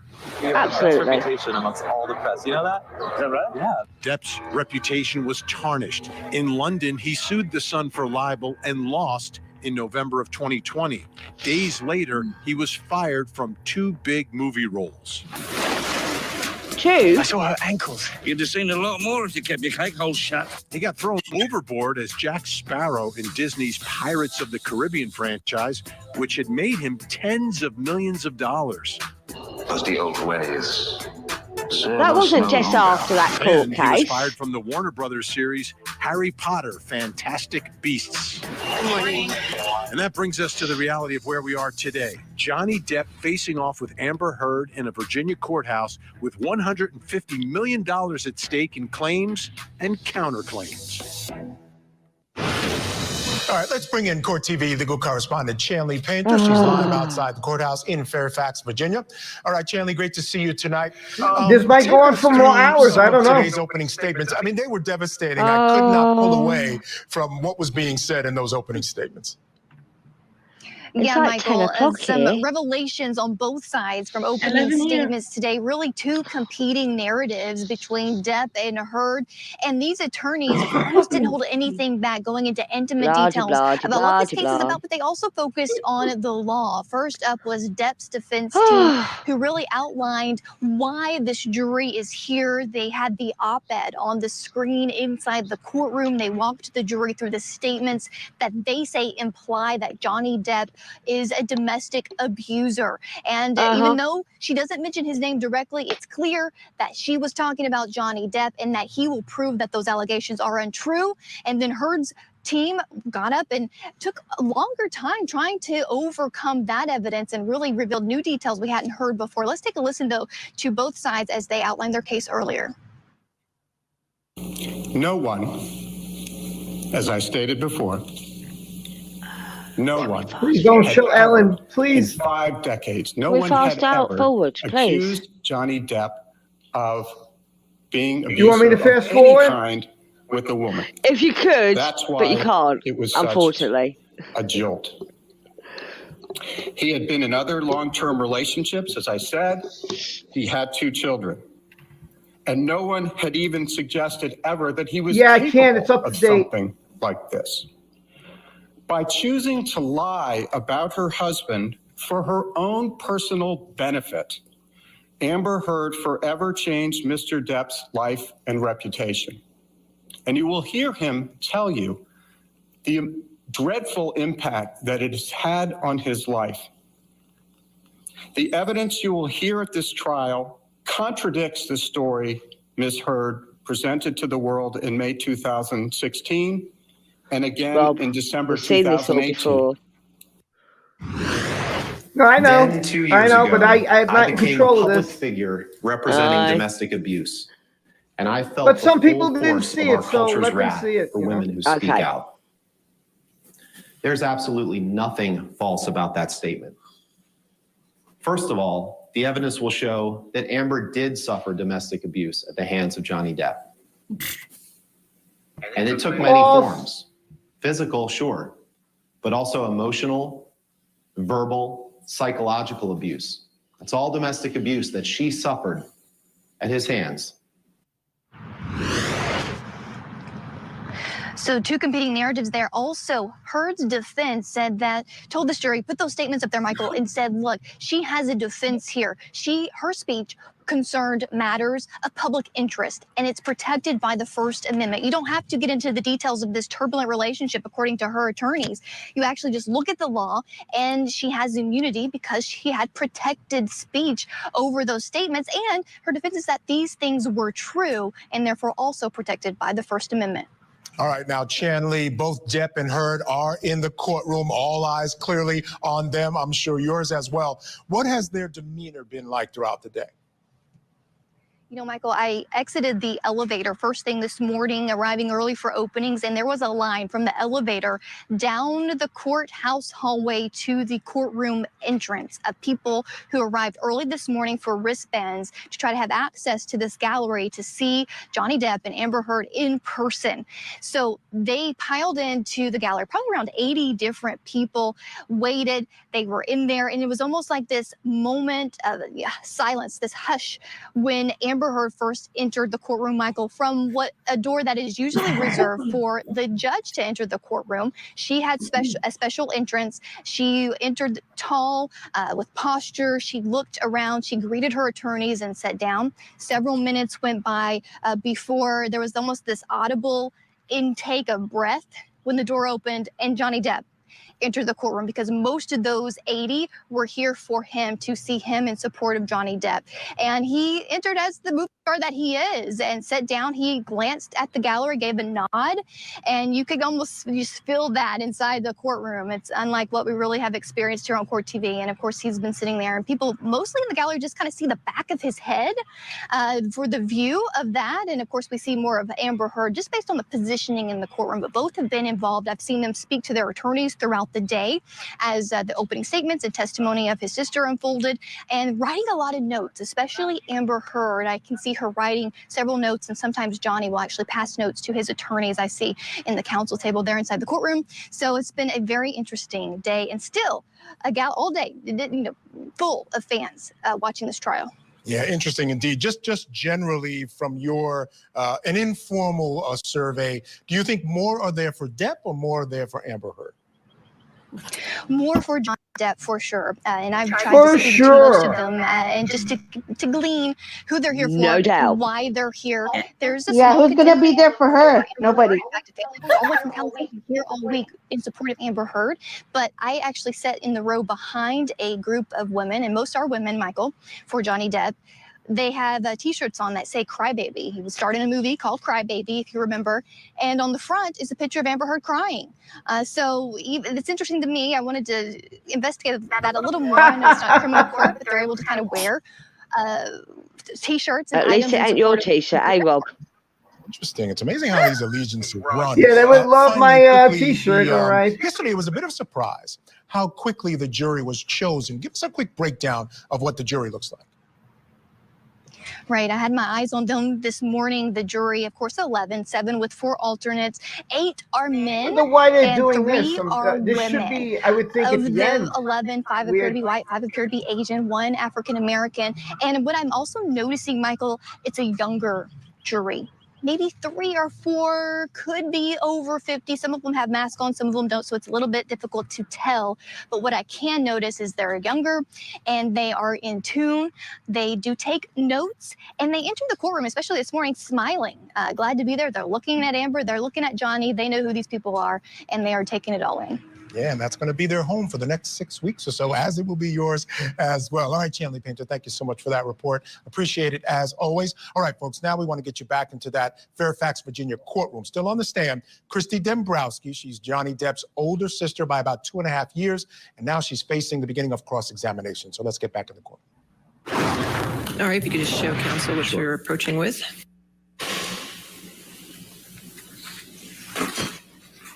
It's just a copy of her deposition. What are whispering? It's a copy of the deposition. I think he's just getting copies, Mr. Chair. Oh, I should assume it wouldn't be. Okay, thank you. Yes, please.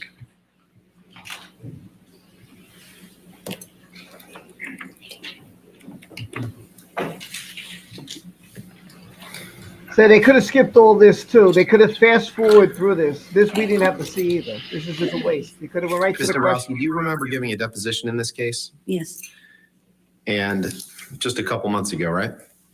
I believe so, yeah. Right. And you remember before you started that deposition being under oath, right? Yeah. Okay. And you swore to tell the truth? Yeah. Okay. And you were asked questions by counsel for Ms. Heard, and you gave answers, right? Yes. Okay. Could you please take a look at page 19 of that deposition transcript in front of you?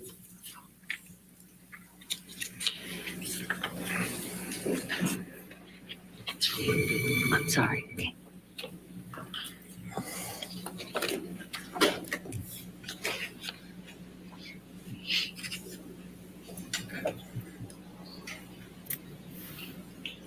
And do you see on page 19, line 8 through 10, you were asked a question, do you have any other sources of income other than from Infinitum Nile? And you answered no, job-wise, no. Right. Do you see that? I do. And was that testimony correct? Yes. Okay. But it's the same as what I said today. Now, you have a huge financial interest in your brother's career, right? The money that Infinitum Nile makes comes from money that Mr. Depp makes, correct? It hasn't always historically, no. What else does it come from? We've had deals with other entities, companies. And for the most part, the better your brother does in his career, the more money Infinitum Nile makes, though, correct? I don't think it's exactly like that, no. And you have your brother has done projects that Infinitum Nile has been the production company for, correct? Yes. Okay. And you have a financial interest in that company, correct? I'm an employee. Okay.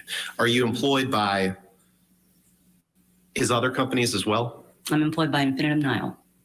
Are you employed by the other companies that your brother has? No. Where do you receive your paycheck from? Infinitum Nile? Infinitum Nile. And you have a financial interest in how Infinitum Nile performs financially, correct?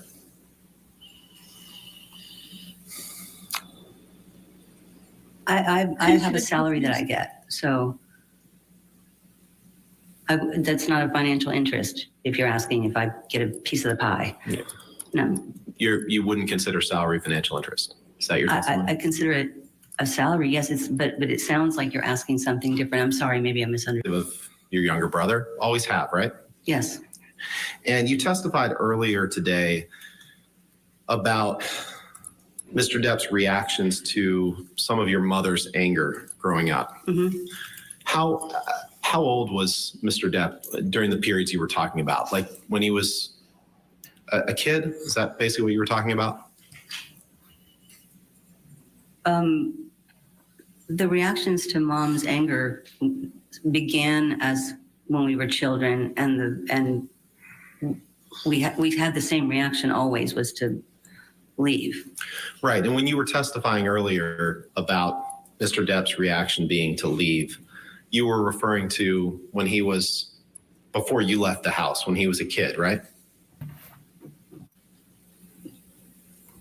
Yes, but we left the house not too far apart from each other, but yes. Okay. When Mr. Depp would leave as a child during the times when your mother was angry at him, was he addicted to drugs back then?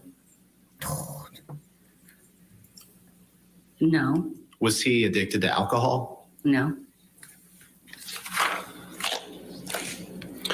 You testified a little bit about Mr. Depp's former partner, Vanessa Paradis. You were friends with Vanessa, right? It was a family, so. Right. You considered her family.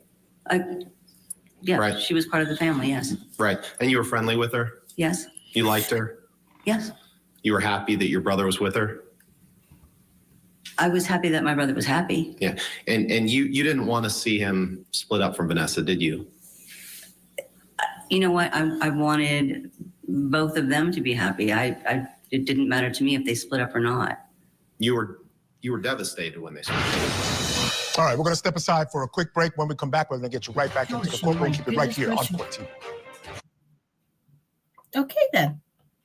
Yeah, you know what? I'm going to say this. I'm glad they did that because I really wanted to state this fact. That's something that bothers me, and I'll see if Han, Tal, or Carmen pick it up, and I get your reactions. Wait. Here we go. And Corrine said, I'm all ears. Okay, good. So here's what bothers me, and I want you guys to think about it and give me your honest answer. Never. We just discussed this before the last break. She said that she had a side job. I just went over that like I do. You know, I have a full-time job and a little side job. Then she said in the deposition she didn't. And then when he asked her about it, she's like, yeah, this is true, but I already told you. So I'm like, wait a minute. So now you kind of got caught there. Yeah. You said in a deposition that you were just under him, yet you came in the courtroom and said you had a side job. Yeah. So I'm kind of confused there. And see, the next question I would have asked, had that been me as Amber's attorney, I would have said, so which is it? Is it that you get just a salary and a full-time job from this company? Or is it that you get that plus you're doing things on the side like a plumber would do? Like if a plumber might work full-time and then... Cash in hand. Yeah, which is fine. But I'm just trying to figure out so we get an idea here. Because I would be confused on that too, because it kind of seems like you said one thing, but you said another. Yeah. In her deposition, she said that was her only income, and now she's saying she gets another income sometimes from other jobs. So that other projects. That one got me a little like, okay, because now does that ruin a little bit of your credibility? Maybe. Yeah. Maybe that loses a little bit of credibility, and that's why they were saying before. And again, I'm not trying to make you all scared. This is not what I'm trying to say. What I'm trying to say is I'm trying to think of it as an open-minded perspective here on the channel. Yeah. What I'm I trying agree to say with you, though. You agree with me? Okay. So what I'm trying to say, yes, full and part. See, she did say that. She said full and part time, right? And then in the deposition, she said, "Oh no, I only had this full time." I'm like, wait a minute. My next question would be, well, which is it? Are you on the salary of it? And there's some good questions. This guy is very good. This defense attorney. I hate to say it. It bothers me, but he's good. And he's saying some good stuff like, he's trying to figure out where the money comes from. And if he makes more money and the company makes more money, do you get a part of it? But she's giving good answers. She's like, that's not how it works, man. And I'm sure that's not how it works. I'm sure the company on its own stands on its own merit and makes its own money, not based on just because he makes a movie. That's what they're thinking. They're trying to show, well, so if he makes money, then you make money. And their defense is Johnny's paying everybody off. That's what they say. And the defense is that Johnny's a drug and alcohol addict. This is what they're trying, and this is what creates this monster, and this is what made him abuse her. This is her story. This is all of his witnesses rely on him to be able to survive financially. That's what they're playing. So they're all biased because they need him to survive financially. That's great the way you just said it, Em. That was perfect. Exactly what I wanted to say. You got it. I don't have to add anything else. She already said everything. Her other income is not relevant to this case, so I'm not worried unless they keep twisting it. Well, I think that's what they're trying to do, Rose. I think that they're trying to twist the narrative here. 4-9. But we're gonna find out now. So let's find out. Okay, bye. Hello and welcome back to Court TV Live. I'm Michael Ayala. We're bringing you continued coverage of the dueling defamation suits between Johnny Depp and Amber Heard. On the stand, Christy Dembrowski. She is the older sister of Johnny Depp, and she's basically been testifying throughout the day about the problems that they had growing up, some of the abuse that took place. She also characterized the relationship between Amber Heard and Johnny Depp. Whenever she's facing cross-examination, they're really focused in on her financial stake in Johnny Depp. Oh my God, Issa Mello. Hello, Issa Mello. So let's get back into the courtroom. Okay, I'm going to We'll try pick it doing right up where we this, left but I off. don't know if I'm right. Were you You're happy? doing great. Don't worry. No, I wanted my family to be Good to see okay. you, man. I'm so happy. Nice to meet you. What were your emotions when you learned that your brother was splitting from Vanessa? If I had to say, I was probably a little sad for both of them. But that, I mean, All right, we're just beyond going to that, hear it, and I'm going to get your comments, Issa, right after another break, okay? Okay. Thanks for joining. Emotions. And you were sad because you were losing her as part of what you just testified was your family, right? No. You weren't sad about that? No. Now, on May 21st, 2016, you were asked some questions about that. And I know your mother's passing must have been very tough. So I'm not going to ask specific questions about that. I'm going to ask questions about the next day just to make sure that I had your testimony right. Can you remind me, you said you saw your brother the morning of May 21st? I stopped by there at some point in the daytime, in the early part of the day. What approximately what time? I honestly don't remember. Was it before lunch? I don't remember the timing. It was just daytime. It was daytime.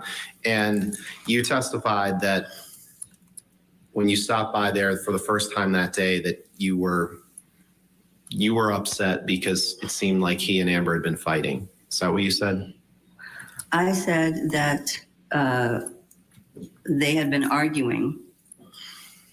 And I've said that I didn't love that they were arguing on. It was a horrible day to argue on. And that was your testimony was that you were upset that they had been arguing when you stopped by that during the daytime, right? Okay.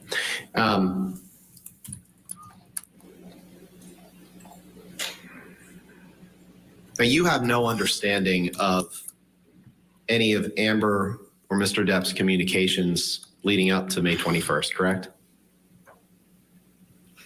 I don't know that I have a lot of that, no. Okay. But your testimony is that when you stopped by during the daytime on May 21st, that they had been fighting and that made you upset. Is that right?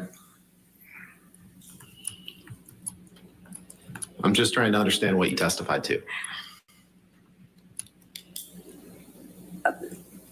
It's not that it made me upset. I found it upsetting.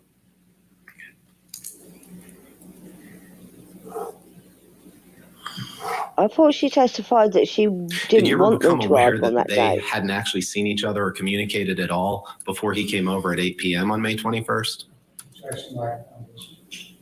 Foundation. She's testified that she said that they were fighting earlier in the day. I'm asking her if she ever became aware that they hadn't actually seen each other or talked that day. I'll allow the question. Just go ahead.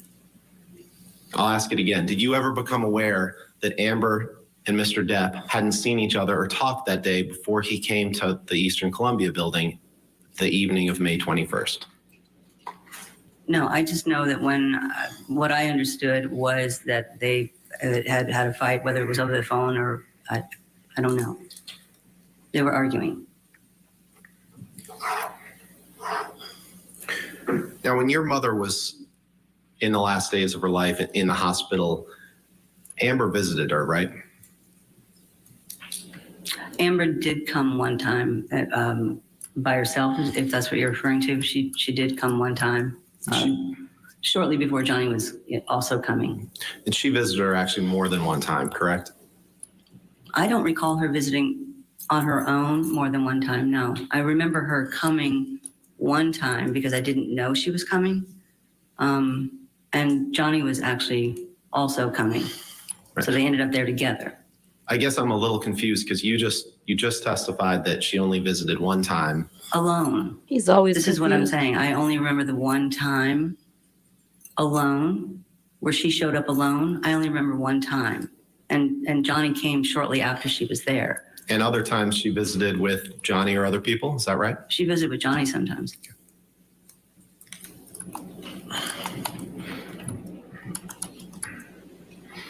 During the time that Amber and Johnny were together, you became aware that he was using drugs and alcohol excessively, correct? Objection beyond the scope, correct? All right. Your Honor, she's testified to what she observed during their relationship. I think it's within the scope. Your Honor, I think her testimony is that she's never observed Mr. Depp using drugs. I think this is beyond the scope. No, I'll overrule the objection. You can ask the question. Go ahead.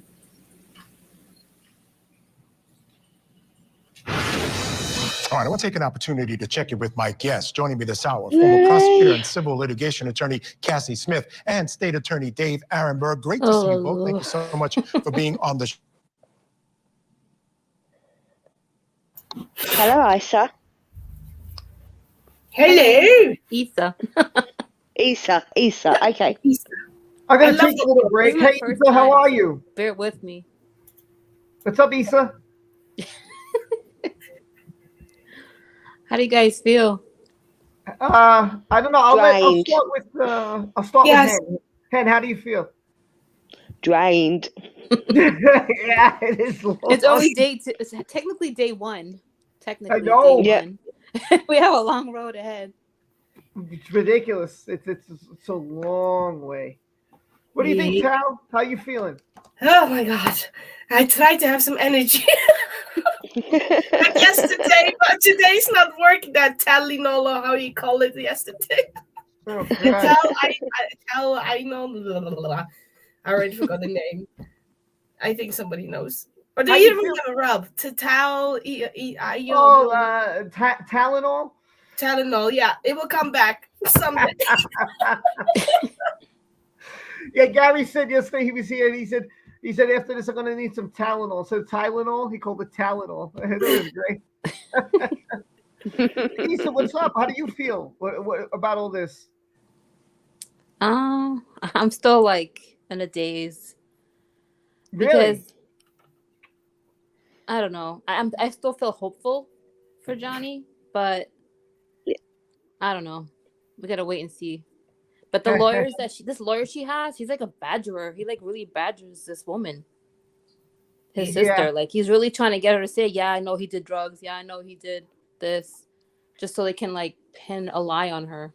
Well, just letting you know, this is exactly what it's like in a courthouse. Yeah. This is exactly what we do in a courtroom. My cases were not like this. They were much quicker, much faster.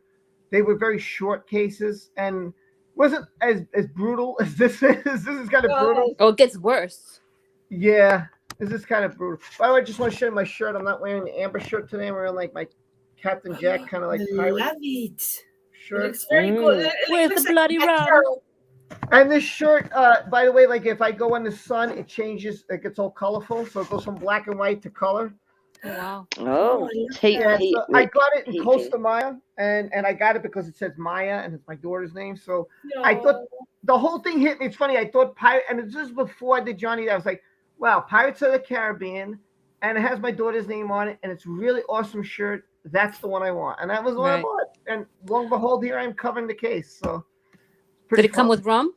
No. Where's Why the is bloody the rum? rum Where's the gone? bloody Where's rum? the rum gone? Why is the rum gone? Oh, why is the rum? I cannot do it.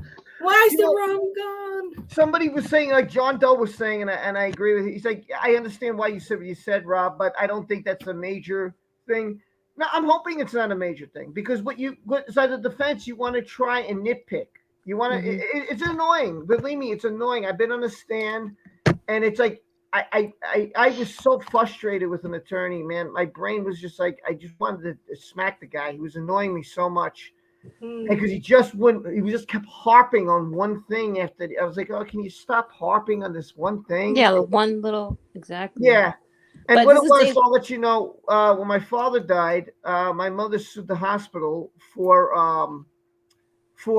malpractice because they didn't do jack diddly. Now, my father was a very heavy guy, and I never told the story before. So, basically, they kept driving the point that he was a big guy, and that it wasn't their fault. And I was like, "You didn't do anything. You guys did nothing. I had to get a bedpan. Why do I have to get a bedpan? And what are all you doing?" Right. And he was sitting there, and I could tell you how he was. He's breathing very heavy, holding his chest like this, sweating profusely, and I never forgot that because that was the last time I saw my father, Wow. and it was very painful, and it sticks with me, and I never forget that image, and I never forgot that they didn't do anything. They did nothing. I swear to you, he had to go to the bathroom. They did not. I had to go get a bedpan. I had to, I don't work in a hospital. Why am I going to get something that you should be doing? This is your job. Right.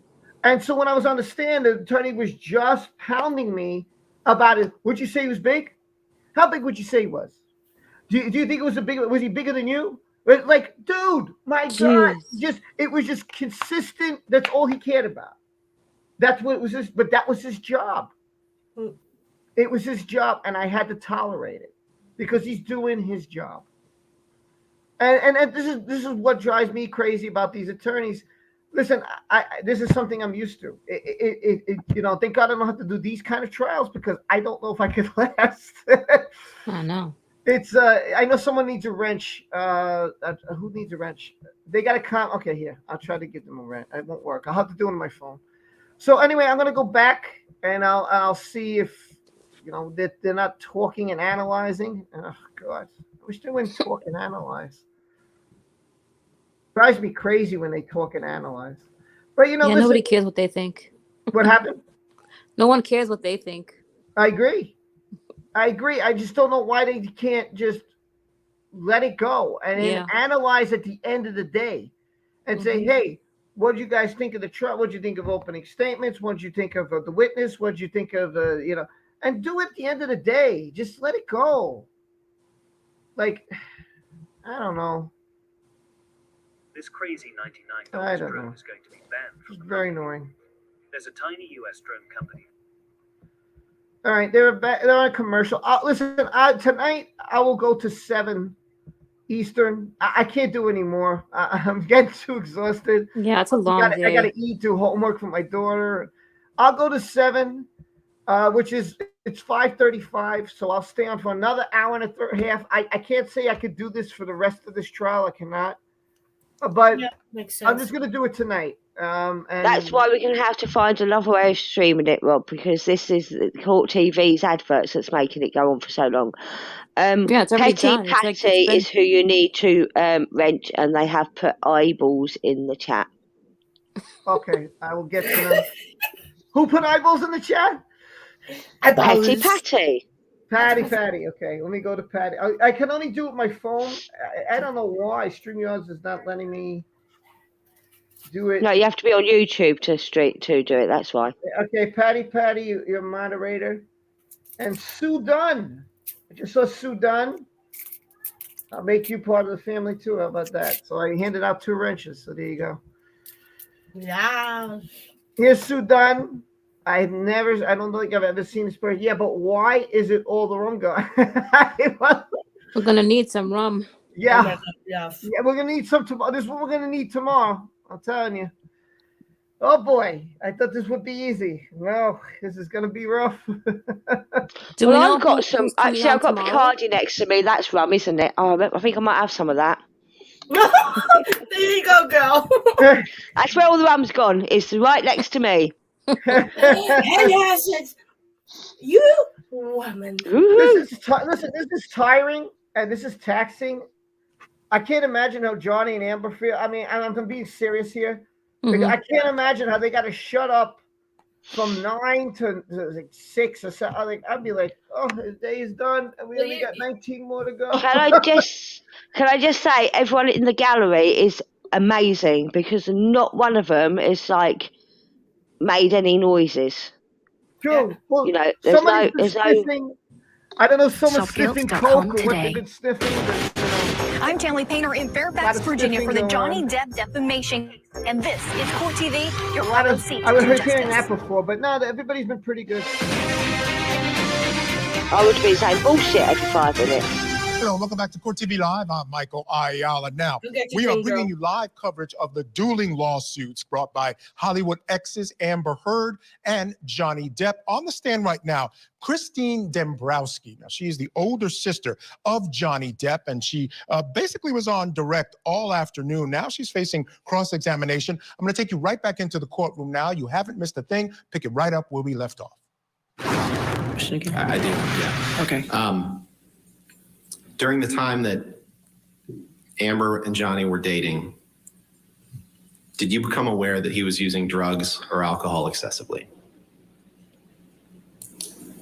I became aware that he had been drinking, and during the time they were dating, I became aware of at one point, a certain medication. Yes. And you formed the opinion that not only had he been drinking, but that he was drinking excessively, correct? I don't know that I formed excessively, but he was drinking. You became aware that he was using booze, right? I knew he was drinking. And you knew he was using cocaine, right? I never saw him do that, so. You became aware that he was using cocaine, correct? Oh my God! He just asked that question, dude. Oh, watch, it's gonna get worse. I'm aware of what he's saying. Okay, everybody take some rum. Became so What I concerned asked. about that you told your brother to stop using cocaine, correct? Idiot. I don't know that I remember telling him to stop using cocaine. I think I might have told him anything that he was doing, he should stop doing. Heather, can you pull up Exhibit 214, please?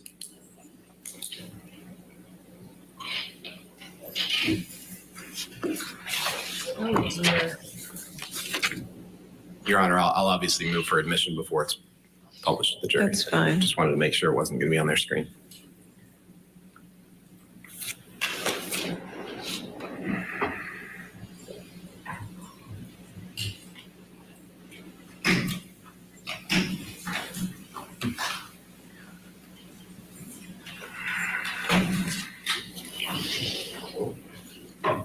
I just need 1 second. I just got a video just to let you know about the the subway, and I saw real quick people running out of the subway with a bunch of green smoke, and people were screaming. So that comes from this morning. So they said some device went off. I don't Yeah, know. on the subway, New York subway. And they said the person's still at large. So I just wanted to update you on that. Oh, yeah. Oh, damn.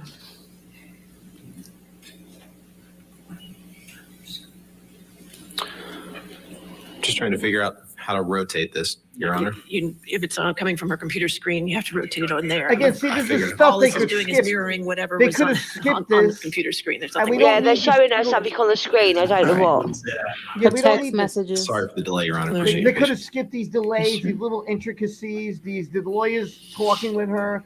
All that could be skipped and show an ad. It could have all been skipped. No need for this.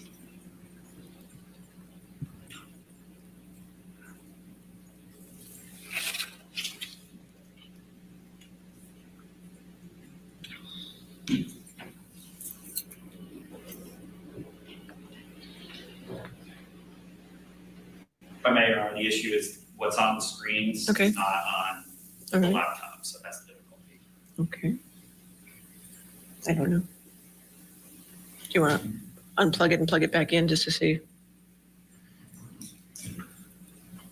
To the system? Yeah, they could have cut that out. This could have all been cut out. They could have saved us time and energy. It all could have been cut out. There was no need for any of this. It's a waste of time. Why didn't they cut this all out and then? Stupid. I would have cut all this out. Yeah. Do you see Eve? Yeah, she was like behind. Wait, where is she? She's. I wonder if she's like All right, I think we tweeting have it. or twitting, whatever you call You it. turned off and on, it works at everything. That's right. That's the secret. Yeah, I see Eve. Your best friend. Yeah. My best friend, Eve Wallow. One of my best friends. Well, one of my All right, best so they're friends. working There's a few on people I that believe don't they got like it me. together now. They were trying to get together some document or something they wanted to look at. I'd like to Okay, so let's get back to attention to Oh God. the Looks like there's someone's gonna the make four me texts Wallow and in the put middle like of a the heart or page. something on your Twitter or something. She should Oh, be wearing If you look in the t-shirt first saying I heart column, Rob. there's a name that says Christy Dombrowski and it has a number. Is that your number? Yes. And are those texts from you to your brother, Johnny Depp? Yes. And those texts were sent on or about February 5th, 2014? Yes. Your Honor, I move for the admission of Defendant's Exhibit 214. Any objection to 214? Can I just say something? No, though? just wait, ma'am. Just wait for a I'm question. Yeah, sure.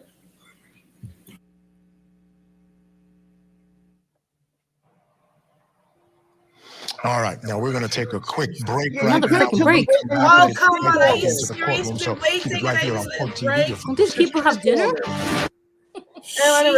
Whatever.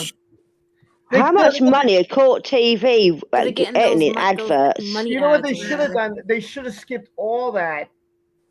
They should have skipped all that and just went to straight questioning, and we didn't need to see all that. See, that's stuff they could have saved 5-10 minutes of our time.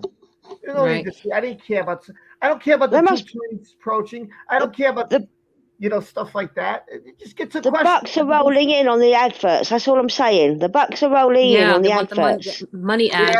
Yeah, they're making a lot of money on ads, man. Let me tell you. Mm-hmm. Yeah, it's like with football. How long does this go on for? Well, it's going to last another 19 straight days. And then they're going to take a week break because the judge has a conference for a week. And then they'll come back for one more week and do this again. And that's as far as I know. That's how long But it goes. tonight, probably about another hour. Oh my God, look what Hopefully. Tanya was. I have to say, like, hang in there. Snap, Tanya. Snap.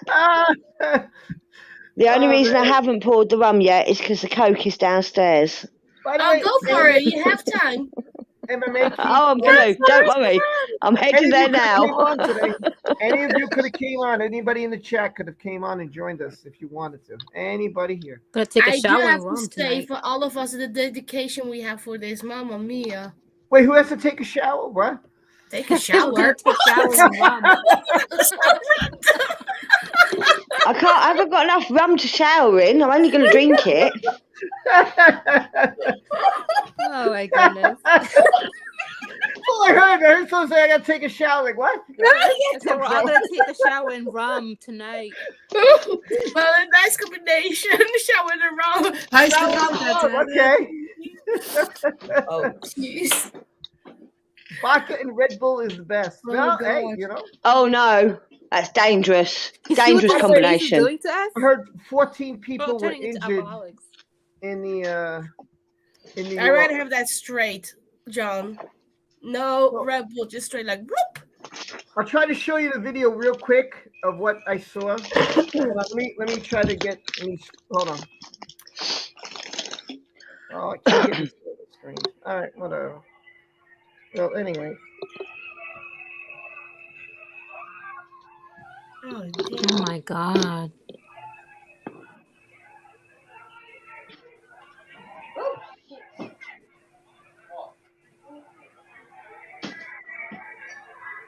That's horrible. Yeah. You see the smoke and everything, dude. Yeah. Oh shit. Oh, somebody's hurt. I see. Yeah, somebody's hurt. Oh no.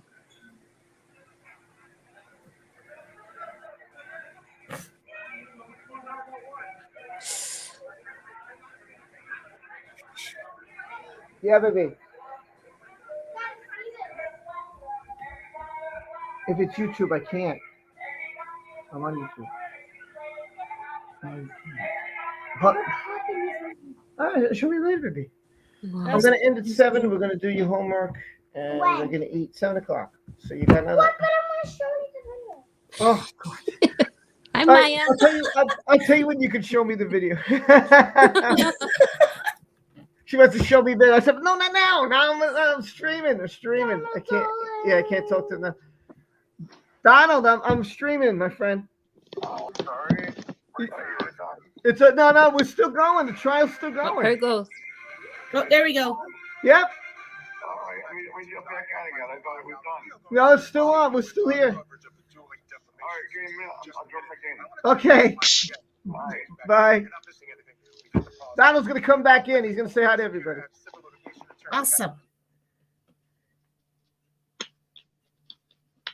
Oh, I don't hear anything.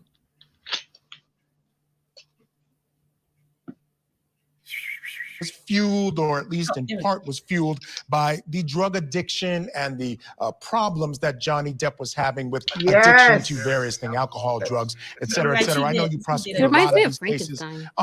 Is that a connection that it's fair to say you see a lot of those two things in domestic violence cases? You do, Michael, and it's fair game because truth is defense here to a defamation claim. And you do see it, sadly, especially with members of Hollywood. You see the uses of various substances, and it does play a role in how they act, especially when they act badly. And just to conclude on a point that we were making earlier, the more I watch the sister on trial here at the as a witness, the more I think that she is just hurting her brother's case because she keeps pushing back on everything. She doesn't have to. I mean, she denies everything. And then now they've got the text message to prove that she did confront her brother about his cocaine use. There's no reason why she's keep denying that. I mean, everyone knows it. He's admitted to it. So I don't think she's helping herself or her brother much right now. I agree. I just think she's being too sensitive. The pushback on every single thing. Were you upset that they were fighting? Well, she wanted. Well, it was upsetting. I mean, is that really necessary to do that? Cassie, I want to check in with you on the jury. Maybe she forgot she mentioned his cocaine in the Chanley, it's 8 men, 3 women, and they're skewing younger. Your thoughts on that jury and what effect, if any, it may have on the case? Well, it is an interesting jury panel to have 8 men and 3 women, but I think it might help Mr. Depp's case, Johnny Depp's case, to have more men. But You also have a lot of younger crowds, so that's people who might have grown up watching him in his movies, may not be as familiar with Amber Heard. But at the end of the day, if these attorneys are as great as they are on both sides, they're going to make sure that each juror, no matter what age, no matter what their age or their sex, that they are going to be fair and impartial and will follow the law. And so it will be interesting to see the verdict of this trial, to see if maybe the jury panel makeup has something to do with that. But I'm not reading into it too much at this point. Fair enough, Dave. I'd love to get your thoughts on that. My sense is that, and you tell me if I'm wrong, men and women might see domestic violence differently, especially in a case like this where there are allegations that both of them were involved in these domestic violence incidents. Yeah, I mean, a lot of people would just think that women would want to stand up for other women in a situation like this. But, you know, it's been my experience that you can't just overgeneralize like that. I mean, there are a lot of women who are very tough on other women defendants and plaintiffs who are looking at them and say, hey, if that were me, I would have done this. I would have done this differently. This community is tough. Johnny Depp has a lot of supporters out there, and a lot of them are women. And so I don't know if you can totally read into it as much. One thing that I did think was interesting was how Johnny Depp was dressed. He's wearing this black shirt and white tie. That's something you would never see a party in a lawsuit wear, except if they're a Hollywood star like Johnny Depp. It's his look. And it's a kind of thing that maybe could appeal more to young people, because I got to believe if there were older members of that jury, they would say, hey, dude, get a haircut and wear a white shirt and a red tie. Yeah, that's what I was alluding to earlier. I was wondering if I might have pushed that Because had that's I what been matters, his right? attorney. But Cassie said it, and I agree with you. He just might be sticking to his Yeah, brand. serious. That's his That's brand so now. People stupid. know Who him cares that about way, his so look? it may You know? not be as bad as we may that's not a think it factor. can be. His hair for You know, a we're role, all a little you know? older Not a than factor. probably a lot of the people who like him are on that jury. Yeah. Cassie Smith Well, at and least Dave he Aaron, brushed thank you his so much hair for this joining me this evening. I morning. wish we had a lot more time to talk about it. Just fascinating stuff. We'll have you back again on the At least show he's not wearing soon. fake cheeks. Right now, I do want to take our audience back out to the trial. Remaining on the stand, Christy Dombrowski. She is facing cross-examination now, and I'll take you right back in. You didn't miss a thing. We're picking right up where we left off. Ms. Dombrowski, just because we can only show part of this page. Part of the page. Do you see that these, you just testified these were text messages between you and Mr. Depp, right? And do you see that these text messages were sent on February 5th, 2014? Yes. The bottom three? Okay. And those bottom three, you just looked at when we saw the whole page, and I know it's a little cumbersome for the jury not seeing that, but you testified that the bottom three were text messages from you to your brother, right? Yes. Okay. Heather, could you just scroll to the right, please? That's good. Thank you. So on February 5th, 2014, you sent 3 texts to your brother. You sent one that said, stop drinking, right? Mm-hmm. You said one that said, stop Coke, right? Yes. So I assume you weren't talking about the soft drink, right? It doesn't appear to be. You were talking about cocaine, correct? It's okay. You can admit it. It's okay. Don't be sad. I don't know what these are in reference to. So I remember they brought this up at my deposition, and these are something that they're, I don't know if there's more context to them. I don't know what they're in reference to. I know what they say, but I don't know what they're in reference to. And what they say is that on February 5th, 2014, you were telling your brother, Johnny Depp, to stop using cocaine, correct? Yeah, you already said that, dude. No, I wrote those words, but that's why I'm saying I don't know that I was telling him to stop doing that. You know, in context, it would be different. It could be a different scenario. Well, let's take it word by word. Coke, when you wrote Coke, you meant cocaine, not the soft drink, right? Yeah. Okay. And when you wrote pills, you meant prescription pills, right? Yeah. Okay. So you were telling him on February 5th, 2014 to stop drinking, stop Coke, and stop pills, right? I wrote the words. And did you have any reason to believe when you wrote that Mr. Depp had been on a bender recently? I don't recall writing this, so I don't recall the context of it. I understand that the words are there, but I don't recall the timing or the writing of it. I don't recall anything about it necessarily. You weren't joking when you wrote that, right? It wasn't a joke, right? I probably was not joking, but you know, maybe I was repeating something that someone else told me to write. I agree with you, You were Lily. telling She's your going to brother hurt to him stop more. drinking, Like I stop said, I cocaine, and agree with stop that. pills because you believed that he had a problem with drinking cocaine and pills, correct? I didn't believe he had the problem as much as someone else was trying to make me believe that he had the problem. Did you have any reason to believe that Mr. Depp had been on a recent bender? I didn't witness benders. I don't, you know what I mean? So I'm not involved in the benders. Understood. I'm asking, at the time when you sent these 3 text messages on February 5th, 2014, did you have any reason to believe that Mr. Depp had been on a recent bender? She just said she don't recall couldn't tell you sending about them. February, whatever date that Yeah, is she's back badgering then, her. and what I would know. She said at she this doesn't moment. remember writing those specific Did you have words. any reason to It be looks worried weird, about too, the way Mr. it's Depp written. when you sent these texts? Again, I don't know what was happening in life at that time. I don't recall that period, the dates. I don't recall I don't recall any. All right, she's undercutting her what the credibility by heck? pushing back so hard on everything the defense asks. She All right, we still have literally much said more she ahead. does not In our recall next hour, we're sending gonna them head back to texts. Virginia So for the how's latest she going to on the know first day of the Johnny whether Depp he'd gone Amber on a Heard bender or defamation not trial? just So before? She don't remember sending the bloody Which text. I think what she's trying to say is that she You doesn't know, remember writing that specific text that he's showing Yeah. her. Because she Yeah. doesn't remember ever writing, those are not her exact words.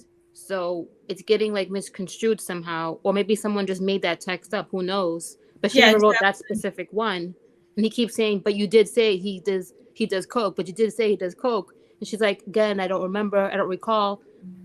It's like, just let it go. If anything, he's the one that's pushing at her. And he just won't let it go. Yeah. I don't remember sending them texts. How am I going to know whether he went on a bender the weekend before? I don't remember sending the texts. And if I'm in a court of law and I'm under oath, and if I never seen him physically do drugs, how am I going to say, yes, he does drugs? Yes, I think he does drugs just because Amber said he does. Exactly. Yeah. She said she's never seen him go on a bender. So how Right. would she know? She could have wrote that just because she heard. She could have Yeah, wrote that just exactly. because she loves him. She Because could have Amber's just, the one you that's know, telling him he's on this, he's doing that. Right, She's yeah, not so she physically could have She's just doing wrote it. that. she also knows that he's taken coke before. Just because she didn't know Yeah. whether he was taking it at that moment in time doesn't mean she's not going to say, don't drink, don't do drugs, get off the pills. And I'm Yeah. sorry, I don't even remember what I wrote to someone yesterday. How the heck are you going to remember what you wrote February 3rd, 2013 or whatever? Yeah. Exactly. I would not even remember why I've been texting 2014. Bloody hell. Mm-hmm. Yeah, me either. I mean, Oh, listen, Nobody like I remembers said, I'll that go another shit. hour with this, but you know why court's they're gonna milk it because they know this is a huge case. So they're probably gonna do this every night. I don't know if there's another stream I could use without getting in trouble, but I do want to show it to you guys. But you know, so I'm like, I'm kind of torn here. I We'll don't know what figure it out, Rob. to do. If you don't feel good about it, I wouldn't do it. Okay. But okay, it's up to you. I mean, look, I'm happy. Like me, I'm happy with We don't what wanna I've bail seen you out today, and anymore. I could call it a night. But I'm willing to go one more hour, and I'm like, hanging. So I don't mind hanging with all you and Tal's here, Easter's here, Hen's here. So I don't mind. I'll stay one I more think hour. it's almost I'm good. done, to be honest. I think it's like So I just, like I said, I Well- just wish they would get rid of all the little stuff like Yeah, with let's Court get the TV, I don't know, screen might be ready. another hour, Screen's you're not right. working. Sorry for the delay. None of that was needed. We could have fast forward through all that crap. You know, that wasn't needed. You could have gone through that and then come back. You know, you could have edited. I don't know. Or move on. Yeah. Well, Who's the next witness coming up? Do you know? Witness. I think they're gonna. I'll tell you what killed us today. Elaine killed us today. That elongated, horrible beginning destroyed it. Had it been short, sweet, and to the point, this Did would she go probably on for about 2 hours? Oh my gosh, she just did. Felt like it. It was torture. That was the most torturous thing. That beginning, my God, it was so. She was. This is gonna happen. Well, then we're gonna talk about this. Then we're gonna. We don't need that. What are you trying to prove? Yeah, that's what we needed. we're gonna prove ABC. It was so torturous, man. It's funny. Some tweets are going out. Pretty funny. I had to laugh. I'll see if I can get one. One of them was so fun. I was laughing. I still can't believe Eve Bartlow's there. Yep, Yeah, she's there. right. And what I she's wonder how gonna much be she's getting tweeting. paid. Wonder how much she's getting paid. There's got to be something why she's there. Like, Oh yeah, well she's a journalist, isn't she? She's probably covering it. She's been writing notes. Yeah.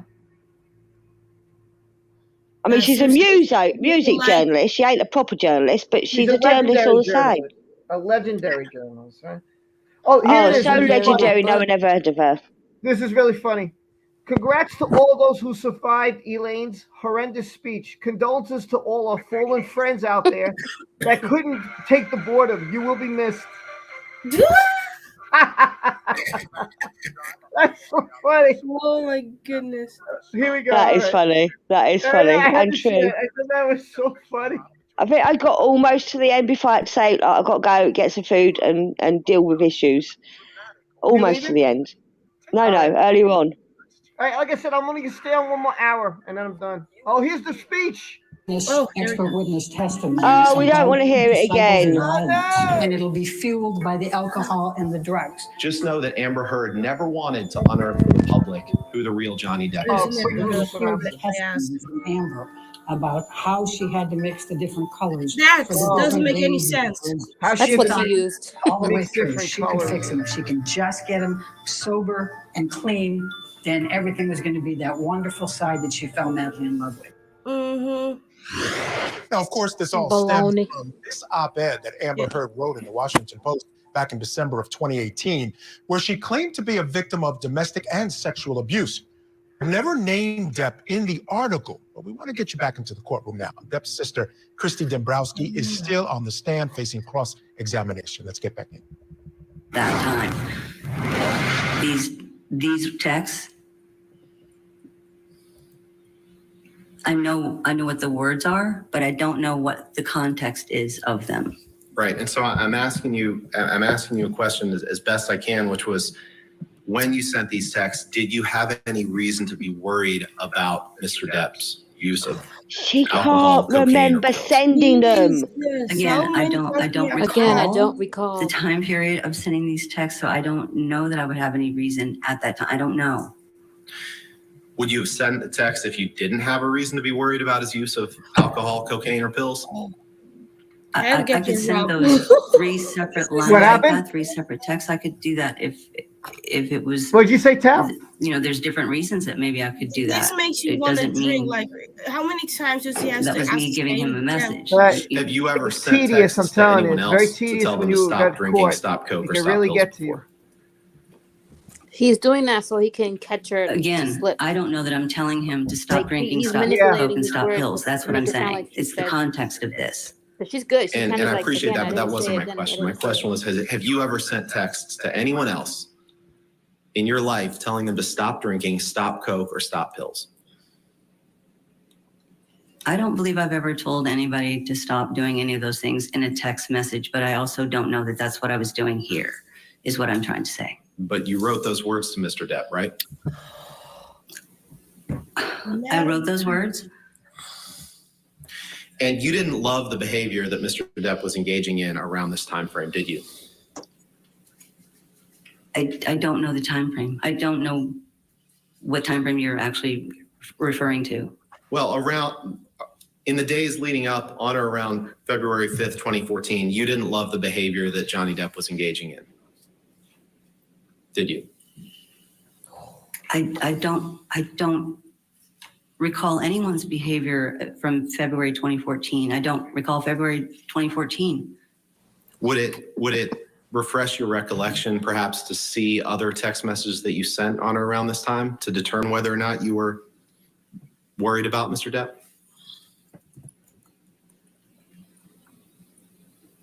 If there's other context, I guess. I don't know. Why don't we do this? Heather, can you please pull up Exhibit 210?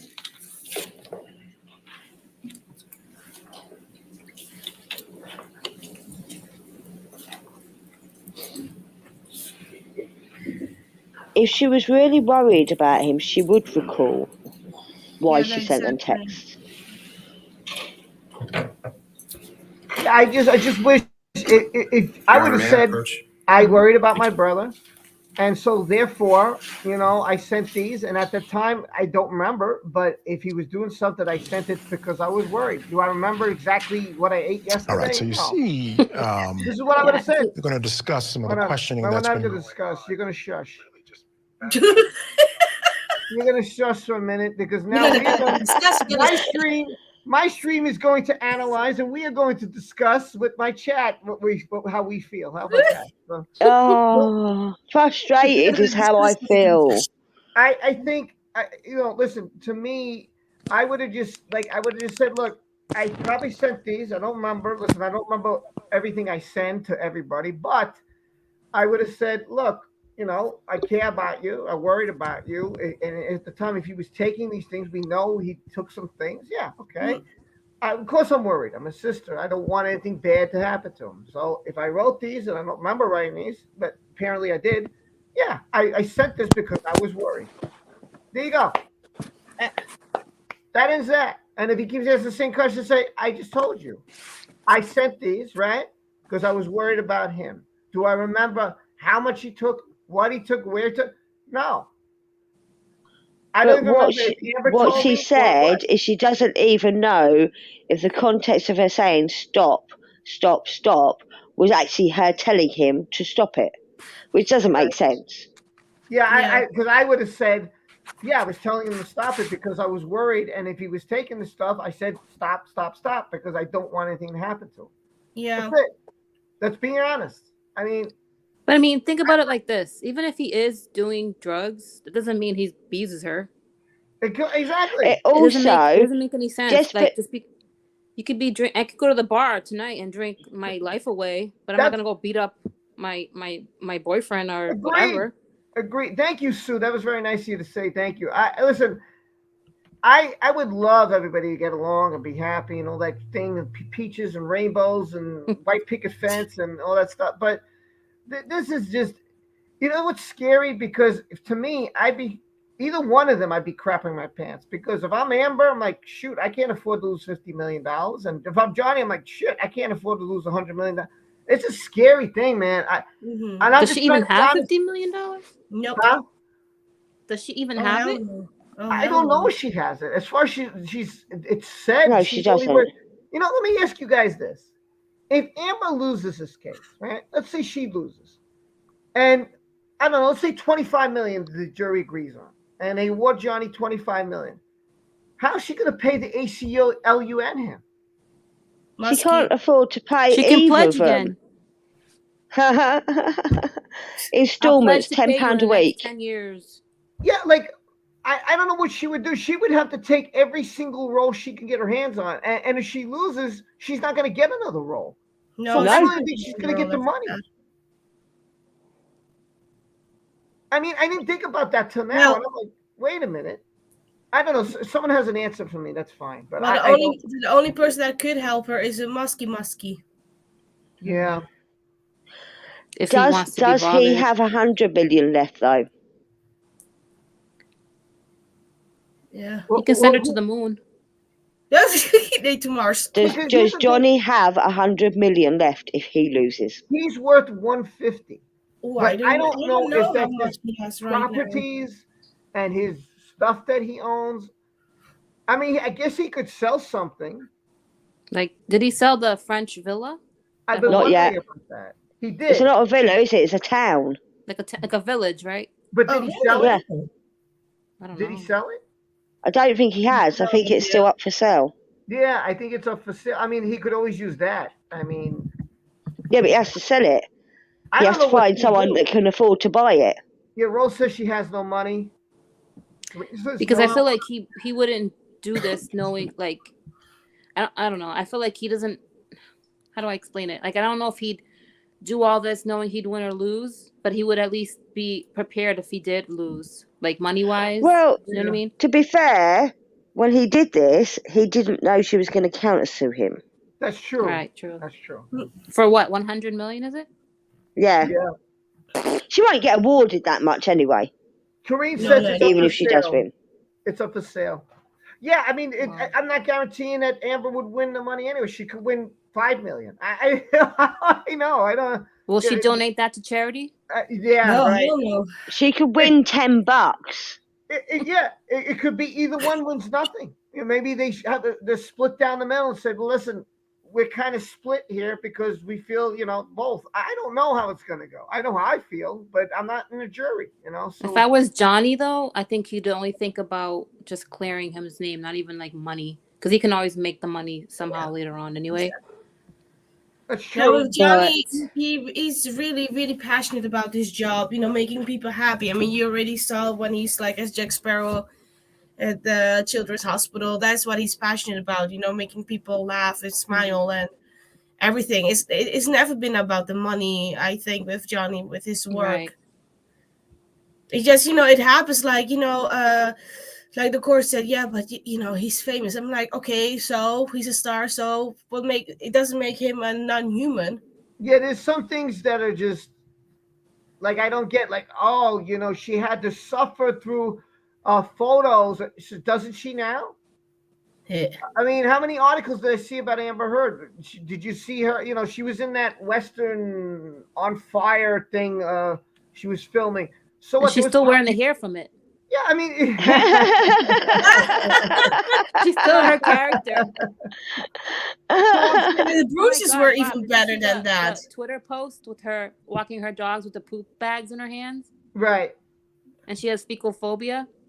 Let's say you're going out. Oh yeah, good point. Did you see that? I saw it today. It's the first time I had seen it. Your nose hairs are not trimmed, then who knows what else is trimmed? She is not calling you back. I'm scared of poop, but I can hold it in my hands. Look, I'm not scared of poop, and I don't like picking up dog poo. Yeah. It's always hot. It's like steaming hot. It's I'm happy enough with having a cat. Yeah, Mila. Who's not sitting next to me? You can think a kitty, eh? Not a doggy. Oh, jeez. But also the thing, what did Elaine said? Yeah, she has this makeup with her because she's an actress. Yeah. But girl, actresses don't have. Will not carry that shit. She could have. Tao, as an actress, do you bring your stage makeup home with you? Oh hell no. No. No. If I don't have to work, I don't have to go anywhere. I just go bare makeup. Even if I go, I have maybe mascara or whatever. But I'm not having a movie makeup with me. What happens when you wear movie makeup, stage makeup? Yeah, it literally sits on your skin. It's greasy as fuck. Yeah. Exactly. And your skin cannot breathe. It was just funny how she pulled it out. And this is how Amber deals with this. And pulls out a palette, for God's sakes. A makeup palette. Yeah. Well, it wasn't even a palette, was it? It was just a compact. It was like a little round, like, I don't know, like a mini palette. Like face powder, I thought it was. Yeah. It was like different colors. Yeah, no, exactly. It was like eyeshadow. I have to contour my bruises. Girl, even Meryl Streep doesn't have that thing in her freaking bag. And she is an actual legend, just saying. I'm just saying that no makeup is going to cover something if you've really been badly bruised. What I've seen in my courthouse, you cannot cover with makeup. It was purple, no, yellow. you cannot red. cover swelling. You can't cover swelling. You cannot cover swelling. Yeah. Nope. But you cannot even jump in the air if you have bruised ribs also. Yeah. That's a great one. That's very true. And in those pictures we see, there's nothing. She says broken nose. Where? Lip is busted. Where? Your face. Yeah, all she did was dim the picture to make it look like shadows. Yeah. And you know who did that? The son did that. Well, here also with her latest movie, even those bruises were way better than what she did with her pictures. Agreed. Yeah, I agree with you. I agree with you. Sorry, I cut out Court TV for a little bit because they were doing analyzing things, and then they went back to the court real quick. And Depp got up for some reason. I don't know why. He got to look at something with the attorney, and then they cut up out to a break. So I think they could have skipped all this, but they're going to milk it. They're going to milk this case. I think it's going to be like this every day. It's going to be like 10 to 7 p.m. here. It's going to be a lot. It's going to be a lot. They're going to continue her testimony tomorrow. That's what I think they have to do. They had no choice. That's I how just, Law and Crime ended it. They're it gonna would just continue be tomorrow. great if his sister would just say yes. And somebody said earlier, didn't they rehearse questions like together? Like you would think that they would have prepared, his team like that week that he was meeting with them, and you would think that he would have got his sister, him together, and they would have been better prepared. Like, listen, they're going to use a lot of drugs. They're going to use alcohol. You admitted you did it, so. But again, they're asking her if she's seen him do it. She said no, she's never seen it. Right. Technically, she's never seen it. Yeah. She can't just say, So I've heard he's done it. the thing is, she said in her deposition she didn't remember them text messages. So she can't change that story now. She doesn't remember sending those text messages. If you can't remember, then I don't know why you sent it either. I mean, unless Amber said something and she said, okay, I'll speak to him. I mean, I'll send. I don't know. I don't know why but she sent it. We're looking at like years ago. Yeah. 2014. What year are we in now? 2022. It's a long time to try and remember. 8 years ago. Yeah. Over And I'm 8 sure they've years had ago. more than one conversation, you know? Yeah. All right. Well, I don't know. We'll see. Anyway, I got about 45 minutes. That's all I could last. I'm gonna like look after that. Here we go. Let's see what they only a 10-hour stream for you, Rob. Hello, and welcome back to Court TV Live. I'm Looks like Michael Herman Ayala. I Munster. want to get you right back out to that courtroom Please in go to the courtroom. Fairfax, Go to the Virginia, courtroom. for the dueling No experts. defamation lawsuit, Amber Heard versus Johnny Depp, and vice versa. Quick note about Fairfax. I know a little bit about the DMV area. I used to live there at one point. Fairfax is the 6th richest county in the United States. So at stake, $150 million. Know a little bit about that. All right, let's get back with that courtroom.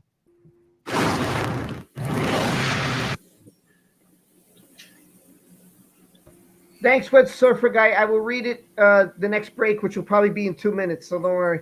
Okay. What you had been told by Ms. Heard on the first 2 pages of these texts gave you concern about Mr. Depp's behavior and made you not love anything that he was engaging in behavior-wise around this time, right?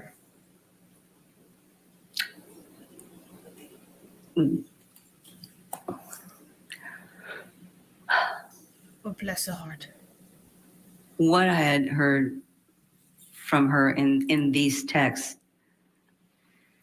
I didn't really love where life was at the time. Your Honor, I'd move for the admission of these 2 pages in their entirety for the reasons that we discussed, both as impeachment of the witness. All right, there are other statements in here that I do find as hearsay, so we can work with it. I'll reserve on that for this time, maybe, and we'll have other issues with it outside the presence of the jury, and we'll work on redactions, okay? That sounds good. Can I ask her questions just about her language? Okay. And then we can work on redactions. Yeah, yes, sir. Okay, yes, sir. On the first page, Your Honor, or I'm sorry, on the first page, Ms. Dombrowski, you write, "Where are the kids?" Why did you write that? I don't Ms. know. Heard? I don't know. I mean, I remember they asked me that at the deposition. I'm not sure. You wrote that because you had concerns about where Mr. Depp's kids were at this time, right? Well, if she was saying he wasn't home, I was asking where the kids were. Right. Because you were concerned for the kids' well-being, particularly when Mr. Depp was in this sort of state, correct? No, I was curious about where the kids were if he wasn't home. Were you ever concerned about the impact on the kids of Mr. Depp's drug use and alcohol use? No. So when you wrote, "Where are the kids?" you had no concern for their actual well-being. Oh my God. What Is a that right? ding dong. The concern, it's not that kind of concern. She's saying he's not home. I was wondering where the kids were so that they weren't alone. He's trying to prove that drugs and alcohol again. That bullshit. Yeah. When you wrote her on page 2, "Do you want to come to office to talk?" You wrote that because you were concerned about what was going on with Mr. Depp at that point, right? No, actually, I wrote that so that she could come to the office so that we could talk. Right. About all of it. All of what? Of her text. Your Honor, I'd ask for permission to publish the bottom text on page 2 that I think. It's not up here. You just made her text. Sorry. And I guess while she's And pulling Drew's that about up, to I'd fly. move for partial admission of Exhibit 210 with redactions to be. I'm gonna reserve on that. Okay. All right, that's. All right, I'm still gonna reserve on the admission of it, so I'm not gonna show it to the jury at this time. Okay, Okay. Okay. but you can ask your questions about it. Okay. Thank you, Your Honor. When you wrote Ms. Heard on February 3rd, 2014 at 5:42 p.m., Ms. Dombrowski, worry about everything. You were telling her to worry about everything and all the types of behavior that Mr. Depp was engaging in at that time, right? I was not telling her to worry about anything. That's the way I wrote that sounds like I say, I worry about everything. You're saying that you're worrying about everything? Oh, shit. Is that right? Yes, as a whole. Okay. So in contrast to what you testified a few minutes ago, you actually were very worried around this time frame, correct? I was worried about what life was. That's what I had said. Right. And the life that you were referring to here, what was going on in life was Mr. Depp's drug and alcohol abuse, correct? No, it was Amber beating his ass. What was going on in life was someone who constantly wanted to point out some sort of drug and alcohol abuse. Is that unfair for a spouse not to want their husband to abuse drugs and alcohol? It's not unfair at all. So was that a negative to you that Ms. Heard didn't love that? I'm sorry? Was that a negative to you that Ms. Heard didn't love Mr. Depp's drug and alcohol abuse? She's dating herself. Was that unreasonable of her? She's like, what a ding dong. To me, it's exaggerated is the problem. So It was exaggerated. But you testified that you personally have no personal knowledge of Oh my God, your brother if I doing was with cocaine. him, I swear to I never God. saw him do it. No. Zoom on the Okay, abuser. but you had enough concern Look at to her text him, face. stop doing coke, stop the pills, and stop the drinking, correct? No, I really don't think that's what I was doing with him. And well, what were you telling? You weren't talking about the Super Bowl, right? You were talking about drinking. I Coke. understand. Is he I making a understand. joke? But He's obviously the way it's written, Yeah, he was making a joke. He's trying to make him writing. look The way it's stupid, is written, what I he's trying to don't do. feel like what I was doing was me giving him He's an just like order AH. to do that. I wouldn't typically do that. So You're recommending- there's other context somewhere that, for that. Right, and that's what we're trying to explore is what is that context? Because you're very direct in those texts that the jury just looked at. Stop my the God. booze, stop the pills, stop the coke. So if you weren't telling him to stop the booze, stop the pills, and stop the coke, what were you telling him? Again, putting words in her mouth. I could have been telling him that, because I've had this conversation before, I could have been telling him, that in order to make her not constantly accusing, this is what she would need. Exactly, Corinne. You didn't write those words in your text though, right? No, I didn't. Okay. And when you said in the February 3rd text message exchange with Ms. Heard, I don't love any of it. I really want to be able to talk with him. That was you expressing concern about Mr. Depp's drinking and drug use, correct? Again with the drinking and drugs. That was me expressing concern about what life was. And there was arguments all the time, and it felt like there was just constant unpleasantness. That And makes sense would it what be she just said. unfair? Well, let me ask it this way. That unpleasantness, to your knowledge, was caused in part, at least, by your brother's drug and alcohol abuse, right? I don't know that. Did you ever reach your own conclusion that your brother had a problem with drugs and alcohol? I knew my brother was drinking. I'm sorry. I knew my brother was drinking. But in terms of like drugs, honestly, I have only one medication that I really knew of that, was an issue for him. And what was that? I don't remember the name of the medication. It was a prescription medication. What was it? It was like a pain medication that he had been taking for a long time. And that was what you were referring to when you said stop pills, was prescription pain medication, correct? Again, I wasn't necessarily referring to anything in particular. I know I wrote those words. I don't know the context of the words. Okay. But in any event, you don't dispute that on February 5th, 20, whatever date that was, on February 5th, 2014, you wrote to your brother, stop drinking, stop coke, stop pills, right? Oh my God, how many times do you have to say it? 50 million I times. wrote those words, but I don't know the context of the words. Now, February 2014 start wasn't drinking. the first time that you had I already have. had communications with Ms. Heard Pictures, relating to Anna. concerns about drug and alcohol abuse, right? Now By we see Mr. why Depp, you guys scream correct? off the screen. I don't know. Heather, if you could pull up Exhibit 163, please. What's the exhibit number? I'm sorry. Oh, I'm sorry, you're on 163. God. I could not have sit there. I would have shut the fuck up already. I would have been like, I'm getting out of here. Goodbye. Or I'm like, I'm out of here. Bye. I'm sick of your shit. All right, while they're Oh, searching here we for those go. visual aids, we'll step aside and take a quick break. Keep it right here on Court TV.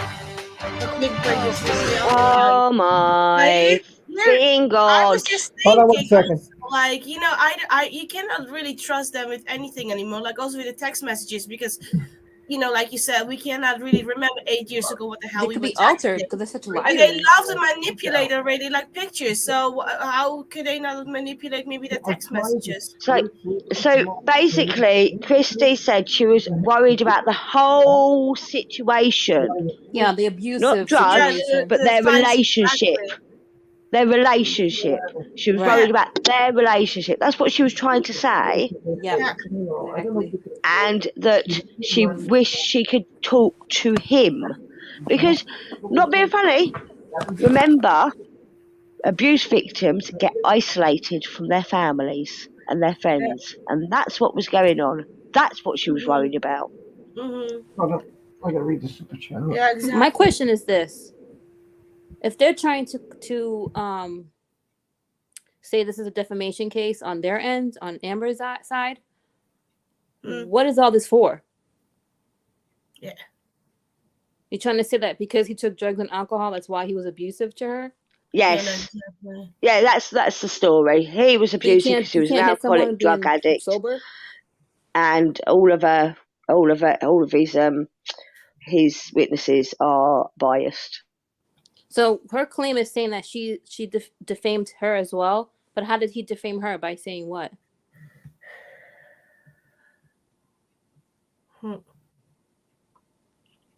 Crickets.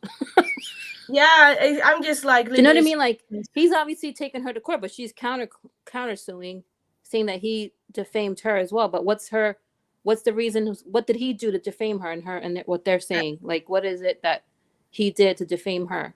Exactly. Did he write a letter? Did he? But I also think, like, if really something really happened that she was really concerned with, she would actually remember. I think if something was happening, like really serious. And in that text and how she reacts, like Hans said, if you get isolated from your family, friends, the only thing you can say, like, okay, well, this and this and that, and yeah, and that's it. And then it's hard to, be, caught up in the moment, so to speak. Yeah. Yeah. So what she's claiming defamed, the only thing that the court has allowed as defamation against her was Adam Waldman's statements. Everything else they threw out. So there's actually nothing that he said to defame her that has been allowed in this court. I just want to read this real quick before they come back. It says, from Web Surfer Guy, thank you. I really appreciate it. After 9 hours. Amber Heard comes across as a narcissist that consistently schemes to entrap people to get what she wants. For instance, Elon and frozen embryo fiasco. You can't make this stuff up. Yeah, I mean Listen, I just think if this, in my mind, it's all fake and phony, and I think she's a rotten, evil, conniving human being. That's how I see her. She's just rotten to do this, to put someone through hell. This is not the way to go about life, man. This could have been done in such a better way, and it was none of this was necessary. Yeah. None of this. It's sad. It's sad. And listen, I'm gonna be honest with you. It's sad for both parties because this shouldn't happen. This shouldn't have come to this, and it's her fault. Yes, it's her fault. And he got mad, and you ruined my career. I just wish she would something be honest and just say, Yeah, you know what? Yeah, I did hurt him. Yeah, I did defend or whatever she claims. Just be honest about it and stop playing a victim. And also, like, I just saw a picture like that somebody just put it on Twitter. We noticed that a third was like writing or whatever. Apparently, she's like writing like little letters to your best friend Barlow. And she's like reading something instead of like concentrating on the case. She's like writing little letters. So she's passing notes to Barlow, is she? Maybe she's writing love letters. I don't know. Yeah, I sent you the photo, Rob, on the DM. They keep reviewing and reviewing and reviewing. Like, come on, stop reviewing. Just But show the shit I mean, pretty you much later. they did say that she wrote it about him. So they should just be like, you know what? What's she talking about? Oh, here we go. Finally. Okay. Barlow isn't going to be on the stand, though, is she? She's no witness. Oh my god. No, not that I know. So it's not like last time when she was passing on text messages to her sister. Let me ask you this. Yeah, I don't think so. You knew has anything to do with it. Mr. Depp's drug and alcohol problem was affecting his relationship with Miss Heard, right? I need a drink. I knew that she would say that. I mean, I knew that she would say that she had issues with, I need a drink. Him with drugs and alcohol. And you knew from those communications that it was negatively impacting their relationship, right? I know, right?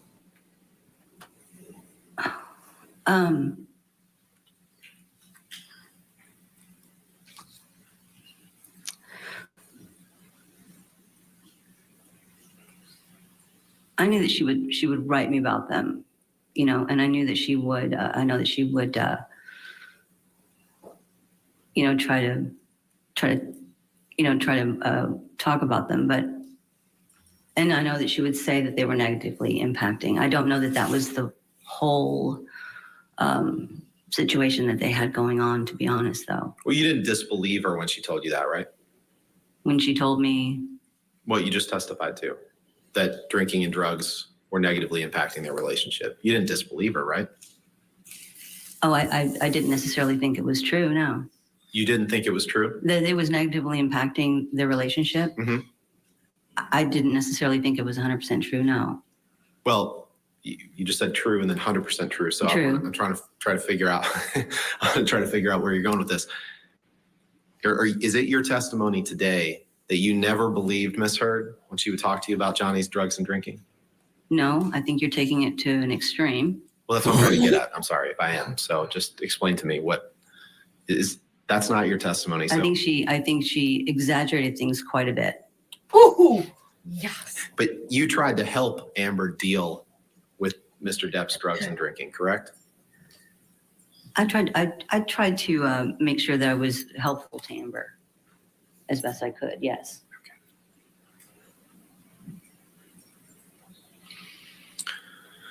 If you can look at the She document in placated front of you, Exhibit Amber. 163, please. This is a text exchange between you and Miss Heard on March 22nd, 2013, correct? Yes. Yes.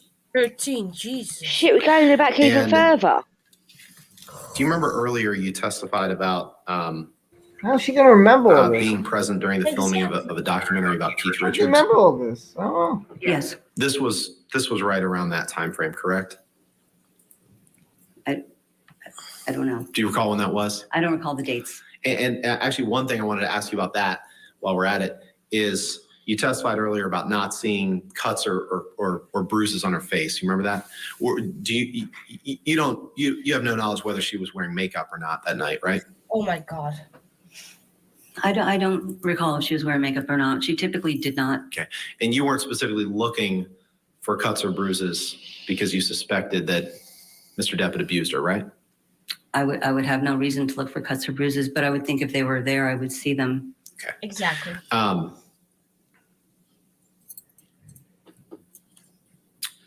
So if you look at page 1, exhibit 163, and Your Honor, I'd move for permission to publish. Your Honor, we object. I'm going to sustain that objection. I figured you would, but Okay, can I do the same thing and ask her about her words to Ms. Heard? And then we can, reserving the right to publish it to the jury, You can depending on ask Your her Honor's to ruling. refreshes her memory about Right. the conversations you're trying to discuss, yes. So, Ms. Dombrowski, do you recall having a conversation with Ms. Heard on or about March 22nd, 2013, in which Ms. Heard was expressing concerns to you about Mr. Depp's behavior? No, I don't recall dates, so no. Okay. Why don't you go ahead and take a look at this document, please? And let's start with, just tell me when you're done with page 1, please. Mm-hmm.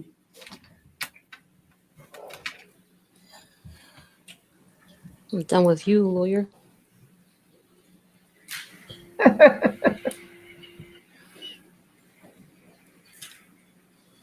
I'm sorry, I have outbursts. It's a habit. They're going to go on a break in a minute before she responds, isn't they? It's easier to say it out loud than write it. It's so funny. You make me laugh. It's great. It's all good. It's all good.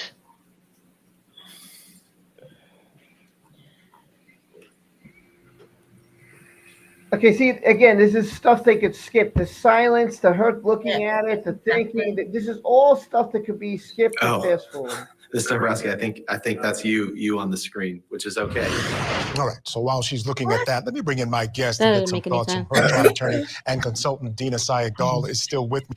Dina, as I watch them go down the rabbit Right, let's hole, see what she it's says. becoming clear to me what the issue is for this witness. She wants to minimize the concern she had about his drug and alcohol issues. She also Because wants she to didn't paint it have that any the concern that she concern. has was largely because of the Because he's been concern doing that it was all his life exaggerated and it's never by been an Amber issue. Heard. So I everything get negative that. to say about But Johnny. if I'm a defense attorney, I Negative keep about calling him defense attorney. He's the attorney for Amber Heard. I'm very happy to go down this road with her. It doesn't bother me at all. No, it's true. I mean, she did put a little bit more in context as she kept going that she was, trying to help Amber, but she maybe didn't believe it herself. Whether or not that's enough to kind of save her testimony, that's unclear. What struck me and might strike the jury is how involved she was in this relationship. She's kind of what you would expect, a handler of a celebrity. And, we sometimes think that there's a handler, but he seemed to have a handler even in this situation. The fact that Amber went to his sister so many times to try to intervene here, is kind of an interesting side note.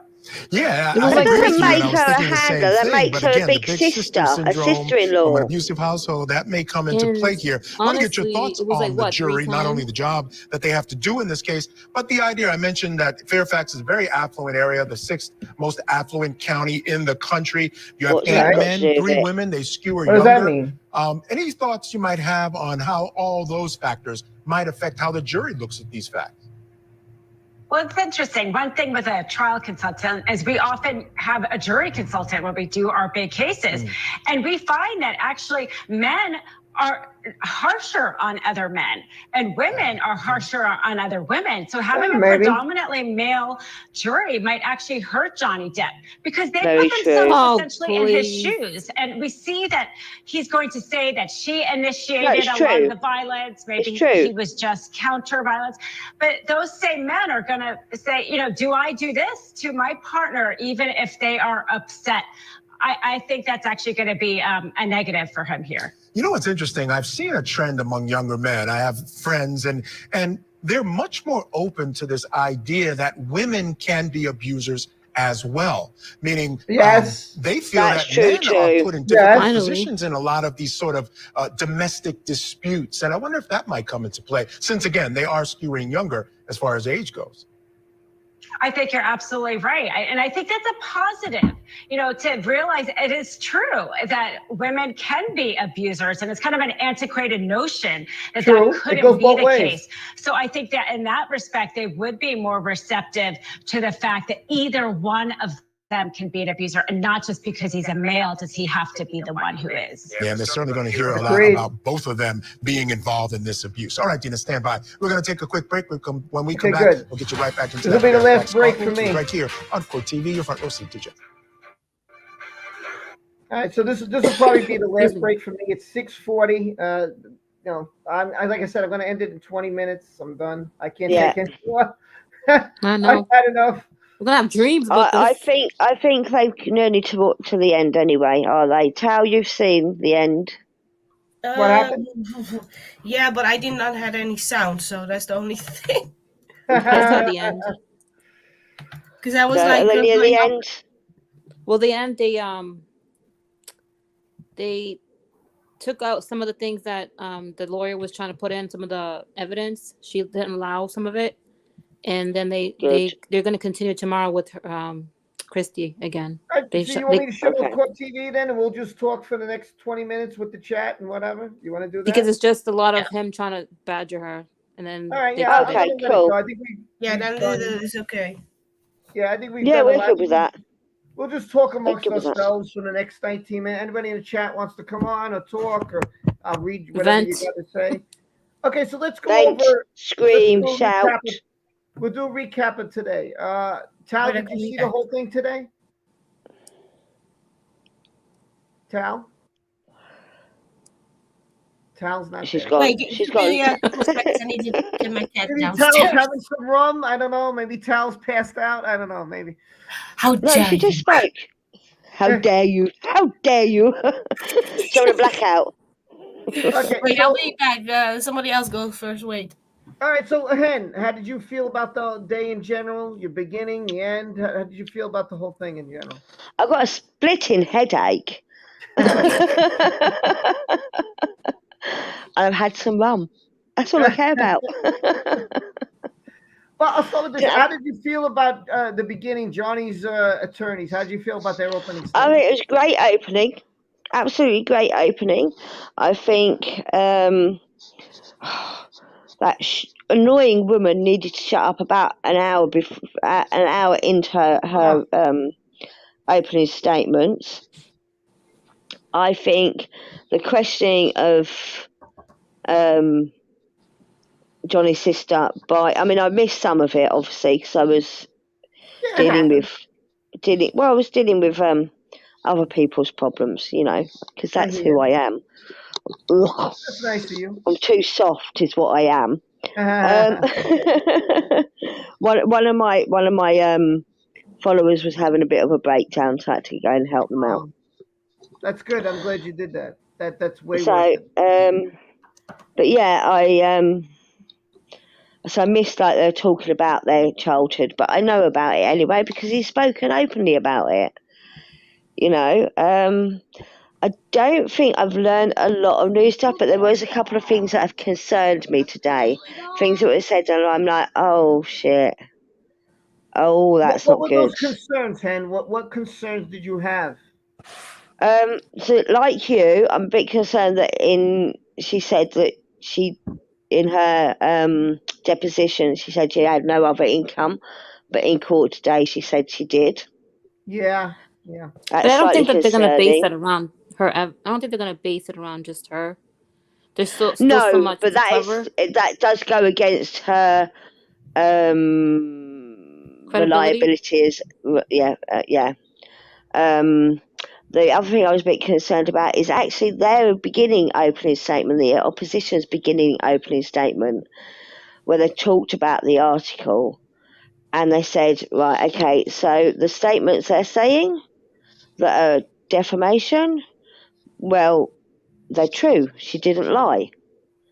And I'm like, oh, you know what? But does that They're make right. sense? She didn't lie, but She didn't lie about accusing him back in 2016. She did not lie.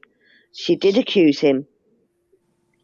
You know? But why wasn't he ever arrested or Whether put he in did it jail? or not, she hasn't lied about accusing him and the repercussions of accusing him.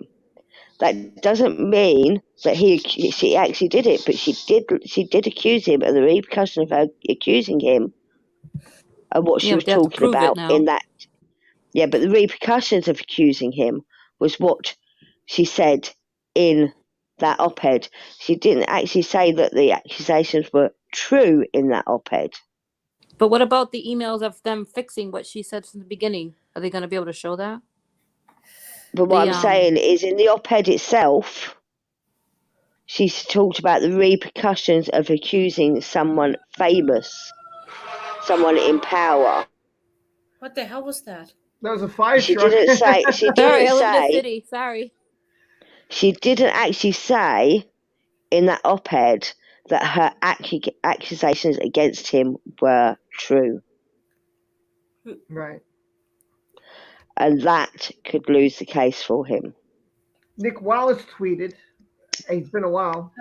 He said the extraordinary opening statements made in court this morning to make up for the lack of tweets. I hope my subscriber. Okay, I was hoping to say something.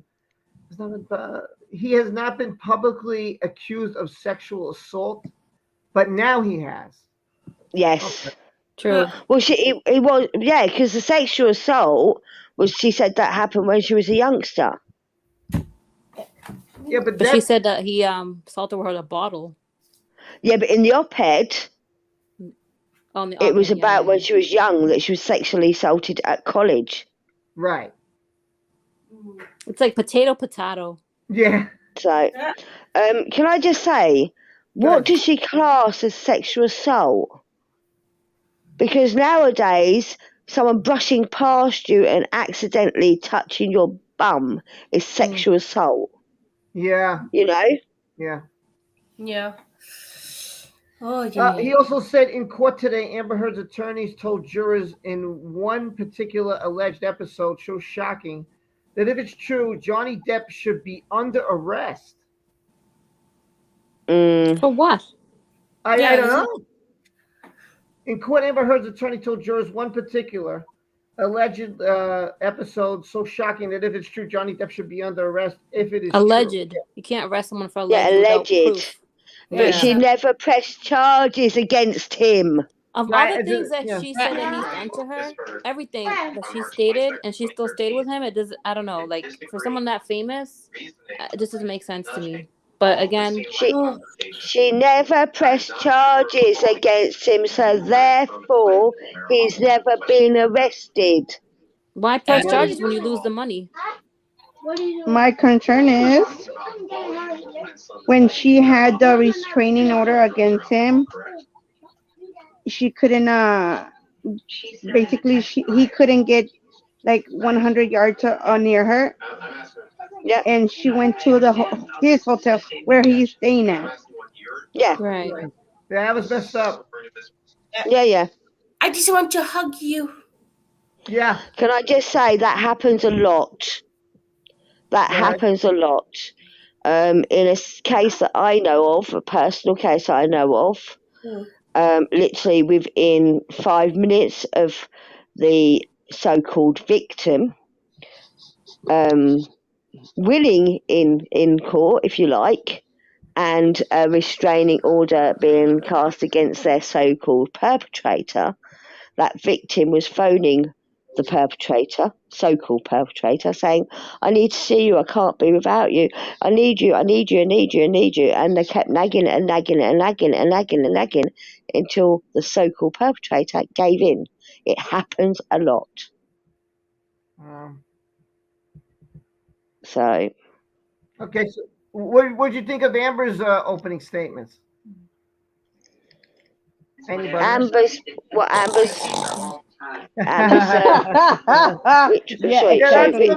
exactly what Rob said.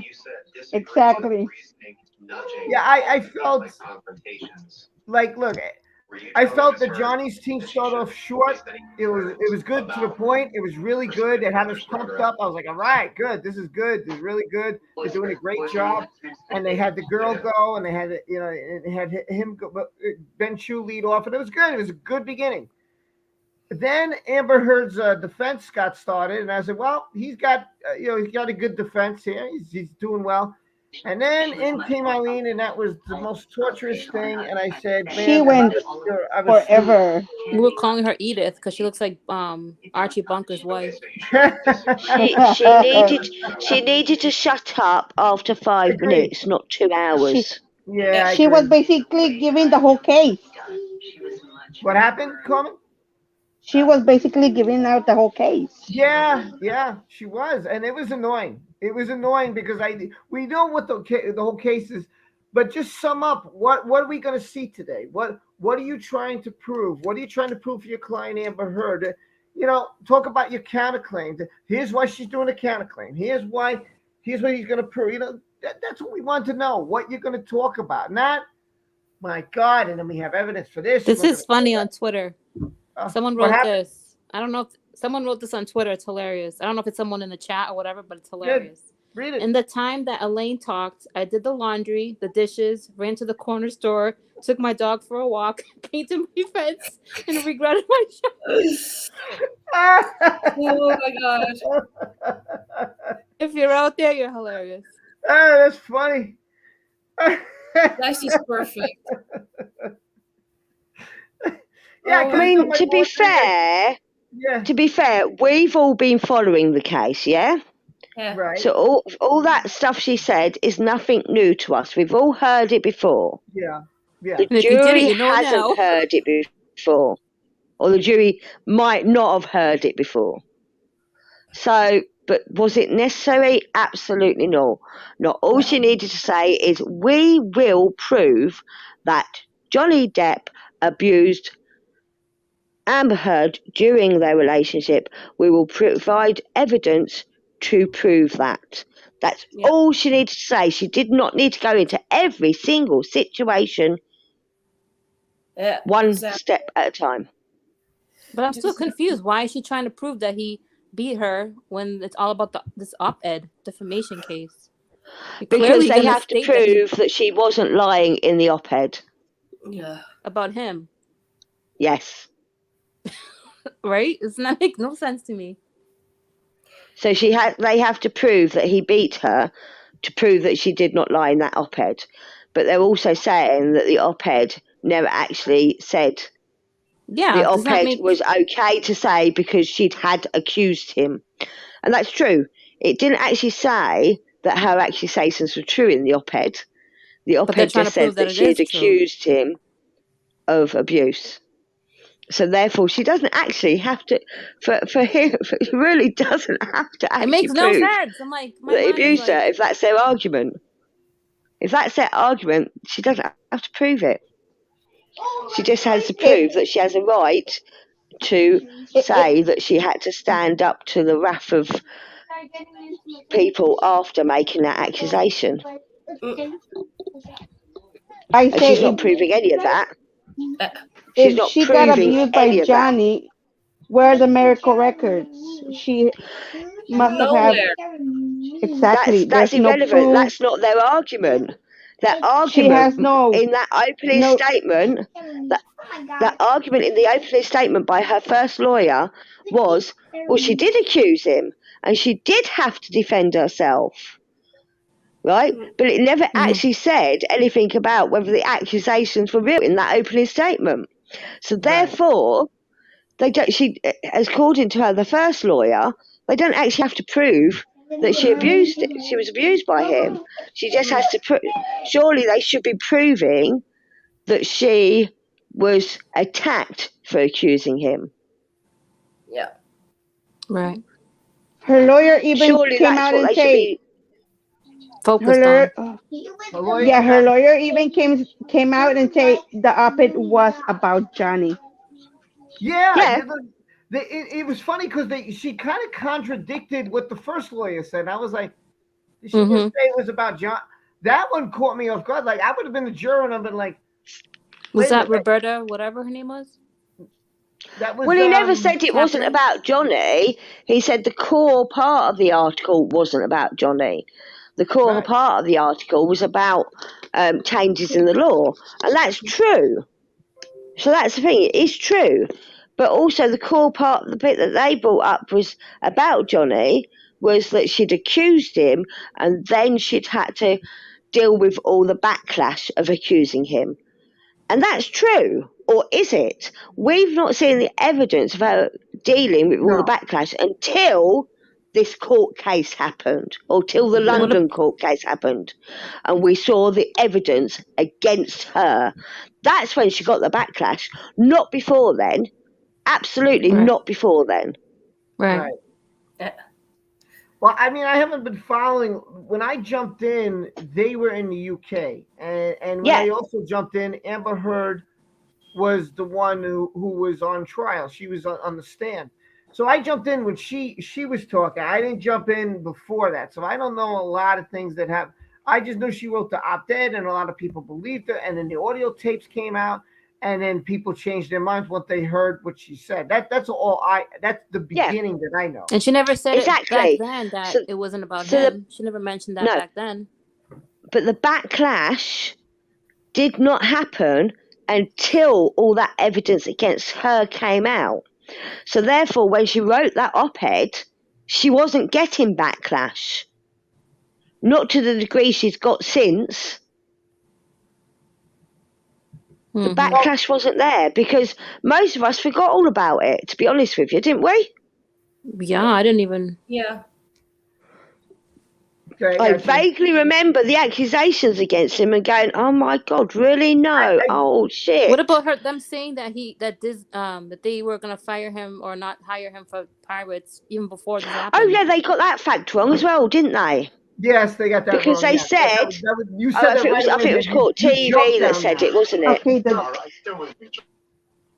it was Court TV said that he was fired from both of them after the London trial. That's not true. Right, yeah. It didn't happen directly after. It happened once the UK made exactly, a light. Kerry. Yeah, no. Getting sacked from pirates was before UK. That's a good point, Kerry. Point is, why does her team want to prove DV happened if the article wasn't about him? That's what I'm saying. Why? What's the point of all this? Right. Words don't match them saying the defense is only because they think Amber has free speech rights. Yeah. Yeah. So, yeah. Exactly. So if the article wasn't about him, then why are you talking about him abusing her? So wait a minute. Yeah, that seems. And why emphasizing drugs, alcohol abuse? That's a great point. I'm sorry. That's the point. In the opening statement by the first lawyer, her first lawyer, he said, all he said is that she did not lie in that article when she said she faced backlash after accusing him. It did not at any point say that the accusations were true.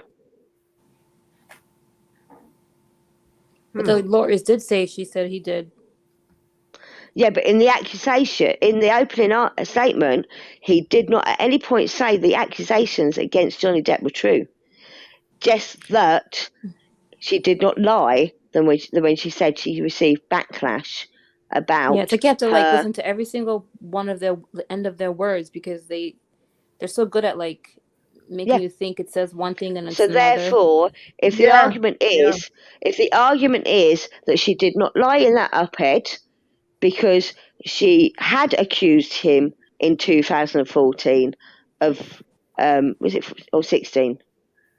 2016 of abuse, and she did not lie about accusing him of abuse, then she's not it's not defamation. She hasn't broken any rules.